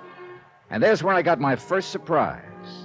Ed had always been the two-room bachelor walk-up type. But the Drakeley Arms consisted of equal parts of glitter, glass, swank, and price, including a uniformed doorman, a small private bar off the lobby, and an assistant manager with a gardenia on his lapel. Oh, he was a rare one, that manager. And it was a real gardenia. I am, of course, most desirous of assisting you in every way possible, Mr. What did you say your name was? Dollar. D-O-L-L. I can spell dollar. I'll bet you can. I beg your pardon. Oh, it's quite all right. I didn't mean... You didn't mean to be offensive, I understand. Now, about the former occupant of Suite 14. Mr. Dollar, I'm terribly afraid. Oh, please don't be. I mean, there is simply very little I can tell you about the late Mr. Morgan. A matter of discretion? Is that it? Discretion? Policy of the house? Something of that sort? Well, we do, of course, try to protect the privacy of our residents. I'm sure you understand. Even to the extent of turning down $20? Well... A crisp one, isn't it? Under the circumstances... Nice likeness of Andrew Jackson, isn't it? Thank you, sir. Gratuities of this nature are always so helpful in smoothing the rough pathway of human relations. Don't you think so, Mr. Dollar? Definitely. It's already helping you remember my name. Well, money is a mental stimulant, isn't it? Don't call it money. Just think of it as item 3. I beg your pardon. Item... that's quite all right. I meant... Yeah, I know. It's kind of a habit I seem to be picking up. Now, has your memory been stimulated any in regard to Ed Morgan? Oh, yes, the late Mr. Morgan. Pardon me, Mr. Dollar. Yes? Oh, yes, Countess Margie. Yes, I'll be delighted to send the boy up for 2 quarts of suds. Suds? Would a nice dry Bavarian ale be... Yes, Countess, just plain beer. Yes, Countess, right away. Frightful old lady. Mixes it with creme de menthe, you know. Now, where were we, Mr. Dollar? We weren't, not yet. Oh, yes, the late Mr. Morgan. Well, he'd been our guest, you understand, for about 6 months at the time of his tragic accident. What was he paying for his suite of rooms? Oh, well, ordinarily we don't release information of that. Forget it. This is not ordinary. How much? $1,200 a month. I see. Oh, he was a true gentleman, if I may say so. A bon vivant. And on the crassly materialistic side, if you'll forgive me, sir, a very free spender. Sorry, 20's the limit. Mr. Dollar, I was not trying to coerce your generosity by, well... Putting on another bite? Precisely. All right. So Ed was bedded down in a mink-lined stall and was throwing money around like water. What else? Who came to see him? What sort of visitors did he have? None at all that I can recall. None at all? He leased that overpriced cubicle and then just sat in it? Well... What about friends here in the building? Well, most of our guests might be termed individually exclusive. Even eccentric in some cases. Except, of course, Mrs. Barrett. Mrs. Barrett? Yes. One of the loveliest guests we've ever had the pleasure of... Excuse me, Mr. Dollar. Yes. Yes, Countess Margie. The boy is on his way. I know. But he has to go clear down to the corner. Yeah. Well, please tell little Pim Pam that I'm so sorry. A dog drinks that stuff, too. Now, where were we? About this Mrs. Barrett you mentioned. Oh, yes. Well, of course, she and Mr. Morgan were inseparable, you understand. They were together constantly. And Mr. Barrett? Oh, there wasn't any. Well, not recently, I mean. Deceased. You know, dead. Yeah, when? Early this year, as I recall. I didn't know him, of course. Mrs. Barrett moved in here shortly after his death. Not until then. And Ed Morgan, when did he move in? About 6 weeks later. Oh, he met her here then? Oh, no, they were already acquainted. Well acquainted. I see. In fact, I believe that Mr. Morgan and the young and very lovely widow met at the time of her husband's death, a matter of settling the estate or something of that sort. It would figure all right. I but don't you said... remember exactly why I thought so, but I do recall having an impression at the time that he moved in here only because of her. And as I say, they were together constantly right from the first. That's all very interesting. I wonder if I could have a talk with this Mrs. Barrett. That would be utterly impossible, I'm afraid. Now, look, if you think you can I pry... simply mean she isn't here. Isn't here? She's been gone for 10 days now. Where'd she go? I really haven't the slightest idea, Mr. Dollar. Well, if she moved out, she must have left a forwarding address of some kind. Oh, she didn't move out. She still has her apartment here. She'll be back eventually, I imagine. But at the moment, I haven't heard a word from her since she left. Oh, poor dear. You know, one can understand why she'd want to get away for a while. Such a tragic coincidence, having 2 deaths of exactly the same... Oh, confound that woman. Wait a minute. What do you mean by tragic coincidence? Oh, well, as I understand it, Mrs. Barrett's husband also died in some sort of accident. Yes, Countess.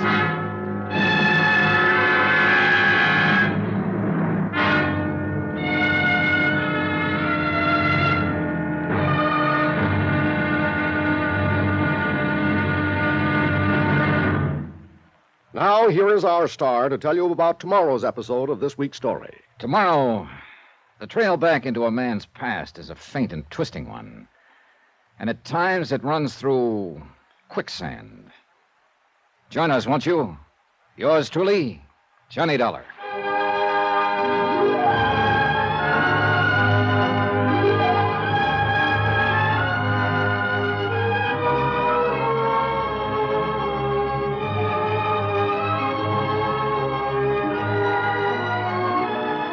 Yours truly, Johnny Dollar, starring Bob Bailey, is transcribed in Hollywood.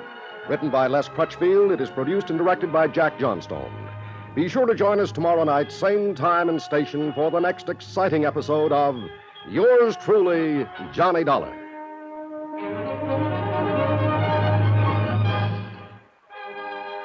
Hugh Brundage speaking.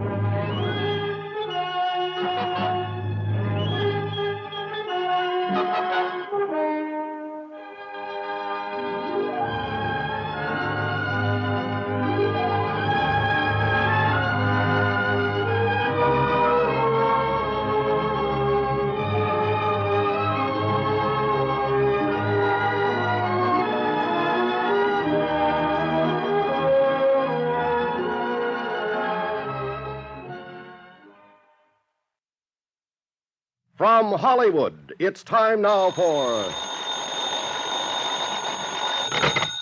Johnny Dollar.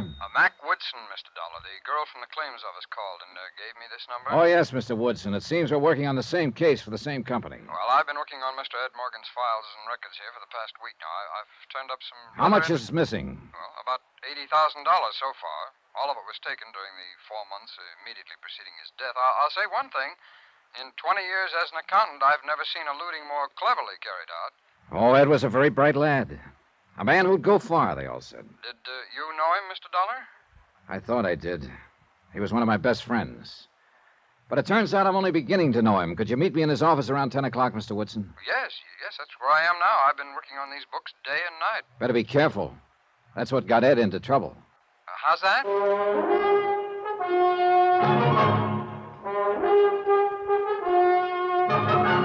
Tonight, and every weekday night, Bob Bailey in the transcribed adventures of the man with the action-packed expense account, America's fabulous freelance insurance investigator. Yours truly, Johnny Dollar.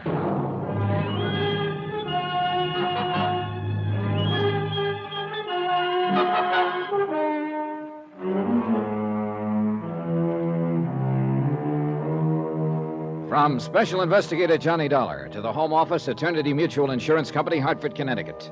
Assignment, the confidential matter. Location, San Francisco. Expense account continued. Item 4, $1, 1 martini. Item 5, $1, 1 tip to the bartender who stirred the martini. All in the house that Jack built. I don't know who built it, actually, but it took Jack to live in it. $1,200 a month, to be exact. That was the take-home bite for an apartment at the Drakeley Arms on Nob Hill. And, of course, that didn't include drinks in the intimate little private bar just off the lobby. And this is where Ed Morgan had lived during the last 5 months of his life, until he missed a curve one night and drove his car off a cliff into the Pacific. Ed Morgan, whose idea of a big night had always been his pipe, slippers, and a mystery novel. But things were different when I'd known him and been his friend. For one thing, he hadn't stolen $80,000. Or I don't think he had. Do you find the martini adequate to your expectations, sir? Oh, yeah. Yeah, indeed. It's a heck of a belt for a buck. Thank you, sir. Quite a nice little place you got here. Oh, I find it a most agreeable sanctuary from the stress and strife and the hurly-burly of the city. Been here long? I have tended bar here in the Drakeley Arms Rendezvous for some 2 years now. Oh, well, then you may have known a friend of mine who had an apartment here up until a month ago. A Mr. Edward Morgan? Oh, yes. Mr. Morgan was a regular customer here. An eager supplicant for my humble and healing wares. A beer drinker mostly, as I recall. The Rendezvous does not serve beers, sir. Oh, forgive me. I didn't know. Quite all right, sir. Yes, I was here before Mr. Morgan moved in, and here I am still, now that he is no longer with us. Such is the chance and mystery of life. One just never knows. Precisely. Oh, could I serve you Not yet, thanks. Get to know Ed pretty well, did you? The policy of the Drakeley Arms, sir, is to maintain a certain degree of formality in relations between guests and personnel. Sort of like a zoo, you might say, with bars to separate the people from the animals. The comparison is quite apt. Somehow, I can't see Ed Morgan sacking in a marble squirrel cage like this joint. I confess, he hardly seemed the type to me, sir. He was much too unrestrained for the Drakeley. He came in here a lot, did he? Almost nightly. For a few minutes at least, on his way to some gala night spot. Gala night spot, Ed Morgan? Oh, yes.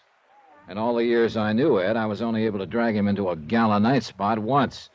He stayed 20 minutes, then left because his tie was choking. Are you quite certain that your friend was this same Ed Morgan? I wish I weren't. Who were his friends? Did he always come in alone? Oh, no, never alone, sir. He and Nicky were inseparable. Nicky? Oh, I should say, of course, Mrs. Barrett. Oh, a young widow, as I remember. Lives here in the building. A lovely girl. Fascinating. And also unrestrained? Definitely. And Ed then was one of her friends. Oh, they were together every night, sir. An hour here in our little establishment, a few champagne cocktails, then out to dinner, dancing, the opera, ballet. Ed Morgan? Oh, quite. Life was just a mad whirl for those two. I gather your friend was something of a wealthy playboy. He was a claims adjuster for an insurance company. Then, how could he possibly live in the fashion he did? If I told you, you'd flip. I beg your pardon? Tell me something. Was Ed in here on the night he was killed? Oh, yes. He left here about 9, as I recall. And a few hours later, he was dead. How did this Nicky take it? Pretty broken up, was she? She is a woman of very strong character. In other words, she didn't bat an eye. Well, I Look, wouldn't... that night Ed was killed. Did he leave here alone? No, sir. He was alone when he went off the cliff. Not when he left here, though. Nicky was with him. Item 6, $2.40, taxi to the Telegraph Hill apartment of Lisa Duval. Lisa had been Ed Morgan's secretary for about 4 years. But it seemed Miss Mousy Business at the office was Miss North Beach Bohemia at home.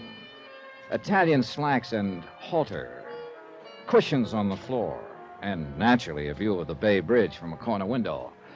We sat on the floor, naturally, and drank Chianti from a half-gallon jug, while a record player moaned agonizedly under the gouging of its needle. Bartok, I gathered, was now last year's kick. This was progressive jazz.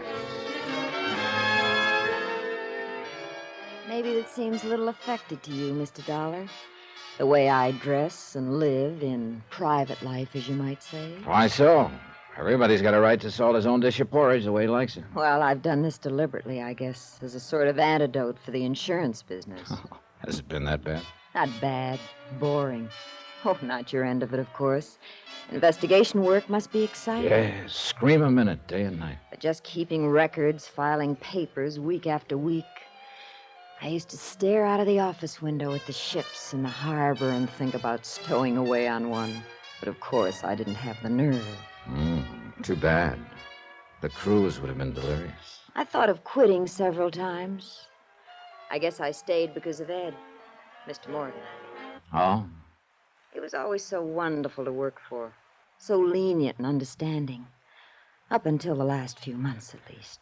What about those last few months, Lisa? What came over him? I don't know. He was different, that's all. As though he were tense and nervous, under pressure. Any idea where the pressures came from? He didn't confide in me, Mr. What were your personal relations between the two of you during the years you worked for him? What do you mean? Well, I mean, were you friendly, formal, strictly business? Friendly, I think, would cover it best. Did you see each other outside of office hours? Occasionally. I noticed one of his pipes there in the bookcase. He'd come here sometimes in the evening, and we'd listen to music and talk. Up until the... Until the last few months? It wasn't that we stopped being friends, Mr. Dollar. He was just different, that's all. Tense, under pressure. That's about the only way I can describe it. But you don't know why he was that way. Well, looking back, I suppose it was because of the money. If he really did take it. I just can't believe it. Ed wasn't that kind of a man. He was gentle and honest. At least until... Until the last few months. Yes. Or were you going to say, until she came along? How did you... Lisa. Yes. How long have you been in love with Ed? Ever since I started to work for him. But he never knew it. He couldn't even see me. I'm sorry, Lisa. I'm sorry for you, too, Mr. Dollar. I know how close you and Ed were. And I know how you must feel being called in and having... Forget it. It's a job, that's all. Sure, just a job. So is major surgery. This woman he was going around with, Nikki Barrett. Did you ever meet her? I met her. Well, what did you think? What's the difference? I was prejudiced. I'll allow for that. In the old days, they used to believe in witches, vampires. Some of them were very beautiful, and they'd lure a man on, and then destroy him. And you think she did something like that to Ed? Oh, you weren't out this way during the time he knew her. You weren't around him to see how he'd changed. No. Oddly enough, the one time I was through here about 3 months ago, Ed was unexpectedly called away on business. He wasn't called away. He was avoiding you. He knew he was getting in too deep. How'd he meet her? She came to the office with a life insurance claim. $50,000. Her husband had just died. I knew her type from the minute she walked in. The grieving widow, all in black, and looking like a Powers model. And he just melted down and laid his head under her foot. That was the start of it. Well, why'd she come to him? Unless she had a disputed claim. There was a double indemnity clause. Her husband had been killed in an accident. Her husband, too, huh? What do you mean? Ed Morgan died in an accident. Remember?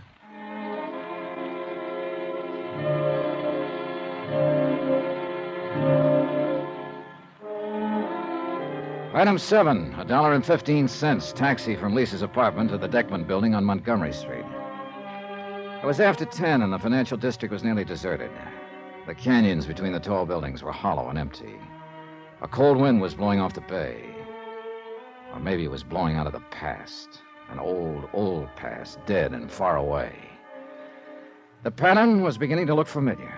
Too familiar. Lord, the woman gave me the forbidden apple to eat. Ed, too, it seemed. The same old whine, the same old dodge. And yet there was something not quite right about that pattern. The accountant runs into some funny ones, Mr. Dollar. This Morgan case here is one of them. How do you mean, Mr. Woodson? Well, the way he was going about it, for one thing. Running hog wild, as you might say. Of course, as I said on the phone, his general scheme was pretty clever. He certainly knew standard procedures. Well, he'd been with the company a long time. Well, now, these payoff checks on claims. Of course, they were sent out from Hartford in care of this office. So what Morgan did was open a disbursement account in the bank here, then sign and deposit the checks and draw out the money in cash chargeable to direct disbursement funds under his own name. Mr. Woodson. Now, of course, the canceled checks would return to Hartford, but since they were countersigned to disbursement, they wouldn't even be processed. Instead, they'd be returned to Morgan. So, you see, there'd be no evidence Look, in Hartford. Mr. Woodson, I'll accept the fact that Ed was clever. But What did you mean there was something funny in the way he was going about it? Well, he must have known it couldn't last. It was a good scheme for a short time, but it carried the seeds of its own destruction. In what way? Complaints. Some of these claims are 4 months old, and legitimate claims. Morgan couldn't stall these people off forever. Oh, I see. Only other embezzlement case I've worked on that was similar was a man who worked a quick swindle for a blackmail payoff. He knew he'd probably get caught, but he just had to take the chance. Yeah, you may have stumbled onto something, Mr. Woodson. Oh, is that so? You mean it ties in with that file folder you've been studying there? Oh, I don't know. It's an investigation report on an accidental death. Happened about a year ago. Ed Morgan handled the insurance claim and got to know the widow. He'd been running around with her for several months just before his death. I don't quite see the... Oh, of course. Mr. Morgan also died in an accident. Unless he was murdered.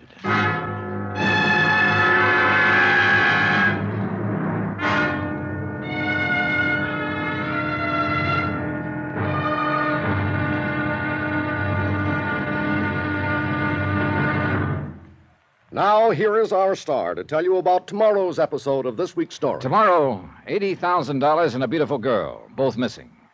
Then one of the two is found and a bombshell explodes. Join us, won't you? Yours truly, Johnny Dollar.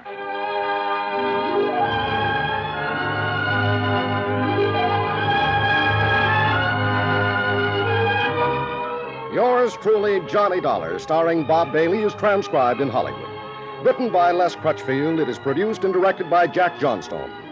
Be sure to join us tomorrow night, same time and station, for the next exciting episode of Yours truly, Johnny Dollar. Hugh Brundage speaking.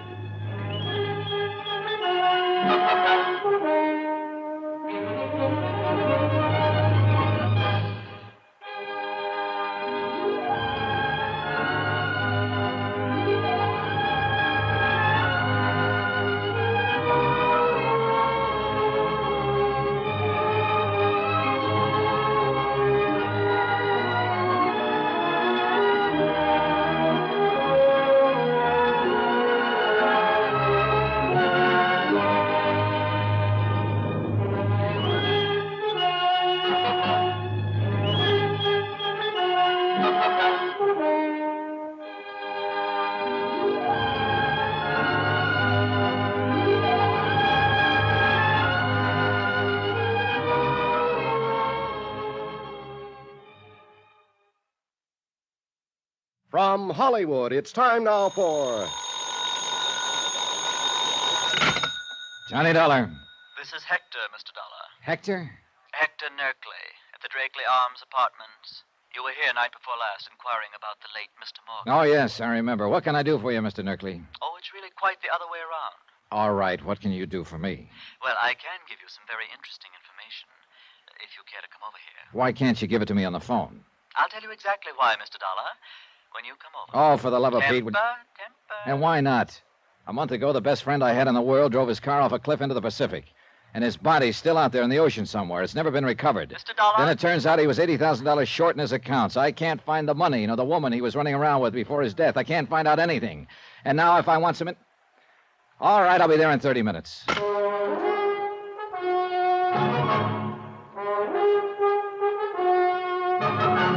Tonight and every weekday night, Bob Bailey in the transcribed adventures of the man with the action-packed expense account. America's fabulous freelance insurance investigator. Yours truly, Johnny Dollar.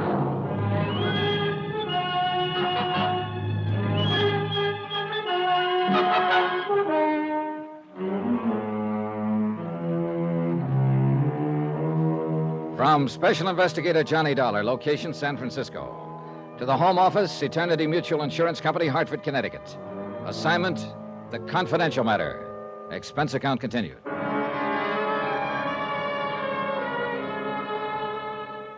Item 9, $1.70 taxi from my hotel to the Drakeley Arms Apartments. A snooty, high-priced joint where Ed Morgan had lived during the last 4 months of his life. Ed Morgan, a pipe and slippers bachelor who'd suddenly and strangely turned to champagne cocktails and high living. Who, as head of an insurance claims office, had found a way of swindling his employer out of $80,000 in 4 months, and who died a month ago as mysteriously as he'd lived. This was the man who at the moment was my assignment, whose past I was supposed to uncover. And he was also the man who'd been my lifelong friend.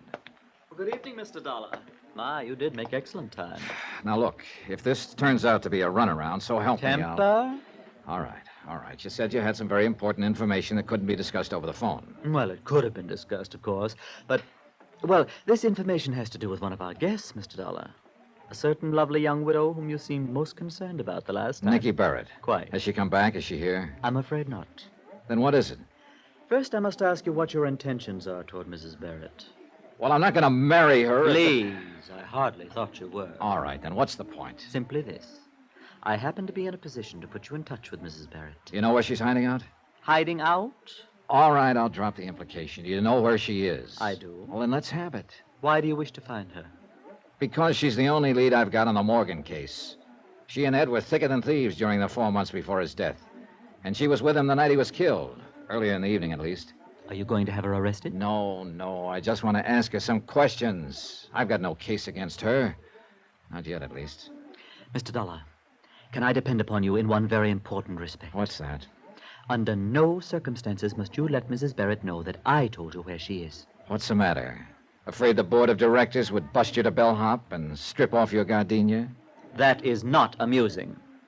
Nor too improbable, as a matter of fact. After all, the watchword of the Drakeley Arms is discretion. Yeah, well, all right. It's a deal. I won't tell her. Of course, there is one more little detail. Oh, now what? Well, the last time you requested information from me, Mr. Dollar, you were kind enough and generous enough. Well, really, this is a bit awkward. What is it, Hector? Is the gardenia fund getting low? Well, you did say, as I recall, that it was merely an item in an expense account. All right. Here's another $20. Oh, thank you, sir. Now, what about Nicky Barrett? Well, we just received a letter from Mrs. Barrett. She asks that her mail be forwarded to her in care of American Express, Panama City, Panama. Item 10, $20, gratuity. Item 11, $388.45, hotels, some telegrams, incidentals in San Francisco, and plane fare to Panama.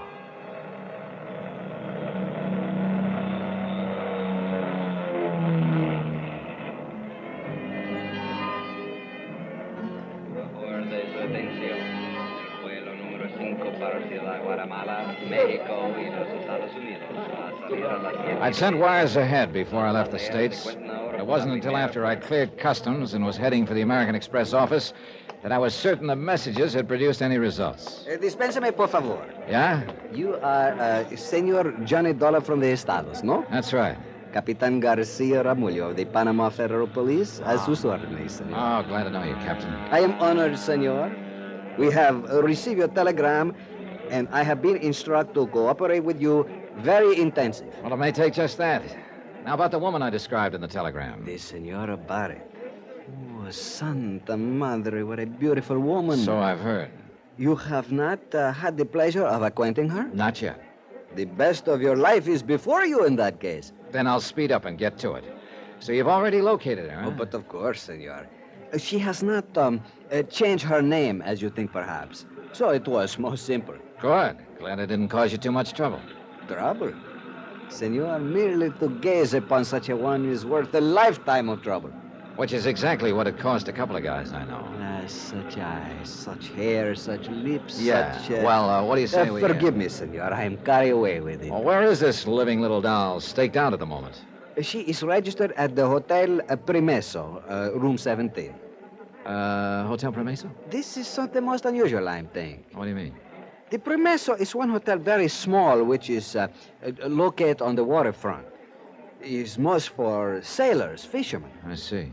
The beautiful tourista one would think to find in a hotel of more elegance. She may be deliberately staying away from the tourist belt. Quien sabe, senor? Who can tell the reasons of a woman? Yeah. Is she living there alone? So I have been informed. You expect someone with her? I don't know what to expect. I don't even know why she came here. I'm moving in blind. See, life is most difficult at times. You didn't talk to her, did you? Let her know you were checking on her? Please, senor. I'm sorry, Captain. I had to be sure. She is most entirely without suspicion. Good. Well, I suppose I'd better check into a hotel first. Then what are your plans, senor? I don't know exactly. I'll talk to her, try to get some answers. And from there on, I'll just have to call it as I go. I hope this lovely lady has not involved in some serious crime. I hope not, too. But I wouldn't bet much on it. Item 12, $8. Taxi, flat rate for the rest of the day. And by the time I checked into a hotel and showered and changed, the rest of the day didn't have long to go. The Hotel Promesa was on the waterfront, as Captain Garcia had said, and some distance from town. But although it wasn't a tourist trap, neither was it quite the sailor's flophouse I'd been led to expect. It was built native style with bamboo shutters and wide verandas, half buried in a thicket of mango and banana. $5 bought me the desk clerk's undying affection, and 2 minutes later I stood unannounced at the door of room 17. Just a minute. It's about time. I ordered that ice at least a... I thought you were the bellboy. No. The name is Johnny Dollar. Johnny Dollar. Mind if I come in, Mrs. Barrett? What for? Well, it would be more comfortable than trying to talk out here in the veranda. What is it you want to talk about? A friend of mine. Name of Ed Morgan. All right. Come on in. Sit down, Mr. Dollar. Thanks. I'd offer you a drink, but there's no ice. And in this kind of heat... I don't care for a drink, thanks. You'd think it would cool off after the sun goes down, but it doesn't. At least not very much. Sometimes a breeze comes up from... What are you staring at, Mr. Dollar? You? Why? I'd had such glowing reports about you that I was sure they were exaggerated. They weren't. Thanks. And did you come all the way down here just to check those glowing reports? How do you know I came all the way down here? What do you mean? Maybe I live here. No. I've heard of you before. Ed, Mr. Morgan used to talk about you. Was it Ed or Mr. Morgan? You don't miss much, do you? I try not to. It was Ed, as you undoubtedly knew. Yes, I knew. But I wasn't sure why. Why? Why he lost his head. Now that I've seen you, I can understand. Who wouldn't? Oh, please. I'd rather not talk about it, Mr. Dollar. Ever since that terrible accident, there's been only one thing I've wanted. To forget. Well, I'm sorry to have to bring up unpleasant memories, Mrs. Barrett, but I've got to ask you some questions. There's nothing... The night of his death, what time did he leave you? What do you mean? You were together earlier in the evening. You left the bar at the Drakeley Arms together at 9 o'clock, but shortly after midnight, when Ed ran his car off a cliff into the Pacific, he was apparently alone. We went to dinner, then he brought me back to the apartment house. He was going to Half Moon Bay to see a client. That's why he happened to be on that road. I don't want to talk about it, Mr. Dollar. It's horrible to think of him dying that way. His body's still out there in the ocean somewhere. That's why I came down here. To get away and try to forget. Then you thought quite a lot of him, huh? We were going to be married. I see. Well, it's too bad it didn't work out with all the wealth Ed had and the beauty you have. Well, I had the idea that he just worked for an insurance company.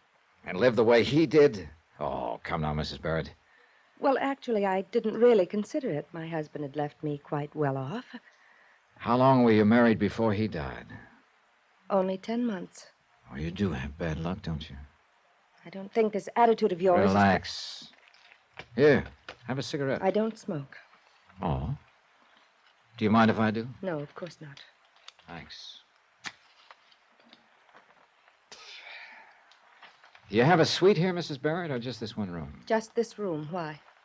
Oh, and then this door must lead to the bath. What do you think you're doing? Empty, huh? Of course it's empty. Then the other possibility is that closet. Stay away from there. When I came in, there was cigarette smoke in the air, stubs in the ashtray. There's no one here. Stay away from there. Oh, look, Mrs. Barrett, turning out the lights may be romantic, but it's not the idea. What? You? I was still conscious but groggy, and I couldn't seem to get off the floor. I heard someone moving, heard the door to the veranda open and close. I shook my head, tried to clear it. I finally staggered to my feet and found the light switch. Nicky Barrett was cowering back against the wall, staring at me, scared, but not saying anything. I stumbled toward the door. The veranda was empty. There was no sign of movement in the shadows.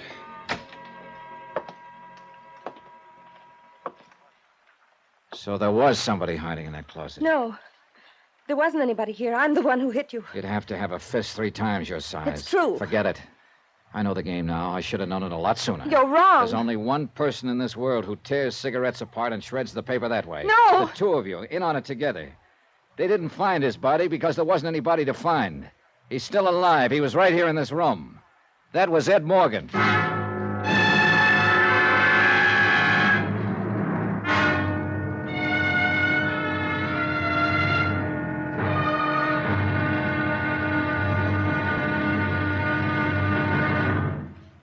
Now, here is our star to tell you about tomorrow's episode of this week's story. Tomorrow, a search for a dead man who intends to stay dead and who's willing to kill to do it.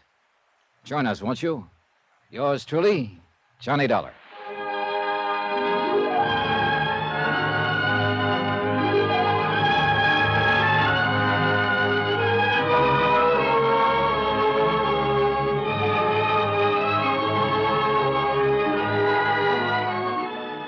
Yours truly, Johnny Dollar, starring Bob Bailey, is transcribed in Hollywood. Written by Les Crutchfield, it is produced and directed by Jack Johnstone. Be sure to join us tomorrow night, same time and station, for the next exciting episode of Yours truly, Johnny Dollar. Hugh Brundage speaking.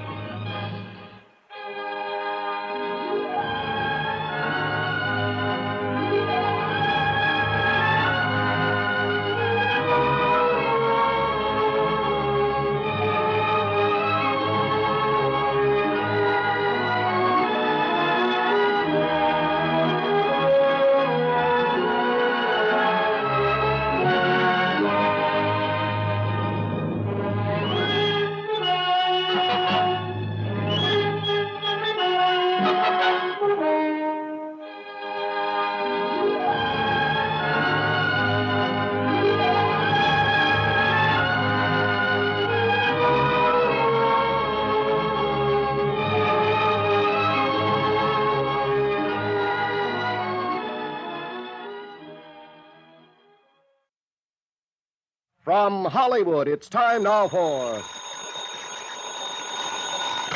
Johnny Dollar. This is Capitan Garcia Ramullo of the Panama Federal Police. Good. Your sergeant said he could locate you in a matter of minutes. I am never lost from contact, senor. You have talked with the beautiful turista, no? I have talked with her, yes, and I ended up getting socked in the jaw.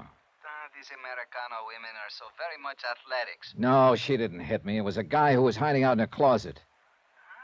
See, I understand, senor. Somehow I doubt it. Look, Garcia, it was the man I came down here to question her about. I'm sure of it. But, senor, you have told me... Yeah, I know. Apparently his death was faked. I think he's here, hiding out somewhere in Panama City.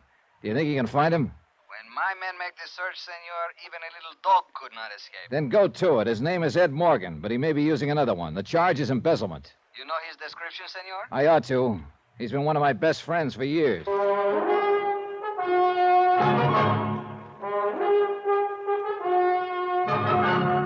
Tonight and every weekday night, Bob Bailey in the transcribed adventures of the man with the action-packed expense account, America's fabulous freelance insurance investigator. Yours truly, Johnny Dollar.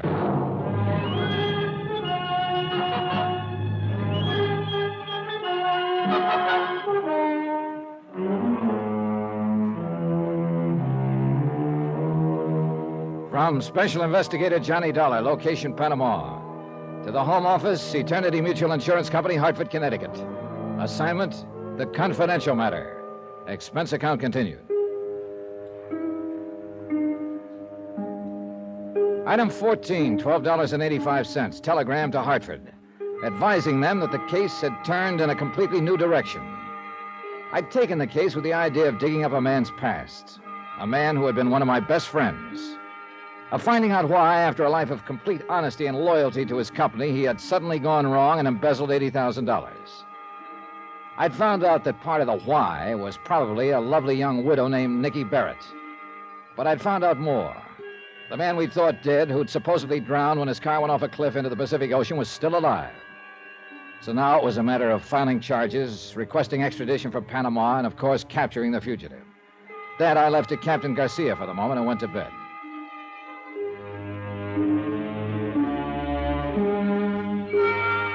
When I came down to breakfast the next morning, I still hadn't heard back from Garcia.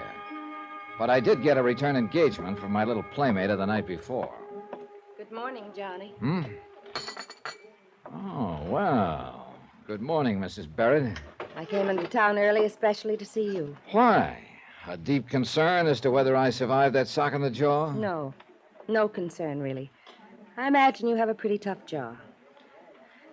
Do you mind if I sit down? If you promise not to double up your fist. I can explain that, Johnny. With all night to think about it? Yeah, I bet you can. How about some breakfast? I don't really. They got a special this morning, fried fish and papaya. Oof. Tastes even worse than it sounds. No, I'll just have some coffee. That we already have. Sugar, cream? Just black. Thank you. All right, you're on. Spin it out. Well, I'll admit it was silly to claim I was the one who hit you last night. Of course it was silly. I know who hit me. You don't. It was Ed Morgan. He was hiding in the closet in your hotel room. You're wrong, Johnny. You don't mind if I call you Johnny, do you? I mean, you and Ed were such close friends. I feel I almost know you. You could be wrong, Mrs. Barrett. I used to think I knew Ed until he met you and decided to tap the till for 80 grand. All right, call me Johnny if it gives you more confidence in your act. It's not an act. Okay, if you didn't hit me and Ed didn't, then who was it? Let's just say it was a friend. He wasn't very friendly to me. He misunderstood your coming there. He shouldn't have been there himself. He's married, and not that I knew it, though, until last night. That's not a bad attempt, Mrs. Barrett, at a snow job, but I still don't buy it. Better drink your coffee. Johnny, Ed was drowned in San Francisco when his car ran off into the ocean. He's dead. How can he be dead in San Francisco and still be tearing up cigarettes in Panama? I did that. You don't even smoke. But the man who was there last night does. And I tore the cigarettes in that peculiar way. I picked up the habit from Ed. I just did it absent-mindedly, I guess. Now, this gets better as it goes along. Oh, I'm not lying. It's true. No, I mean this fish and papaya. I guess you just have to get used to the mixture. Oh, please, Johnny. You're not even touching your coffee. If I drink it, will you please listen to me? I am listening to you. I just don't believe you. Look, we all make mistakes. Last night, you made a guess. You thought that was Ed, but you were wrong. So why be stubborn about it and cause a lot of unnecessary trouble? Let's forget it and be friends. Can't afford it, sweetie. I haven't got that kind of money. Do you think I sell my friendship? It cost Ed $80,000 of the company's money. No. How much of that did you get? Half of it? No. More than half of it? No, I don't know what you're talking about. How much does he have left now? Stop it! Stop saying such things. All right. Can't you understand once and for all? Ed isn't here, nor anywhere else. He's dead. No, he isn't. But I wish to heaven he were. What do you mean? Just that. But he was your friend. That's right. He was my friend. When I heard about his accident, heard he'd been killed, it hit hard. It hurt plenty. And I guess it hurt even more when I learned he'd been stealing from the company. Johnny. So I took the job of digging into the mess and trying to find some answers. I didn't want the job, didn't want any part of it, but I took it anyway. Somebody had to do it. And he had been my friend once. And then I find out he's still alive. No, so you Johnny, see what it means? Now I've got to catch him and take him back to stand trial. And that's going to be even tougher than facing his death and the fact he was a crook. If Ed were alive, you'd take him back? Help send him to prison like any other common criminal? That's what he is, isn't he? But he was your friend. Oh, skip it. You wouldn't understand. I might, if you'd let me try. The only thing you're trying to do, Mrs. Barrett, is to con me into thinking I might possibly be wrong. Thinking maybe it was somebody else in your room last night. I told you. The idea is to throw me off balance just long enough so the two of you can make a run for it.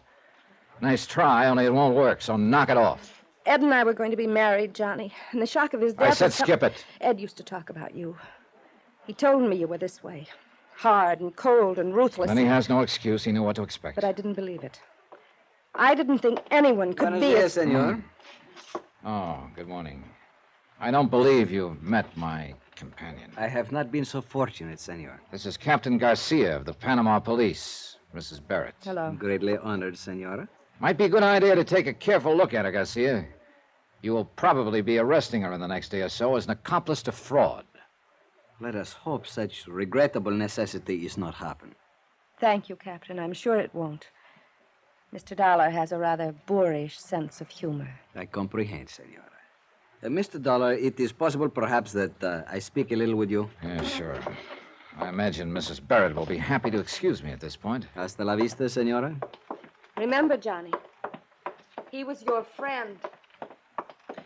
I did not wish to mention this matter before the senora. Oh? I think it's better she's not hear it. Hear what? Have you turned up something? Si, senora.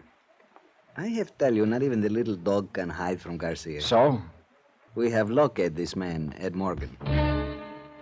I got into the police car with Captain Garcia, and we drove out of town and followed the shoreline for about 6 miles. Then we pulled up near a cluster of rickety wharves built around the edge of a tiny inlet. There were numerous native fishing boats tied against the pilings, but no village, no shacks, nor any other sign of a habitation. Garcia cut the motor and lit a cigarette. Pues aquí estamos. Here we are, senor. Here? He's hiding out here? Si, senor. He's live on one of the little fishing boats which are tied to the wharf. The number 3 one there, which is blue-painted, you see? Yeah, I see it. Well, a place like this would be safer than a hotel. You're pretty sure it's him? Pues Miguel Ronesto, who is on the boat, said this man come out here 1 month ago. He paid Miguel much money just to live on the boat, tie up at shore. And he is like you described, senor. I think so is him. All right. I'll go on board and talk to him. And I think I'd better go alone, Garcia. Whatever you wish, senor. I wait for you here. Okay.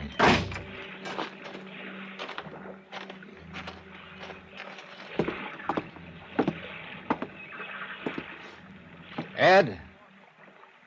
Ed Morgan.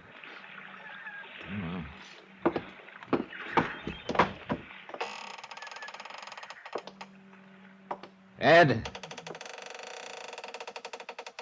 I know you're here, so you might as well answer. Cabin's unlocked. Come on down.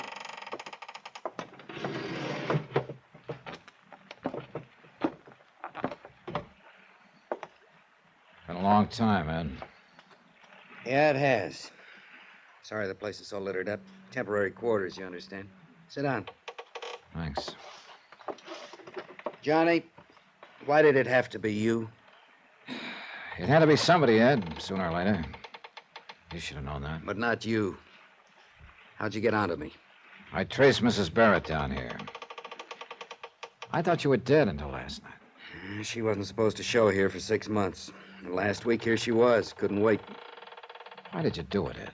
You wouldn't understand. You've always had dames crazy about you without lifting a hand. But not me. This face always stopped them. Sure, I used to laugh about it, but... Well, you just wouldn't understand. And this woman was different, is that it? Nicky fell as hard as I did.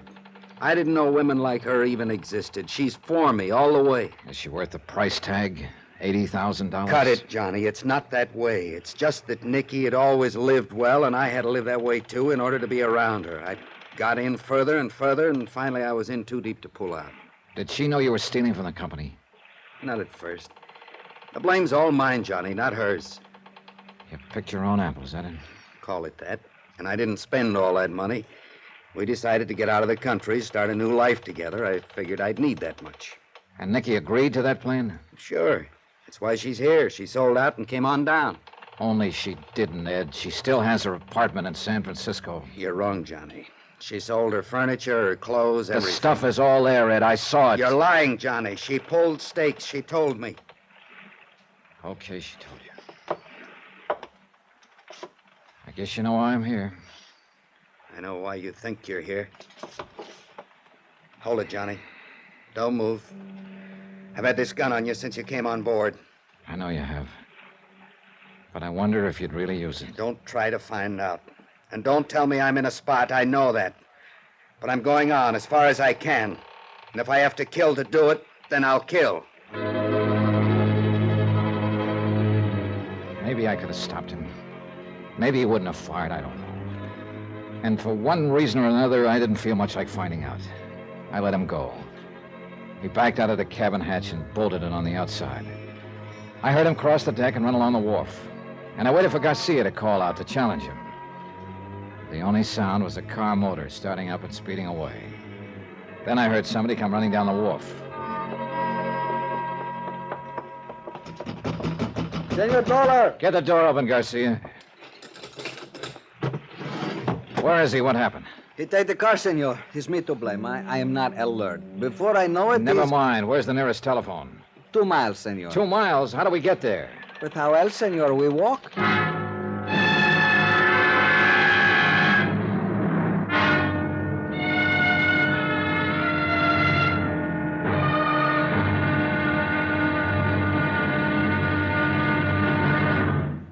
Now, here is our star to tell you about tomorrow's final episode of this week's story. Tomorrow, fate plays a devil's tune, collects a payment long overdue, and the music ends on a scream. Join us, won't you? Yours truly, Johnny Dollar.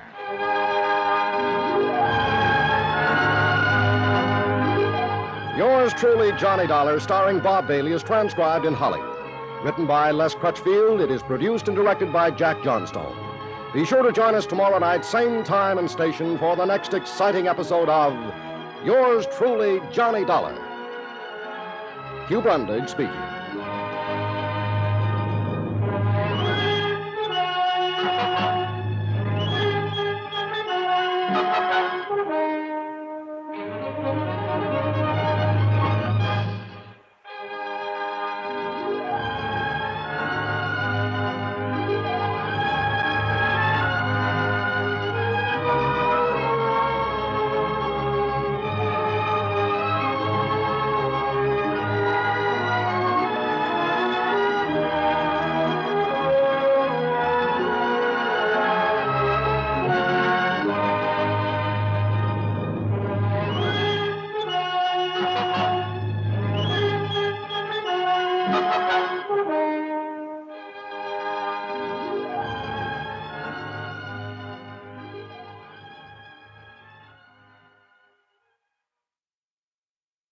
From Hollywood, it's time now for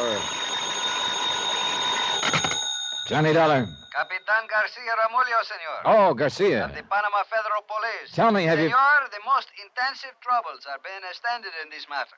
Which means you haven't found him yet. Every man of the police is active alert. I'm happy to hear it. You may rest assured, senor, that the capture of this dangerous Americano gangster is occur at any moment. Have you found any trace of him? Senor, I wish to advise you that the entire resource of my policia is at the disposal of our good neighbor of the north. Thank you very much. Do you know where he's headed? It is only by cooperation that our two great Garcia. nations... Si, senor? Do you have any idea at all what's happened to Ed Morgan? No, senor.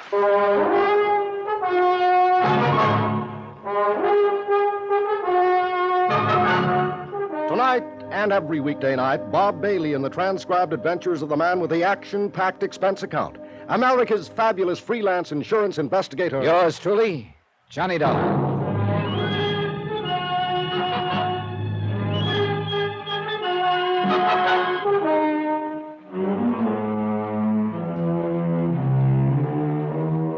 From Special Investigator Johnny Dollar, location Panama. To the home office, Eternity Mutual Insurance Company, Hartford, Connecticut. Assignment, the confidential matter. Expense account, final page. Item 15, $1.10, taxi from my hotel to Plaza Bolivar in the office of Captain Garcia, Commandante of Police. It had been over an hour and a half since I'd let Ed Morgan point a gun at me and escape from the tiny fishing boat where he'd been hiding out for the past month. I'd expected the police to capture him within 30 minutes. There were only 2 highways out, and they'd both been blockaded immediately. But somehow, Ed, driving a stolen police car, had escaped the net. In fact, he'd done more than merely escape, as I discovered when I walked into the massive stone police headquarters. Ah, Senor Dollar, pleased to sit you down. Thanks. The most surprised thing is, of course, senor. What do you mean? You will remember you say it's a fine idea to keep watch at the Hotel of the Senora Barrett. Yeah, I thought Ed might try to get in touch with her. Bueno, see. So I do this thing. I send 2 men, and they watch for 1 hour. Que bobos, they're fools. Why so? They do not see the Senor Morgan. They do not see the Senora Barrett. But only after 1 hour do they think to talk with the manager. You know what he say? What? Senor Morgan come 5 minutes before they do, and he take the Senora away in the car. What the devil for? Quien sabe, senor. Driving a stolen car and just 1 jump ahead of the police, and he risks his neck to go after her? Why? Pues a veces el amor le vuelve loco, un hombre. Meaning? This love is sometimes make a man crazy in the head. How about that one? It's something I am not understand so good, senor. What's that? How is it you all know all about this criminal? He wasn't always a criminal, Garcia. He was one of my best friends for 12 years. Then I am much sympathy with you, senor. It's too unfortunate that you have the job for arrest him. Well, I didn't know he was alive when I took the job. ¿Qué dice? The company ran an audit on his books and found an 80 grand shortage. I went to San Francisco to find out what happened to the money. Ed was supposedly dead at the time. We all thought so. Then I do not understand why you have come here to Panama. I came to talk to this Nicky Barrett, the woman he'd been running around with. I stumbled onto him by luck or accident or whatever you want to call it. Qué curiosa es la vida. To live is like to fish, senor. One is never certain what he may pull up on the hook. Well, I've pulled up one here, and I'd like to throw it back. But I guess you don't have much choice, honey. Dispénseme, por favor. Bueno. ¿Eh? ¿Qué dice? Sí, yo sé. Cerca del mar. Santa madre, ¿qué tan lejos? What is it, Garcia? Ay, qué lástima. Sí, cuídelo bien. Venemos ahorita. Sí, adiós. What's wrong? What's happened? Senor Morgan and the senora, they have been found. Where? They have tried to escape by the old road on the cliff. It's abandoned, very dangerous. They are miss one bad curve and go into the ocean. Into the ocean? Si, senor. The car is under 10 meters of water. There is no sign of life. Expense account item 16, $75. Charter fee on one power launch.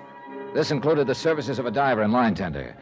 We were just plain lucky on this one. A salvage company happened to be working in the port and had a man and equipment free at the moment.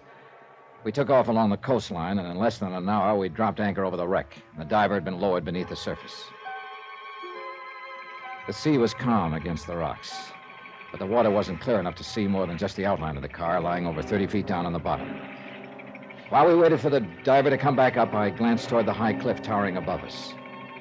A month ago, there'd been another cliff like that in San Francisco. Like I say, senor, life is too strange sometimes. So is death. This man, this woman, they meet, they look one at each other, and what are they think? A lot of things, maybe. But not that they'd end up here, like this. How true it is, senor.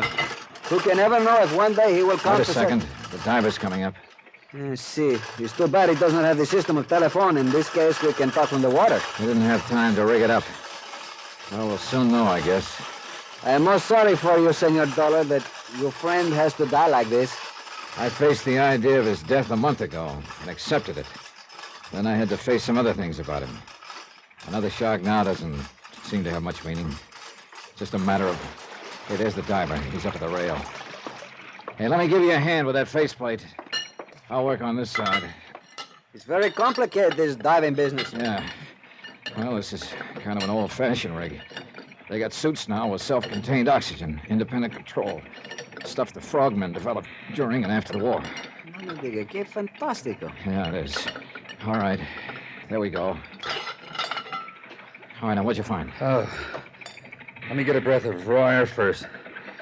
Oh, gotta get that compressor motor fixed.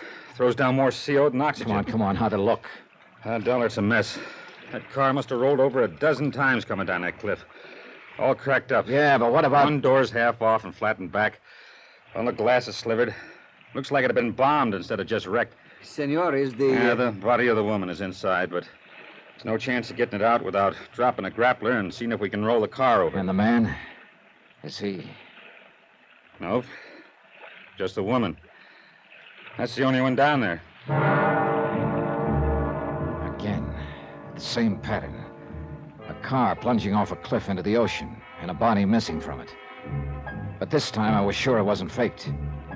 Ed wouldn't have done a thing like that to Nicky. Not to Nicky. And yet his body was not in the wreck. I looked again at the high wall of the cliff, steep but not vertical. A car would have rolled and bounced coming down, as the diver had said.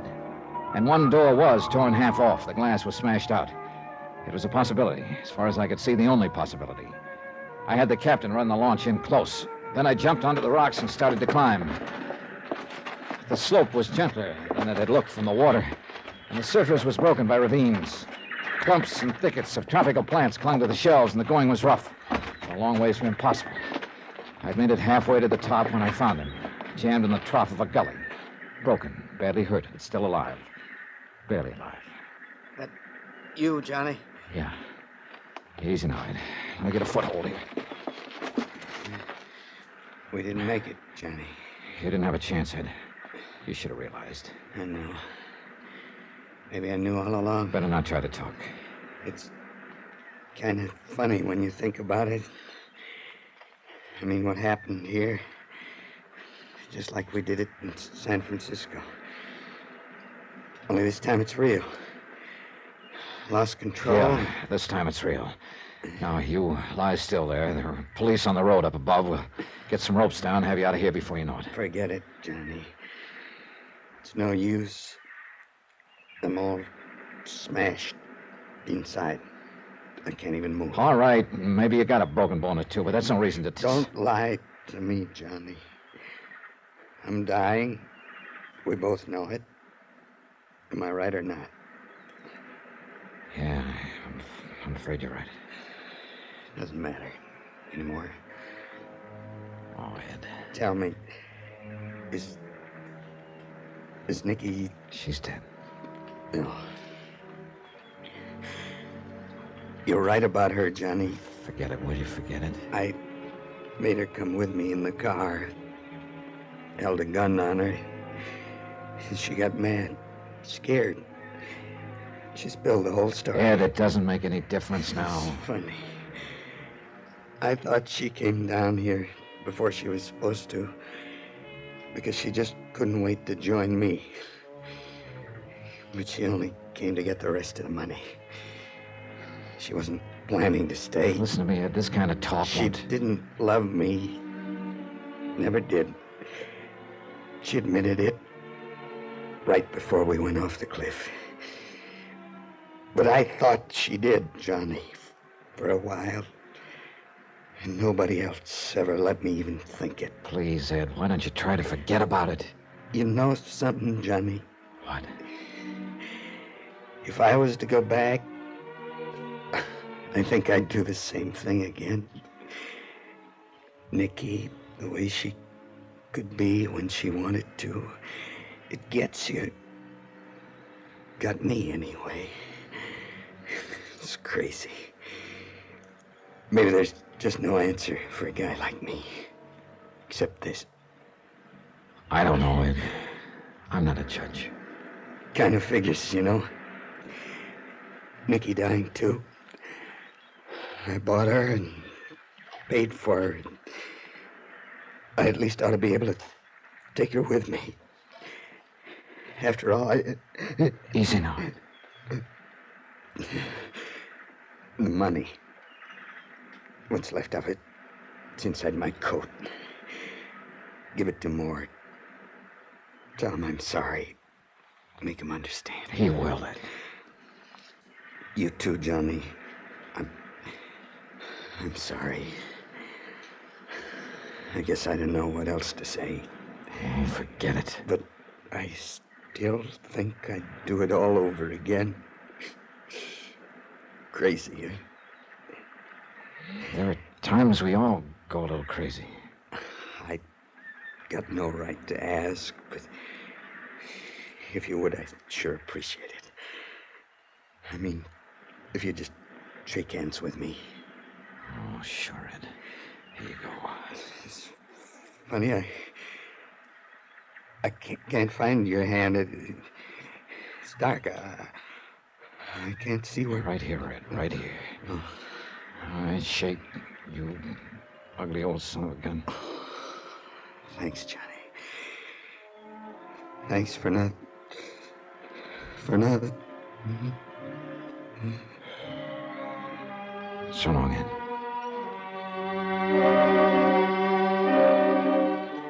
Item 17, $487.25. Hotel and incidentals in Panama and transportation back to the States. Expense account total, $912.61. Am forwarding under separate cover by American Express, insured $62,112.30. End of account, end of report. Remarks? No, Mort, not on this one. Ed Morgan was my friend. The report stands. Yours truly, Johnny Dollar.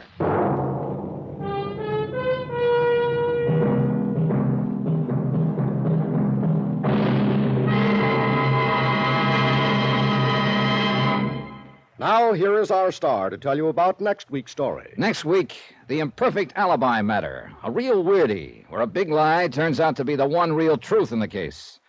Join us, won't you? Yours truly, Johnny Dollar.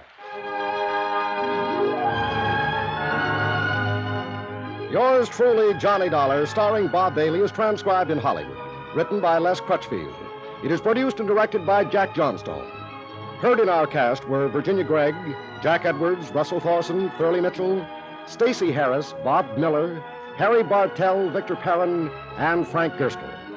Musical supervision by Amerigo Marino. Be sure to join us on Monday night, same time and station, for another exciting story of Yours truly, Johnny Dollar. Hugh Brundage speaking.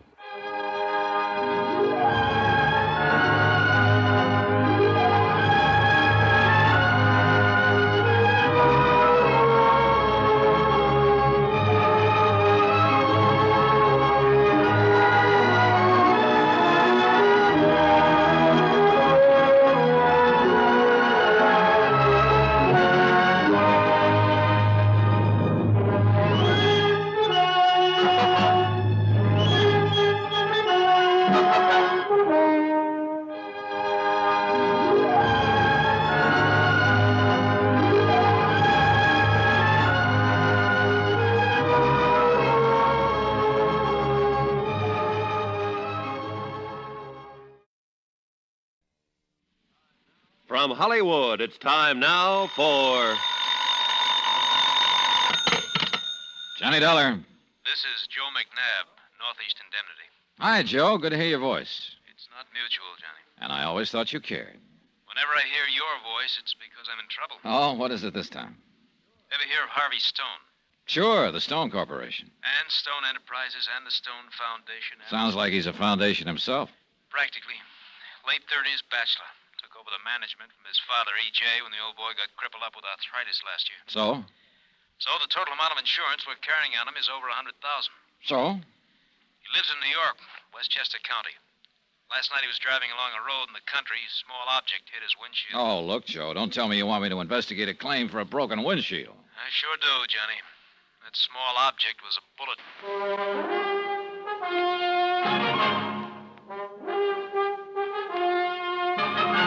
Tonight and every weekday night, Bob Bailey in the transcribed adventures of the man with the action-packed expense account, America's fabulous freelance insurance investigator. Yours truly, Johnny Dollar.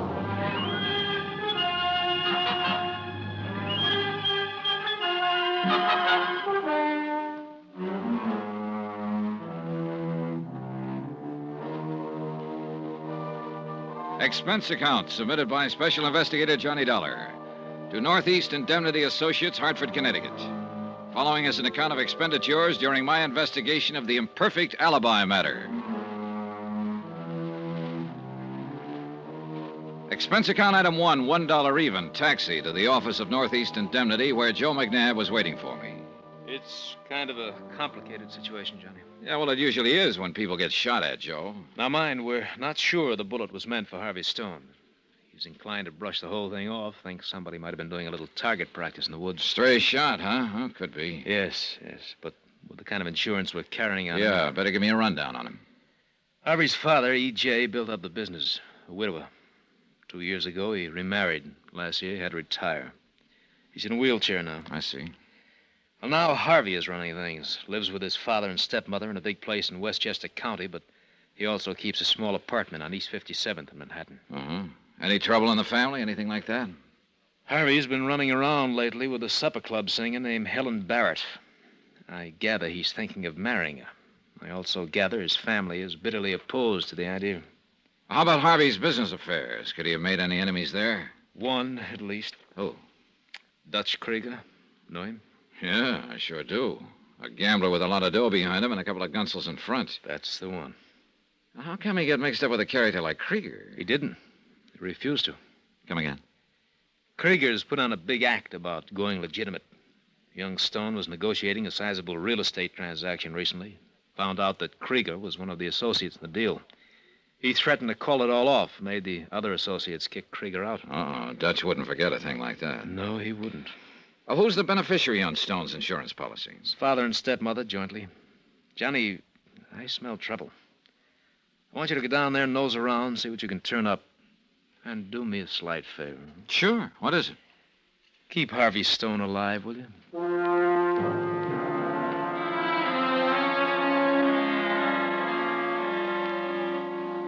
Expense account item 2, $12.50, transportation and incidentals to the Stone Estate in Westchester County. It was one of those massive, dignified-looking places, nestling comfortably in about 10 acres of grounds. The butler showed me into a room only about half as big as Grand Central Station, so I wandered around inspecting the paneling and the Italian works of art. Then I zeroed in on one of the paintings. It involved a luscious lady, a bunch of grapes, and a pool of water. Nice, isn't it? Yeah? The painting, I mean. Quite nice, isn't it? Oh, yeah, if you like grapes. You must be... I'm Mrs. Stone, Mr. Dollar. Daphne Stone. Mrs.? I didn't know the wedding had taken place. My, you are behind the times. It took place 2 years ago. Well, I'm Mrs. E.J. Stone. Oh, I'm sorry. Well, is your, stepson here? Harvey, he should be back any minute. He had to run into the city. But let me give you a tip, Mr. Dollar. Don't call Harvey my stepson in front of him. Oh. You see, he and I are just about the same age, and he's... Yeah, okay, I'll remember. How about Harvey's father? Is he here? Yes, my husband will be along in just a moment. He has to get around in a wheelchair now, but he's very stubborn. Won't let anyone push him. Well, Mrs. Stone, I think you know why I'm here. Yes, of course. About that absurd thing that happened to Harvey last night. Absurd? Well, isn't it ridiculous to think that it was an attempt on his life? After all, he will go tearing around these roads at night in his sports car. Probably someone out hunting. Is that what you think, Mrs. Stone? What else could it be? Nobody has any reason to kill Harvey. Everything harmonious here at home, I suppose. Of course. How about Harvey's plans to marry Helen Barrett? Oh, yes, that. That? Mr. Dollar, say, I'm getting a little weary of that name. It's Johnny, isn't it? Yeah. And Daphne. Johnny, let me give you another tip. You seem to be full of them. What's this one, Daphne? I wouldn't mention Harvey's fiancée to his father. Oh? Mr. Stone is quite violently opposed to the match. How about you, Daphne? How do you feel about it? Why, anything Harvey wants. Oh, Edward, this is Mr. Dollar. Yes, I know. Hello, Mr. Stone. That idiot McNabb from the insurance company phoned me about you, Dollar. Worries like an old woman. Seems to think that fool accident Harvey had last night was an attempted murder. Oh, he's just taking normal precautions, Mr. Stone. Precautions? Well, just as well, I suppose. Harvey could use a nursemaid. He always manages to get things fouled up somehow. Now, Edward, You want to see my orchids, Dollar? Orchids? Of course you do. This way, out in the solarium. Okay. Oh, here, let me push you. Never mind. I can manage. All my good advice. Sorry, Daphne. This way, Dollar. I'll have a drink for you when you're ready, Johnny. Thanks. Here we are. Well, some orchids. Who cares about orchids? Just wanted to talk to you. Well? What do you make of this business, Dollar? About Harvey, I mean. That bullet in his windshield last night. You really figure somebody's trying to kill him? Well, I don't know, Mr. Stone. That's what I'm here to find out. Well, I don't know who it'd be. Harvey's not a bad sort, really. Terrible businessman. Oh? How so? I could run the Stone Corporation better than he does from my wheelchair. He, doesn't do things your way, huh? Nothing's like it used to be. Everything's done differently now. Maybe it has to be. Has to be. Business is business. Yeah. Well, how about his fiancée? I suppose you disapprove of her, too. Helen Barrett? No, by golly, I gotta hand it to Harvey there. Don't quite know how he managed to land someone like her. Wait a minute. You mean you're not opposed to his marrying her? More power to him. Chip off the old block, I guess. What's that mean? Oh, I did the same thing. That's what. Picked himself a Broadway girl. You mean Mrs. Stone, Daphne? Right out of musical comedy. I see. Well, how does she feel about Helen Barrett? Yeah, won't seem to warm up to her. Oh, well, how can you figure out a woman? Yeah, how can you? So it's Daphne that disapproves of Helen. Well, that's very interesting. Interesting? It's a nuisance. Here's your drink, Johnny. Oh, thanks, Daphne.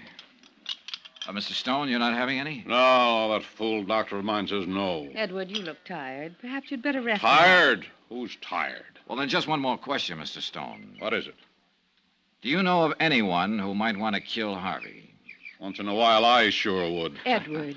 I tell you, when I think of how he's running that business into the ground, I could wring his neck. Edward, it's no time for jokes.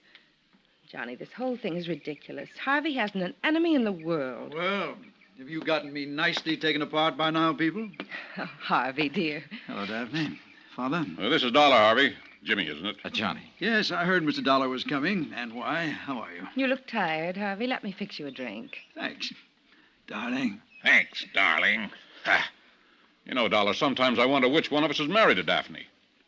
That was a perfectly charming thing to say, Edward. Yes, Father, you seem to be in unusually good form tonight. This is for the benefit of our guests, no doubt. Look, if I could just talk to you for a moment, Harvey. Oh, don't mind these little exchanges, Johnny. If you're around this place very long, you'll get used to them. Good night. Good night, Father. Mr. Stone. Like a drink now, Harvey? Oh, never mind, Daphne. I can manage. All right. I'll go on up then. I hope we'll be seeing you again, Johnny. Oh, you probably will. Good night. I'm sorry about that business with Father just now, Johnny. Most of the time, he thinks it's fine that Daphne and I get on so well together, but sometimes he doesn't. I suppose now he's in the wheelchair, he feels the difference in their ages even more. Yeah. And ever since I've taken over the management of the corporation, well, I'm sure he must have made it very clear he doesn't approve of my policies. And he's probably right. Oh? Well, my heart's not in it, really, but somebody had to take over. Look, Harvey, you said you knew why I was here. Oh, sure. About that silly business last evening. Well, what exactly happened? Well, I have a new sports car that I'm fond of. I went for a drive. You know, there are some pretty good country roads around here. Mm-hmm. And I slowed for a sharp turn, and I heard what I thought was a backfire. But my windshield shattered. It was a bullet. Well, what'd you do then? I stopped to warn whoever it was to keep away from the roads. It didn't occur to you that somebody might be trying to kill you? Oh, well, good Lord, no. Look, Johnny, I used to roam these woods when I was a kid, taking pot shots at fence posts. That's obviously what happened last night. You didn't see anyone when you stopped? No, it was probably some kid. He's probably still running. And you can't think of anyone who might want to kill you? Of course not. How about Dutch Krieger? Krieger, the gambler? I understand he was involved in a business deal you were thinking of making. You refused to go through with it until his associates dumped him. Of course. After all, the name Stone does have a pretty honorable history. I couldn't very well have it connected with somebody like Krieger. Well, Dutch wouldn't forget a thing like that. Look, about your fiancée, Helen Barrett. Johnny, I suggest you confine your questions to subjects not quite so personal. All right, so I sound nosy, but you're heavily insured, Harvey, and that bullet last night could have been meant for you. My job is to find out if there's anyone who could possibly have any reason to kill you. There isn't. Do you know of anyone who's opposed to your marriage? I told you I'd rather not talk about that. Anyway, there's a good chance there isn't going to be any marriage. No. What do you mean? Look, Johnny, I have a good idea. It's almost time for the last train into the city. I'll drive you to the station. A polite but firm message that the interview was over. Harvey got called to the phone, and I went outside to wait for him. Daphne had lied when she told me Harvey's father opposed the marriage to nightclub singer Helen Barrett. It was Daphne who didn't like the idea. She and Harvey seemed pretty chummy, and the old man didn't seem to like that. Harvey had crossed a rough boy named Dutch Krieger in a business deal, and it's a cinch Dutch didn't like that. And now Harvey just told me there might not be a marriage, which indicated some kind of trouble there. All in all, it looked like a cozy little powder keg. Then as I started for Harvey's car, the keg exploded right in my stomach in the form of a fist. I couldn't see who they were, but the two of them really knew their business, the way they worked me over. Hard enough to hurt, not hard enough to put me out. Finally, I guess they got bored. One of them did me a favor. He put me away.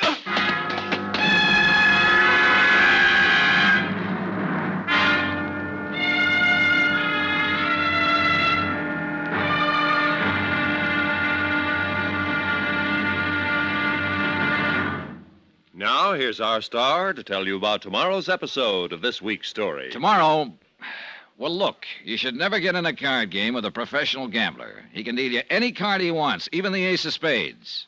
The death card. Join us, won't you? Yours truly, Johnny Dollar.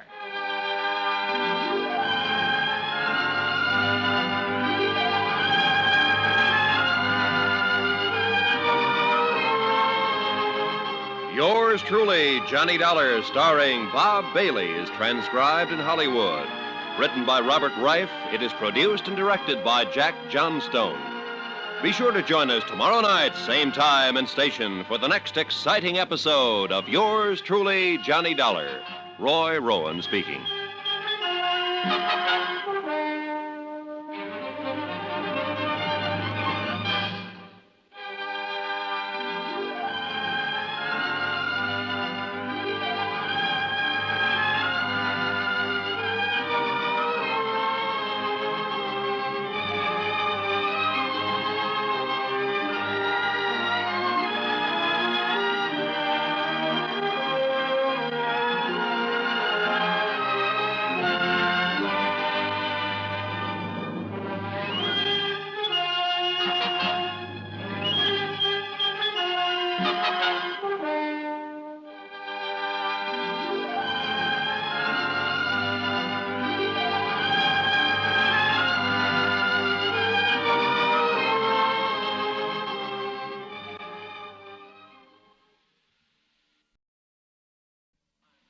From Hollywood, it's time now for...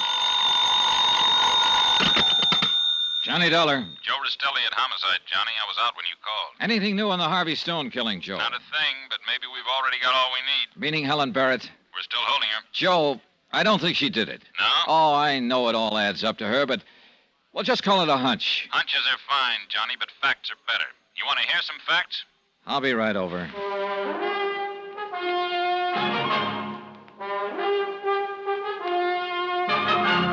Tonight and every weekday night, Bob Bailey in the transcribed adventures of the man with the action-packed expense account, America's fabulous freelance insurance investigator. Yours truly, Johnny Dollar.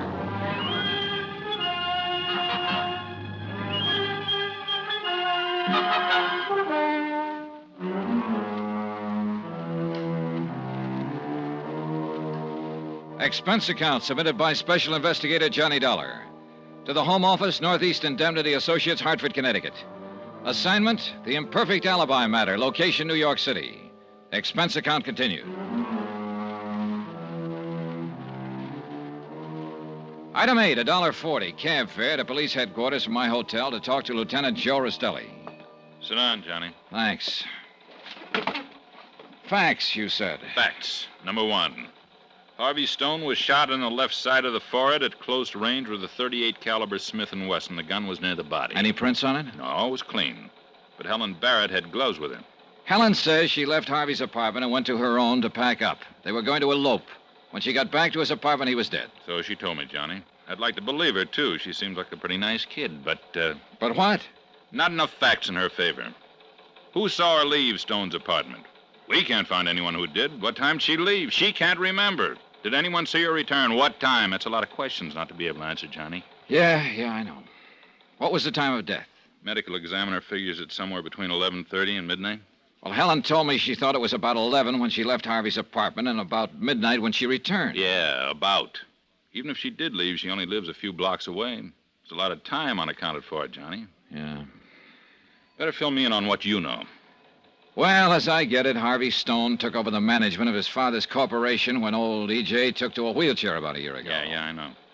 2 years ago, old E.J. married an ex-chorus girl named Daphne. Yeah. Well, she's about Harvey's age. The two of them were apparently pretty friendly, and the old man was bothered by it occasionally. Incidentally, he and Daphne are joint beneficiaries on Harvey's insurance policy. $150,000 worth. Sounds like you're trying to tie the old man into the killing. Be quite a stretch, Johnny, from his wheelchair up in Westchester County to Harvey's apartment on East 57. I know, but right now I'm more interested in Daphne. Oh? I told you last night I thought Dutch Krieger was mixed up in this. I went to his office afterward and spotted a picture of Daphne Stone on his wall. Inscription, All My Love. Signed, Daphne. You think Daphne got Dutch to do her and himself a favor, huh? That's a possibility, isn't it? Sure, it's a possibility. Trouble is, there are all kinds of possibilities. Right now, I got to stick with a probability. Helen Barrett. Uh-huh. How are you doing on motive for her? Not good, not bad. We know there was some question as to whether they were going to be married or not. Helen says the hesitation was on her part. But suppose it was the other way around. Harvey decided not to go through with the marriage? Yeah. Getting cut out of the Stone money would hurt some girls plenty. Maybe this was her way of getting even with him for breach of promise. You know, Joe, for a guy who loves facts, seems to me you're edging over into hunches, too. Well, I admit it isn't a closed case by a long shot. So let's get back to facts. Harvey was shot in the forehead with a .38 Smith & Wesson sometime between 11:30 and... Excuse me. Rastelli speaking. Who? What about?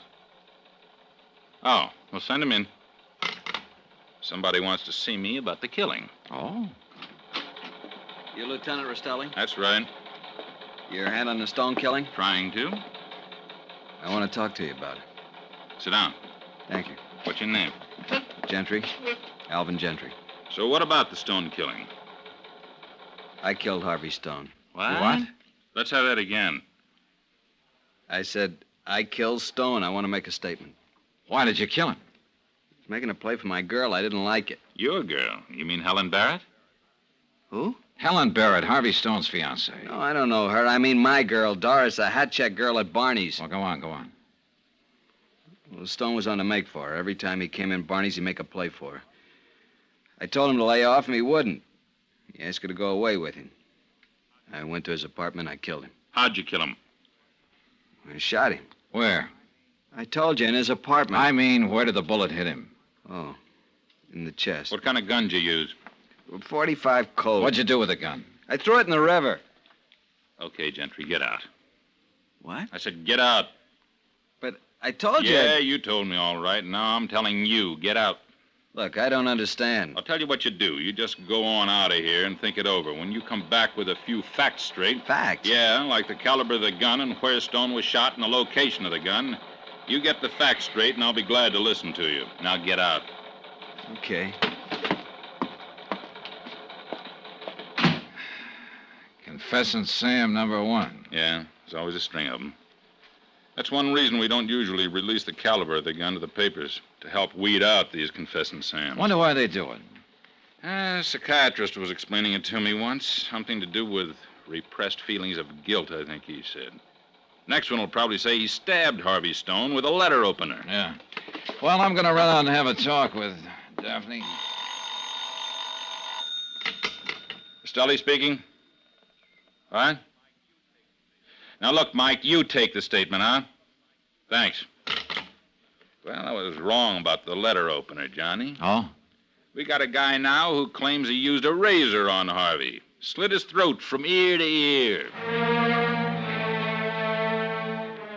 As I left, I spent about 3 minutes feeling sorry for Rastelli and his crank confessions, but then I dropped that routine and started feeling sorry for my own problems. The case against Helen Barrett looked pretty bad, but I still kept thinking of Daphne Stone's picture in Dutch Krieger's office. Expense account item 9320, transportation to the Stone estate in Westchester County. I was shown into the king-size drawing room again to wait for Daphne. But then I saw a very interesting sight that wiped Daphne out of my mind for a moment. It was old E.J.'s wheelchair at the door to the solarium. And what was unusual about it was that it was empty. I edged toward the door. Then I got a glimpse of E.J. puttering around his orchids. He spotted me, though, and hobbled quickly to his wheelchair. With an abrupt wave, he wheeled into the hall and out of sight. A couple of minutes later, in came Daphne. Hello, Johnny. Daphne? Look, you said it was important that you talk to me, but I really don't feel much like talking after what's happened. I'm sure you understand. I think so. How's E.J. taking it? My husband is reacting as I suppose any father would who'd just lost his son. He's bewildered and hurt. You didn't tell me E.J. could navigate without his wheelchair. I saw him a minute ago inspecting his orchids. The wheelchair was parked near the door.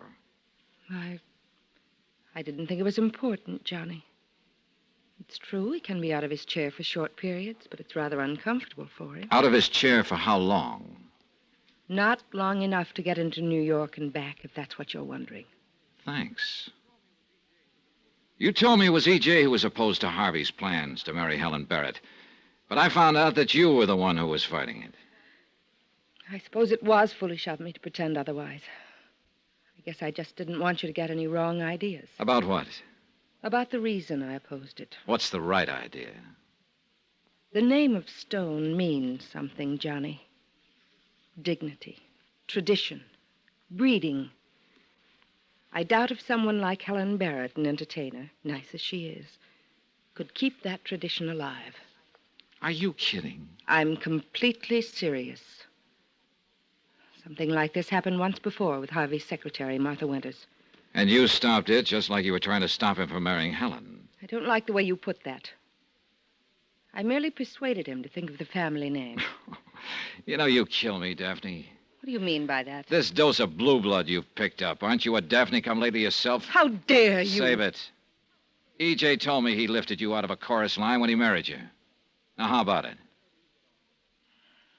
Yes, it's true. So where do you get off with this? I don't suppose you'd ever understand this, Johnny. But there are chorus girls and chorus girls. This I know. I had to support my mother somehow. But all the while, I knew that life wasn't for me. And when I got a chance at this life, I took it. And since I married Edward, I've lived the way anyone with the name of Stone should live. I've put my past behind me. Even Dutch Krieger? Dutch? Yeah. Yeah, I saw your picture on his office wall. He was part of the past. It doesn't exist anymore. Isn't it kind of a coincidence he tried to worm his way into one of Harvey's business deals? I had nothing to do with it. And Harvey acted correctly in refusing to have anything to do with Dutch. I see. Then you opposed Harvey's marriage to Helen to protect the family name, huh? Just as I opposed the previous attachment to his secretary.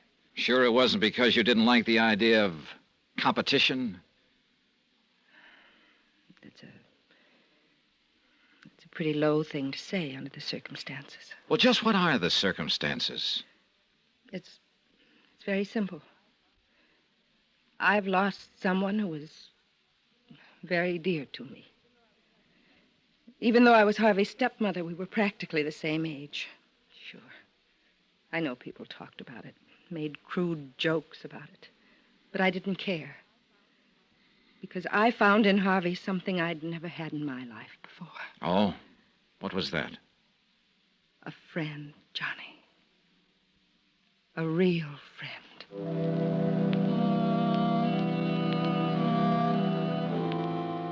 I went back into the city. If I could only find somebody to establish the time period Helen had been away from Harvey's place. I went over to her apartment house, figuring there's always one tenant who knows everybody else's business. 5 doorbells later, I found the one. Sure, I had to come in late, but I don't remember just what time. I was watching a program on the TV. There was this old man and woman. Yes. Really, what? You're sure it was Helen Barrett who came in? Well, I ought to be sure. She lives right under me. Besides, he was waiting for him. They had a talk. I couldn't quite hear what they were saying. She kept telling him to quiet down. Well, I mean, I wasn't really paying any attention. It was... No, of course not. You said he was waiting for her. Who do you mean? Friend of hers, at least he used to be. She used to go with him. Happen to remember his name? Sure. Gentry. Alvin Gentry. Alvin Gentry. It was Alvin Gentry who'd made the fake confession in Rastelli's office. At the time, there'd been nothing to tie him into the case. But now, according to Mrs. Carson, he was a friend of Helen's. My hunch about her innocence took a nosedive. Yeah, that confession he tried to make could be his way of trying to protect her. And that would add up to just one thing. Helen was guilty after all.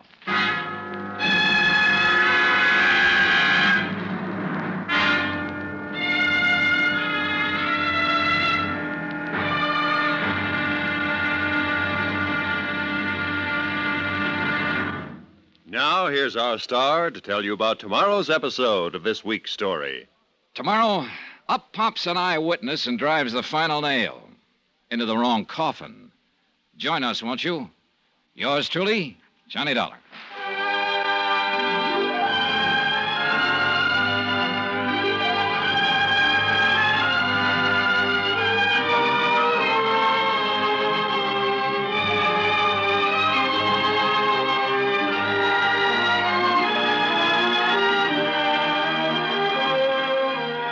Yours truly, Johnny Dollar, starring Bob Bailey, is transcribed in Hollywood.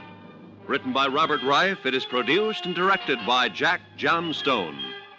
Be sure to join us tomorrow night, same time and station, for the next exciting episode of Yours truly, Johnny Dollar. Roy Rowan speaking.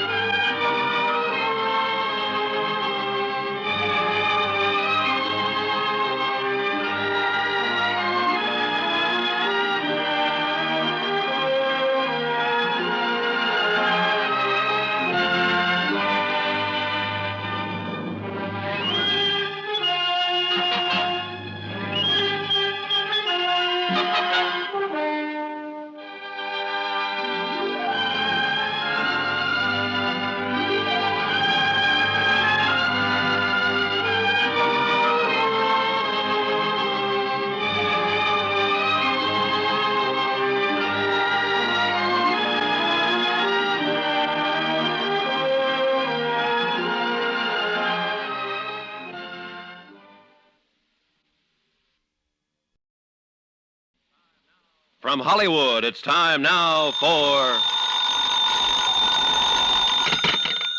Johnny Dollar. Joe Rastelli at Homicide returning your call, Johnny. I've uncovered a couple of items on the Harvey Stone killing, Joe. Good, let's have 'em. Remember Alvin Gentry? The crank who made the fake confession in my office yesterday? Yeah, what about him? Looks like he's not a psycho after all. What do you mean? I just found out he's a friend of Helen Barrett's. Well, what do you know? Could be he was doing it to shield her. That sure doesn't look good for her, Johnny. Yeah, I got to admit my hunch about her innocence just took a nosedive. I also learned that Harvey's secretary, Martha Winters, used to be his girlfriend. Yeah, I'm up to date on that one. Matter of fact, Martha's in my office right now. Oh? Says she wants to make a statement. You want to hear it? You bet I do.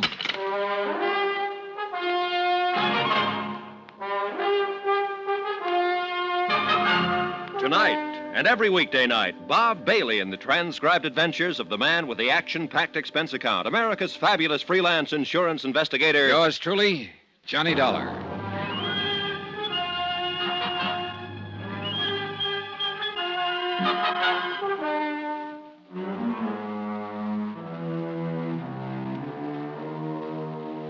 Expense account submitted by Special Investigator Johnny Dollar to the Home Office, Northeast Indemnity Associates, Hartford, Connecticut. Assignment, the imperfect alibi matter, location, New York City. Expense account continued. Item 10, $1.40 cab from my hotel to police headquarters. Martha Winters, secretary to the murdered man, Harvey Stone, was in Lieutenant Joe Rastelli's office. She was a blonde, and again I had to admire the dead man's taste. He could really pick them. Miss Winters, would you mind telling Mr. Dollar here what you've just told me? No, not at all, Lieutenant. You see, Mr. Dollar, I have a small apartment in the same building as Mr. Stone's apartment. On East 57th? Yes. Harvey, as Mr. Stone, transacted most of the business at his apartment rather than the office when he was in town. That's mainly why he kept the apartment. And we felt it would be more convenient for me to be nearby. I see. Well, the night before last... The night of the murder? Yes. I'd been out to a show. I got home about 11:30. Go on. I saw Helen Barrett walking toward Mr. Stone's apartment. What? You sure about the time? Well, not right down to the second, of course, but I am positive it was within 5 minutes of 11:30. I see. Well, why did you wait until this morning to tell us this? Well, Come on, let's have it, Miss Winters. Well, naturally, no one likes to get mixed up in things like this. And I didn't want to make trouble for anybody. Helen Barrett always seemed like a nice person. But Mr. Stone was my employer and my friend. And after thinking it over, I could see what my duty was. You say Harvey Stone was your friend. Was he anything more than that? I don't think I know what you mean, Mr. Dollar. I think you do. I understand that at one time you and Harvey were planning to be married. That's true. But that's all in the past. Oh? Yes, we decided mutually that it was a mistake. We've been friends ever since, but nothing more than that. I see. Well... Heard enough, Johnny? Yeah. Okay, Miss Winters, that'll be all. Thanks for coming in. We'll get in touch with you again if we need any further information. All right. Anytime, Lieutenant. Well, Johnny, according to Martha Winter's statement, Helen Barrett was in Harvey's apartment at the approximate time of the murder. We know it was somewhere between 11:30 and midnight. Helen said she left Harvey's apartment around 11 to go home and pack. They were going to elope. When he didn't come for her, she got worried. She went back to his apartment around midnight, found him dead. But that story won't hold water if Martha's telling the truth. Yeah, if. You don't sound convinced. Are you, Joe? I don't know, Johnny. I don't know. It's a pretty nauseating shortage of facts in this case. Nauseating's the word for it, all right. No, I mean literally. When I get one like this, my stomach starts acting up. Joe, what have we got in the way of facts? Well, number one, Harvey Stone was shot in the forehead with a .38 Smith & Wesson sometime between 11:30 and midnight. Yeah. And even that fact got twisted around yesterday by Alvin Gentry when he made what he called a confession. He said he shot Stone in the chest with a Colt .45 and threw the gun in the river. Yeah. You told me you'd found out he was a friend of Helen's. His confession doesn't look good for her, believe me. I know. But I can't seem to lose my hunch that she's innocent. Look, Johnny, I don't blame you for trying. It's your job. What do you mean? Harvey Stone was insured for $150,000 by the company you represent. Yeah, that's right. Okay, his father, E.J. Stone, and his young stepmother, Daphne, are the joint beneficiaries. Now, if one of them should turn out to be the murderer, your company wouldn't have to pay off. Wait a minute, Joe. Wait a minute. I think you know me well enough to figure I'd a lot rather see that company pay through the nose than convict an innocent person. Sure, but just about everything we've got points to Helen Barrett. Just about, but not quite. For instance? For instance, Harvey's father, E.J. Stone. He thought Harvey was running the business into the ground. He didn't like it. He also didn't like the fact that Harvey and his stepmother were pretty friendly. Yeah, a man in a wheelchair is liable to resent a lot of things. Yeah, well, that's just the point. E.J. can get out of his wheelchair when he wants to. I saw him out of it yesterday. Huh? Sure. Then there's Daphne herself. She opposed the idea of Harvey marrying Helen. Said she wanted to protect the Stone name. But that sounds pretty fishy coming from somebody who used to be a chorus girl herself. Did you ask her about that picture of her you spotted in Dutch Krieger's office? Yeah. She said that was all in the past. But I wonder. Dutch got kicked out of a business deal by Harvey. He wouldn't forget that, and he's a tough cookie. And there still could be a connection between him and Daphne. Here we go again. Could be. Okay. So I guess what it all adds up to is just that I kind of got myself sold on Helen. Sure, I've been sold on people, too. Sometimes it's ended up costing me. So now I just hold back and don't make up my mind one way or another. All right. It's turned out to be a pretty good idea, too. Why don't you try it, Johnny? Expense account item 11, a double martini for me. Well, I thought over what Joe Rastelli had said. Sure, it was good advice not to get too sold on people, but it didn't help me much at the moment. I still couldn't believe Helen Barrett had killed Harvey Stone. But I had to admit that if she wasn't the killer, it left a lot of things unexplained. For one thing, Alvin Gentry's fake confession. It sure looked like he was trying to shield her. I checked and learned that he managed a supper club where Helen used to sing. I decided to have a talk with him. I found him at a corner table. Yeah? I'm Johnny Dollar. Gentry, we met in Lieutenant Rastelli's office. Yeah. I'd like to talk to you. What about? About the Harvey Stone killing. There's nothing to talk about. I don't agree. I think there is. I made my confession. You guys didn't believe me. Well, now, that's because you got a few of the things wrong, Gentry. What interests me now is not your confession, but the reason you made it. What do you mean? Well, you said Harvey Stone had been making a play for your girl, a hat check girl, wasn't it? You said that's why you killed him. So? So, you said you didn't know Helen Barrett. I don't. But you're lying. Look, Dollar. We found out you're a friend of Helen's. You used to go with her, and you were waiting in her apartment the night of the murder when she left Harvey's and came home to pack. Well, how about it, Gentry? Okay, so I do know Helen, but she didn't kill Stone. How do you know? She couldn't have. She's not that kind. Oh, sure. You were waiting at her apartment that night. Why? I wanted to see her. What about? She used to sing here. She drew good crowds. I wanted her back. What kind of a mood was she in when she got to her apartment? What do you mean? Well, did she talk about Harvey Stone any? Did she seem mad or upset? I don't remember. Cut it out, Gentry. I want straight answers. Well, I guess they had a little argument. What about? I don't know. Anyway, it doesn't matter. Helen didn't kill Stone. She was with me. You mean for a few minutes at her I apartment? mean longer than a few minutes. She was with me at the time of the killing. Now, look, Gentry. I know you're trying to help Helen, but believe me, this isn't helping her. First, you make a phony confession, and now all of a sudden you're giving her an alibi. Sure, it was stupid of me to make that confession. You can say that again. But I realized later it wasn't necessary. I realized that Helen had been with me at the time of the killing. You're going to stick to that story? Sure I am. Under oath? Under oath. Perjury's a pretty serious thing, Gentry. Perjury's pretty hard to prove, Dollar. One thing seemed pretty clear. Alvin Gentry was apparently convinced that Helen had killed Harvey Stone. He was doing everything he could think of, even perjuring himself to shield her. And the more he scrambled, the worse he began to look for her.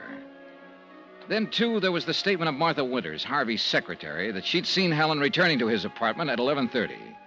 That would put Helen back there during the time of the murder. I still wasn't completely convinced that Martha Winters was telling the truth, so I spent the rest of the afternoon checking on her to see what I could find out. And a couple of things I found out were pretty interesting. So interesting that I decided to try to run a little bluff on her.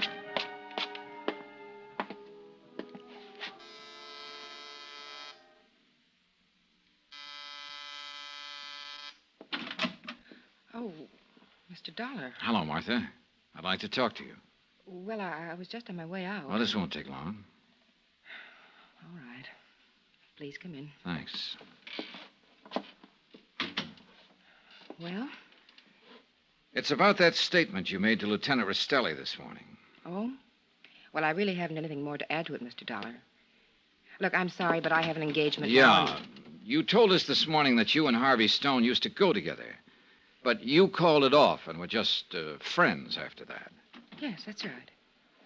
Now, look, Mr. Dollar, But that isn't the story I picked up at the office of the Stone Corporation a while ago, Martha. The office?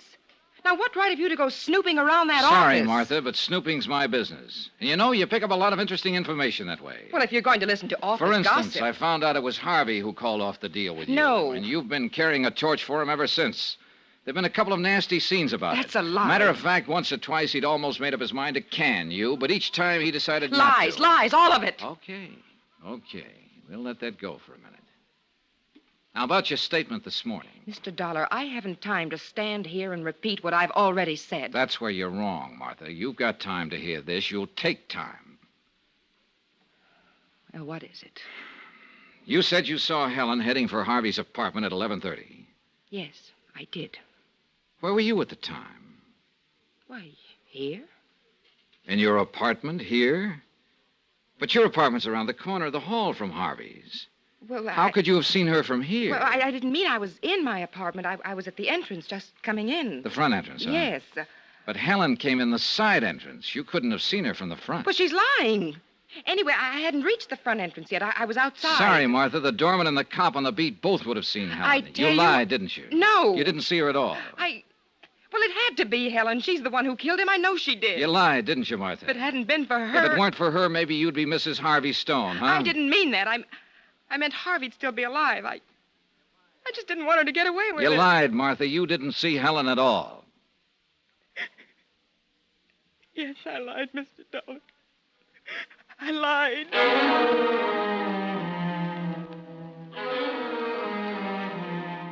Yeah. My bluff about the doorman, the cop on the beat, and Helen coming in the side entrance had paid off. Looking at Martha, I didn't exactly feel like giving 3 cheers about it. But one thing was clear, though.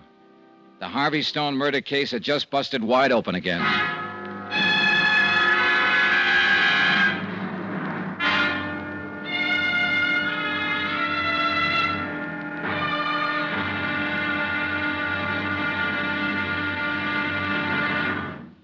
Now, here's our star to tell you about the final episode of this week's story. Tomorrow, the wind-up. A gambler stakes his life on his hand and loses. Join us, won't you? Yours truly, Johnny Dollar.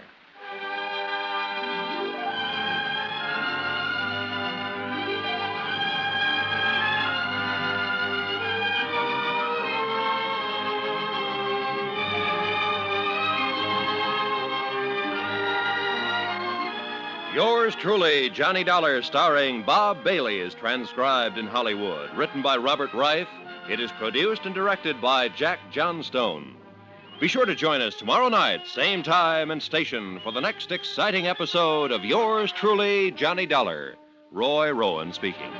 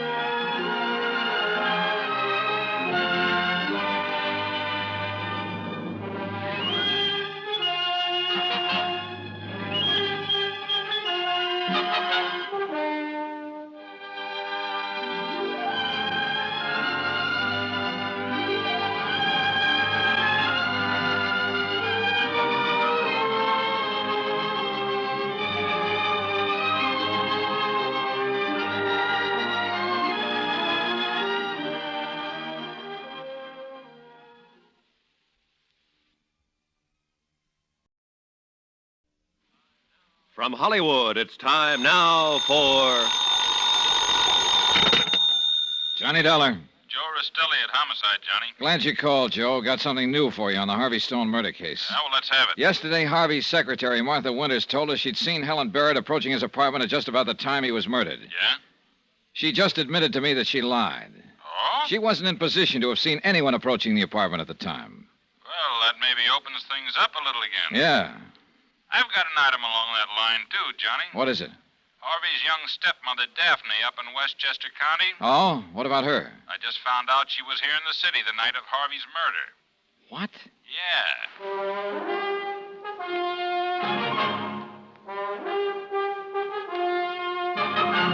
Tonight and every weekday night, Bob Bailey in the transcribed adventures of the man with the action-packed expense account. America's fabulous freelance insurance investigator. Yours truly, Johnny Dollar.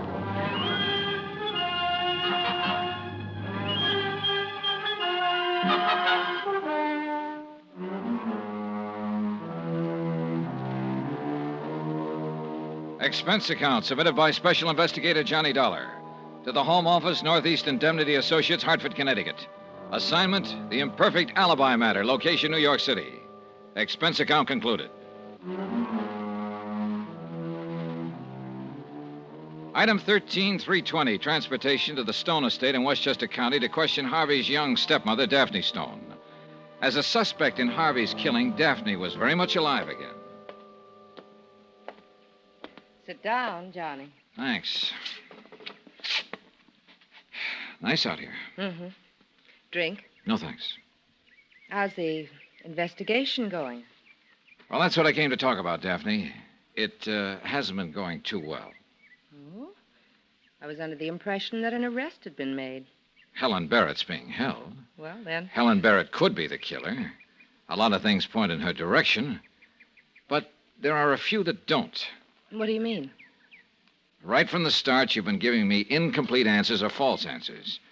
First, you told me it was Harvey's father, E.J., who opposed his plans to marry Helen. Then I found out you were the one who was fighting it. Look, I explained all that. It was because I didn't want you to get the wrong idea. Oh, yeah, so you said. You told me you opposed it because you didn't think the Stone name should go to a supper club singer like Helen. Yes. But you yourself used to be a chorus girl. I explained that to you, too, Johnny. Okay. So you oppose the marriage for the dignity of the family and not just to keep Harvey at home with you. That's a vicious thing to say. I told you Harvey and I, being about the same age, were very good friends, true friends. Is that what your husband thought? You forget Harvey's father is confined to a wheelchair. Understandably, he might occasionally resent those who can be more active. That's another thing you didn't tell me, Daphne, that E.J. could get out of his wheelchair on occasion. I caught a glimpse of him out of it the last time I was here. For short periods only, and with considerable discomfort. So you and Harvey were friends? Like you and that gambler, Dutch Krieger, huh? Danny, my patience is running out. I explained that Dutch was in the past. Completely in the past. Before my marriage. But Dutch got kicked out of a business deal by Harvey. And he wouldn't like a thing like that. Harvey acted perfectly properly. Really, Johnny. All right, just one more thing, Well, Daphne. what is it? One thing more you didn't tell me. That you were in the city the night Harvey was murdered there. Well? I should have told you that, Johnny. I went into the city that evening because I knew Harvey was to have a meeting with Helen later that night. I wanted to talk to Harvey first. What about? I knew he was planning some definite action about her. So you wanted to talk him out of marrying her? If you want to put it like that, yes. What time was that? I saw him in his apartment about 9. I left before 10. Can anybody verify those times? I don't know. I see. What was the outcome of your talk with Harvey? He assured me he'd break off with Helen. You sure about that? Completely sure. I decided to stay at a hotel that night instead of coming back home. I suppose that's how the police knew I was in the city. It's Helen's story that when she saw Harvey later, they decided to elope. If I believed that. But I don't. I think she's lying. And how about you, Daphne? Have you given me the whole truth now? Yes, Johnny. The whole truth. Everything I've done has been done solely to protect the family name. Everything. Right then, I'd have given a lot to know just what that everything involved. Whether or not it also included some weird idea of killing Harvey to somehow protect the family name. Expense account item 14, 320, transportation back to the city. I got permission from Joe Rastelli to talk to Helen Barron. When they brought her into the interrogation room, she looked pale and tired. Hello, Johnny. Helen, several things I want to ask you about. Sit down. Sure. What? Martha Winters, for one. Harvey's secretary? What about her? Well, she made a statement that she'd seen you heading for Harvey's apartment around 11:30. That had put you inside there during the time of the murder. No, I'm sure it was later than that. Almost 12 when I got back there. Martha later admitted that she lied. But the question is, why? Still carrying the torch for Harvey? Yes, I guess she was. Next item's about Alvin Gentry. Lieutenant Rastelli told me about that confession Alvin made. He got all the details wrong. Caliber of the gun. Poor Alvin. What do you mean? Well, he'd always made it clear how he felt about me. But I didn't think he'd go that far. Well, how do you feel about him? I've always liked him very much. Used to go with him some. But I stopped when I started seeing Harvey. Did you talk to Alvin long at your apartment that night? No, just a few minutes while I was packing. You know, you just talked yourself out of an alibi. What do you mean? Well, after Gentry's confession didn't sell, he was willing to swear you were with him during the entire period the murder could have taken place. Johnny, why does an innocent person need an alibi? It helps in court. Believe me.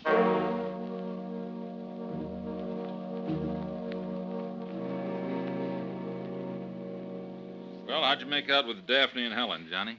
Joe, remind me never to get involved with show people again. They make their living putting on an act, and I'm just country boy enough not to be able to tell the difference once in a while. They both gave you nice, straight stories, huh? Oh, yeah, sure. Real sincere. Look me right in the eye, both of them. But one of them was lying, huh?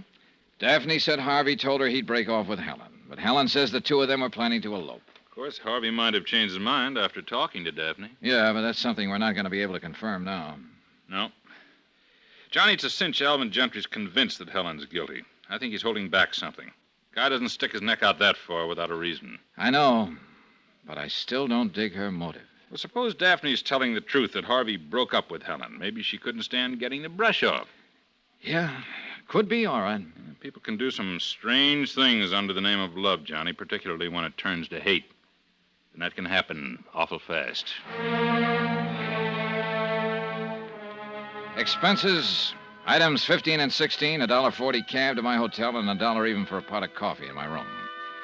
1 hour, 3 cups of coffee, and half a dozen cigarettes later, I was still nowhere. I was beat.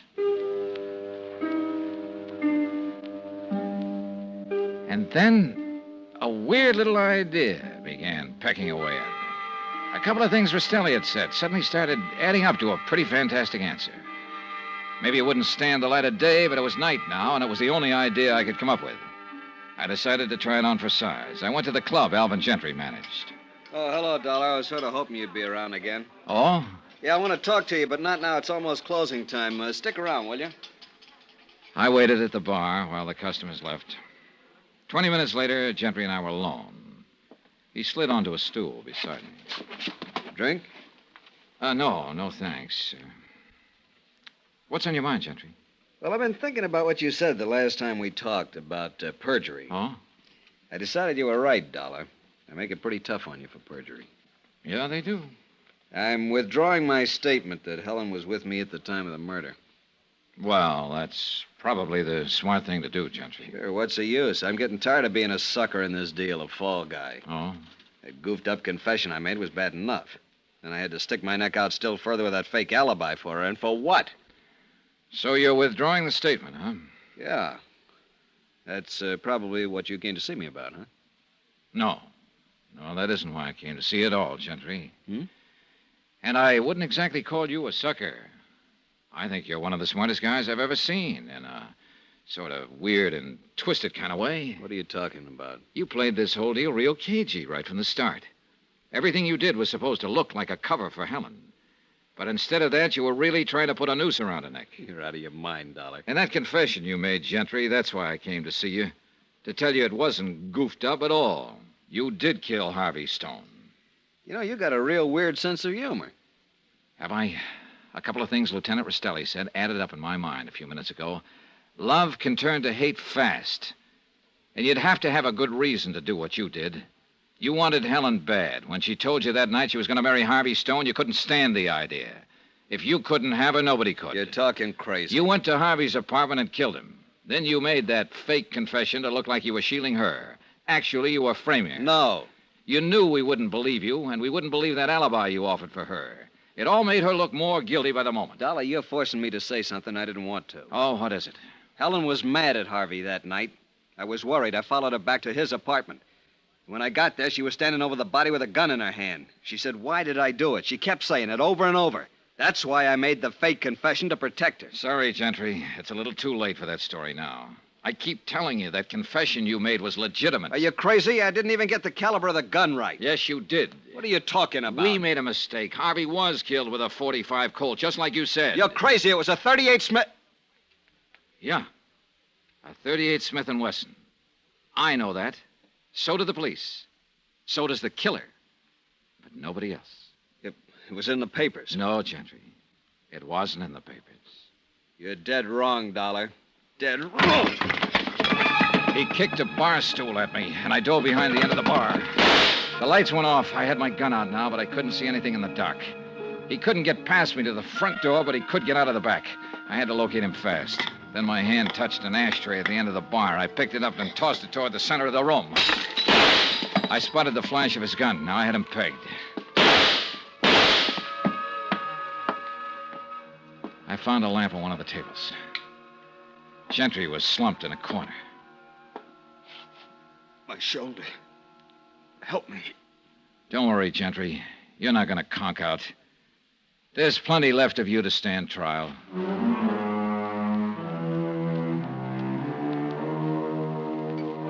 Final item on expense account, $12.80. Transportation and incidentals back home.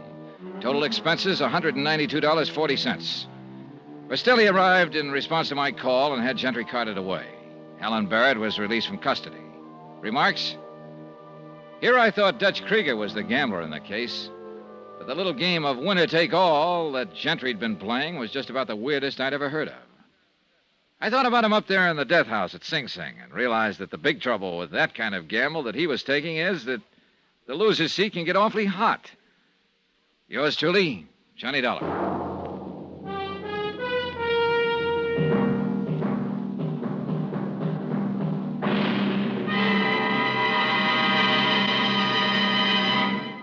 Now, here's our star to tell you about next week's story. Next week, one of the biggest, toughest, loudest characters I've ever met. A real two-fisted terror. And her name is Meg McCarthy. Join us, won't you? Yours truly, Johnny Dollar. Yours truly, Johnny Dollar, starring Bob Bailey, is transcribed in Hollywood. Written by Robert Reif, it is produced and directed by Jack Johnstone. Heard in our cast were Virginia Gregg, Tony Barrett, Shirley Mitchell, Will Wright, Chet Stratton, Ted DeCorsia, Barney Phillips, Lillian Baeff, and Harry Bartell. Musical supervision by Amerigo Marino. Be sure to join us on Monday night, same time and station, for another exciting story of yours truly, Johnny Dollar. Roy Rowan speaking.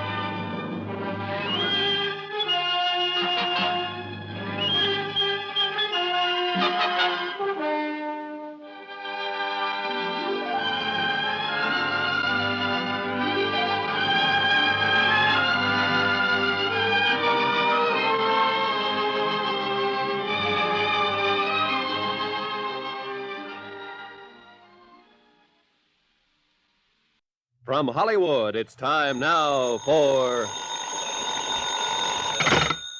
Johnny Dollar. Johnny, I was afraid you might be away for the weekend. Who's that? Byron Kay at Intercoastal Maritime and Life. Oh, hello, Bye. How are things in Boston? In Boston, fine. In Cod Harbor, terrible. Who's this? Meg McCarthy, who runs an eating place there at the harbor. Murder, mayhem, arson, or what? Right now, it's or what? But if you don't do something, and fast, it may be all three. Can you come over and see me? Now, Bye? I know it's Saturday afternoon, Johnny, but this needs fast action. Will you? Bye? Goodbye. No, Bye. Listen, you... Dollar, you're a sucker.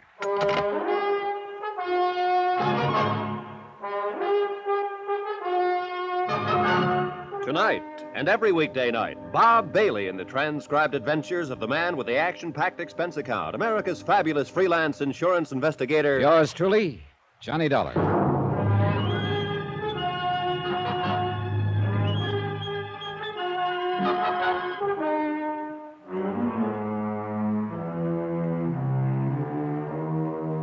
Expense account submitted by Special Investigator Johnny Dollar, location Cod Harbor, Massachusetts. To the Intercoastal Maritime and Life Insurance Company. Following is an accounting of expenses incurred during my investigation of the Meg's Palace matter. Expense account item 1, $7.30. Cab from my apartment, train fare and incidentals to Boston. Byron Key was a good insurance broker, and I figured he wouldn't have called me over a weekend unless it was pretty important. To get right to the point, Johnny, insurance on the Palace is only for $15,000. Wait a minute, Bye. What is this Palace, a fishing boat? No, it's what Meg McCarthy calls a restaurant, right down on the dock. Cod Harbor, you say? That's right. Well, what seems to be the trouble over there that couldn't wait till after the weekend? Well, like I told you, this character, Meg McCarthy, runs a so-called restaurant down on the docks, the Palace. I sold her $15,000 insurance on it. And, Johnny, it's quite a place. What do you mean by that? We also carry $25,000 straight life insurance on Meg herself. Separate policy, of course. Which one are you worried about, Bye? Both, I think. Huh? Matter of fact, the more I think about it, the gladder I am that she didn't fall for my pitch when I tried to get her to increase the coverage on the cafe. If she had, our necks would really be out. Well, what's the matter? Isn't it worth $15,000 now? Oh, sure, at least. Even if it doesn't look it. You know, the stoves, equipment, and all that sort of stuff are in the coverage, too. Then I'm afraid I don't see what Thing is this, Johnny. Meg has been threatened. By whom? How? Who knows? Anyhow, she's notified me that there have been a couple of attempts to set fire to her place. Since she lives upstairs in it, that means danger to her own life, too. Uh-huh. And the whole $40,000 is at stake. Yes. Will you go up there right away and see what you can do? Today? Tomorrow? Sunday? Look, maybe you can get in some fishing. I understand you're quite a fisherman. Oh, now, the last 3 times I was promised fishing while working on a case, all I did was cut bait. Proposition. If you don't get in at least a full day's fishing trip while you're up there, I'll double whatever you line up on your expense account. Sounds mighty tempting. How about it, Johnny? Okay, Bye. You asked for it. Item 2, $11.95, transportation back to Hartford, then on to Cod Harbor the next morning. Fine way to spend a nice warm Sunday. Nice place, too, if you lost your sense of smell. There were 2 or 3 dozen fishing boats of all shapes and sizes tied up at the long dock and piers that comprised the important part of the village. For housing, there was a scattering of weather-beaten shacks, 1 store. Meg's Palace turned out to be the biggest, most disreputable looking of the dockside eating places. And since there was a closed sign on the front door, I went around to the back. And I tell you, get off the clean scrub floor of me lovely joint, your water's face below. I'm sick and tired of looking at that whole No, look here, Meg. I just come back to apologize for my... For the next time that mangy, scurvy crew of the Lily Ann comes in here and gets drunk and brawls and carries on and busts up me fine glassware and china, to say nothing of a couple of wooden chairs and a fine listen table. to me, darling. Now. Don't you darling me, you pig-faced squint No, eye. Meg, put down the frying pan. No, Meg. sir, not until you get your filthy hide out of here. I'm running a respectable joint, and the likes of you and the ragtail crew of yours have got no place in it. What's more, and furthermore, I won't have you around. I only So come to pay for the damage my boys did last night. Now, look Hey, here. that's a laugh. Pay for the loss of me dignity, to say nothing of me Meg, trade. little buttercup, please. Now get out of here, Willie. Get out. Okay.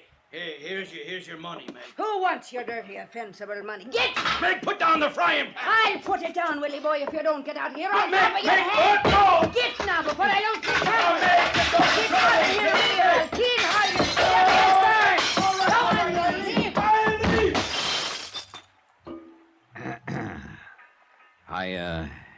Excuse me, Miss McCarthy. Ain't he a darling? Ain't he the sweetest man you ever did see? Huh? The man you just threw out of here? Not only comes in to apologize, but brings the money to pay for the damage his pranking boys done last night when they were celebrating the big catch they made. Lovely bunch of lads they are, too, every one of them. As loyal to Willie Boy. Now, who the devil are you? And what's the big idea of barging in here on a Sunday when anybody with eyes in his stupid head can see that the place is closed up? Now, With wait a your minute. eyes so blind in your head you couldn't see the sign out front. I saw it. And sneaking in here the back way this way. Who do you think you are? I wasn't now, sneaking. get out and leave a lady alone of a Sunday. Go on! Don't get tough with me, Meg McCarthy. Huh? Just put down that pot and shut up for a minute while I tell you why I'm here. Put it down. Shades of me dear departed overbearing husband, yes, sir. After all, I should have noticed you're a gent standing by the way you done while me and Bill was at its helter and skelter. Oh, but he is a dear one, ain't he? Yeah, well, at this point, I wouldn't know. But from what I saw a minute ago... Oh, don't let that fool you, dearie. We're in love, me and Willie boy. Ain't he a living doll? Meg. A fine, fine husband he's going to make me, too. That's why I made him the beneficiary of me life insurance policy. That's exactly what I want to talk to you about. Then go ahead and talk. What's stopping you standing there like a banty rooster that doesn't know... Will you what shut up? Oh, why, of course I will, dearie. And I'm begging your humble pardon. But if there's anything I hate, it's a lily-livered man that hasn't... Meg. Yes, sir. I'm sorry. Then listen. Yes, sir. My name is Dollar, Johnny Dollar. I'm an insurance investigator. Insurance investigator, eh? Well, in spite and despite of your pretty clothes and pleasing manner, I don't want any you've already got. No, you don't understand, I've Meg. got all I can handle. I'm just... And from the looks of things, these past couple Will you of... shut up a minute? Of course, dearie. I'm sorry. You call the insurance company, Mr. Byron Kay, in Intercoastal Maritime. Oh, yes, dear little pasty-faced Byron boy. Why, do you know if he'd had half the guts and get of a he-man, he would have sold me twice the insurance he did. Well, that's not quite the way he told it to me. Well, So if you- it's the way I'm telling it to you. Oh, what am I going to do, darling, if they wreck my place the way they're trying? Who? This Willie boy, as you call him, who was just in here? That's effeminate. What? He's Captain Billy Morgan, billed to you and any man what calls him Oh, Willie. put it down, will you? And stop yapping your head off and answer my question. Yes, sir. Now, is Captain Bill Morgan one of the people you suspect of trying to wreck this ugly-looking hash house? Oh, I love you, boy. You talk like a real sweet, overbearing man. Then answer my question. Well, of course he ain't. Willie boy wouldn't hurt me any more than I'd touch a hair of his pretty head if he had a hair on top of it. All right, then who? Johnny boy, there's a dozen of 'em like to see Meg's palace burned to the ground. Blast their black thieving souls. Why? Because I give 'em the best and the most food in the harbor. That's what the man gets here. So what happens to the silver plate in Ernie's Manor House and Irving's chop suey joint? Well, I'm putting 'em out of business, that's what. So you think they're trying to put you out of business? Think it, I know it. That's why I telephoned that sniveling, lop-eared Byron Kay to send somebody down here and make him stop it before he had to pay off a lot of insurance on it and maybe even on me. Why else do you think? There have been some attempts to set the place on fire, I understand. Why else do you think a lady like myself would take to sleeping on the bar down here every night, getting a creak and me sacred illy up? But I'm getting sick and fed up with it. Don't know that I blame you. Now, look, This will you... trying to keep awake all night every night to keep them from burning it out from under me and me with it is making a fair shadow of me for myself out of me. I'm losing me strength. But not your aim. Look, while we talk, I'll help you clear up some of this. Well, the devil you will. It's not the man's job, especially since you ain't romantically inclined towards me. But you would let Bill Morgan clean up for you, huh? Well, he was the cause of it, wasn't he? So if he and his boys don't show up before nightfall and take care of it, so help me, I'll keel-haul them every one. Besides, if he's going to be me old man when the fishing season's done, he's got to know how to keep in line. Now. You say there are people you suspect are trying to fire this building. 3. All right, 3. Now, who are they? The owners of the other restaurants here on the docks? Aye. First, there's Clem Harris, what runs the Silver Plate. Oh, and a sly one he is. Yeah, what do you mean? He's too soft and polite and soft-spoke. Me, I never trust a man unless he talks up like a man. I guess that's why I like you, dear. Well, who are the others? Ernie Turner at the Manor House Cafe. Oh, yeah. Is that the big place down at the other end? What? The little hole in the wall next to the bait stand. And half the time the customers don't know whether they're getting bad food or thawed-out bait. And the third one. Yeah? That stubborn mule that runs Irving's chop suey joint. Irving who? What's his last name? Irving? His name's Tony. His name... Now, wait a minute, would you please? Sure. Tony Fortino, Italian. Then why is it Why a chop suey place? If anybody has eyes, he would have saw how the sign was changed. First, the Chinese had it with chop suey. Yeah? Then came Irving with kosher, so he added his name to it, and now it's Tony. Well, then why? Only there wasn't any more room left on the sign, so stop complaining. Okay, Meg, you win. But have you any specific reason to suspect any one of them? One of them? I suspect them all, the dirty conniving. Why? Because they're a dirty conniving... I'll tell you why. Because they won't sell out to me. Because they all 3 keep open competing with me, and that's 3 against 1, so they're a dirty conniving... All right, you said that. Well, aren't they? How would All right. Yes, sir. I love it when you speak to me that way, Johnny boy. So you said. Now, I asked you if you have any specific reason for suspecting any one or all of them. Well, of course I have, on account of the threats they sent. How do you know they sent them? Because I suspect them, that's why. And what happens 3 times they tried to set fire to my love... Meg, you don't have one bit of actual evidence against any of them, do you? Well, do you? No, but I suspect the dirty Hold conniving... it, please. Are you sure those fires weren't accidental? Accidental? Well, with all the dirt and grease you leave around this In shack. the middle of the night with a stove fire banked like I've been doing it for 20 years, and with all the fires starting outside where they have no business. Look, Johnny boy, I'll show you where they started outside. Well, now that's a good idea, because so far I confess I can't get very much alarmed over what's happened. Don't the whole town know I'm closed on Sundays? Hello, and what kind of a blubber-headed incompoop would be calling Meg's Palace on a Sunday when everybody knows... I want Johnny Dollar. Huh? Oh, of course. The gentleman's right here. It's for you, Johnny boy. Oh? Hello, Johnny Dollar. We know why you're here, Dollar, Oh, yeah? Who's we? but you won't be here long, understand? Well, now, that's a matter of opinion, isn't it? Either you go quiet the way you came, or you go in a long wooden box. Get it? Now, what is it, Johnny boy? Come on, Meg. Let's get to work.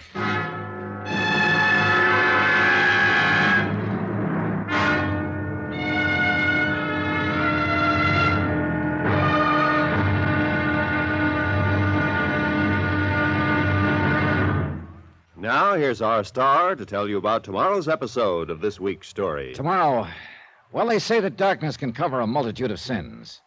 It can also cover a strong man armed with a deadly weapon. Join us, won't you? Yours truly, Johnny Dollar.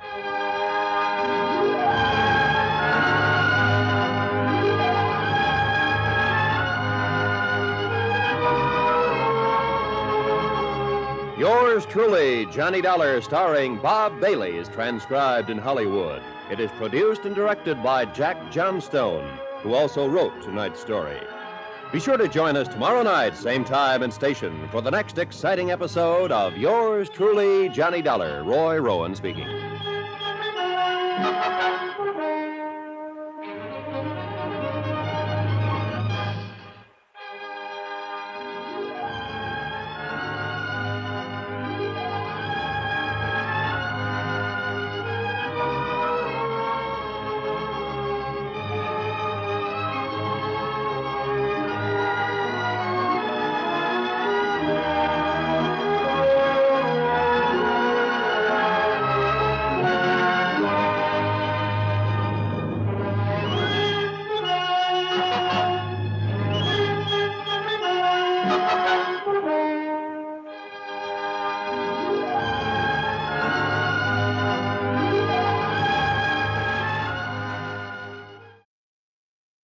From Hollywood, it's time now for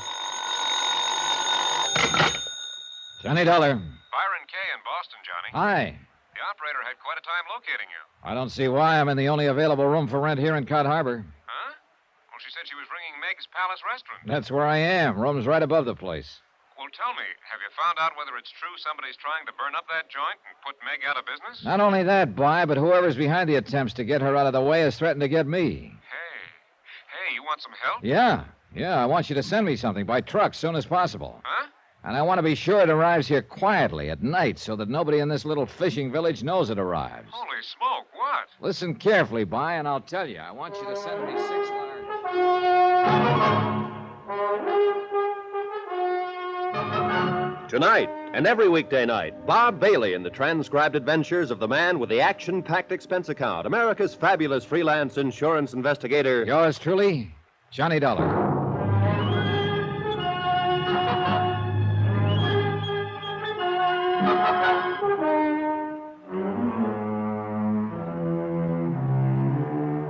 From Special Investigator Johnny Dollar, location Cod Harbor, Massachusetts.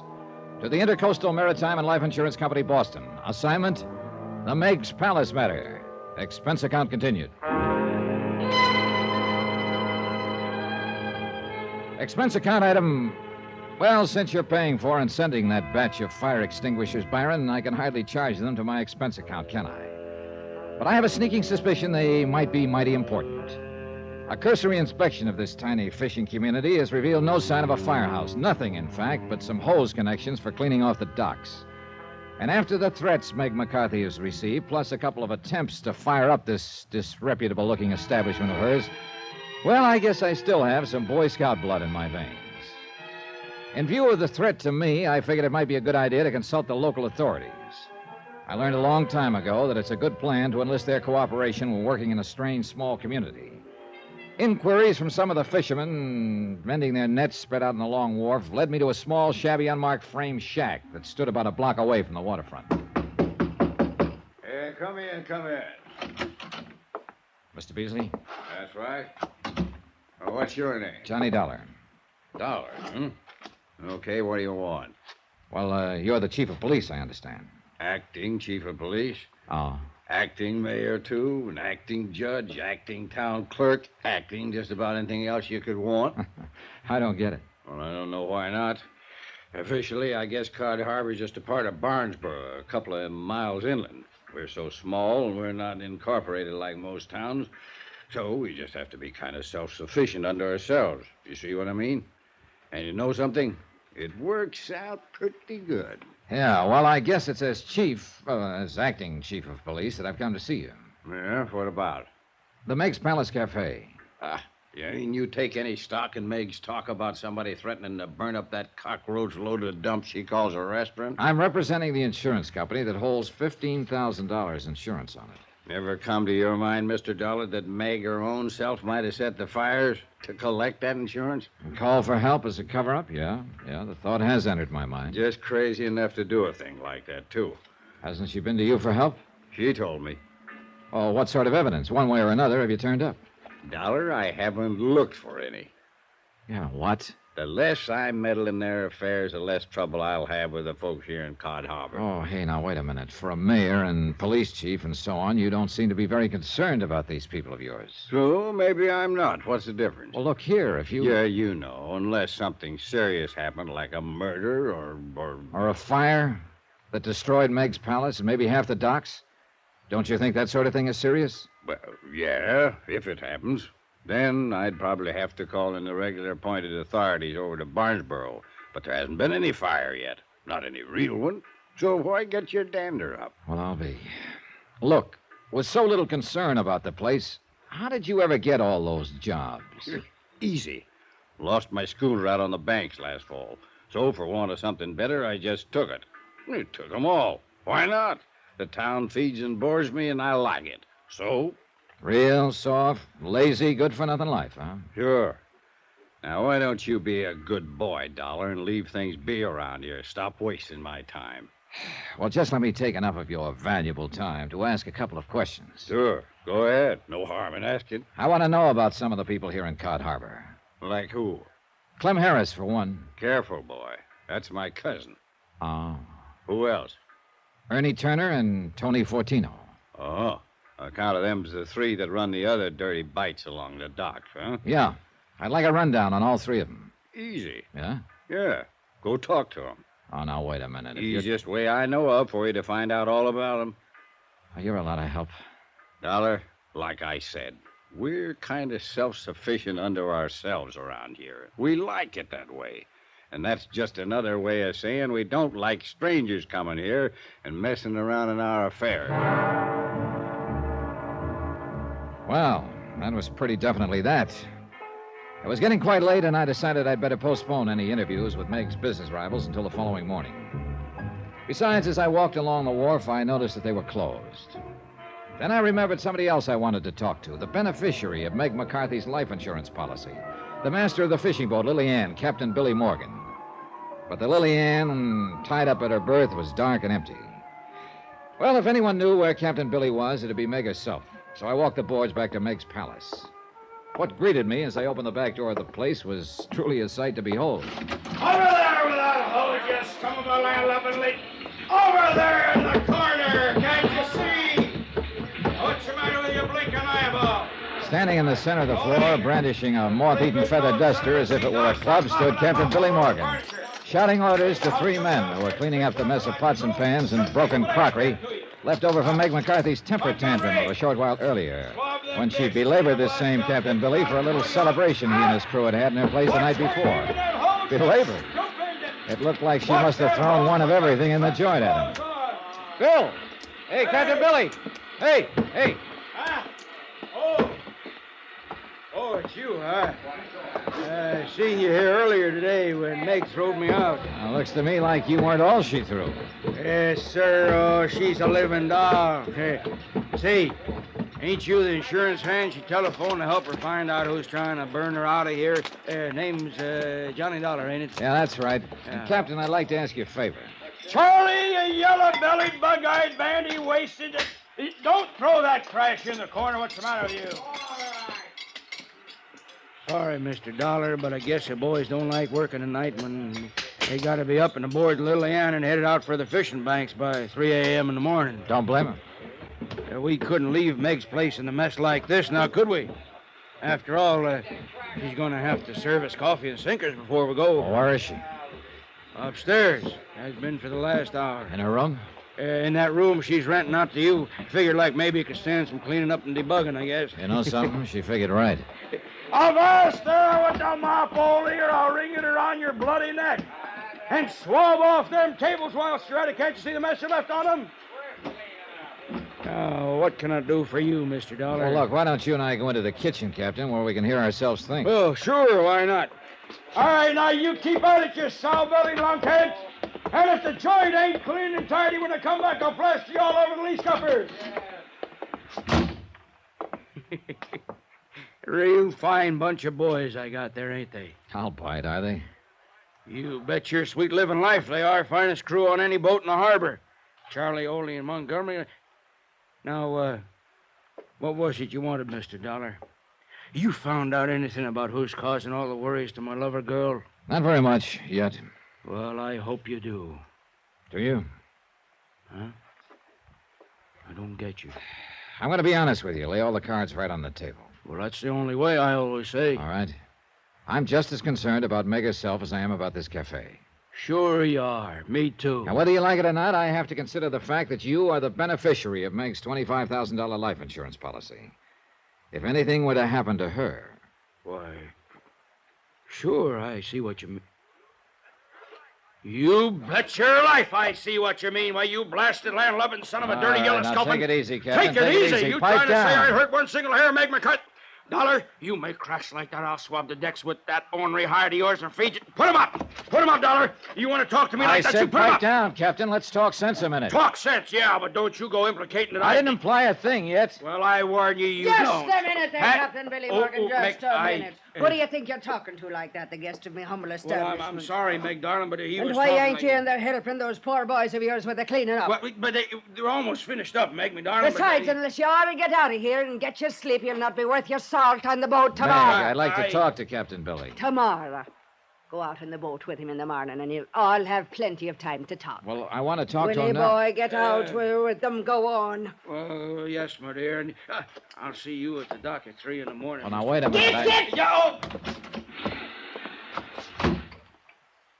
Also, Johnny boy, you go out with him. It'll give me a chance to fix your room up real nice for you, like it should be for a gentleman like yourself. Okay, Meg. Come to think of it, I was promised a fishing trip on this case. Anyways, I'll not be worrying about any fires tonight with you staying here. So if you don't mind, I'll retire to my bed and see you at breakfast time. Okay. Maybe I can help Billy's crew finish cleaning up in there. Oh, don't you lift a finger. 'Twas at Willie boy I throwed them plates and things so him and his crew can clean it up. Good night, Johnny boy.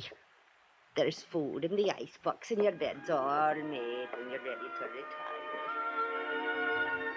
I stood there for a moment, smiling after her. Then I decided I'd take her advice, that instead of helping the men clean up the cafe, I'd get a breath of fresh air before hitting the sack.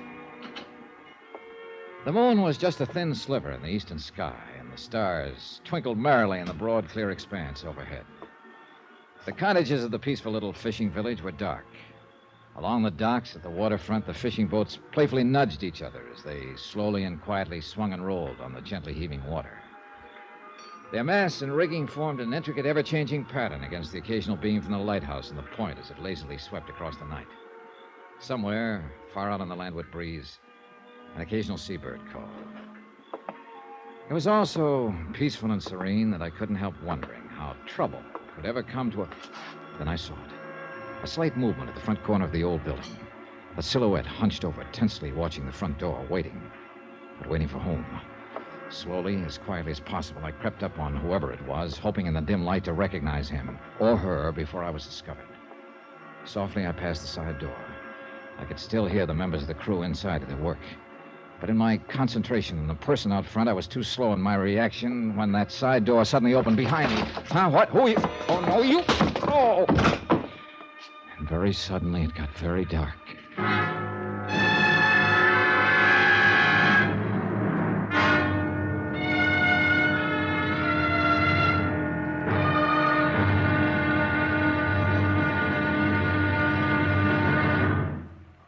Now, here's our star to tell you about tomorrow's episode of this week's story. Tomorrow, a trip to sea on the Lily Ann that starts out like an ordinary fishing trip. But somewhere on board lurks a man with murder in his heart. And his next intended victim, me. Join us, won't you? Yours truly, Johnny Dollar.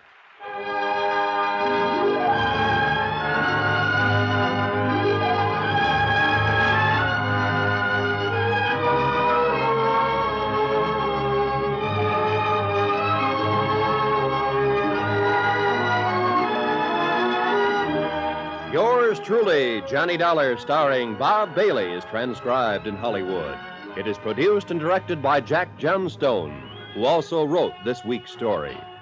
Be sure to join us tomorrow night, same time and station, for the next exciting episode of Yours truly, Johnny Dollar. Roy Rowan speaking.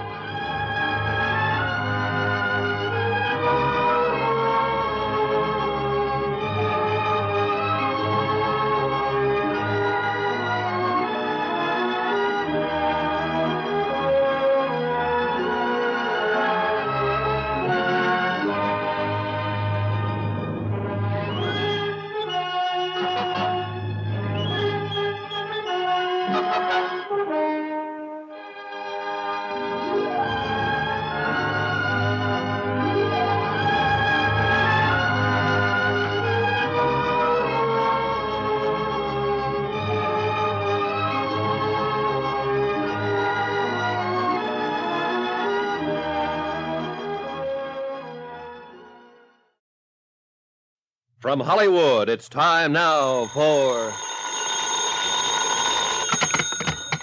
Johnny Dollar. Mr. Dollar? Oh, listen, it's after midnight, and I don't feel This so is good. Tim Beasley. I want to talk to you. Oh, the oh-so-very uncooperative mayor, chief of police, and general do nothing in this town. Now, just a minute. Now, you just a minute.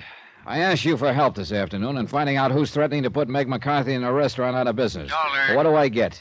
A snide warning from you that the people of Cod Harbor don't want outsiders messing in their affairs. Well, I don't believe it. If you'll only listen to me, I want to help Then you. why weren't you here a little while ago when somebody slugged me? I was.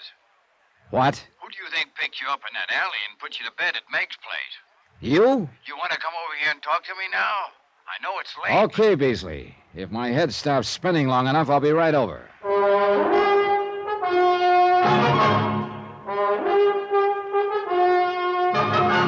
Tonight and every weekday night, Bob Bailey in the transcribed adventures of the man with the action-packed expense account, America's fabulous freelance insurance investigator. Yours truly, Johnny Dollar.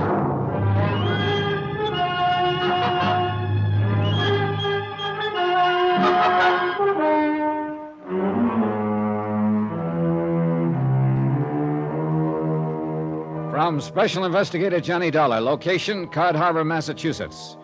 To the Intercoastal Maritime and Life Insurance Company, Boston. Assignment, the Meg's Palace matter. Expense account continued. Expense account?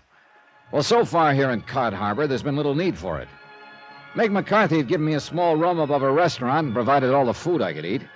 My own 2 feet were the only means of transportation. The only shops were along the waterfront, but they were suppliers to the boats tied up at the various docks. And a motley lot of boats they were. Some were big schooners dating back to the last century and still carrying sail. There were power boats of all shapes and sorts and sizes, from 18-footers with one-lung gasoline engines to big 60 and 70-foot diesel jobs. Trouble of the sort I'd come to investigate seemed out of place in this otherwise peaceful little village.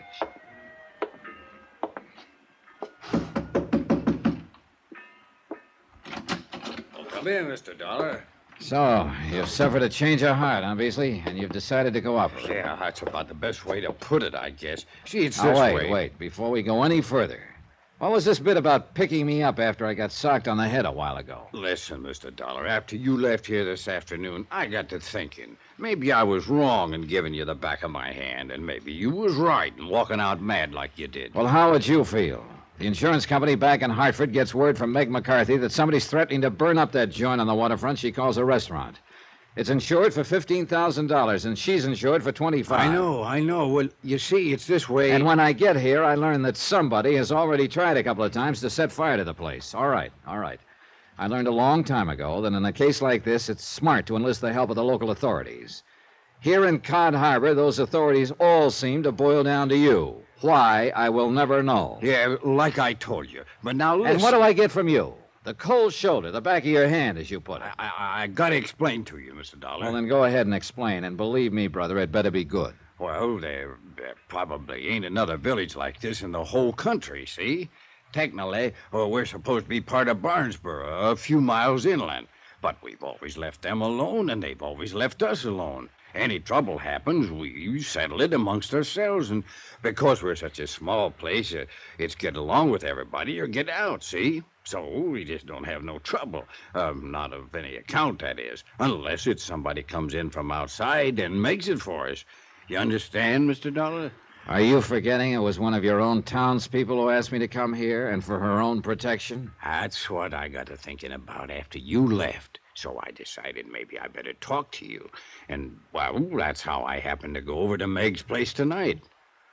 Was that you I saw in the shadows out by the front door? Yes, sir. I was waiting for Captain Billy Morgan and his crew to finish cleaning up the place for Meg. Then I was going to go in and talk to you. And that's the truth, Mr. Dollar. Go on.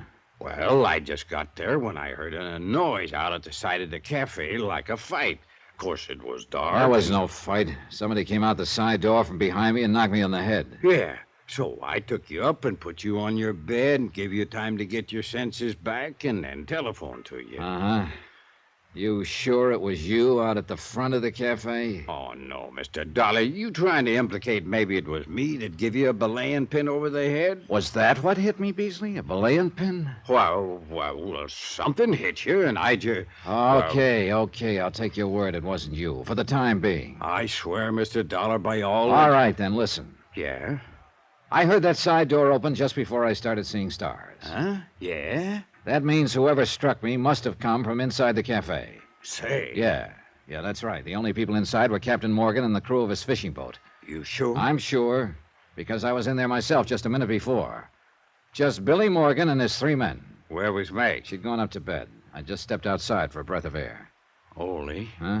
Ole Jensen, first mate. Yeah, I heard Captain Billy call one of them Ole. Last name's Jensen, huh? And then there's Charlie. Charlie Button's the deckhand, and Montgomery the engineer. Well? No, not one of them could have done it. Isn't that like saying I didn't get hit? One of them must have done it. No, sir, Mr. Dollar. It just couldn't make any sense. All right, tell me this. Are any of them related to the guys who run the other cafes along the wharf? No. But you are, aren't you, Beasley? Huh? To Clem Harris at the Silver Plate, or is it the Greasy Plate? Anyway, he's your cousin, isn't he? Oh, I told you that. But if you think he had anything... Right now, I don't know what I think. Well, let me tell you this. If you have suffered this big change of heart, it's about time you started proving it. I'll do anything you say, Mr. Dollar. All right. Meg seems to think the threats and attempts to burn down her place came from her competitors. Well, I know she does, but she's... Now, in a couple of hours, I'm taking off for the fishing banks with Captain Morgan and his crew. Maybe I'll be able to spot which of his men laid me out in the alley, if it was one of them. Meantime, you see if you can dig up anything that would put a finger at the other cafe owners. That means Ernie at the Manor House, Tony who runs Irving's Chop Suey joint, and your cousin, Clem Harris. Okay, Mr. Dollar. I'll do it. Hey, by the way, did you ever check their handwriting against the letters Meg received? Well, no, I never quite got around to it. I don't think you ever got around to doing anything. But it's such an easy job. Well, do it. Get the letters from Meg and check them. Yes, sir. I'm going to try to get a couple hours' sleep before we take off on the Lily Ann. Yes, sir. The big lazy slob.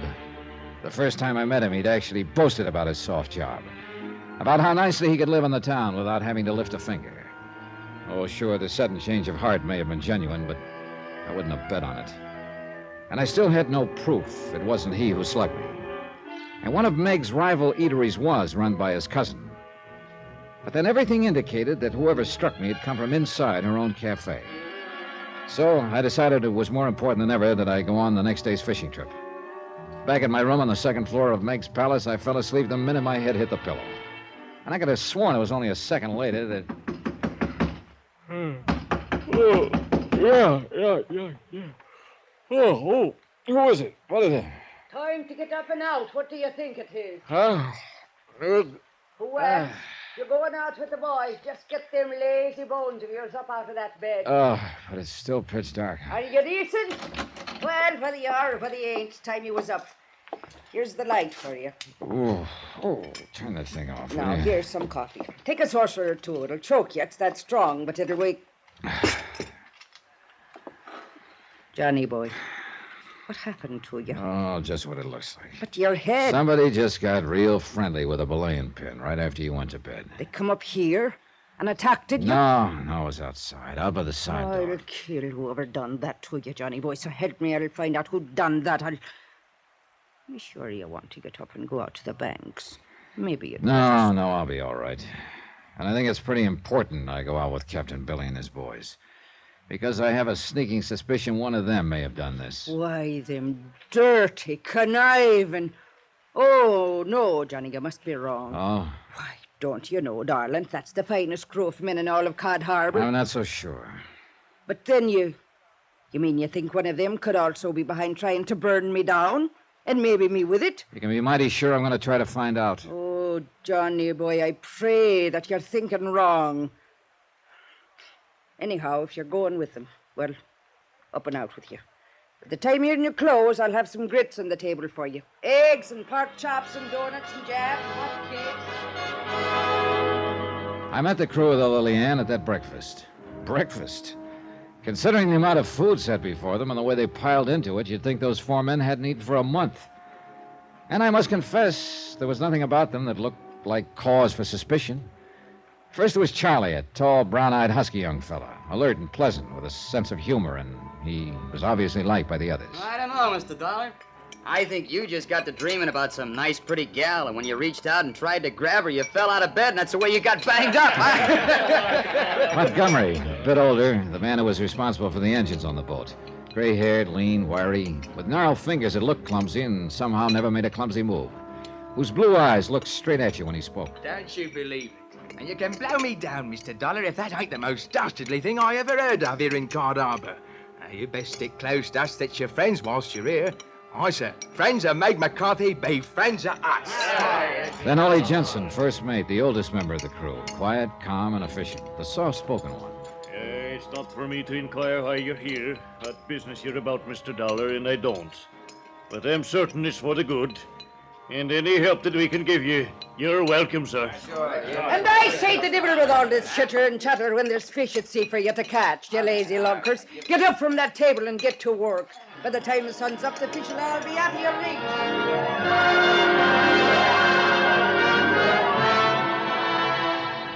Within a few minutes, we cast off, and the Lily Ann put to sea. Slowly, the lights of the little village disappeared aft. The moon had gone down, and our only company out on the dark water was the twinkling stars and the occasional running lights from the other boats setting out for the fishing banks. Captain Billy Morgan stood at the wheel. Montgomery sat athwart the engine cover and occasionally made some slight adjustment or indicated a change of throttle to the captain. Young Charlie and Ole made ready the two small boats and trot lines. For today, we'd go for codfish in the deep that lay along the edge of Taylor Banks. I stood alone up in the bows, looking over the curling wash as it scattered the myriad microscopic beings and gave a soft phosphorescent glow to the water gliding past. And I wondered why there had to be trouble in this world, where honest labor by honest men could do so much more. Honest men? No, not even among this crew. One of them had to be the man who'd attacked me. Was probably the one who had threatened to burn Meg McCarthy out of business. So I'd better have at it. I'd better get back aft, talk with them, watch their every move, try somehow to trap one of them into saying something that would give them away. Or maybe, who knows, give all of them away. And above all, watch my step. There was a long way back to shore. And the darkness and the sound of the engines could all too easily cover up an untoward act by one of them. It did. Before I could lift my head, a powerful pair of arms had picked me up bodily and dropped me overside. In the brief moment that I remember, I felt the strong tug from the big propellers as the water closed over me, then a terrible blow against my side. Then nothing.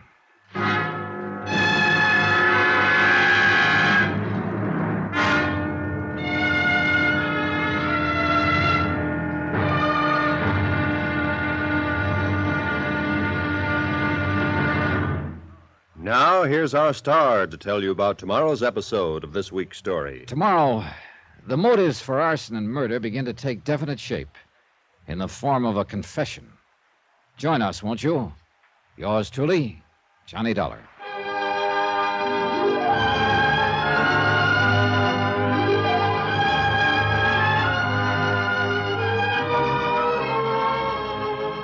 Yours truly, Johnny Dollar, starring Bob Bailey, is transcribed in Hollywood.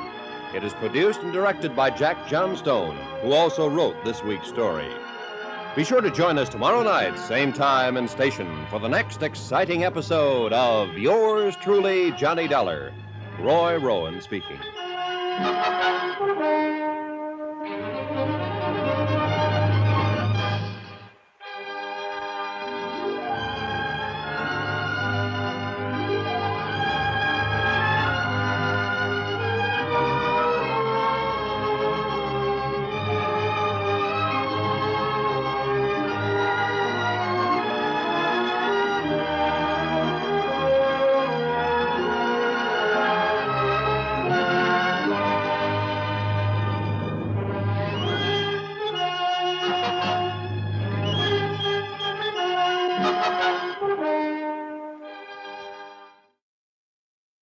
From Hollywood, it's time now for... Johnny Dollar. Dr. Lionel Champion here, Mr. Dollar. Who? I'm surprised Meg McCarthy didn't answer. I ordered her to keep you in bed there at her place until I could see you again. I am in bed.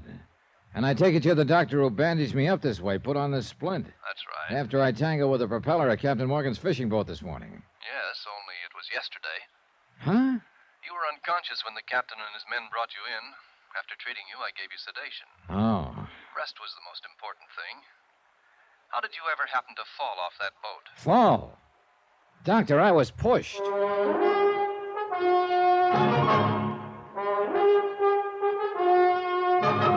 Tonight, and every weekday night, Bob Bailey in the transcribed adventures of the man with the action-packed expense account, America's fabulous freelance insurance investigator. Yours truly, Johnny Dollar.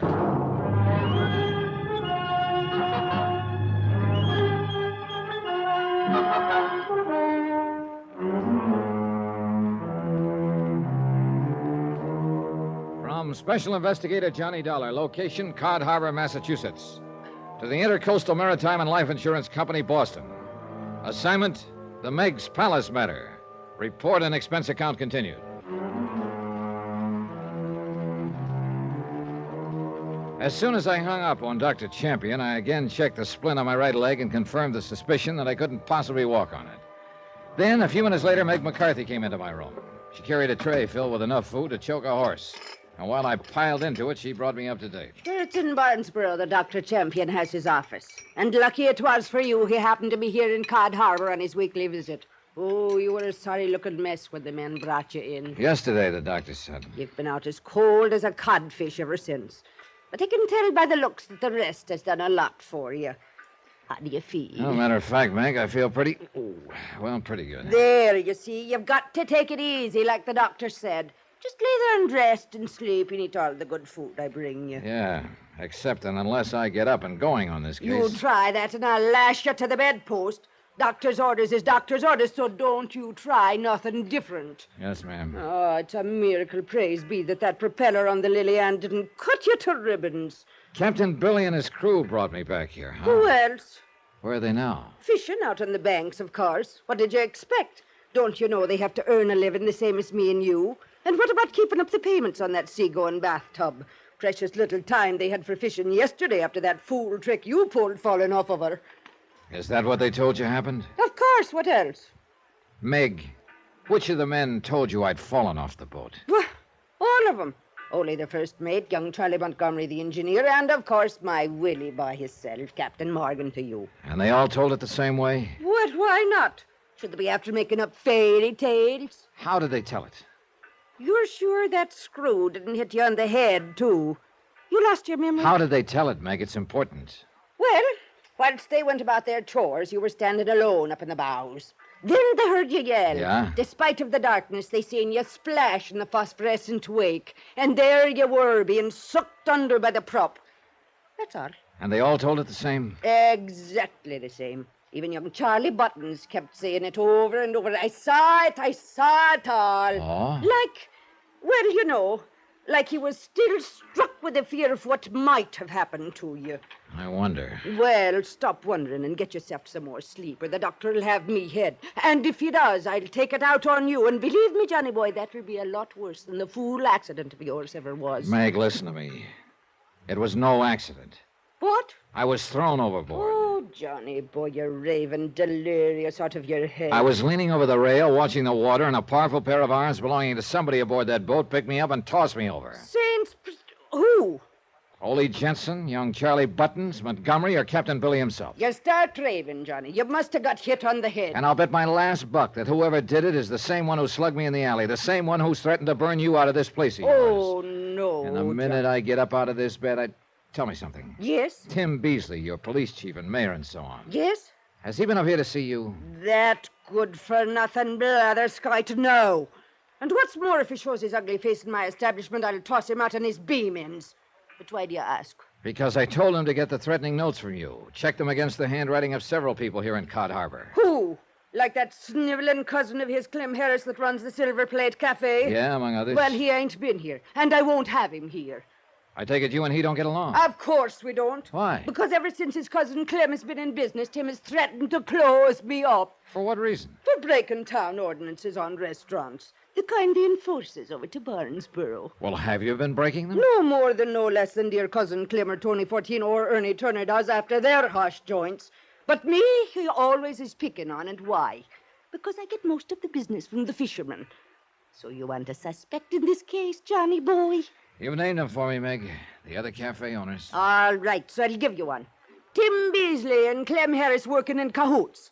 And if it wasn't one of them waylaid you in the alley... Whoa, wait a minute. Neither of them could have been aboard the Lily Ann. Then you must have fell. Oh, Meg, when is the doctor coming to see me? He should be here by now. Well, if he doesn't come pretty soon, I'm getting up and going, orders or no orders. Johnny? Motives, suspects. Why, Meg McCarthy herself could have rigged this whole thing. Called me in as a cover-up while she burned up her place to collect $15,000 insurance. Even her intended, Captain Billy Morgan, who'd collect her life insurance if she were to die in a fire. Tim Beasley, lazy slob of a general factotum in Cod Harbor, to put Meg's palace out of business on behalf of his cousin, Clem Harris. Or Clem himself. Or one of Captain Billy's crew for some reason I hadn't yet fathomed. Half an hour later, Dr. Champion arrived, looked me over, and then went to work with a pair of bandage shears. So now we'll take off that splint. Oh, but if something's broken, Doc. Not a thing broken, Mr. Dollar. Just an old trick of mine. Huh? You needed absolute rest until I could see you again. And from what I've heard about you, you wouldn't have taken it unless I fooled you into it. And that was the sole reason for the splint.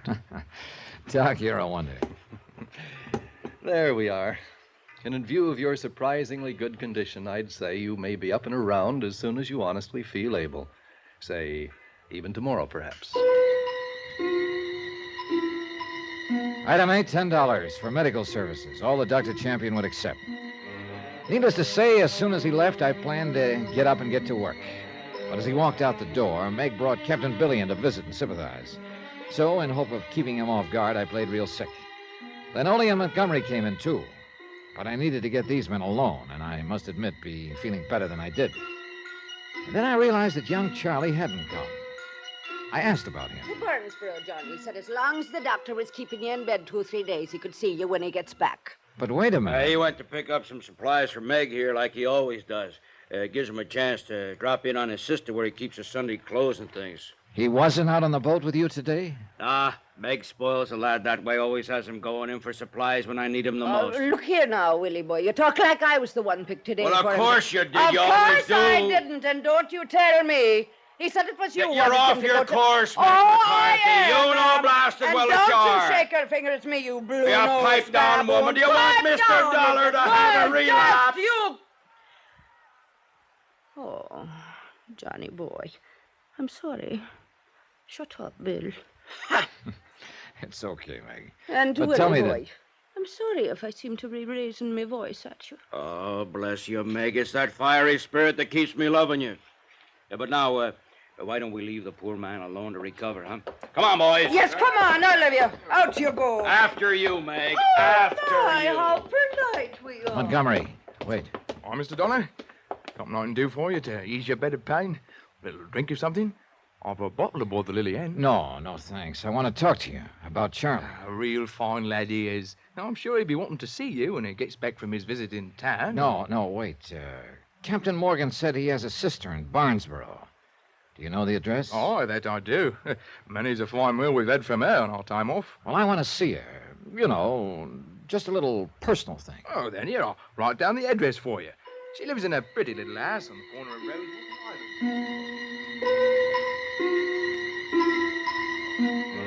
Maybe Montgomery was the wrong one to ask. I don't know.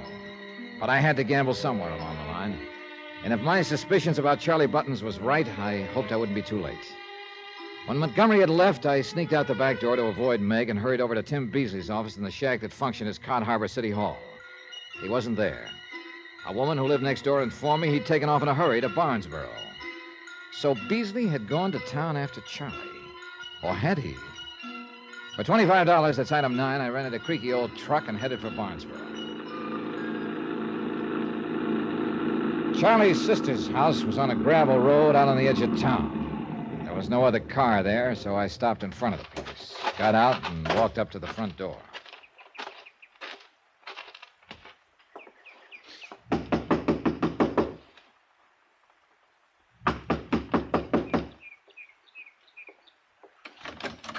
Sorry, mister, but my sister...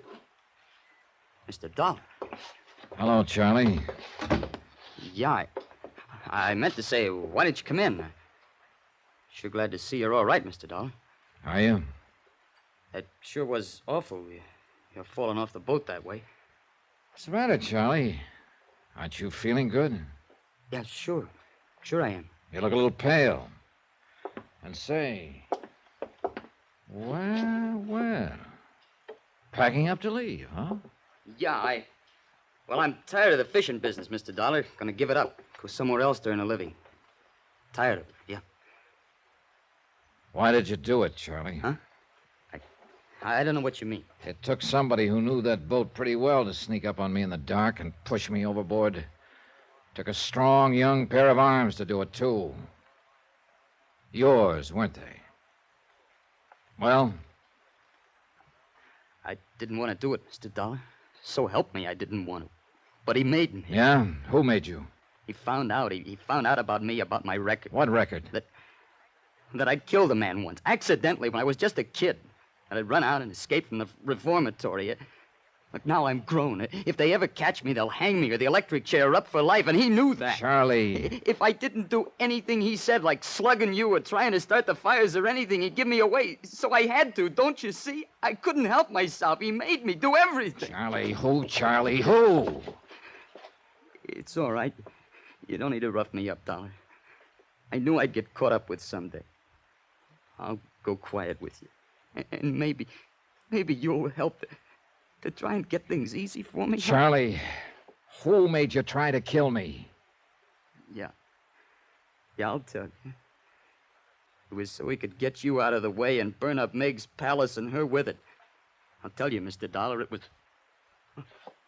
Oh, no. Huh? There, at the window, behind you. That old trick? Oh, no, you... Help! The boy fell against me, pinning me to the floor. And as I pushed him away, I saw the patch of red slowly spreading on the front of his shirt directly above the heart. By the time I got to the window, a car had taken off down the old gravel road and was completely obscured by a thick cloud of dust. And I wondered. I wondered for whom the shot that killed Charlie had really been intended.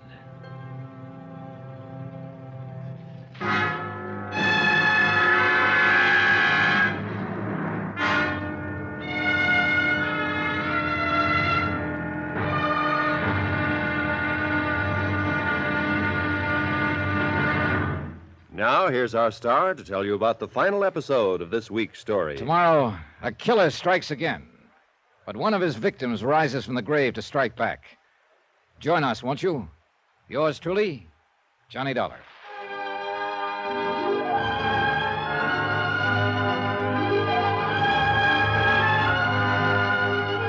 Yours truly, Johnny Dollar, starring Bob Bailey, is transcribed in Hollywood. It is produced and directed by Jack Johnstone, who also wrote this week's story. Be sure to join us tomorrow night, same time and station, for the next exciting episode of Yours truly, Johnny Dollar. Roy Rowan speaking.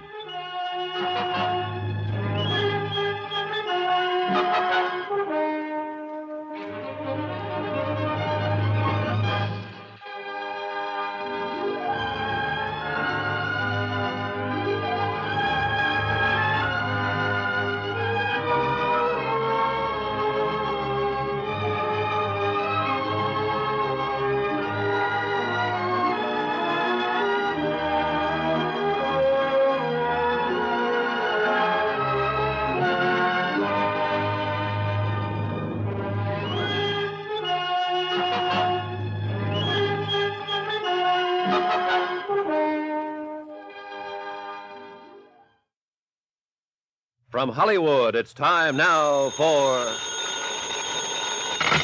Johnny Dollar. This is Chief Walters, Barnesboro Police. You call me? Oh, yeah, Chief. I understand you're out at Sally Button's place on the edge of town. What can I do for you? Better get out here, Chief, fast. Oh? Yeah, to pick up a body.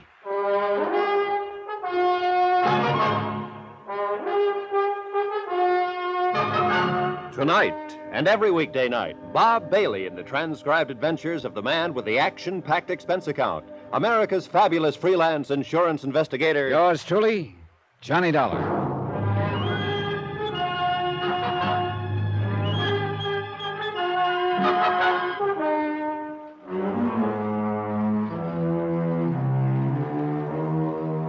From Special Investigator Johnny Dollar, location Cod Harbor, Massachusetts, to the Intercoastal Maritime and Life Insurance Company, Boston. Assignment, the Meg's Palace matter. Report and expense account continued.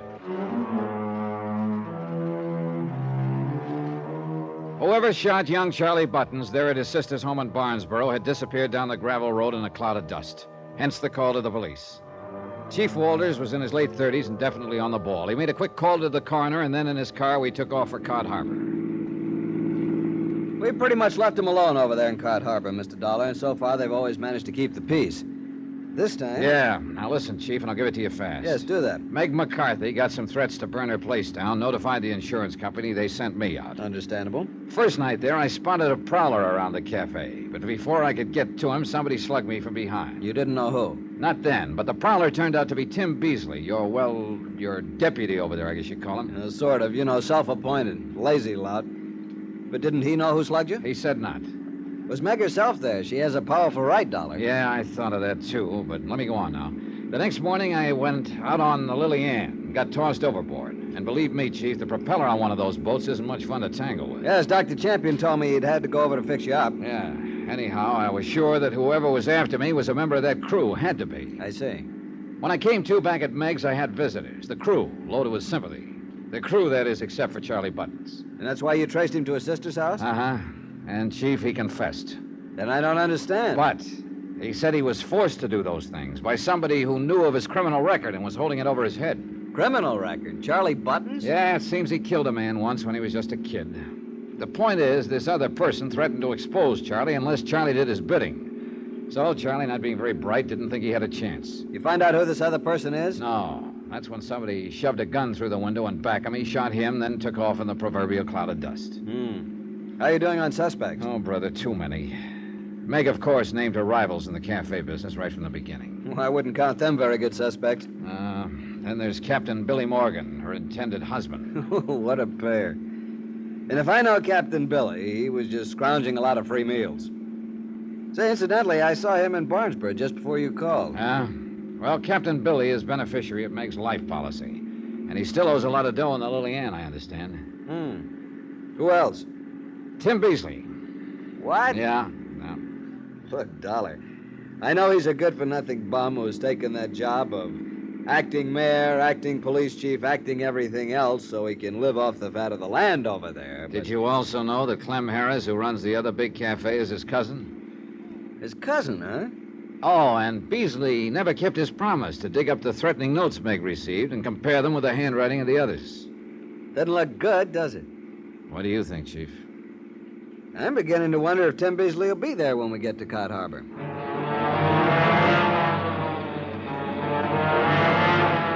As it turned out, Tim Beasley was very much in evidence. So was the whole population of Cod Harbor.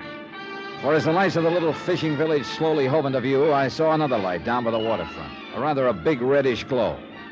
And as we pulled in closer, we could see the long tongues of flame leaping upward that caused it. Yep, Meg's Palace was on fire. Chief Walters stepped on it. We took the last few turns on two wheels. Hoses of all sorts and shapes and sizes connected to pumps aboard the nearby fishing boats were throwing powerful streams of water at Meg's Palace, at the back where the fire had apparently started. But the flames continued to spread, even licking along the ground behind the building. That means arson, Johnny. Oil and gasoline spreading around back there. No doubt of it, Chief. Keep her spreading back, lad! Hey, how'd it start, Captain Billy? Who knows, but grab a hose and get to work. Get some hose off one of them boats. Montgomery, you crazy boy! Captain Billy Morgan was running the show, and every one of my prize suspects was in there working his head off. All of them taking orders from Captain Billy. And then I realized that Meg McCarthy was nowhere around, and I noticed something else. All the firefighting was directed toward the back of the building. The front, thanks to the wind, was untouched. But that's where Meg McCarthy's room was. Chief Walters! Hey, Johnny, where are you going? Come on, Chief, give me a hand. What? See that window up there? A I'm going to climb up on the front roof of the place. You'll burn to a crisp up there. Gotta take that chance because I think I can blow this whole case wide open. Now clench your hands so I can step on them and hoist me up. But even right here, the heat is Come too on, much. man, quick, come on. Okay, Johnny, but I think you're crazy. Here you are. Now, up. Here you go. The heat was almost unbearable up on that roof, but I knew I had to do it. I crawled low along the shingles, hoping the rotten old roof would hold. And a withering blast that felt like fire itself hit me full in the face as I broke the window of Meg's room. And there she lay, stretched out, unconscious on her bed. There was an ugly, livid mark across her forehead where somebody had struck her down, then left her there at the mercy of the fire. Johnny! Dollar, are you all right? The searing heat seemed to press in on me, engulf me. And the open window gave a draft to the flames that were already licking at the sides of the open door. Somehow I managed to wrap a blanket around Meg, covering her face, and stagger to the window, blindly groping for it. Johnny! This way, the window! Keep that hose on us here! All right, Johnny. You're all right now. I got you. It's all right, boy. All right.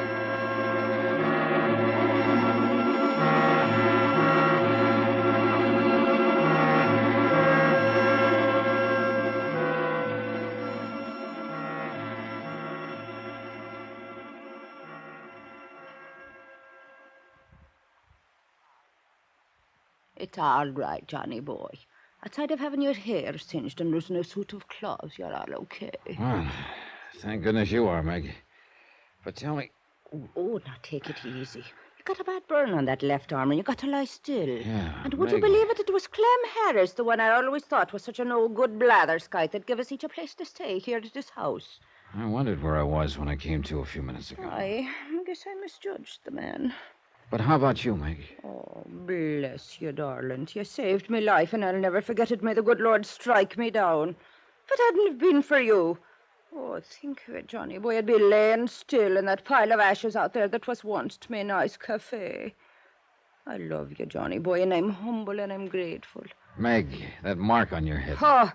The dirty, blathering spalpeen who snuck up in my room and knocked me down and left me there. I'll murderize him when I find him, that dirty conniving. You don't know who it was? How could I when he snuck up from behind me?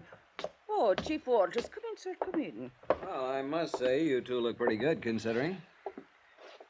Ready for a visitor, Johnny? Yeah, hi, Chief. Bring him in. Oh, now, Johnny, are you sure you want visitors until you're feeling better? Bring him in, boys. Right in here. Stop your pushing. Come on, get Why, in. Billy boy! What's the matter with you, Willie? That look on your face. Oh, and you, Chief Waters. What was the idea of locking up my Willie boy like some dirty scoundrel of a crook when he tried so hard to save my cafe from that awful fire? Who do you think you are? All right, Meg, simmer down. Don't simmer you talk down. to me like that, you young Meg. whisker snap. Yes, darling. Well, I won't simmer down. What was the big idea arresting me that way? Who do you think you are around here? And I'm talking to you, Dollar. You went too far, Captain Billy. I went too far. You're off your course. What are you talking about? Yes, Johnny boy, if you was responsible... Quiet, Meg. Yes, sir. I'm talking about arson, Captain Billy, and murder, and the motives behind them. What? Motives. They were all over the place by half a dozen people. But yours was the strongest, by far. You're off your head. The $25,000 insurance on Meg's life. That was the Why, big you... one. Let me at him. No, just a minute. You take your hands Take off it of easy, him. Meg, or I'll have to order you out. But listen, what he's saying is that Captain Quiet, Billy was... quiet. Yeah, let me finish this, will you, Meg? Played lover boy to her, didn't you, Captain Billy? To make sure you'd be her beneficiary. You're crazy. You're dirty. It looked like you right from the first, but I couldn't be sure until I compared the writing on the threatening letters with some of your handwriting I found. Oh, no. So that's the way you found out, you dirty underhanded... Yeah, Captain, that's right. Threatening letters. To make it look like somebody else was out to get her competitors, for instance, and to leave the way clear for you. Willie boy. No, I didn't. I mean, I didn't mean to... Oh, no, Willie. Tell me it ain't true. Don't touch me. Oh. Why, Billy? Why'd you do it? I had to. I had to have the money or I'd lose my... What? You mean your boat was more to you? Go on, Billy, and quiet, Meg. Fishing. Fishing was my whole life. I had to save my boat. I had to get the money for it. How else could I ever... Rotten No. filthy No, bastard! you're I right. tell you what. Let me in that boat. I tell you...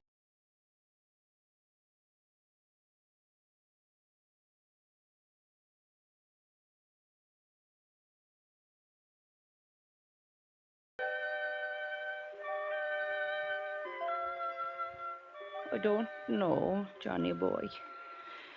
Maybe I'll move to someplace else and open up. I wouldn't have the heart to here. Cod Harbor, it'd be too. It was here that I met him, and I believed him, and... Well, I guess this old heart of mine wasn't as tough as I thought it was. Yeah. I'm sorry, Meg. I'll get over it. Sure I will. I'm Meg McCarthy, Johnny Dollar. No blathering idiot of a man is going to keep Meg McCarthy down. That's the... You hear me? No man on this whole earth is worth it. They're all of them just a bunch of no good, too tight. Oh, no. No, Johnny boy, not you. If only there was more of the likes of you in the world. I love you, Johnny boy. And if I were a bit younger and maybe pretty... Johnny. Yeah? Now tell me, where did you ever get the threat letters you compared the writing of? I'd have swore that I destroyed them, every one. Know something, Meg? I didn't. Huh? I never saw them.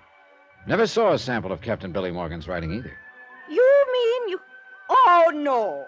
Huh? Well, it worked, didn't it? Aye. And it serves that conniving, murder and blather, scoiting... There now, Meg. Oh, Johnny. I'm afraid I really did love him.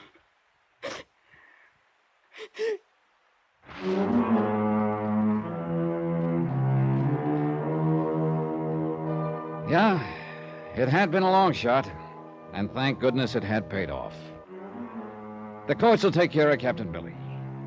The insurance on her place, of course, will have to be paid to Meg McCarthy, but no life insurance, thank heaven. Oh, poor Meg. It'll be a long, long time before she'll fall for sweet talk again.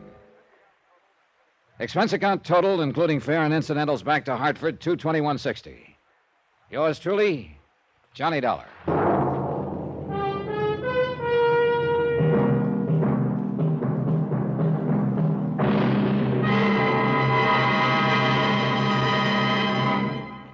Now, here's our star to tell you about next week's story. Next week, well, they say that diamonds are a girl's best friend. But I wonder, when they're a motive for murder. Join us, won't you? Yours truly, Johnny Dollar.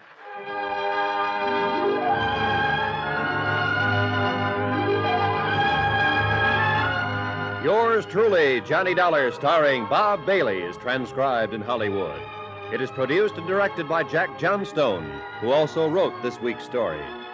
Heard in our cast were Virginia Gregg, Jack Crucian, Byron Kane, Forrest Lewis, Bert Holland, Stan Jones, Bob Bruce, Austin Green, and Harry Bartell. Musical supervision by Amerigo Marino and Carl Fortina. Be sure to join us on Monday night, same time and station, for another exciting story of yours truly, Johnny Dollar. Roy Rowan speaking.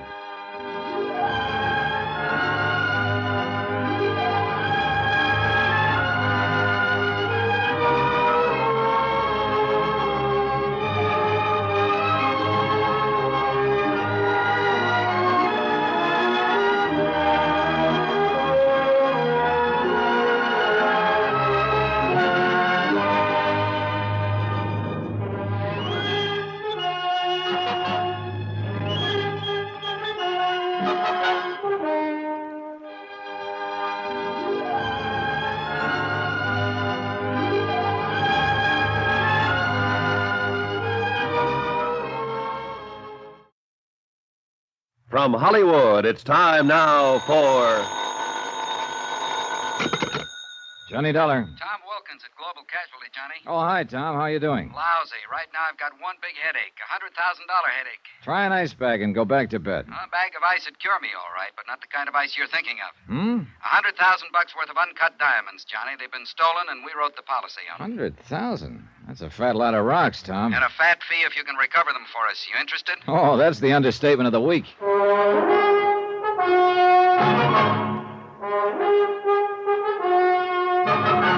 Tonight, and every weekday night, Bob Bailey in the transcribed adventures of the man with the action-packed expense account, America's fabulous freelance insurance investigator. Yours truly, Johnny Dollar.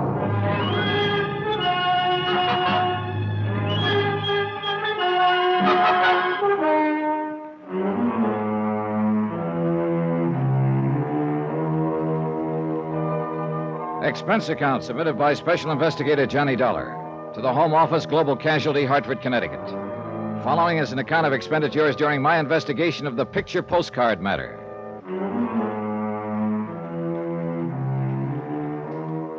Expense account item 1, $1.25. Taxi to the office of Global Casualty, where Tom Wilkins was waiting for me. Looks like we're bucking a pretty well-organized outfit in this deal, Johnny. The way they pulled the job shows they'd planned it out pretty well. How did it happen, Tom, and where? The diamonds were being taken by a special courier from Zurich, Switzerland to Amsterdam. They got lifted at the Zurich airport. How? The airport was crowded. The courier was carrying the diamonds in a leather briefcase strapped to his wrist. A fight broke out suddenly. In the confusion, the courier was slugged and the case cut loose from him. After which the fight suddenly stopped, huh? Yeah. It was obviously a rigged brawl. By the time the police arrived, the people involved had disappeared. With the uncut diamonds. Mm-hmm. Sounds like their timing was pretty good. Too good. How about the courier? You get a look at the guy who slugged him? No, it happened from behind. Anybody in the airport crowd able to describe the guys who'd rigged the brawl? Well, no clear description. Somebody mentioned that one of the men involved was stocky, sort of a bull neck. Oh, great. Probably only a couple of million people answering that description. True. Zurich police turn up anything? Not a thing. Well, look, Tom, I'm an insurance investigator, not a magician. You better get yourself another boy. Whoa, Johnny. We got one lead, and it could be enough if it's on the level. Oh? Well, let's have it. The robbery was day before yesterday. This morning, I got an airmail special delivery letter from Zurich. Here, take a look. Regarding the recent diamond matter, I have information which may enable you to recover them. For a reward. So I see. And he wants to talk to somebody about it. Yeah. And I nominate you. It's signed Sebastian. Any idea who he is? None at all. As you see, I was to reply to General Delivery in Zurich. I did. Told him you were the one. Uh-huh. How do I find him? Well, read on. You're to register at the Polo Hotel in Zurich. He or she will contact you there.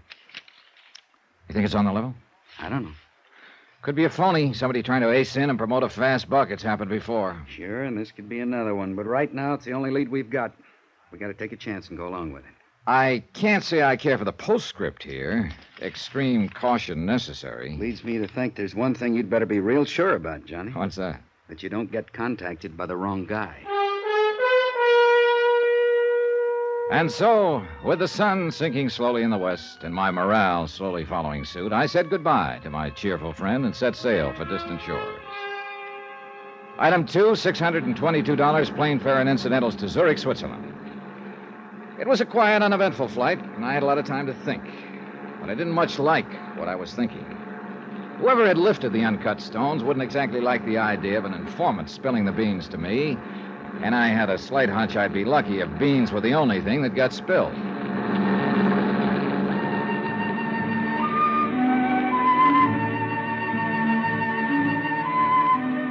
My plane landed at Zurich in the late afternoon. I hired a cab, that's item 3, $1, to take me to the Polo Hotel. The city looked bright, fresh, and clean. It gave me a lift. And the sight of a very pretty girl walking quickly to my cab as we were ready to pull away from the airport didn't hurt either. Oh, darling, Well, hello. I'm so sorry. I've made a mistake. Darn it. I thought you That were... was somebody else. Yeah, that's the trouble with having an ordinary-looking face. Well, I wouldn't call it ordinary. But please... Well? Please, I wonder, could I share your cab into the city? Oh, by all means. I guess my friend was not on that plane after all. Oh, that's rough. Okay, driver. Well, this is very good of you. Well, I'm a real prince when you get to know me, Miss... Schaefer. Ilsa Schaefer. Johnny Dollar. And speaking of getting to know me... Driver, please pull up. Well, hey, how come? Oh, I am so sorry, Mr. Dollar. I just remembered something I have to do. We were just beginning to get acquainted. I know. A pity, isn't it? Well, look, wait, don't... But perhaps this will make up for it. Well, offhand, I can't think of a better start. Now, if you'll only... Goodbye. Hey, Ilsa, wait! Well, if this is the customary Swiss hospitality, driver, sign me up. Then I realized that Ilsa had forgotten her purse. I had the driver cruise around a few minutes, but we didn't see her anywhere. So I dropped her purse off at the Lost and Found office of the taxicab company, then went on to the Polo Hotel. It was in the newer quarter of Zurich, on the lower slopes of the Zurichberg. I went inside and started for the desk in the lobby, but I didn't quite make it. Turn here, please. Sorry, I'm heading for the desk. I said turn here, please. You know, I can't say I care for the way you keep nudging me in the ribs. That wouldn't be a gun, would it? Yes, it would. Now, if you will please come with me. Okay, mister. Where to? To the side entrance. I'll say one thing. I sure didn't expect all the reception committees. The first one I like much better. Skip it, will you? Outside. That car over there. Hey, look, isn't it about time you told me what this is all about? There's no use pretending you do not know. The diamonds. Oh. You think I've got them, maybe? I do not think. I'm sure of it. Well, this may come as a nasty surprise to you, mister, but I have no time to waste. She entered your cab with a purse. She? And Ilsa? And left without it. And she was, shall we say, very friendly to you. Oh, that I remember. And I have no complaints, believe me, but she didn't give me any diamonds. I warn you. They weren't in her purse either. They checked the contents at Lost and Found. Get into the car. Hey, look, this routine won't get you anywhere. Into the car. Hey, take it easy, friend. You're trying to poke a hole in my ribs. Okay, relax. Take it into the car. I jerked the door open suddenly and I knocked him off balance. I swung at him, but he ducked and lunged at me. I went sprawling into the street in front of an oncoming car. One of the fenders hit me a glancing blow, and I bounced against the curb. By the time I could get to my feet again, my friend with a gun had disappeared, and so had his car. I wasn't hurt, but it took several minutes to convince the very scared cab driver who'd accidentally hit me. He should be scared. Expense account item 4, $12.75. Telephone call to Tom Wilkins at Global Casualty Bank in the States. I'm glad you called, Johnny. Any luck so far? No luck, but sure a lot of action. Well, what do you mean? Well, first off, an attractive little doll shares my cab for a few blocks, plants a kiss on me, and scrambles out, leaving her purse behind. What? Then a strong arm collars me and tells me the girl must have passed the diamonds to me in the cab. Oh, but that doesn't make sense. Well, anyway, that's what happened so far, plus my almost getting run over in the process. Look, Johnny, I knew this wouldn't be an easy assignment, but... Yeah, I know. Yeah. Don't worry, Tom. I'm still all in one piece. But I'm beginning to realize what Sebastian meant in his letter about extreme caution being necessary. Has anyone contacted you yet? No, only the aforementioned pair. No sign of this Sebastian, whoever he or she is. Well, I still don't understand Neither do I. Either the boys who stole the diamonds have lost them, or there's another outfit trying to get their hands on them. In which case, I'm right in the middle. Johnny, Sebastian's still our only lead. You got to give him plenty of chance to contact you. Yeah, I know. Will do. But be careful. Look, I'm with you, believe me.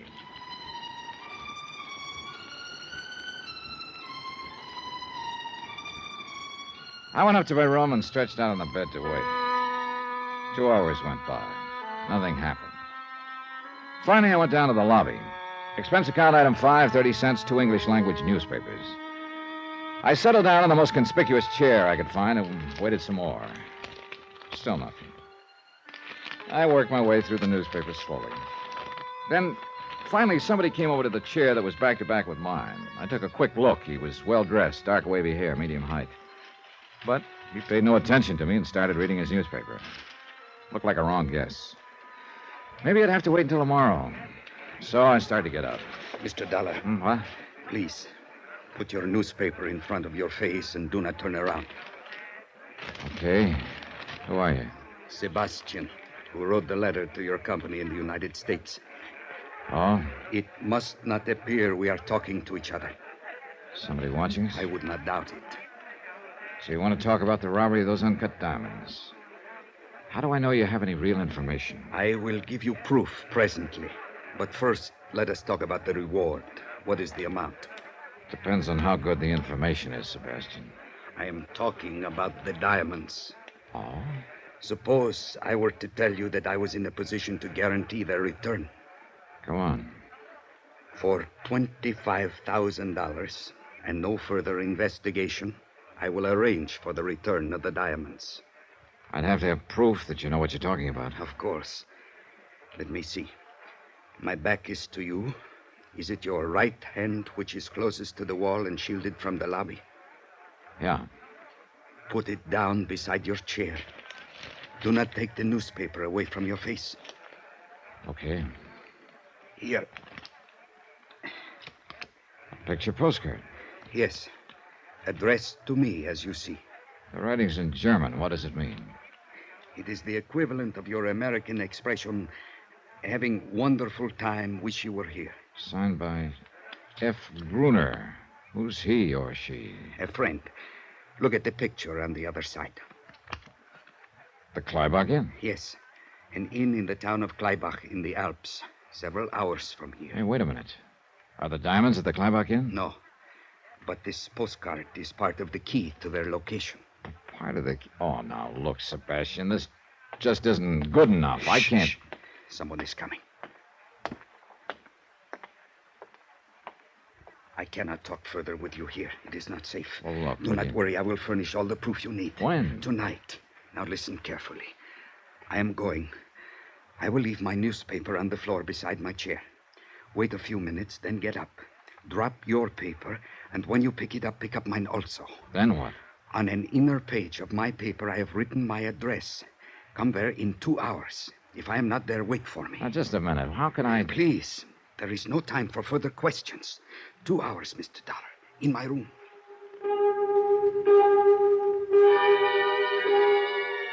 Two hours later, I went to the address he'd given me. A small apartment in another part of the city.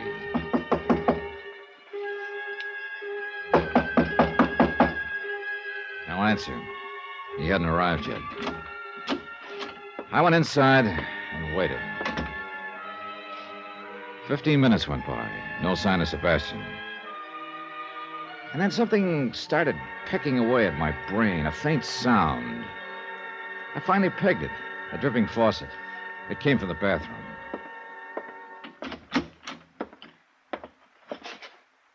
The bathtub was full. In it, floating face down, was Sebastian.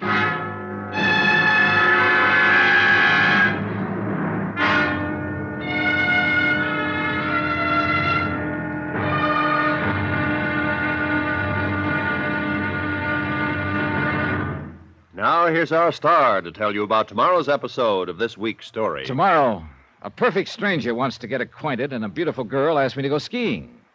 Trouble is, either or both of them could be trying to kill me. Join us, won't you? Yours truly, Johnny Dollar.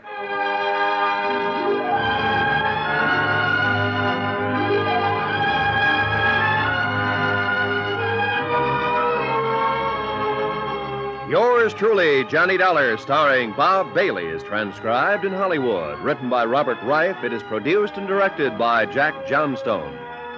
Be sure to join us tomorrow night, same time and station, for the next exciting episode of Yours truly, Johnny Dollar. Roy Rowan speaking.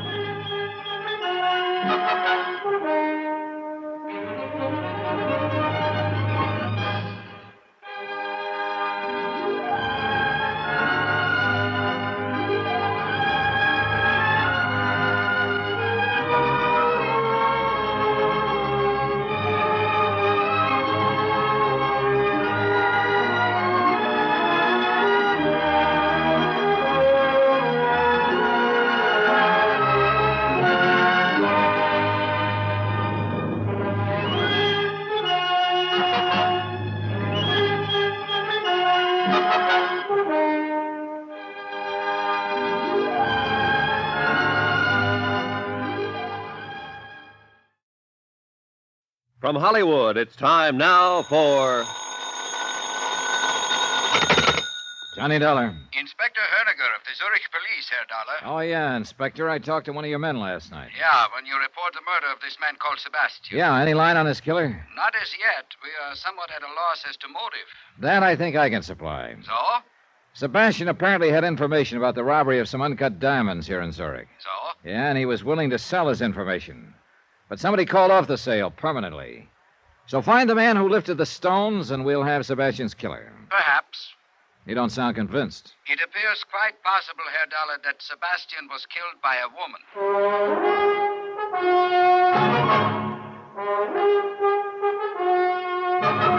Tonight and every weekday night, Bob Bailey in the transcribed adventures of the man with the action-packed expense account, America's fabulous freelance insurance investigator. Yours truly, Johnny Dollar.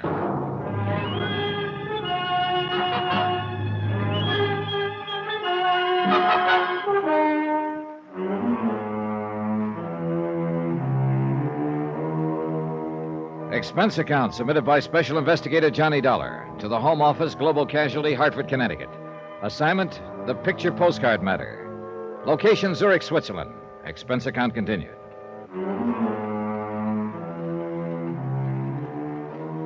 Item 6, $1 even, cab fare from the Polo Hotel to police headquarters. Inspector Herniger was a big man who moved and talked slowly. But one look at his very cold, slate-gray eyes told you his brain was moving a lot faster. Herr Dollar, I believe you told my lieutenant last evening that you were an insurance investigator. That's right, Inspector. And that you are in Zurich to investigate loss of 100,000 American dollars in diamonds at the airport a few days ago. Right. Well, perhaps you had better supply me with such background as you may have. Gladly. The robbery itself, of course, you know about. A fight broke out at the airport. We know that it was, as you say, rigged to create confusion. Yeah, and in the confusion, the courier who was carrying the stones was slugged. His briefcase was cut away from his wrist. Whereupon the assailants quickly melted away into the crowd. The exactness of their timing suggests that they were well organized and had planned the robbery in some detail. The next day, the company I'm representing got a letter from this man, Sebastian. He claimed to have information on the robbery and would help us recover the stones for a price. And you were sent to contact this Sebastian? Yeah. Or rather, I was sent here so that Sebastian could contact me. And did he? He did.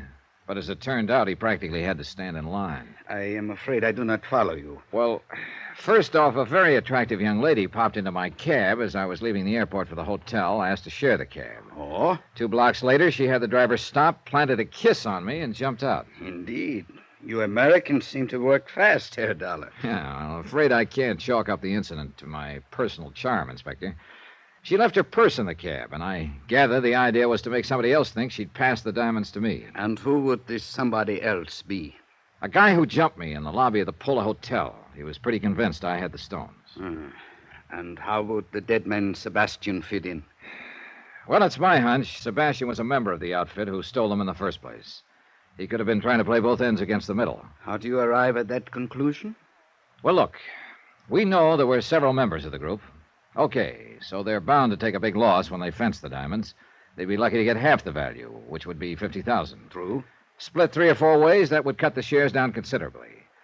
But if Sebastian could engineer the return of the stones and collect a $25,000 reward for it, he'd be way ahead of the game. And Sebastian was secretly negotiating with you. Yeah, behind a newspaper in the hotel lobby. He wanted me to meet him in his room later so we could talk. I went there. I found him in the bathtub dead. And he had given you no specific information as to the location of the diamonds? Only this, Inspector. A picture postcard? Uh-huh. The Climax Inn. He told me Climax was a small resort village up in the Alps. I know the place. The card is addressed to Sebastian and signed by F. Gruner. He said Gruner was a friend of his. Perhaps the diamonds are at the Climax Inn? He said no, that this card was only part of the key to finding them. And he gave you no indication as to what the rest of the key to their location was? No, none at all. I gathered that's what we were going to talk about in his room later. But somebody else apparently had different ideas. Yeah. Say, look, you said over the phone that Sebastian's killer could have been a woman. Well, he was struck on the head from behind, but only hard enough to stun him. His death was due to drowning in the bathtub. Many times in our experience, women have chosen such a method. The woman, then, could be Ilsa. Yeah. Or perhaps one of Sebastian's gang who learned of his plans. Very annoying, Herr Dollar. Many possibilities. But nothing tangible. Well, I'm heading for that place on the postcard, Inspector. The Climax Inn? Yeah. At this point, part of a key is better than none.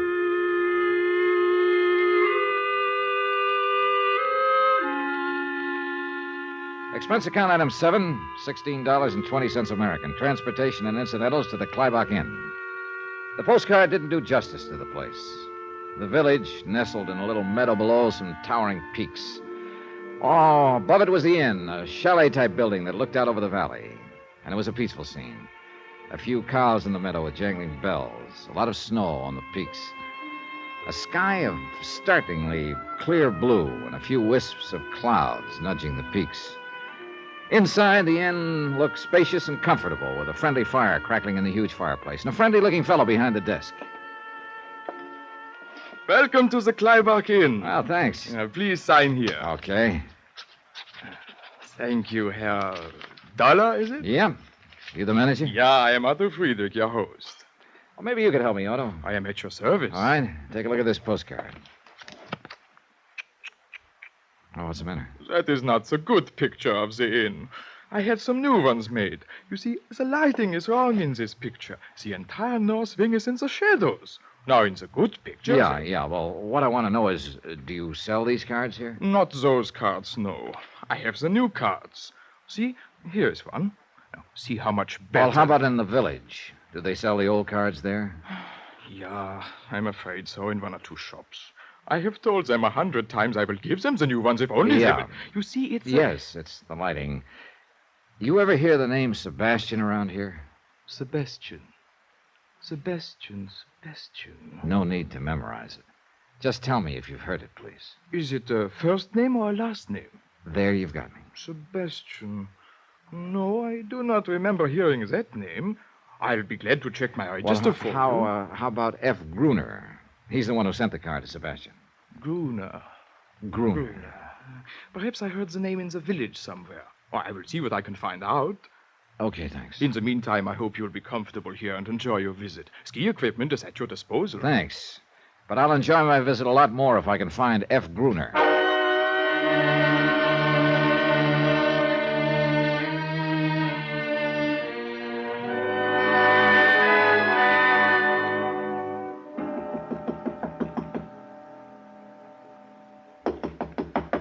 Okay, coming. Yeah? Oh, I say, I'm looking for a chap named Dollar who's supposed to be occupying this room. I'm Johnny Dollar. You? Are you certain? Reasonably. What? Oh, what a pity. Well, I'm sorry, old man, but there's not very much I can do about it. Oh, I didn't mean that. I say, you must forgive me. Must I? Well, you see, I used to know a chap in London named Dollar. Delightful fellow, really. Incidentally, I'm Geoffrey Harris.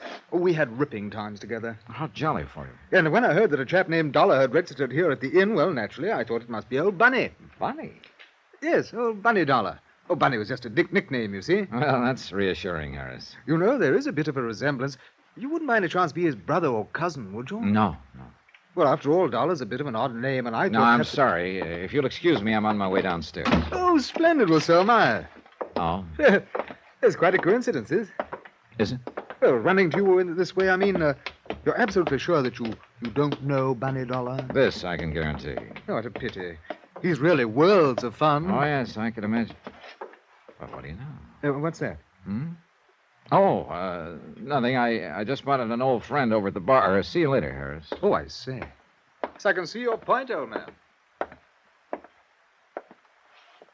Well, hello, Ilsa. It is Ilsa Schaefer, isn't it? Why, you're the one. Yeah, that's right. Johnny Dollar, the one you shared a cab with back in Zurich. Yes, of course. What a coincidence. Isn't it? Incidentally, Johnny, I want to thank you for turning my purse in. It was foolish of me to leave it in your cab. Just an oversight, huh? Well, yes, of course. I mean, you didn't by any chance leave it in the cab on purpose, huh? Well, of course not. Why would I do a thing like that?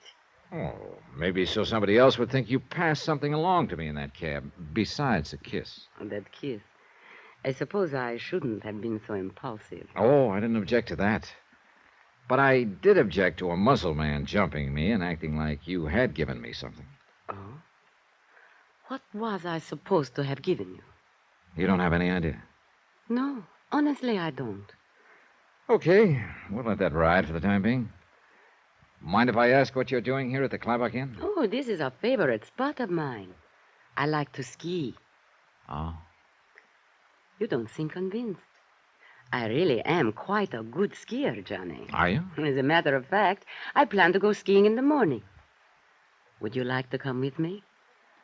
Well, now, that might be pretty interesting. Just a minute. I'll go check with Otto, see if I can borrow some skis. Be right back. All right, Johnny.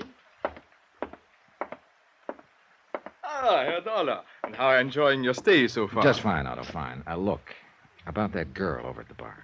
Fräulein Schaefer. Oh, a most attractive young lady, no? A most attractive young lady, yes. This seems to be a favorite spot of hers. I am very happy to hear that, Herr Dollar. I suppose she comes here often, huh? This is her first visit to the Climax Inn. You're sure about that? Of course. I would certainly remember a young lady like her. Yes, this is her first visit, but I hope it will not be her last. Don't count on it, Otto.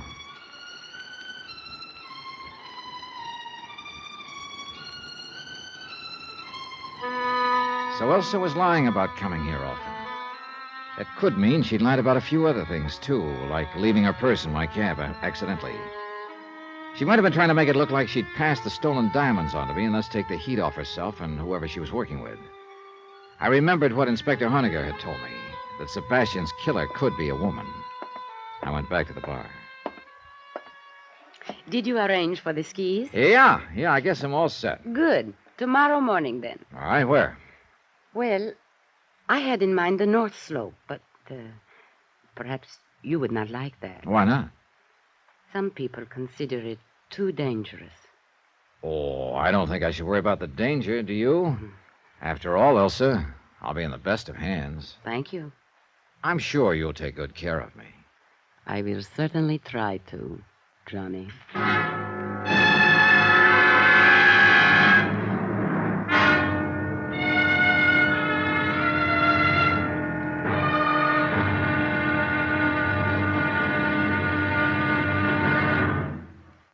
Now, here's our star to tell you about tomorrow's episode of this week's story. Tomorrow, well, skiing's a strenuous sport.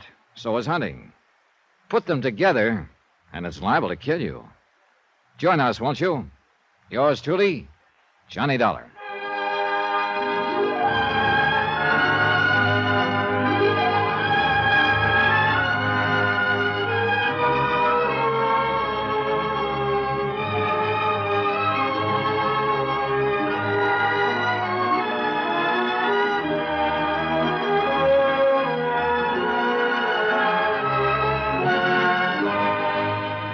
Yours truly, Johnny Dollar, starring Bob Bailey, is transcribed in Hollywood. Written by Robert Reif. It is produced and directed by Jack Johnstone. Be sure to join us tomorrow night, same time and station, for the next exciting episode of Yours truly, Johnny Dollar. Roy Rowan speaking.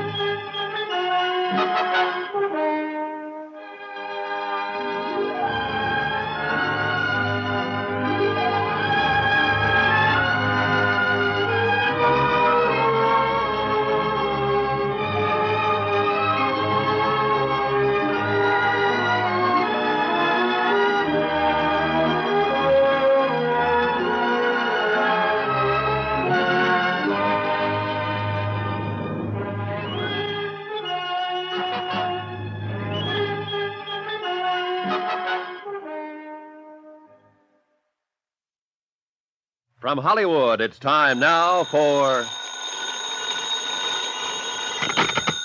Johnny Dollar. This is Otto, the innkeeper. I have a telephone call for you from Police Inspector Honegger in Zurich. I will put him on. Go ahead. Hi, Inspector. Any line on Sebastian's killer? Not yet, Herr Dollar. That also means no line on the stolen diamonds, huh? I do not know. You recall the picture postcard Sebastian gave you before his death? The picture of the Climax Inn? Sure. He said it was part of a key to the location of the diamonds. That's why I came up here to the inn. But I haven't found any sign of them. We have been watching Sebastian's apartment. This morning, the second part of the key arrived in his mailbox. Another postcard? Yes. I am sending it on to you. See what you can make of it.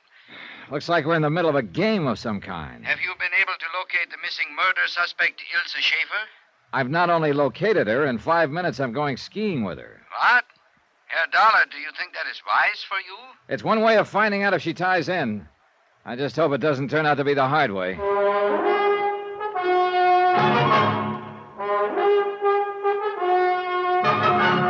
Tonight, and every weekday night, Bob Bailey in the transcribed adventures of the man with the action-packed expense account, America's fabulous freelance insurance investigator. Yours truly, Johnny Dollar.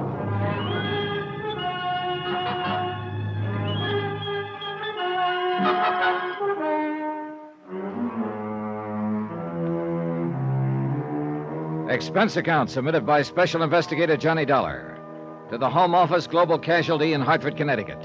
Assignment, the picture postcard matter. Location, Climax, Switzerland. Expense account continued.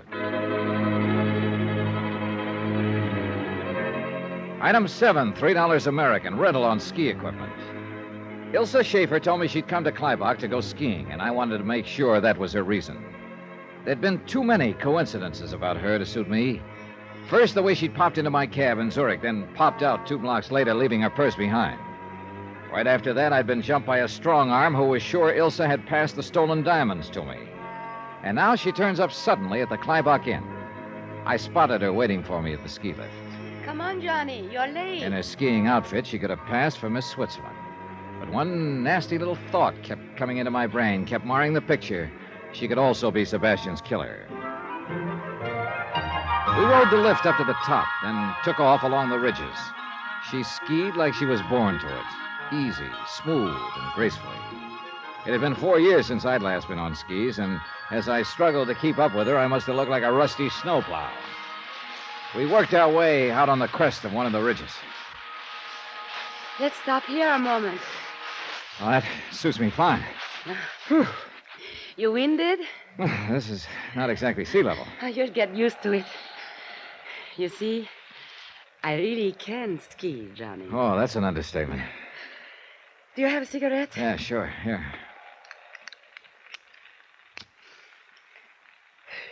Thanks. Isn't it beautiful up here, Johnny? Yeah. You see that little dot way down there? That is the inn. A long way down. That's what I like about skiing. Everything is so remote, so far below. When you're up here, all that down there, it just doesn't exist anymore. It's always there when you get back, though. You are too practical, Johnny. But you know, it's fun being with you. Thanks.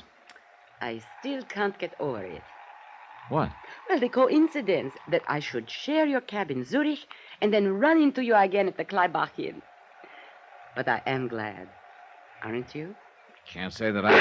Johnny! Hey! Must have come from that other ridge behind the rocks. Closer. We're sitting ducks on this ridge. Quick! Down the left side of it. There is a shortcut. Let's go. Keep low, Elsa. Who could be shooting at us? We'll figure that out when we get out of range. He's still right with us. We'll be out of sight in a moment. Could be a moment too late. There. We are past the shoulder. Yeah. Slope's pretty steep here. This is the quickest way. The shoulder of the ridge will keep us out of sight. Maybe. What do you mean? We get going much faster and we're going to take off. Hey, ahead of us, a cliff. Johnny, stop! What do you think I'm trying to do? Johnny, watch out! Can't Johnny! Oh, brother. Johnny. 4 feet more and I'd... Thank heaven. This was a real great route you picked, Ilsa. Oh, I can't tell you how sorry I am. Sorry I didn't go over the edge. Oh, of course not. I mean, I'm sorry that in the excitement, I forgot about the avalanche. Avalanche? Yes, several months ago. It took away part of the slope and left this sheer drop. Forgot about it, huh? Well, I just told you I did. I noticed you didn't have much trouble stopping in time. But I was behind you. Oh, yeah, that's just where you were, behind me. What are you trying to say, Johnny? Just that this is one coincidence too many, Ilsa. We just happened to stop on the top of the ridge, right where I make a grade A target. Then you just happen to forget there's a sheer drop on this shortcut you got me to take. But I explained Come on, we're that... going back to the inn.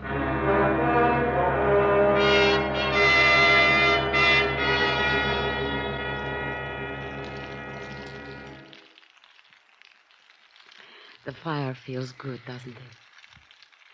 Johnny, what is it? What's the matter? All those things you said up on the ridge. I'm waiting, Elsa. Waiting for what? For you to open up and tell me what this is all about and how you fit into the deal. Deal? Oh, cut it out, will you? You didn't just happen to share my cab back in Zurich. The whole thing was rigged so it would look like you passed those stolen diamonds along to me. Stolen? Johnny, I don't know anything about stolen diamonds. I suppose you also don't know anything about a man named Sebastian. Oh, yes, I know Sebastian. What has he got to do Or about with... his murder? Murder? Oh, no. Oh, yes. Why, I can't believe it. Sebastian dead. Yeah, and you've already admitted you knew Sebastian. Now let's have the rest of the story, straight. Oh, well, Sebastian was a friend of mine. Friend? Nothing more. He had asked me to share your cab at the airport and to leave my purse in it. Why did he want you to do that? I don't know. He said he was in some kind of trouble and needed help. He said if I would do that, it would help him. Ilsa, you'll have to do better than that. But I am telling you the truth. No, you... Hey, wait a minute. You claim you didn't know what kind of trouble Sebastian was in? No, he didn't tell me. You also claim you don't know anything about the diamonds? $100,000 worth? What? I read about that in the newspapers, but... Oh, wait a moment. Are you saying that Sebastian was involved in it? Up to his ears. I'm sorry to hear that, Johnny. But you must believe me. I did not know anything about it. You're either telling the truth or you're a whale of an actress, Ilsa. I'm telling you the truth. Okay. But about that taxi cab in Zurich, I don't understand. Sebastian was trying to double-cross the rest of the outfit by negotiating with me for the return of the diamonds. But apparently there was another outfit after the diamonds. He wanted to make it look to them like he'd passed the diamonds along to take the heat off. You said a man attacked you after I had left your cab. Yeah. He obviously thought you'd slip me the diamonds. So Sebastian was setting me up as a patsy on the one hand and negotiating with me on the other. Who could have killed him? Good question. Could be the outfit trying to grab the stones. Or Sebastian's own crowd found out he was trying to sell them out. And the person who shot at us up on the Same ridge? two possibilities. Which reminds me, you still haven't explained how you happened to come up here to the Climax Inn. Well, Sebastian told me he had unfinished business in Zurich, and he would meet me here in a few days, and we would go skiing. I see.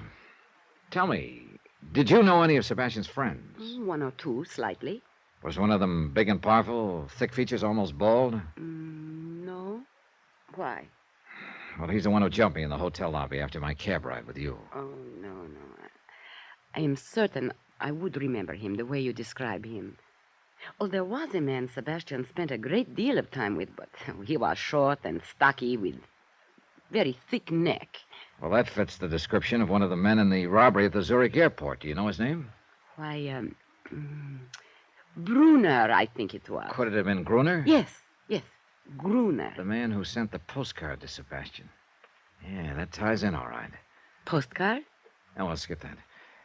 Was one of Sebastian's friends an Englishman? Not that I know of. Why? Well, a fellow named Jeffrey Harris here at the hotel's been trying to strike up an acquaintance with me. Claims he thought I was old Bunny Dollar, a friend of his from London. Oh, well. Johnny, if you'll excuse me, I'm very tired and upset about this news of Sebastian. I think I'll go to my room. Yeah, okay, Elsa. If there's anything more I can do Don't to help worry. you... I'll let you know. All right. I'll see you later. Herr Dollar? Oh, Otto. Did you enjoy your skiing? Well, let's say it was real interesting. Got a question for you, Otto. Huh? As a man of experience, how do you tell if a woman is lying? Okay, Herr Dollar.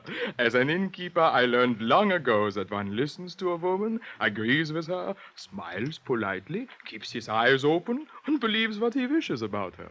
Yeah, well, I guess that's as good advice as any. Herr Dollar, this letter arrived for you from Zurich by special messenger while you were... Oh, yeah, I was expecting it. Thanks, Otto. One more thing. Yeah? Did anybody else go skiing this morning? From the inn? No. I see. But the Englishman... Jeffrey Harris? What about him? He likes to climb the rocks. He went out for a while. Climbing rocks, huh? Thanks a lot. Yeah. Jeffrey Harris could be my boy, all right. But at the moment, I was more interested in the contents of the envelope Police Inspector Honegger had sent me from Zurich. I tore it open and examined the postcard inside. Expense item 8, 2.5, long-distance call to Zurich and Honegger. You received the postcard, Herr Dollar? Yeah, from Gruner to Sebastian, a picture of a chalet on the side of a mountain. You say this card arrived in Sebastian's mailbox? This morning. Apparently, Gruner is unaware of Sebastian's death. What do you make of the card? Well, the chalet in the picture is sort of a small halfway house for skiers. Is it attended? No, empty most of the time. Herr Dollar, possibly the first postcard of the inn was simply for the purpose of guiding Sebastian to Climax. The second is perhaps a picture of the actual location of the diamonds. That's what I'm going up there to find out. The trail up the mountain started in back of the inn. I worked my way up the ridge slowly, keeping an eye on every clump of rock, just in case my friend with the rifle was still on the prowl. Near the crest, I stopped for breath. Suddenly, I spotted something moving far down the slope below me. Someone was descending from rock to rock, almost down to the inn. It was too far to tell for sure, but it looked like the Englishman, Jeffrey Harris. I started my climb again. 10 minutes later, I reached the halfway house, the place on the postcard. It was small, just a shelter, and there was no sign of life. Inside, the place was in a shambles, completely torn about. If this had been the hiding place of the stolen diamonds, somebody had sure beat me to it.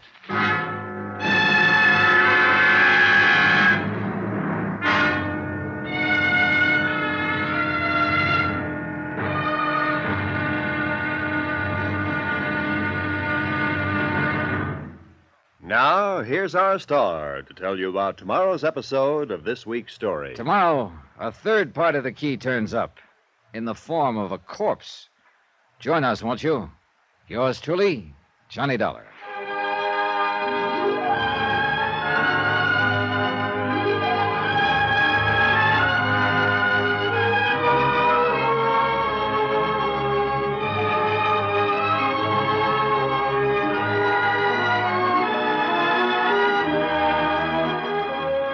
Yours truly, Johnny Dollar, starring Bob Bailey, is transcribed in Hollywood. Written by Robert Reif, it is produced and directed by Jack Johnstone. Be sure to join us tomorrow night, same time and station, for the next exciting episode of Yours truly, Johnny Dollar. Roy Rowan speaking.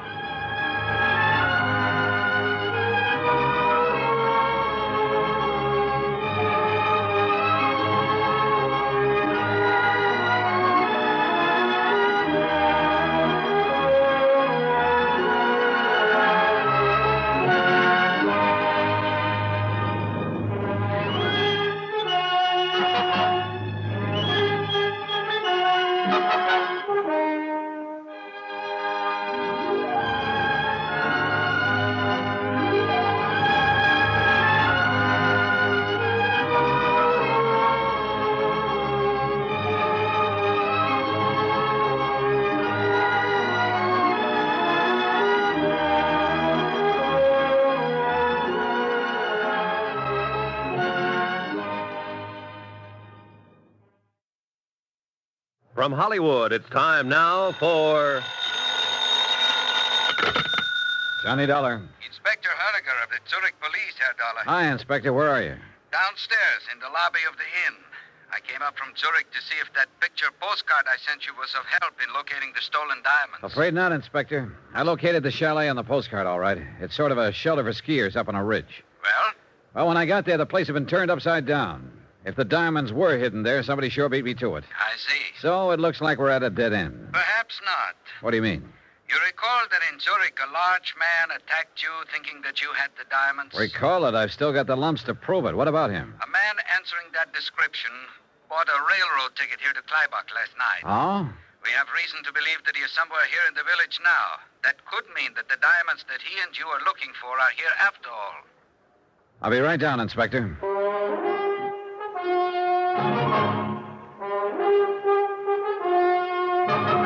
Tonight and every weekday night, Bob Bailey in the transcribed adventures of the man with the action-packed expense account, America's fabulous freelance insurance investigator. Yours truly, Johnny Dollar.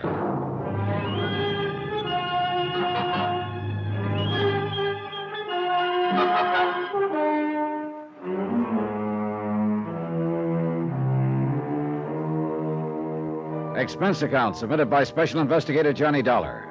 To the Home Office, Global Casualty in Hartford, Connecticut. Assignment, the picture postcard matter. Location, Climax, Switzerland. Expense account continued. Item 9, 70 cents. 1 pot of coffee for Inspector Honegger and myself at the Climax Inn.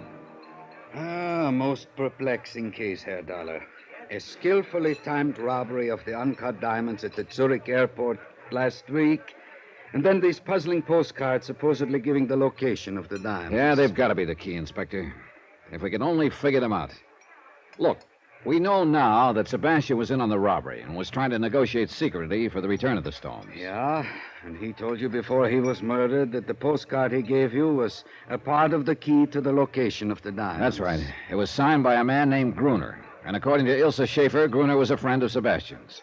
Her description of Gruner matches one of the men in the robbery at the airport. And what of this young lady, Ilse Schaefer? What do you make of her? Well, that's a good question, Inspector. I wish I knew the answer. I hope she's in the clear. Hope? Oh, I see. All right, so I'm normal. Yeah, she is a very attractive young lady. But there is also the chance that she is involved, that she killed Sebastian. I know. She could be involved, or she could be innocent. It's a 50-50 proposition, I guess. Pay your money and take your choice. More coffee, Inspector? Please. Thank you.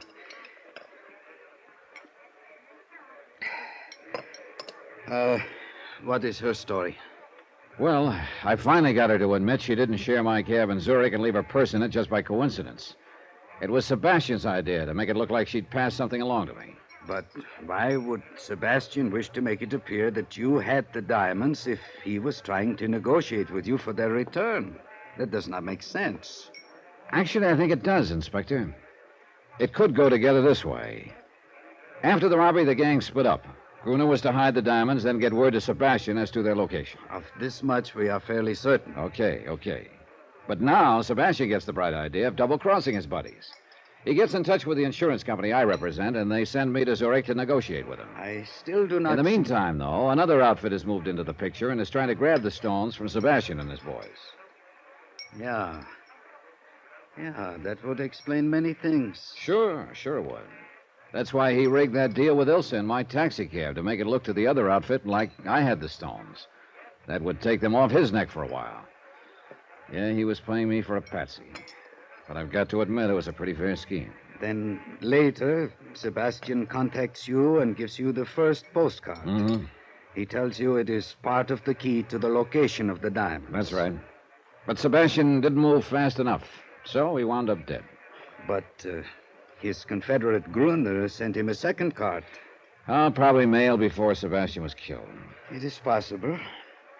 Now, the first postcard is a picture of this Kleibach Inn. Yeah, and according to Otto, the innkeeper, it's not the best picture of the inn. I asked him about Gruner. He said he thought he'd heard the name somewhere, but that Gruner hadn't been a guest here. Perhaps he is down in the village. Well, I'm going to check that today. But if the diamonds are in the village, why the postcard of the inn? And why the second postcard of the ski hut on the ridge? I do not know. Is there anybody here at the inn that you suspect of being an accomplice of Gruner and Sebastian? Ilse Schaefer, for one. She claims Sebastian told her he'd meet her here in a few days for some skiing. I see. Anyone else? An Englishman named Jeffrey Harris. He seems pretty interested in me. Claims he thought I was a friend of his from London. He might be telling the truth. Yeah, he might be. But I found out he likes to climb mountains. And he was up there somewhere this morning when Ilse and I were skiing and got shot at. Do you think Fräulein Schaefer could have maneuvered you into that position? Well, if she did, she had a lot of confidence in the marksmanship of her buddy in the rocks. And you told me she suggested a route of escape which ended suddenly at a cliff. Which I almost went off of. Yeah, Inspector, I hate to say it, but she could be the one. And I've got to find out one way or the other.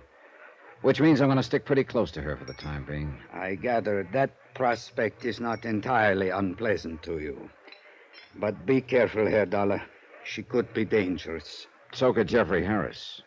On my way to the ski hut this afternoon, I spotted him down the mountain from me. And the ski hut had been torn apart. Yeah.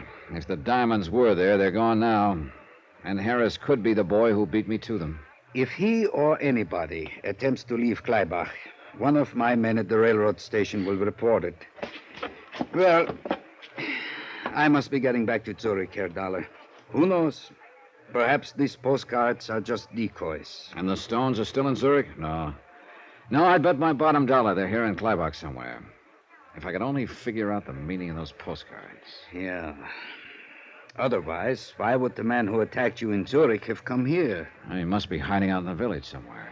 Well, perhaps I can turn up something else of help in Zurich. Right now, Inspector, anything would be of help, believe me. After Inspector Honeycutt left, I studied the postcards again, but I got nowhere. One of the inn, the other the ski hut. But what did they mean? I went out on the balcony outside my room and looked up at the mountains. But I couldn't see the ski hut from there. A ridge was in the way. I did see something else, though. 3 rooms down the balcony, Jeffrey Harris's French doors were open. His room was empty. So I decided to have a look. I wasn't sure just what I was looking for. Something, anything that would indicate whether or not Harris was involved in the whole thing. I worked my way to the closet, turning up one big nothing. His clothes were hung neatly in place, and in one corner was stacked some climbing gear. I reached around behind it, and my hand touched metal. I pulled it into view. A rifle with a telescopic sight. I sniffed at the barrel. The gun had been fired recently.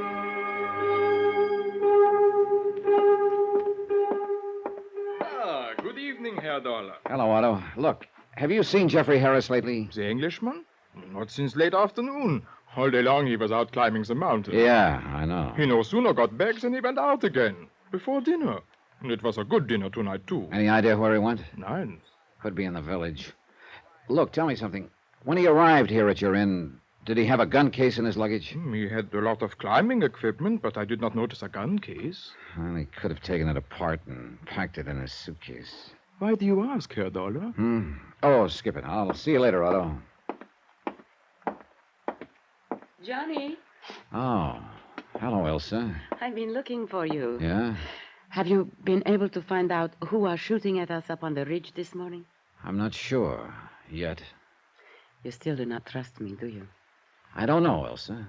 What can I do to prove to you that I am not involved? In what? Anything. The diamond robbery, the murder of Sebastian, the attempt on your life this morning.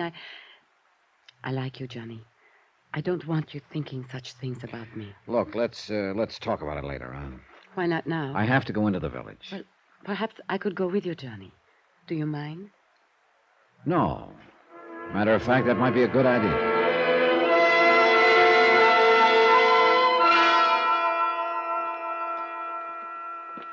Nice in the village tonight, isn't it? Yeah, it is. Quiet, too. You seem to be looking for something, Johnny. For someone, Elsa. Who? The Englishman, Jeffrey Harris. Oh? You told me you'd never seen him before you came here to Climax. That is right. Then he wasn't a friend of Sebastian's. Well, not as far as I know. Well, an hour ago in Harris's room, I found a rifle with a telescopic sight. You mean that Harris is the one who shot at you this morning? Otto, the innkeeper, told me Harris went mountain climbing today. I saw him on his way down late this afternoon. But he isn't at the inn now. You think he's down here in the village? Maybe. That's why. What's the matter? Hold it, Elsa. Well. Looks like maybe the village isn't so quiet after all. What do you mean? I think somebody's following us. What? Come on now, start walking. Yeah. Where? Across the street and back a ways in the shadows. Oh, what are you going to do, Johnny? Figure out a way. Wait a minute. That alley up ahead. We'll turn into it. Oh, Johnny. Don't turn your head, Elsa. Okay, into the alley now. Good. He can't see us here. Who do you think it is? I don't know. Gruner, Jeffrey Harris, even the guy who jumped me back in Zurich thinking I had the diamonds. Keep going. You think he'll come into this alley? That's what I'm hoping. All right, now here we are. The doorway here will do very nicely.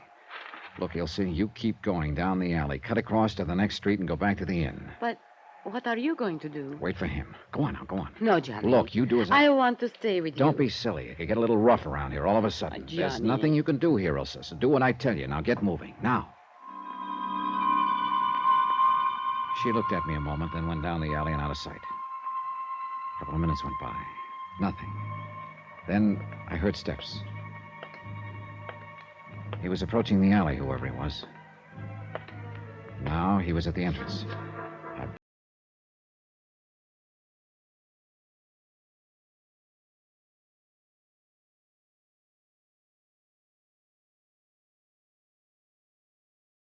Stuck my head around the corner. Nobody. He must have ducked into a building or down the street. It sounded like Ilsa from the next street. I cut through the alley. Then I spotted a couple of people in front of a small hotel down the street. They were jabbering excitedly. There was a man crumpled up on the ground. Ilsa saw me and ran over. Johnny. Oh, Johnny. What's the matter, Ilsa? He fell out of the upstairs window, almost in front of me. Who is it? It's Sebastian's friend, Gruner. Gruner. The guy who'd been writing postcards to Sebastian. Gruner. The only man in the world who knew where the diamonds were hidden. My one lead. Dead.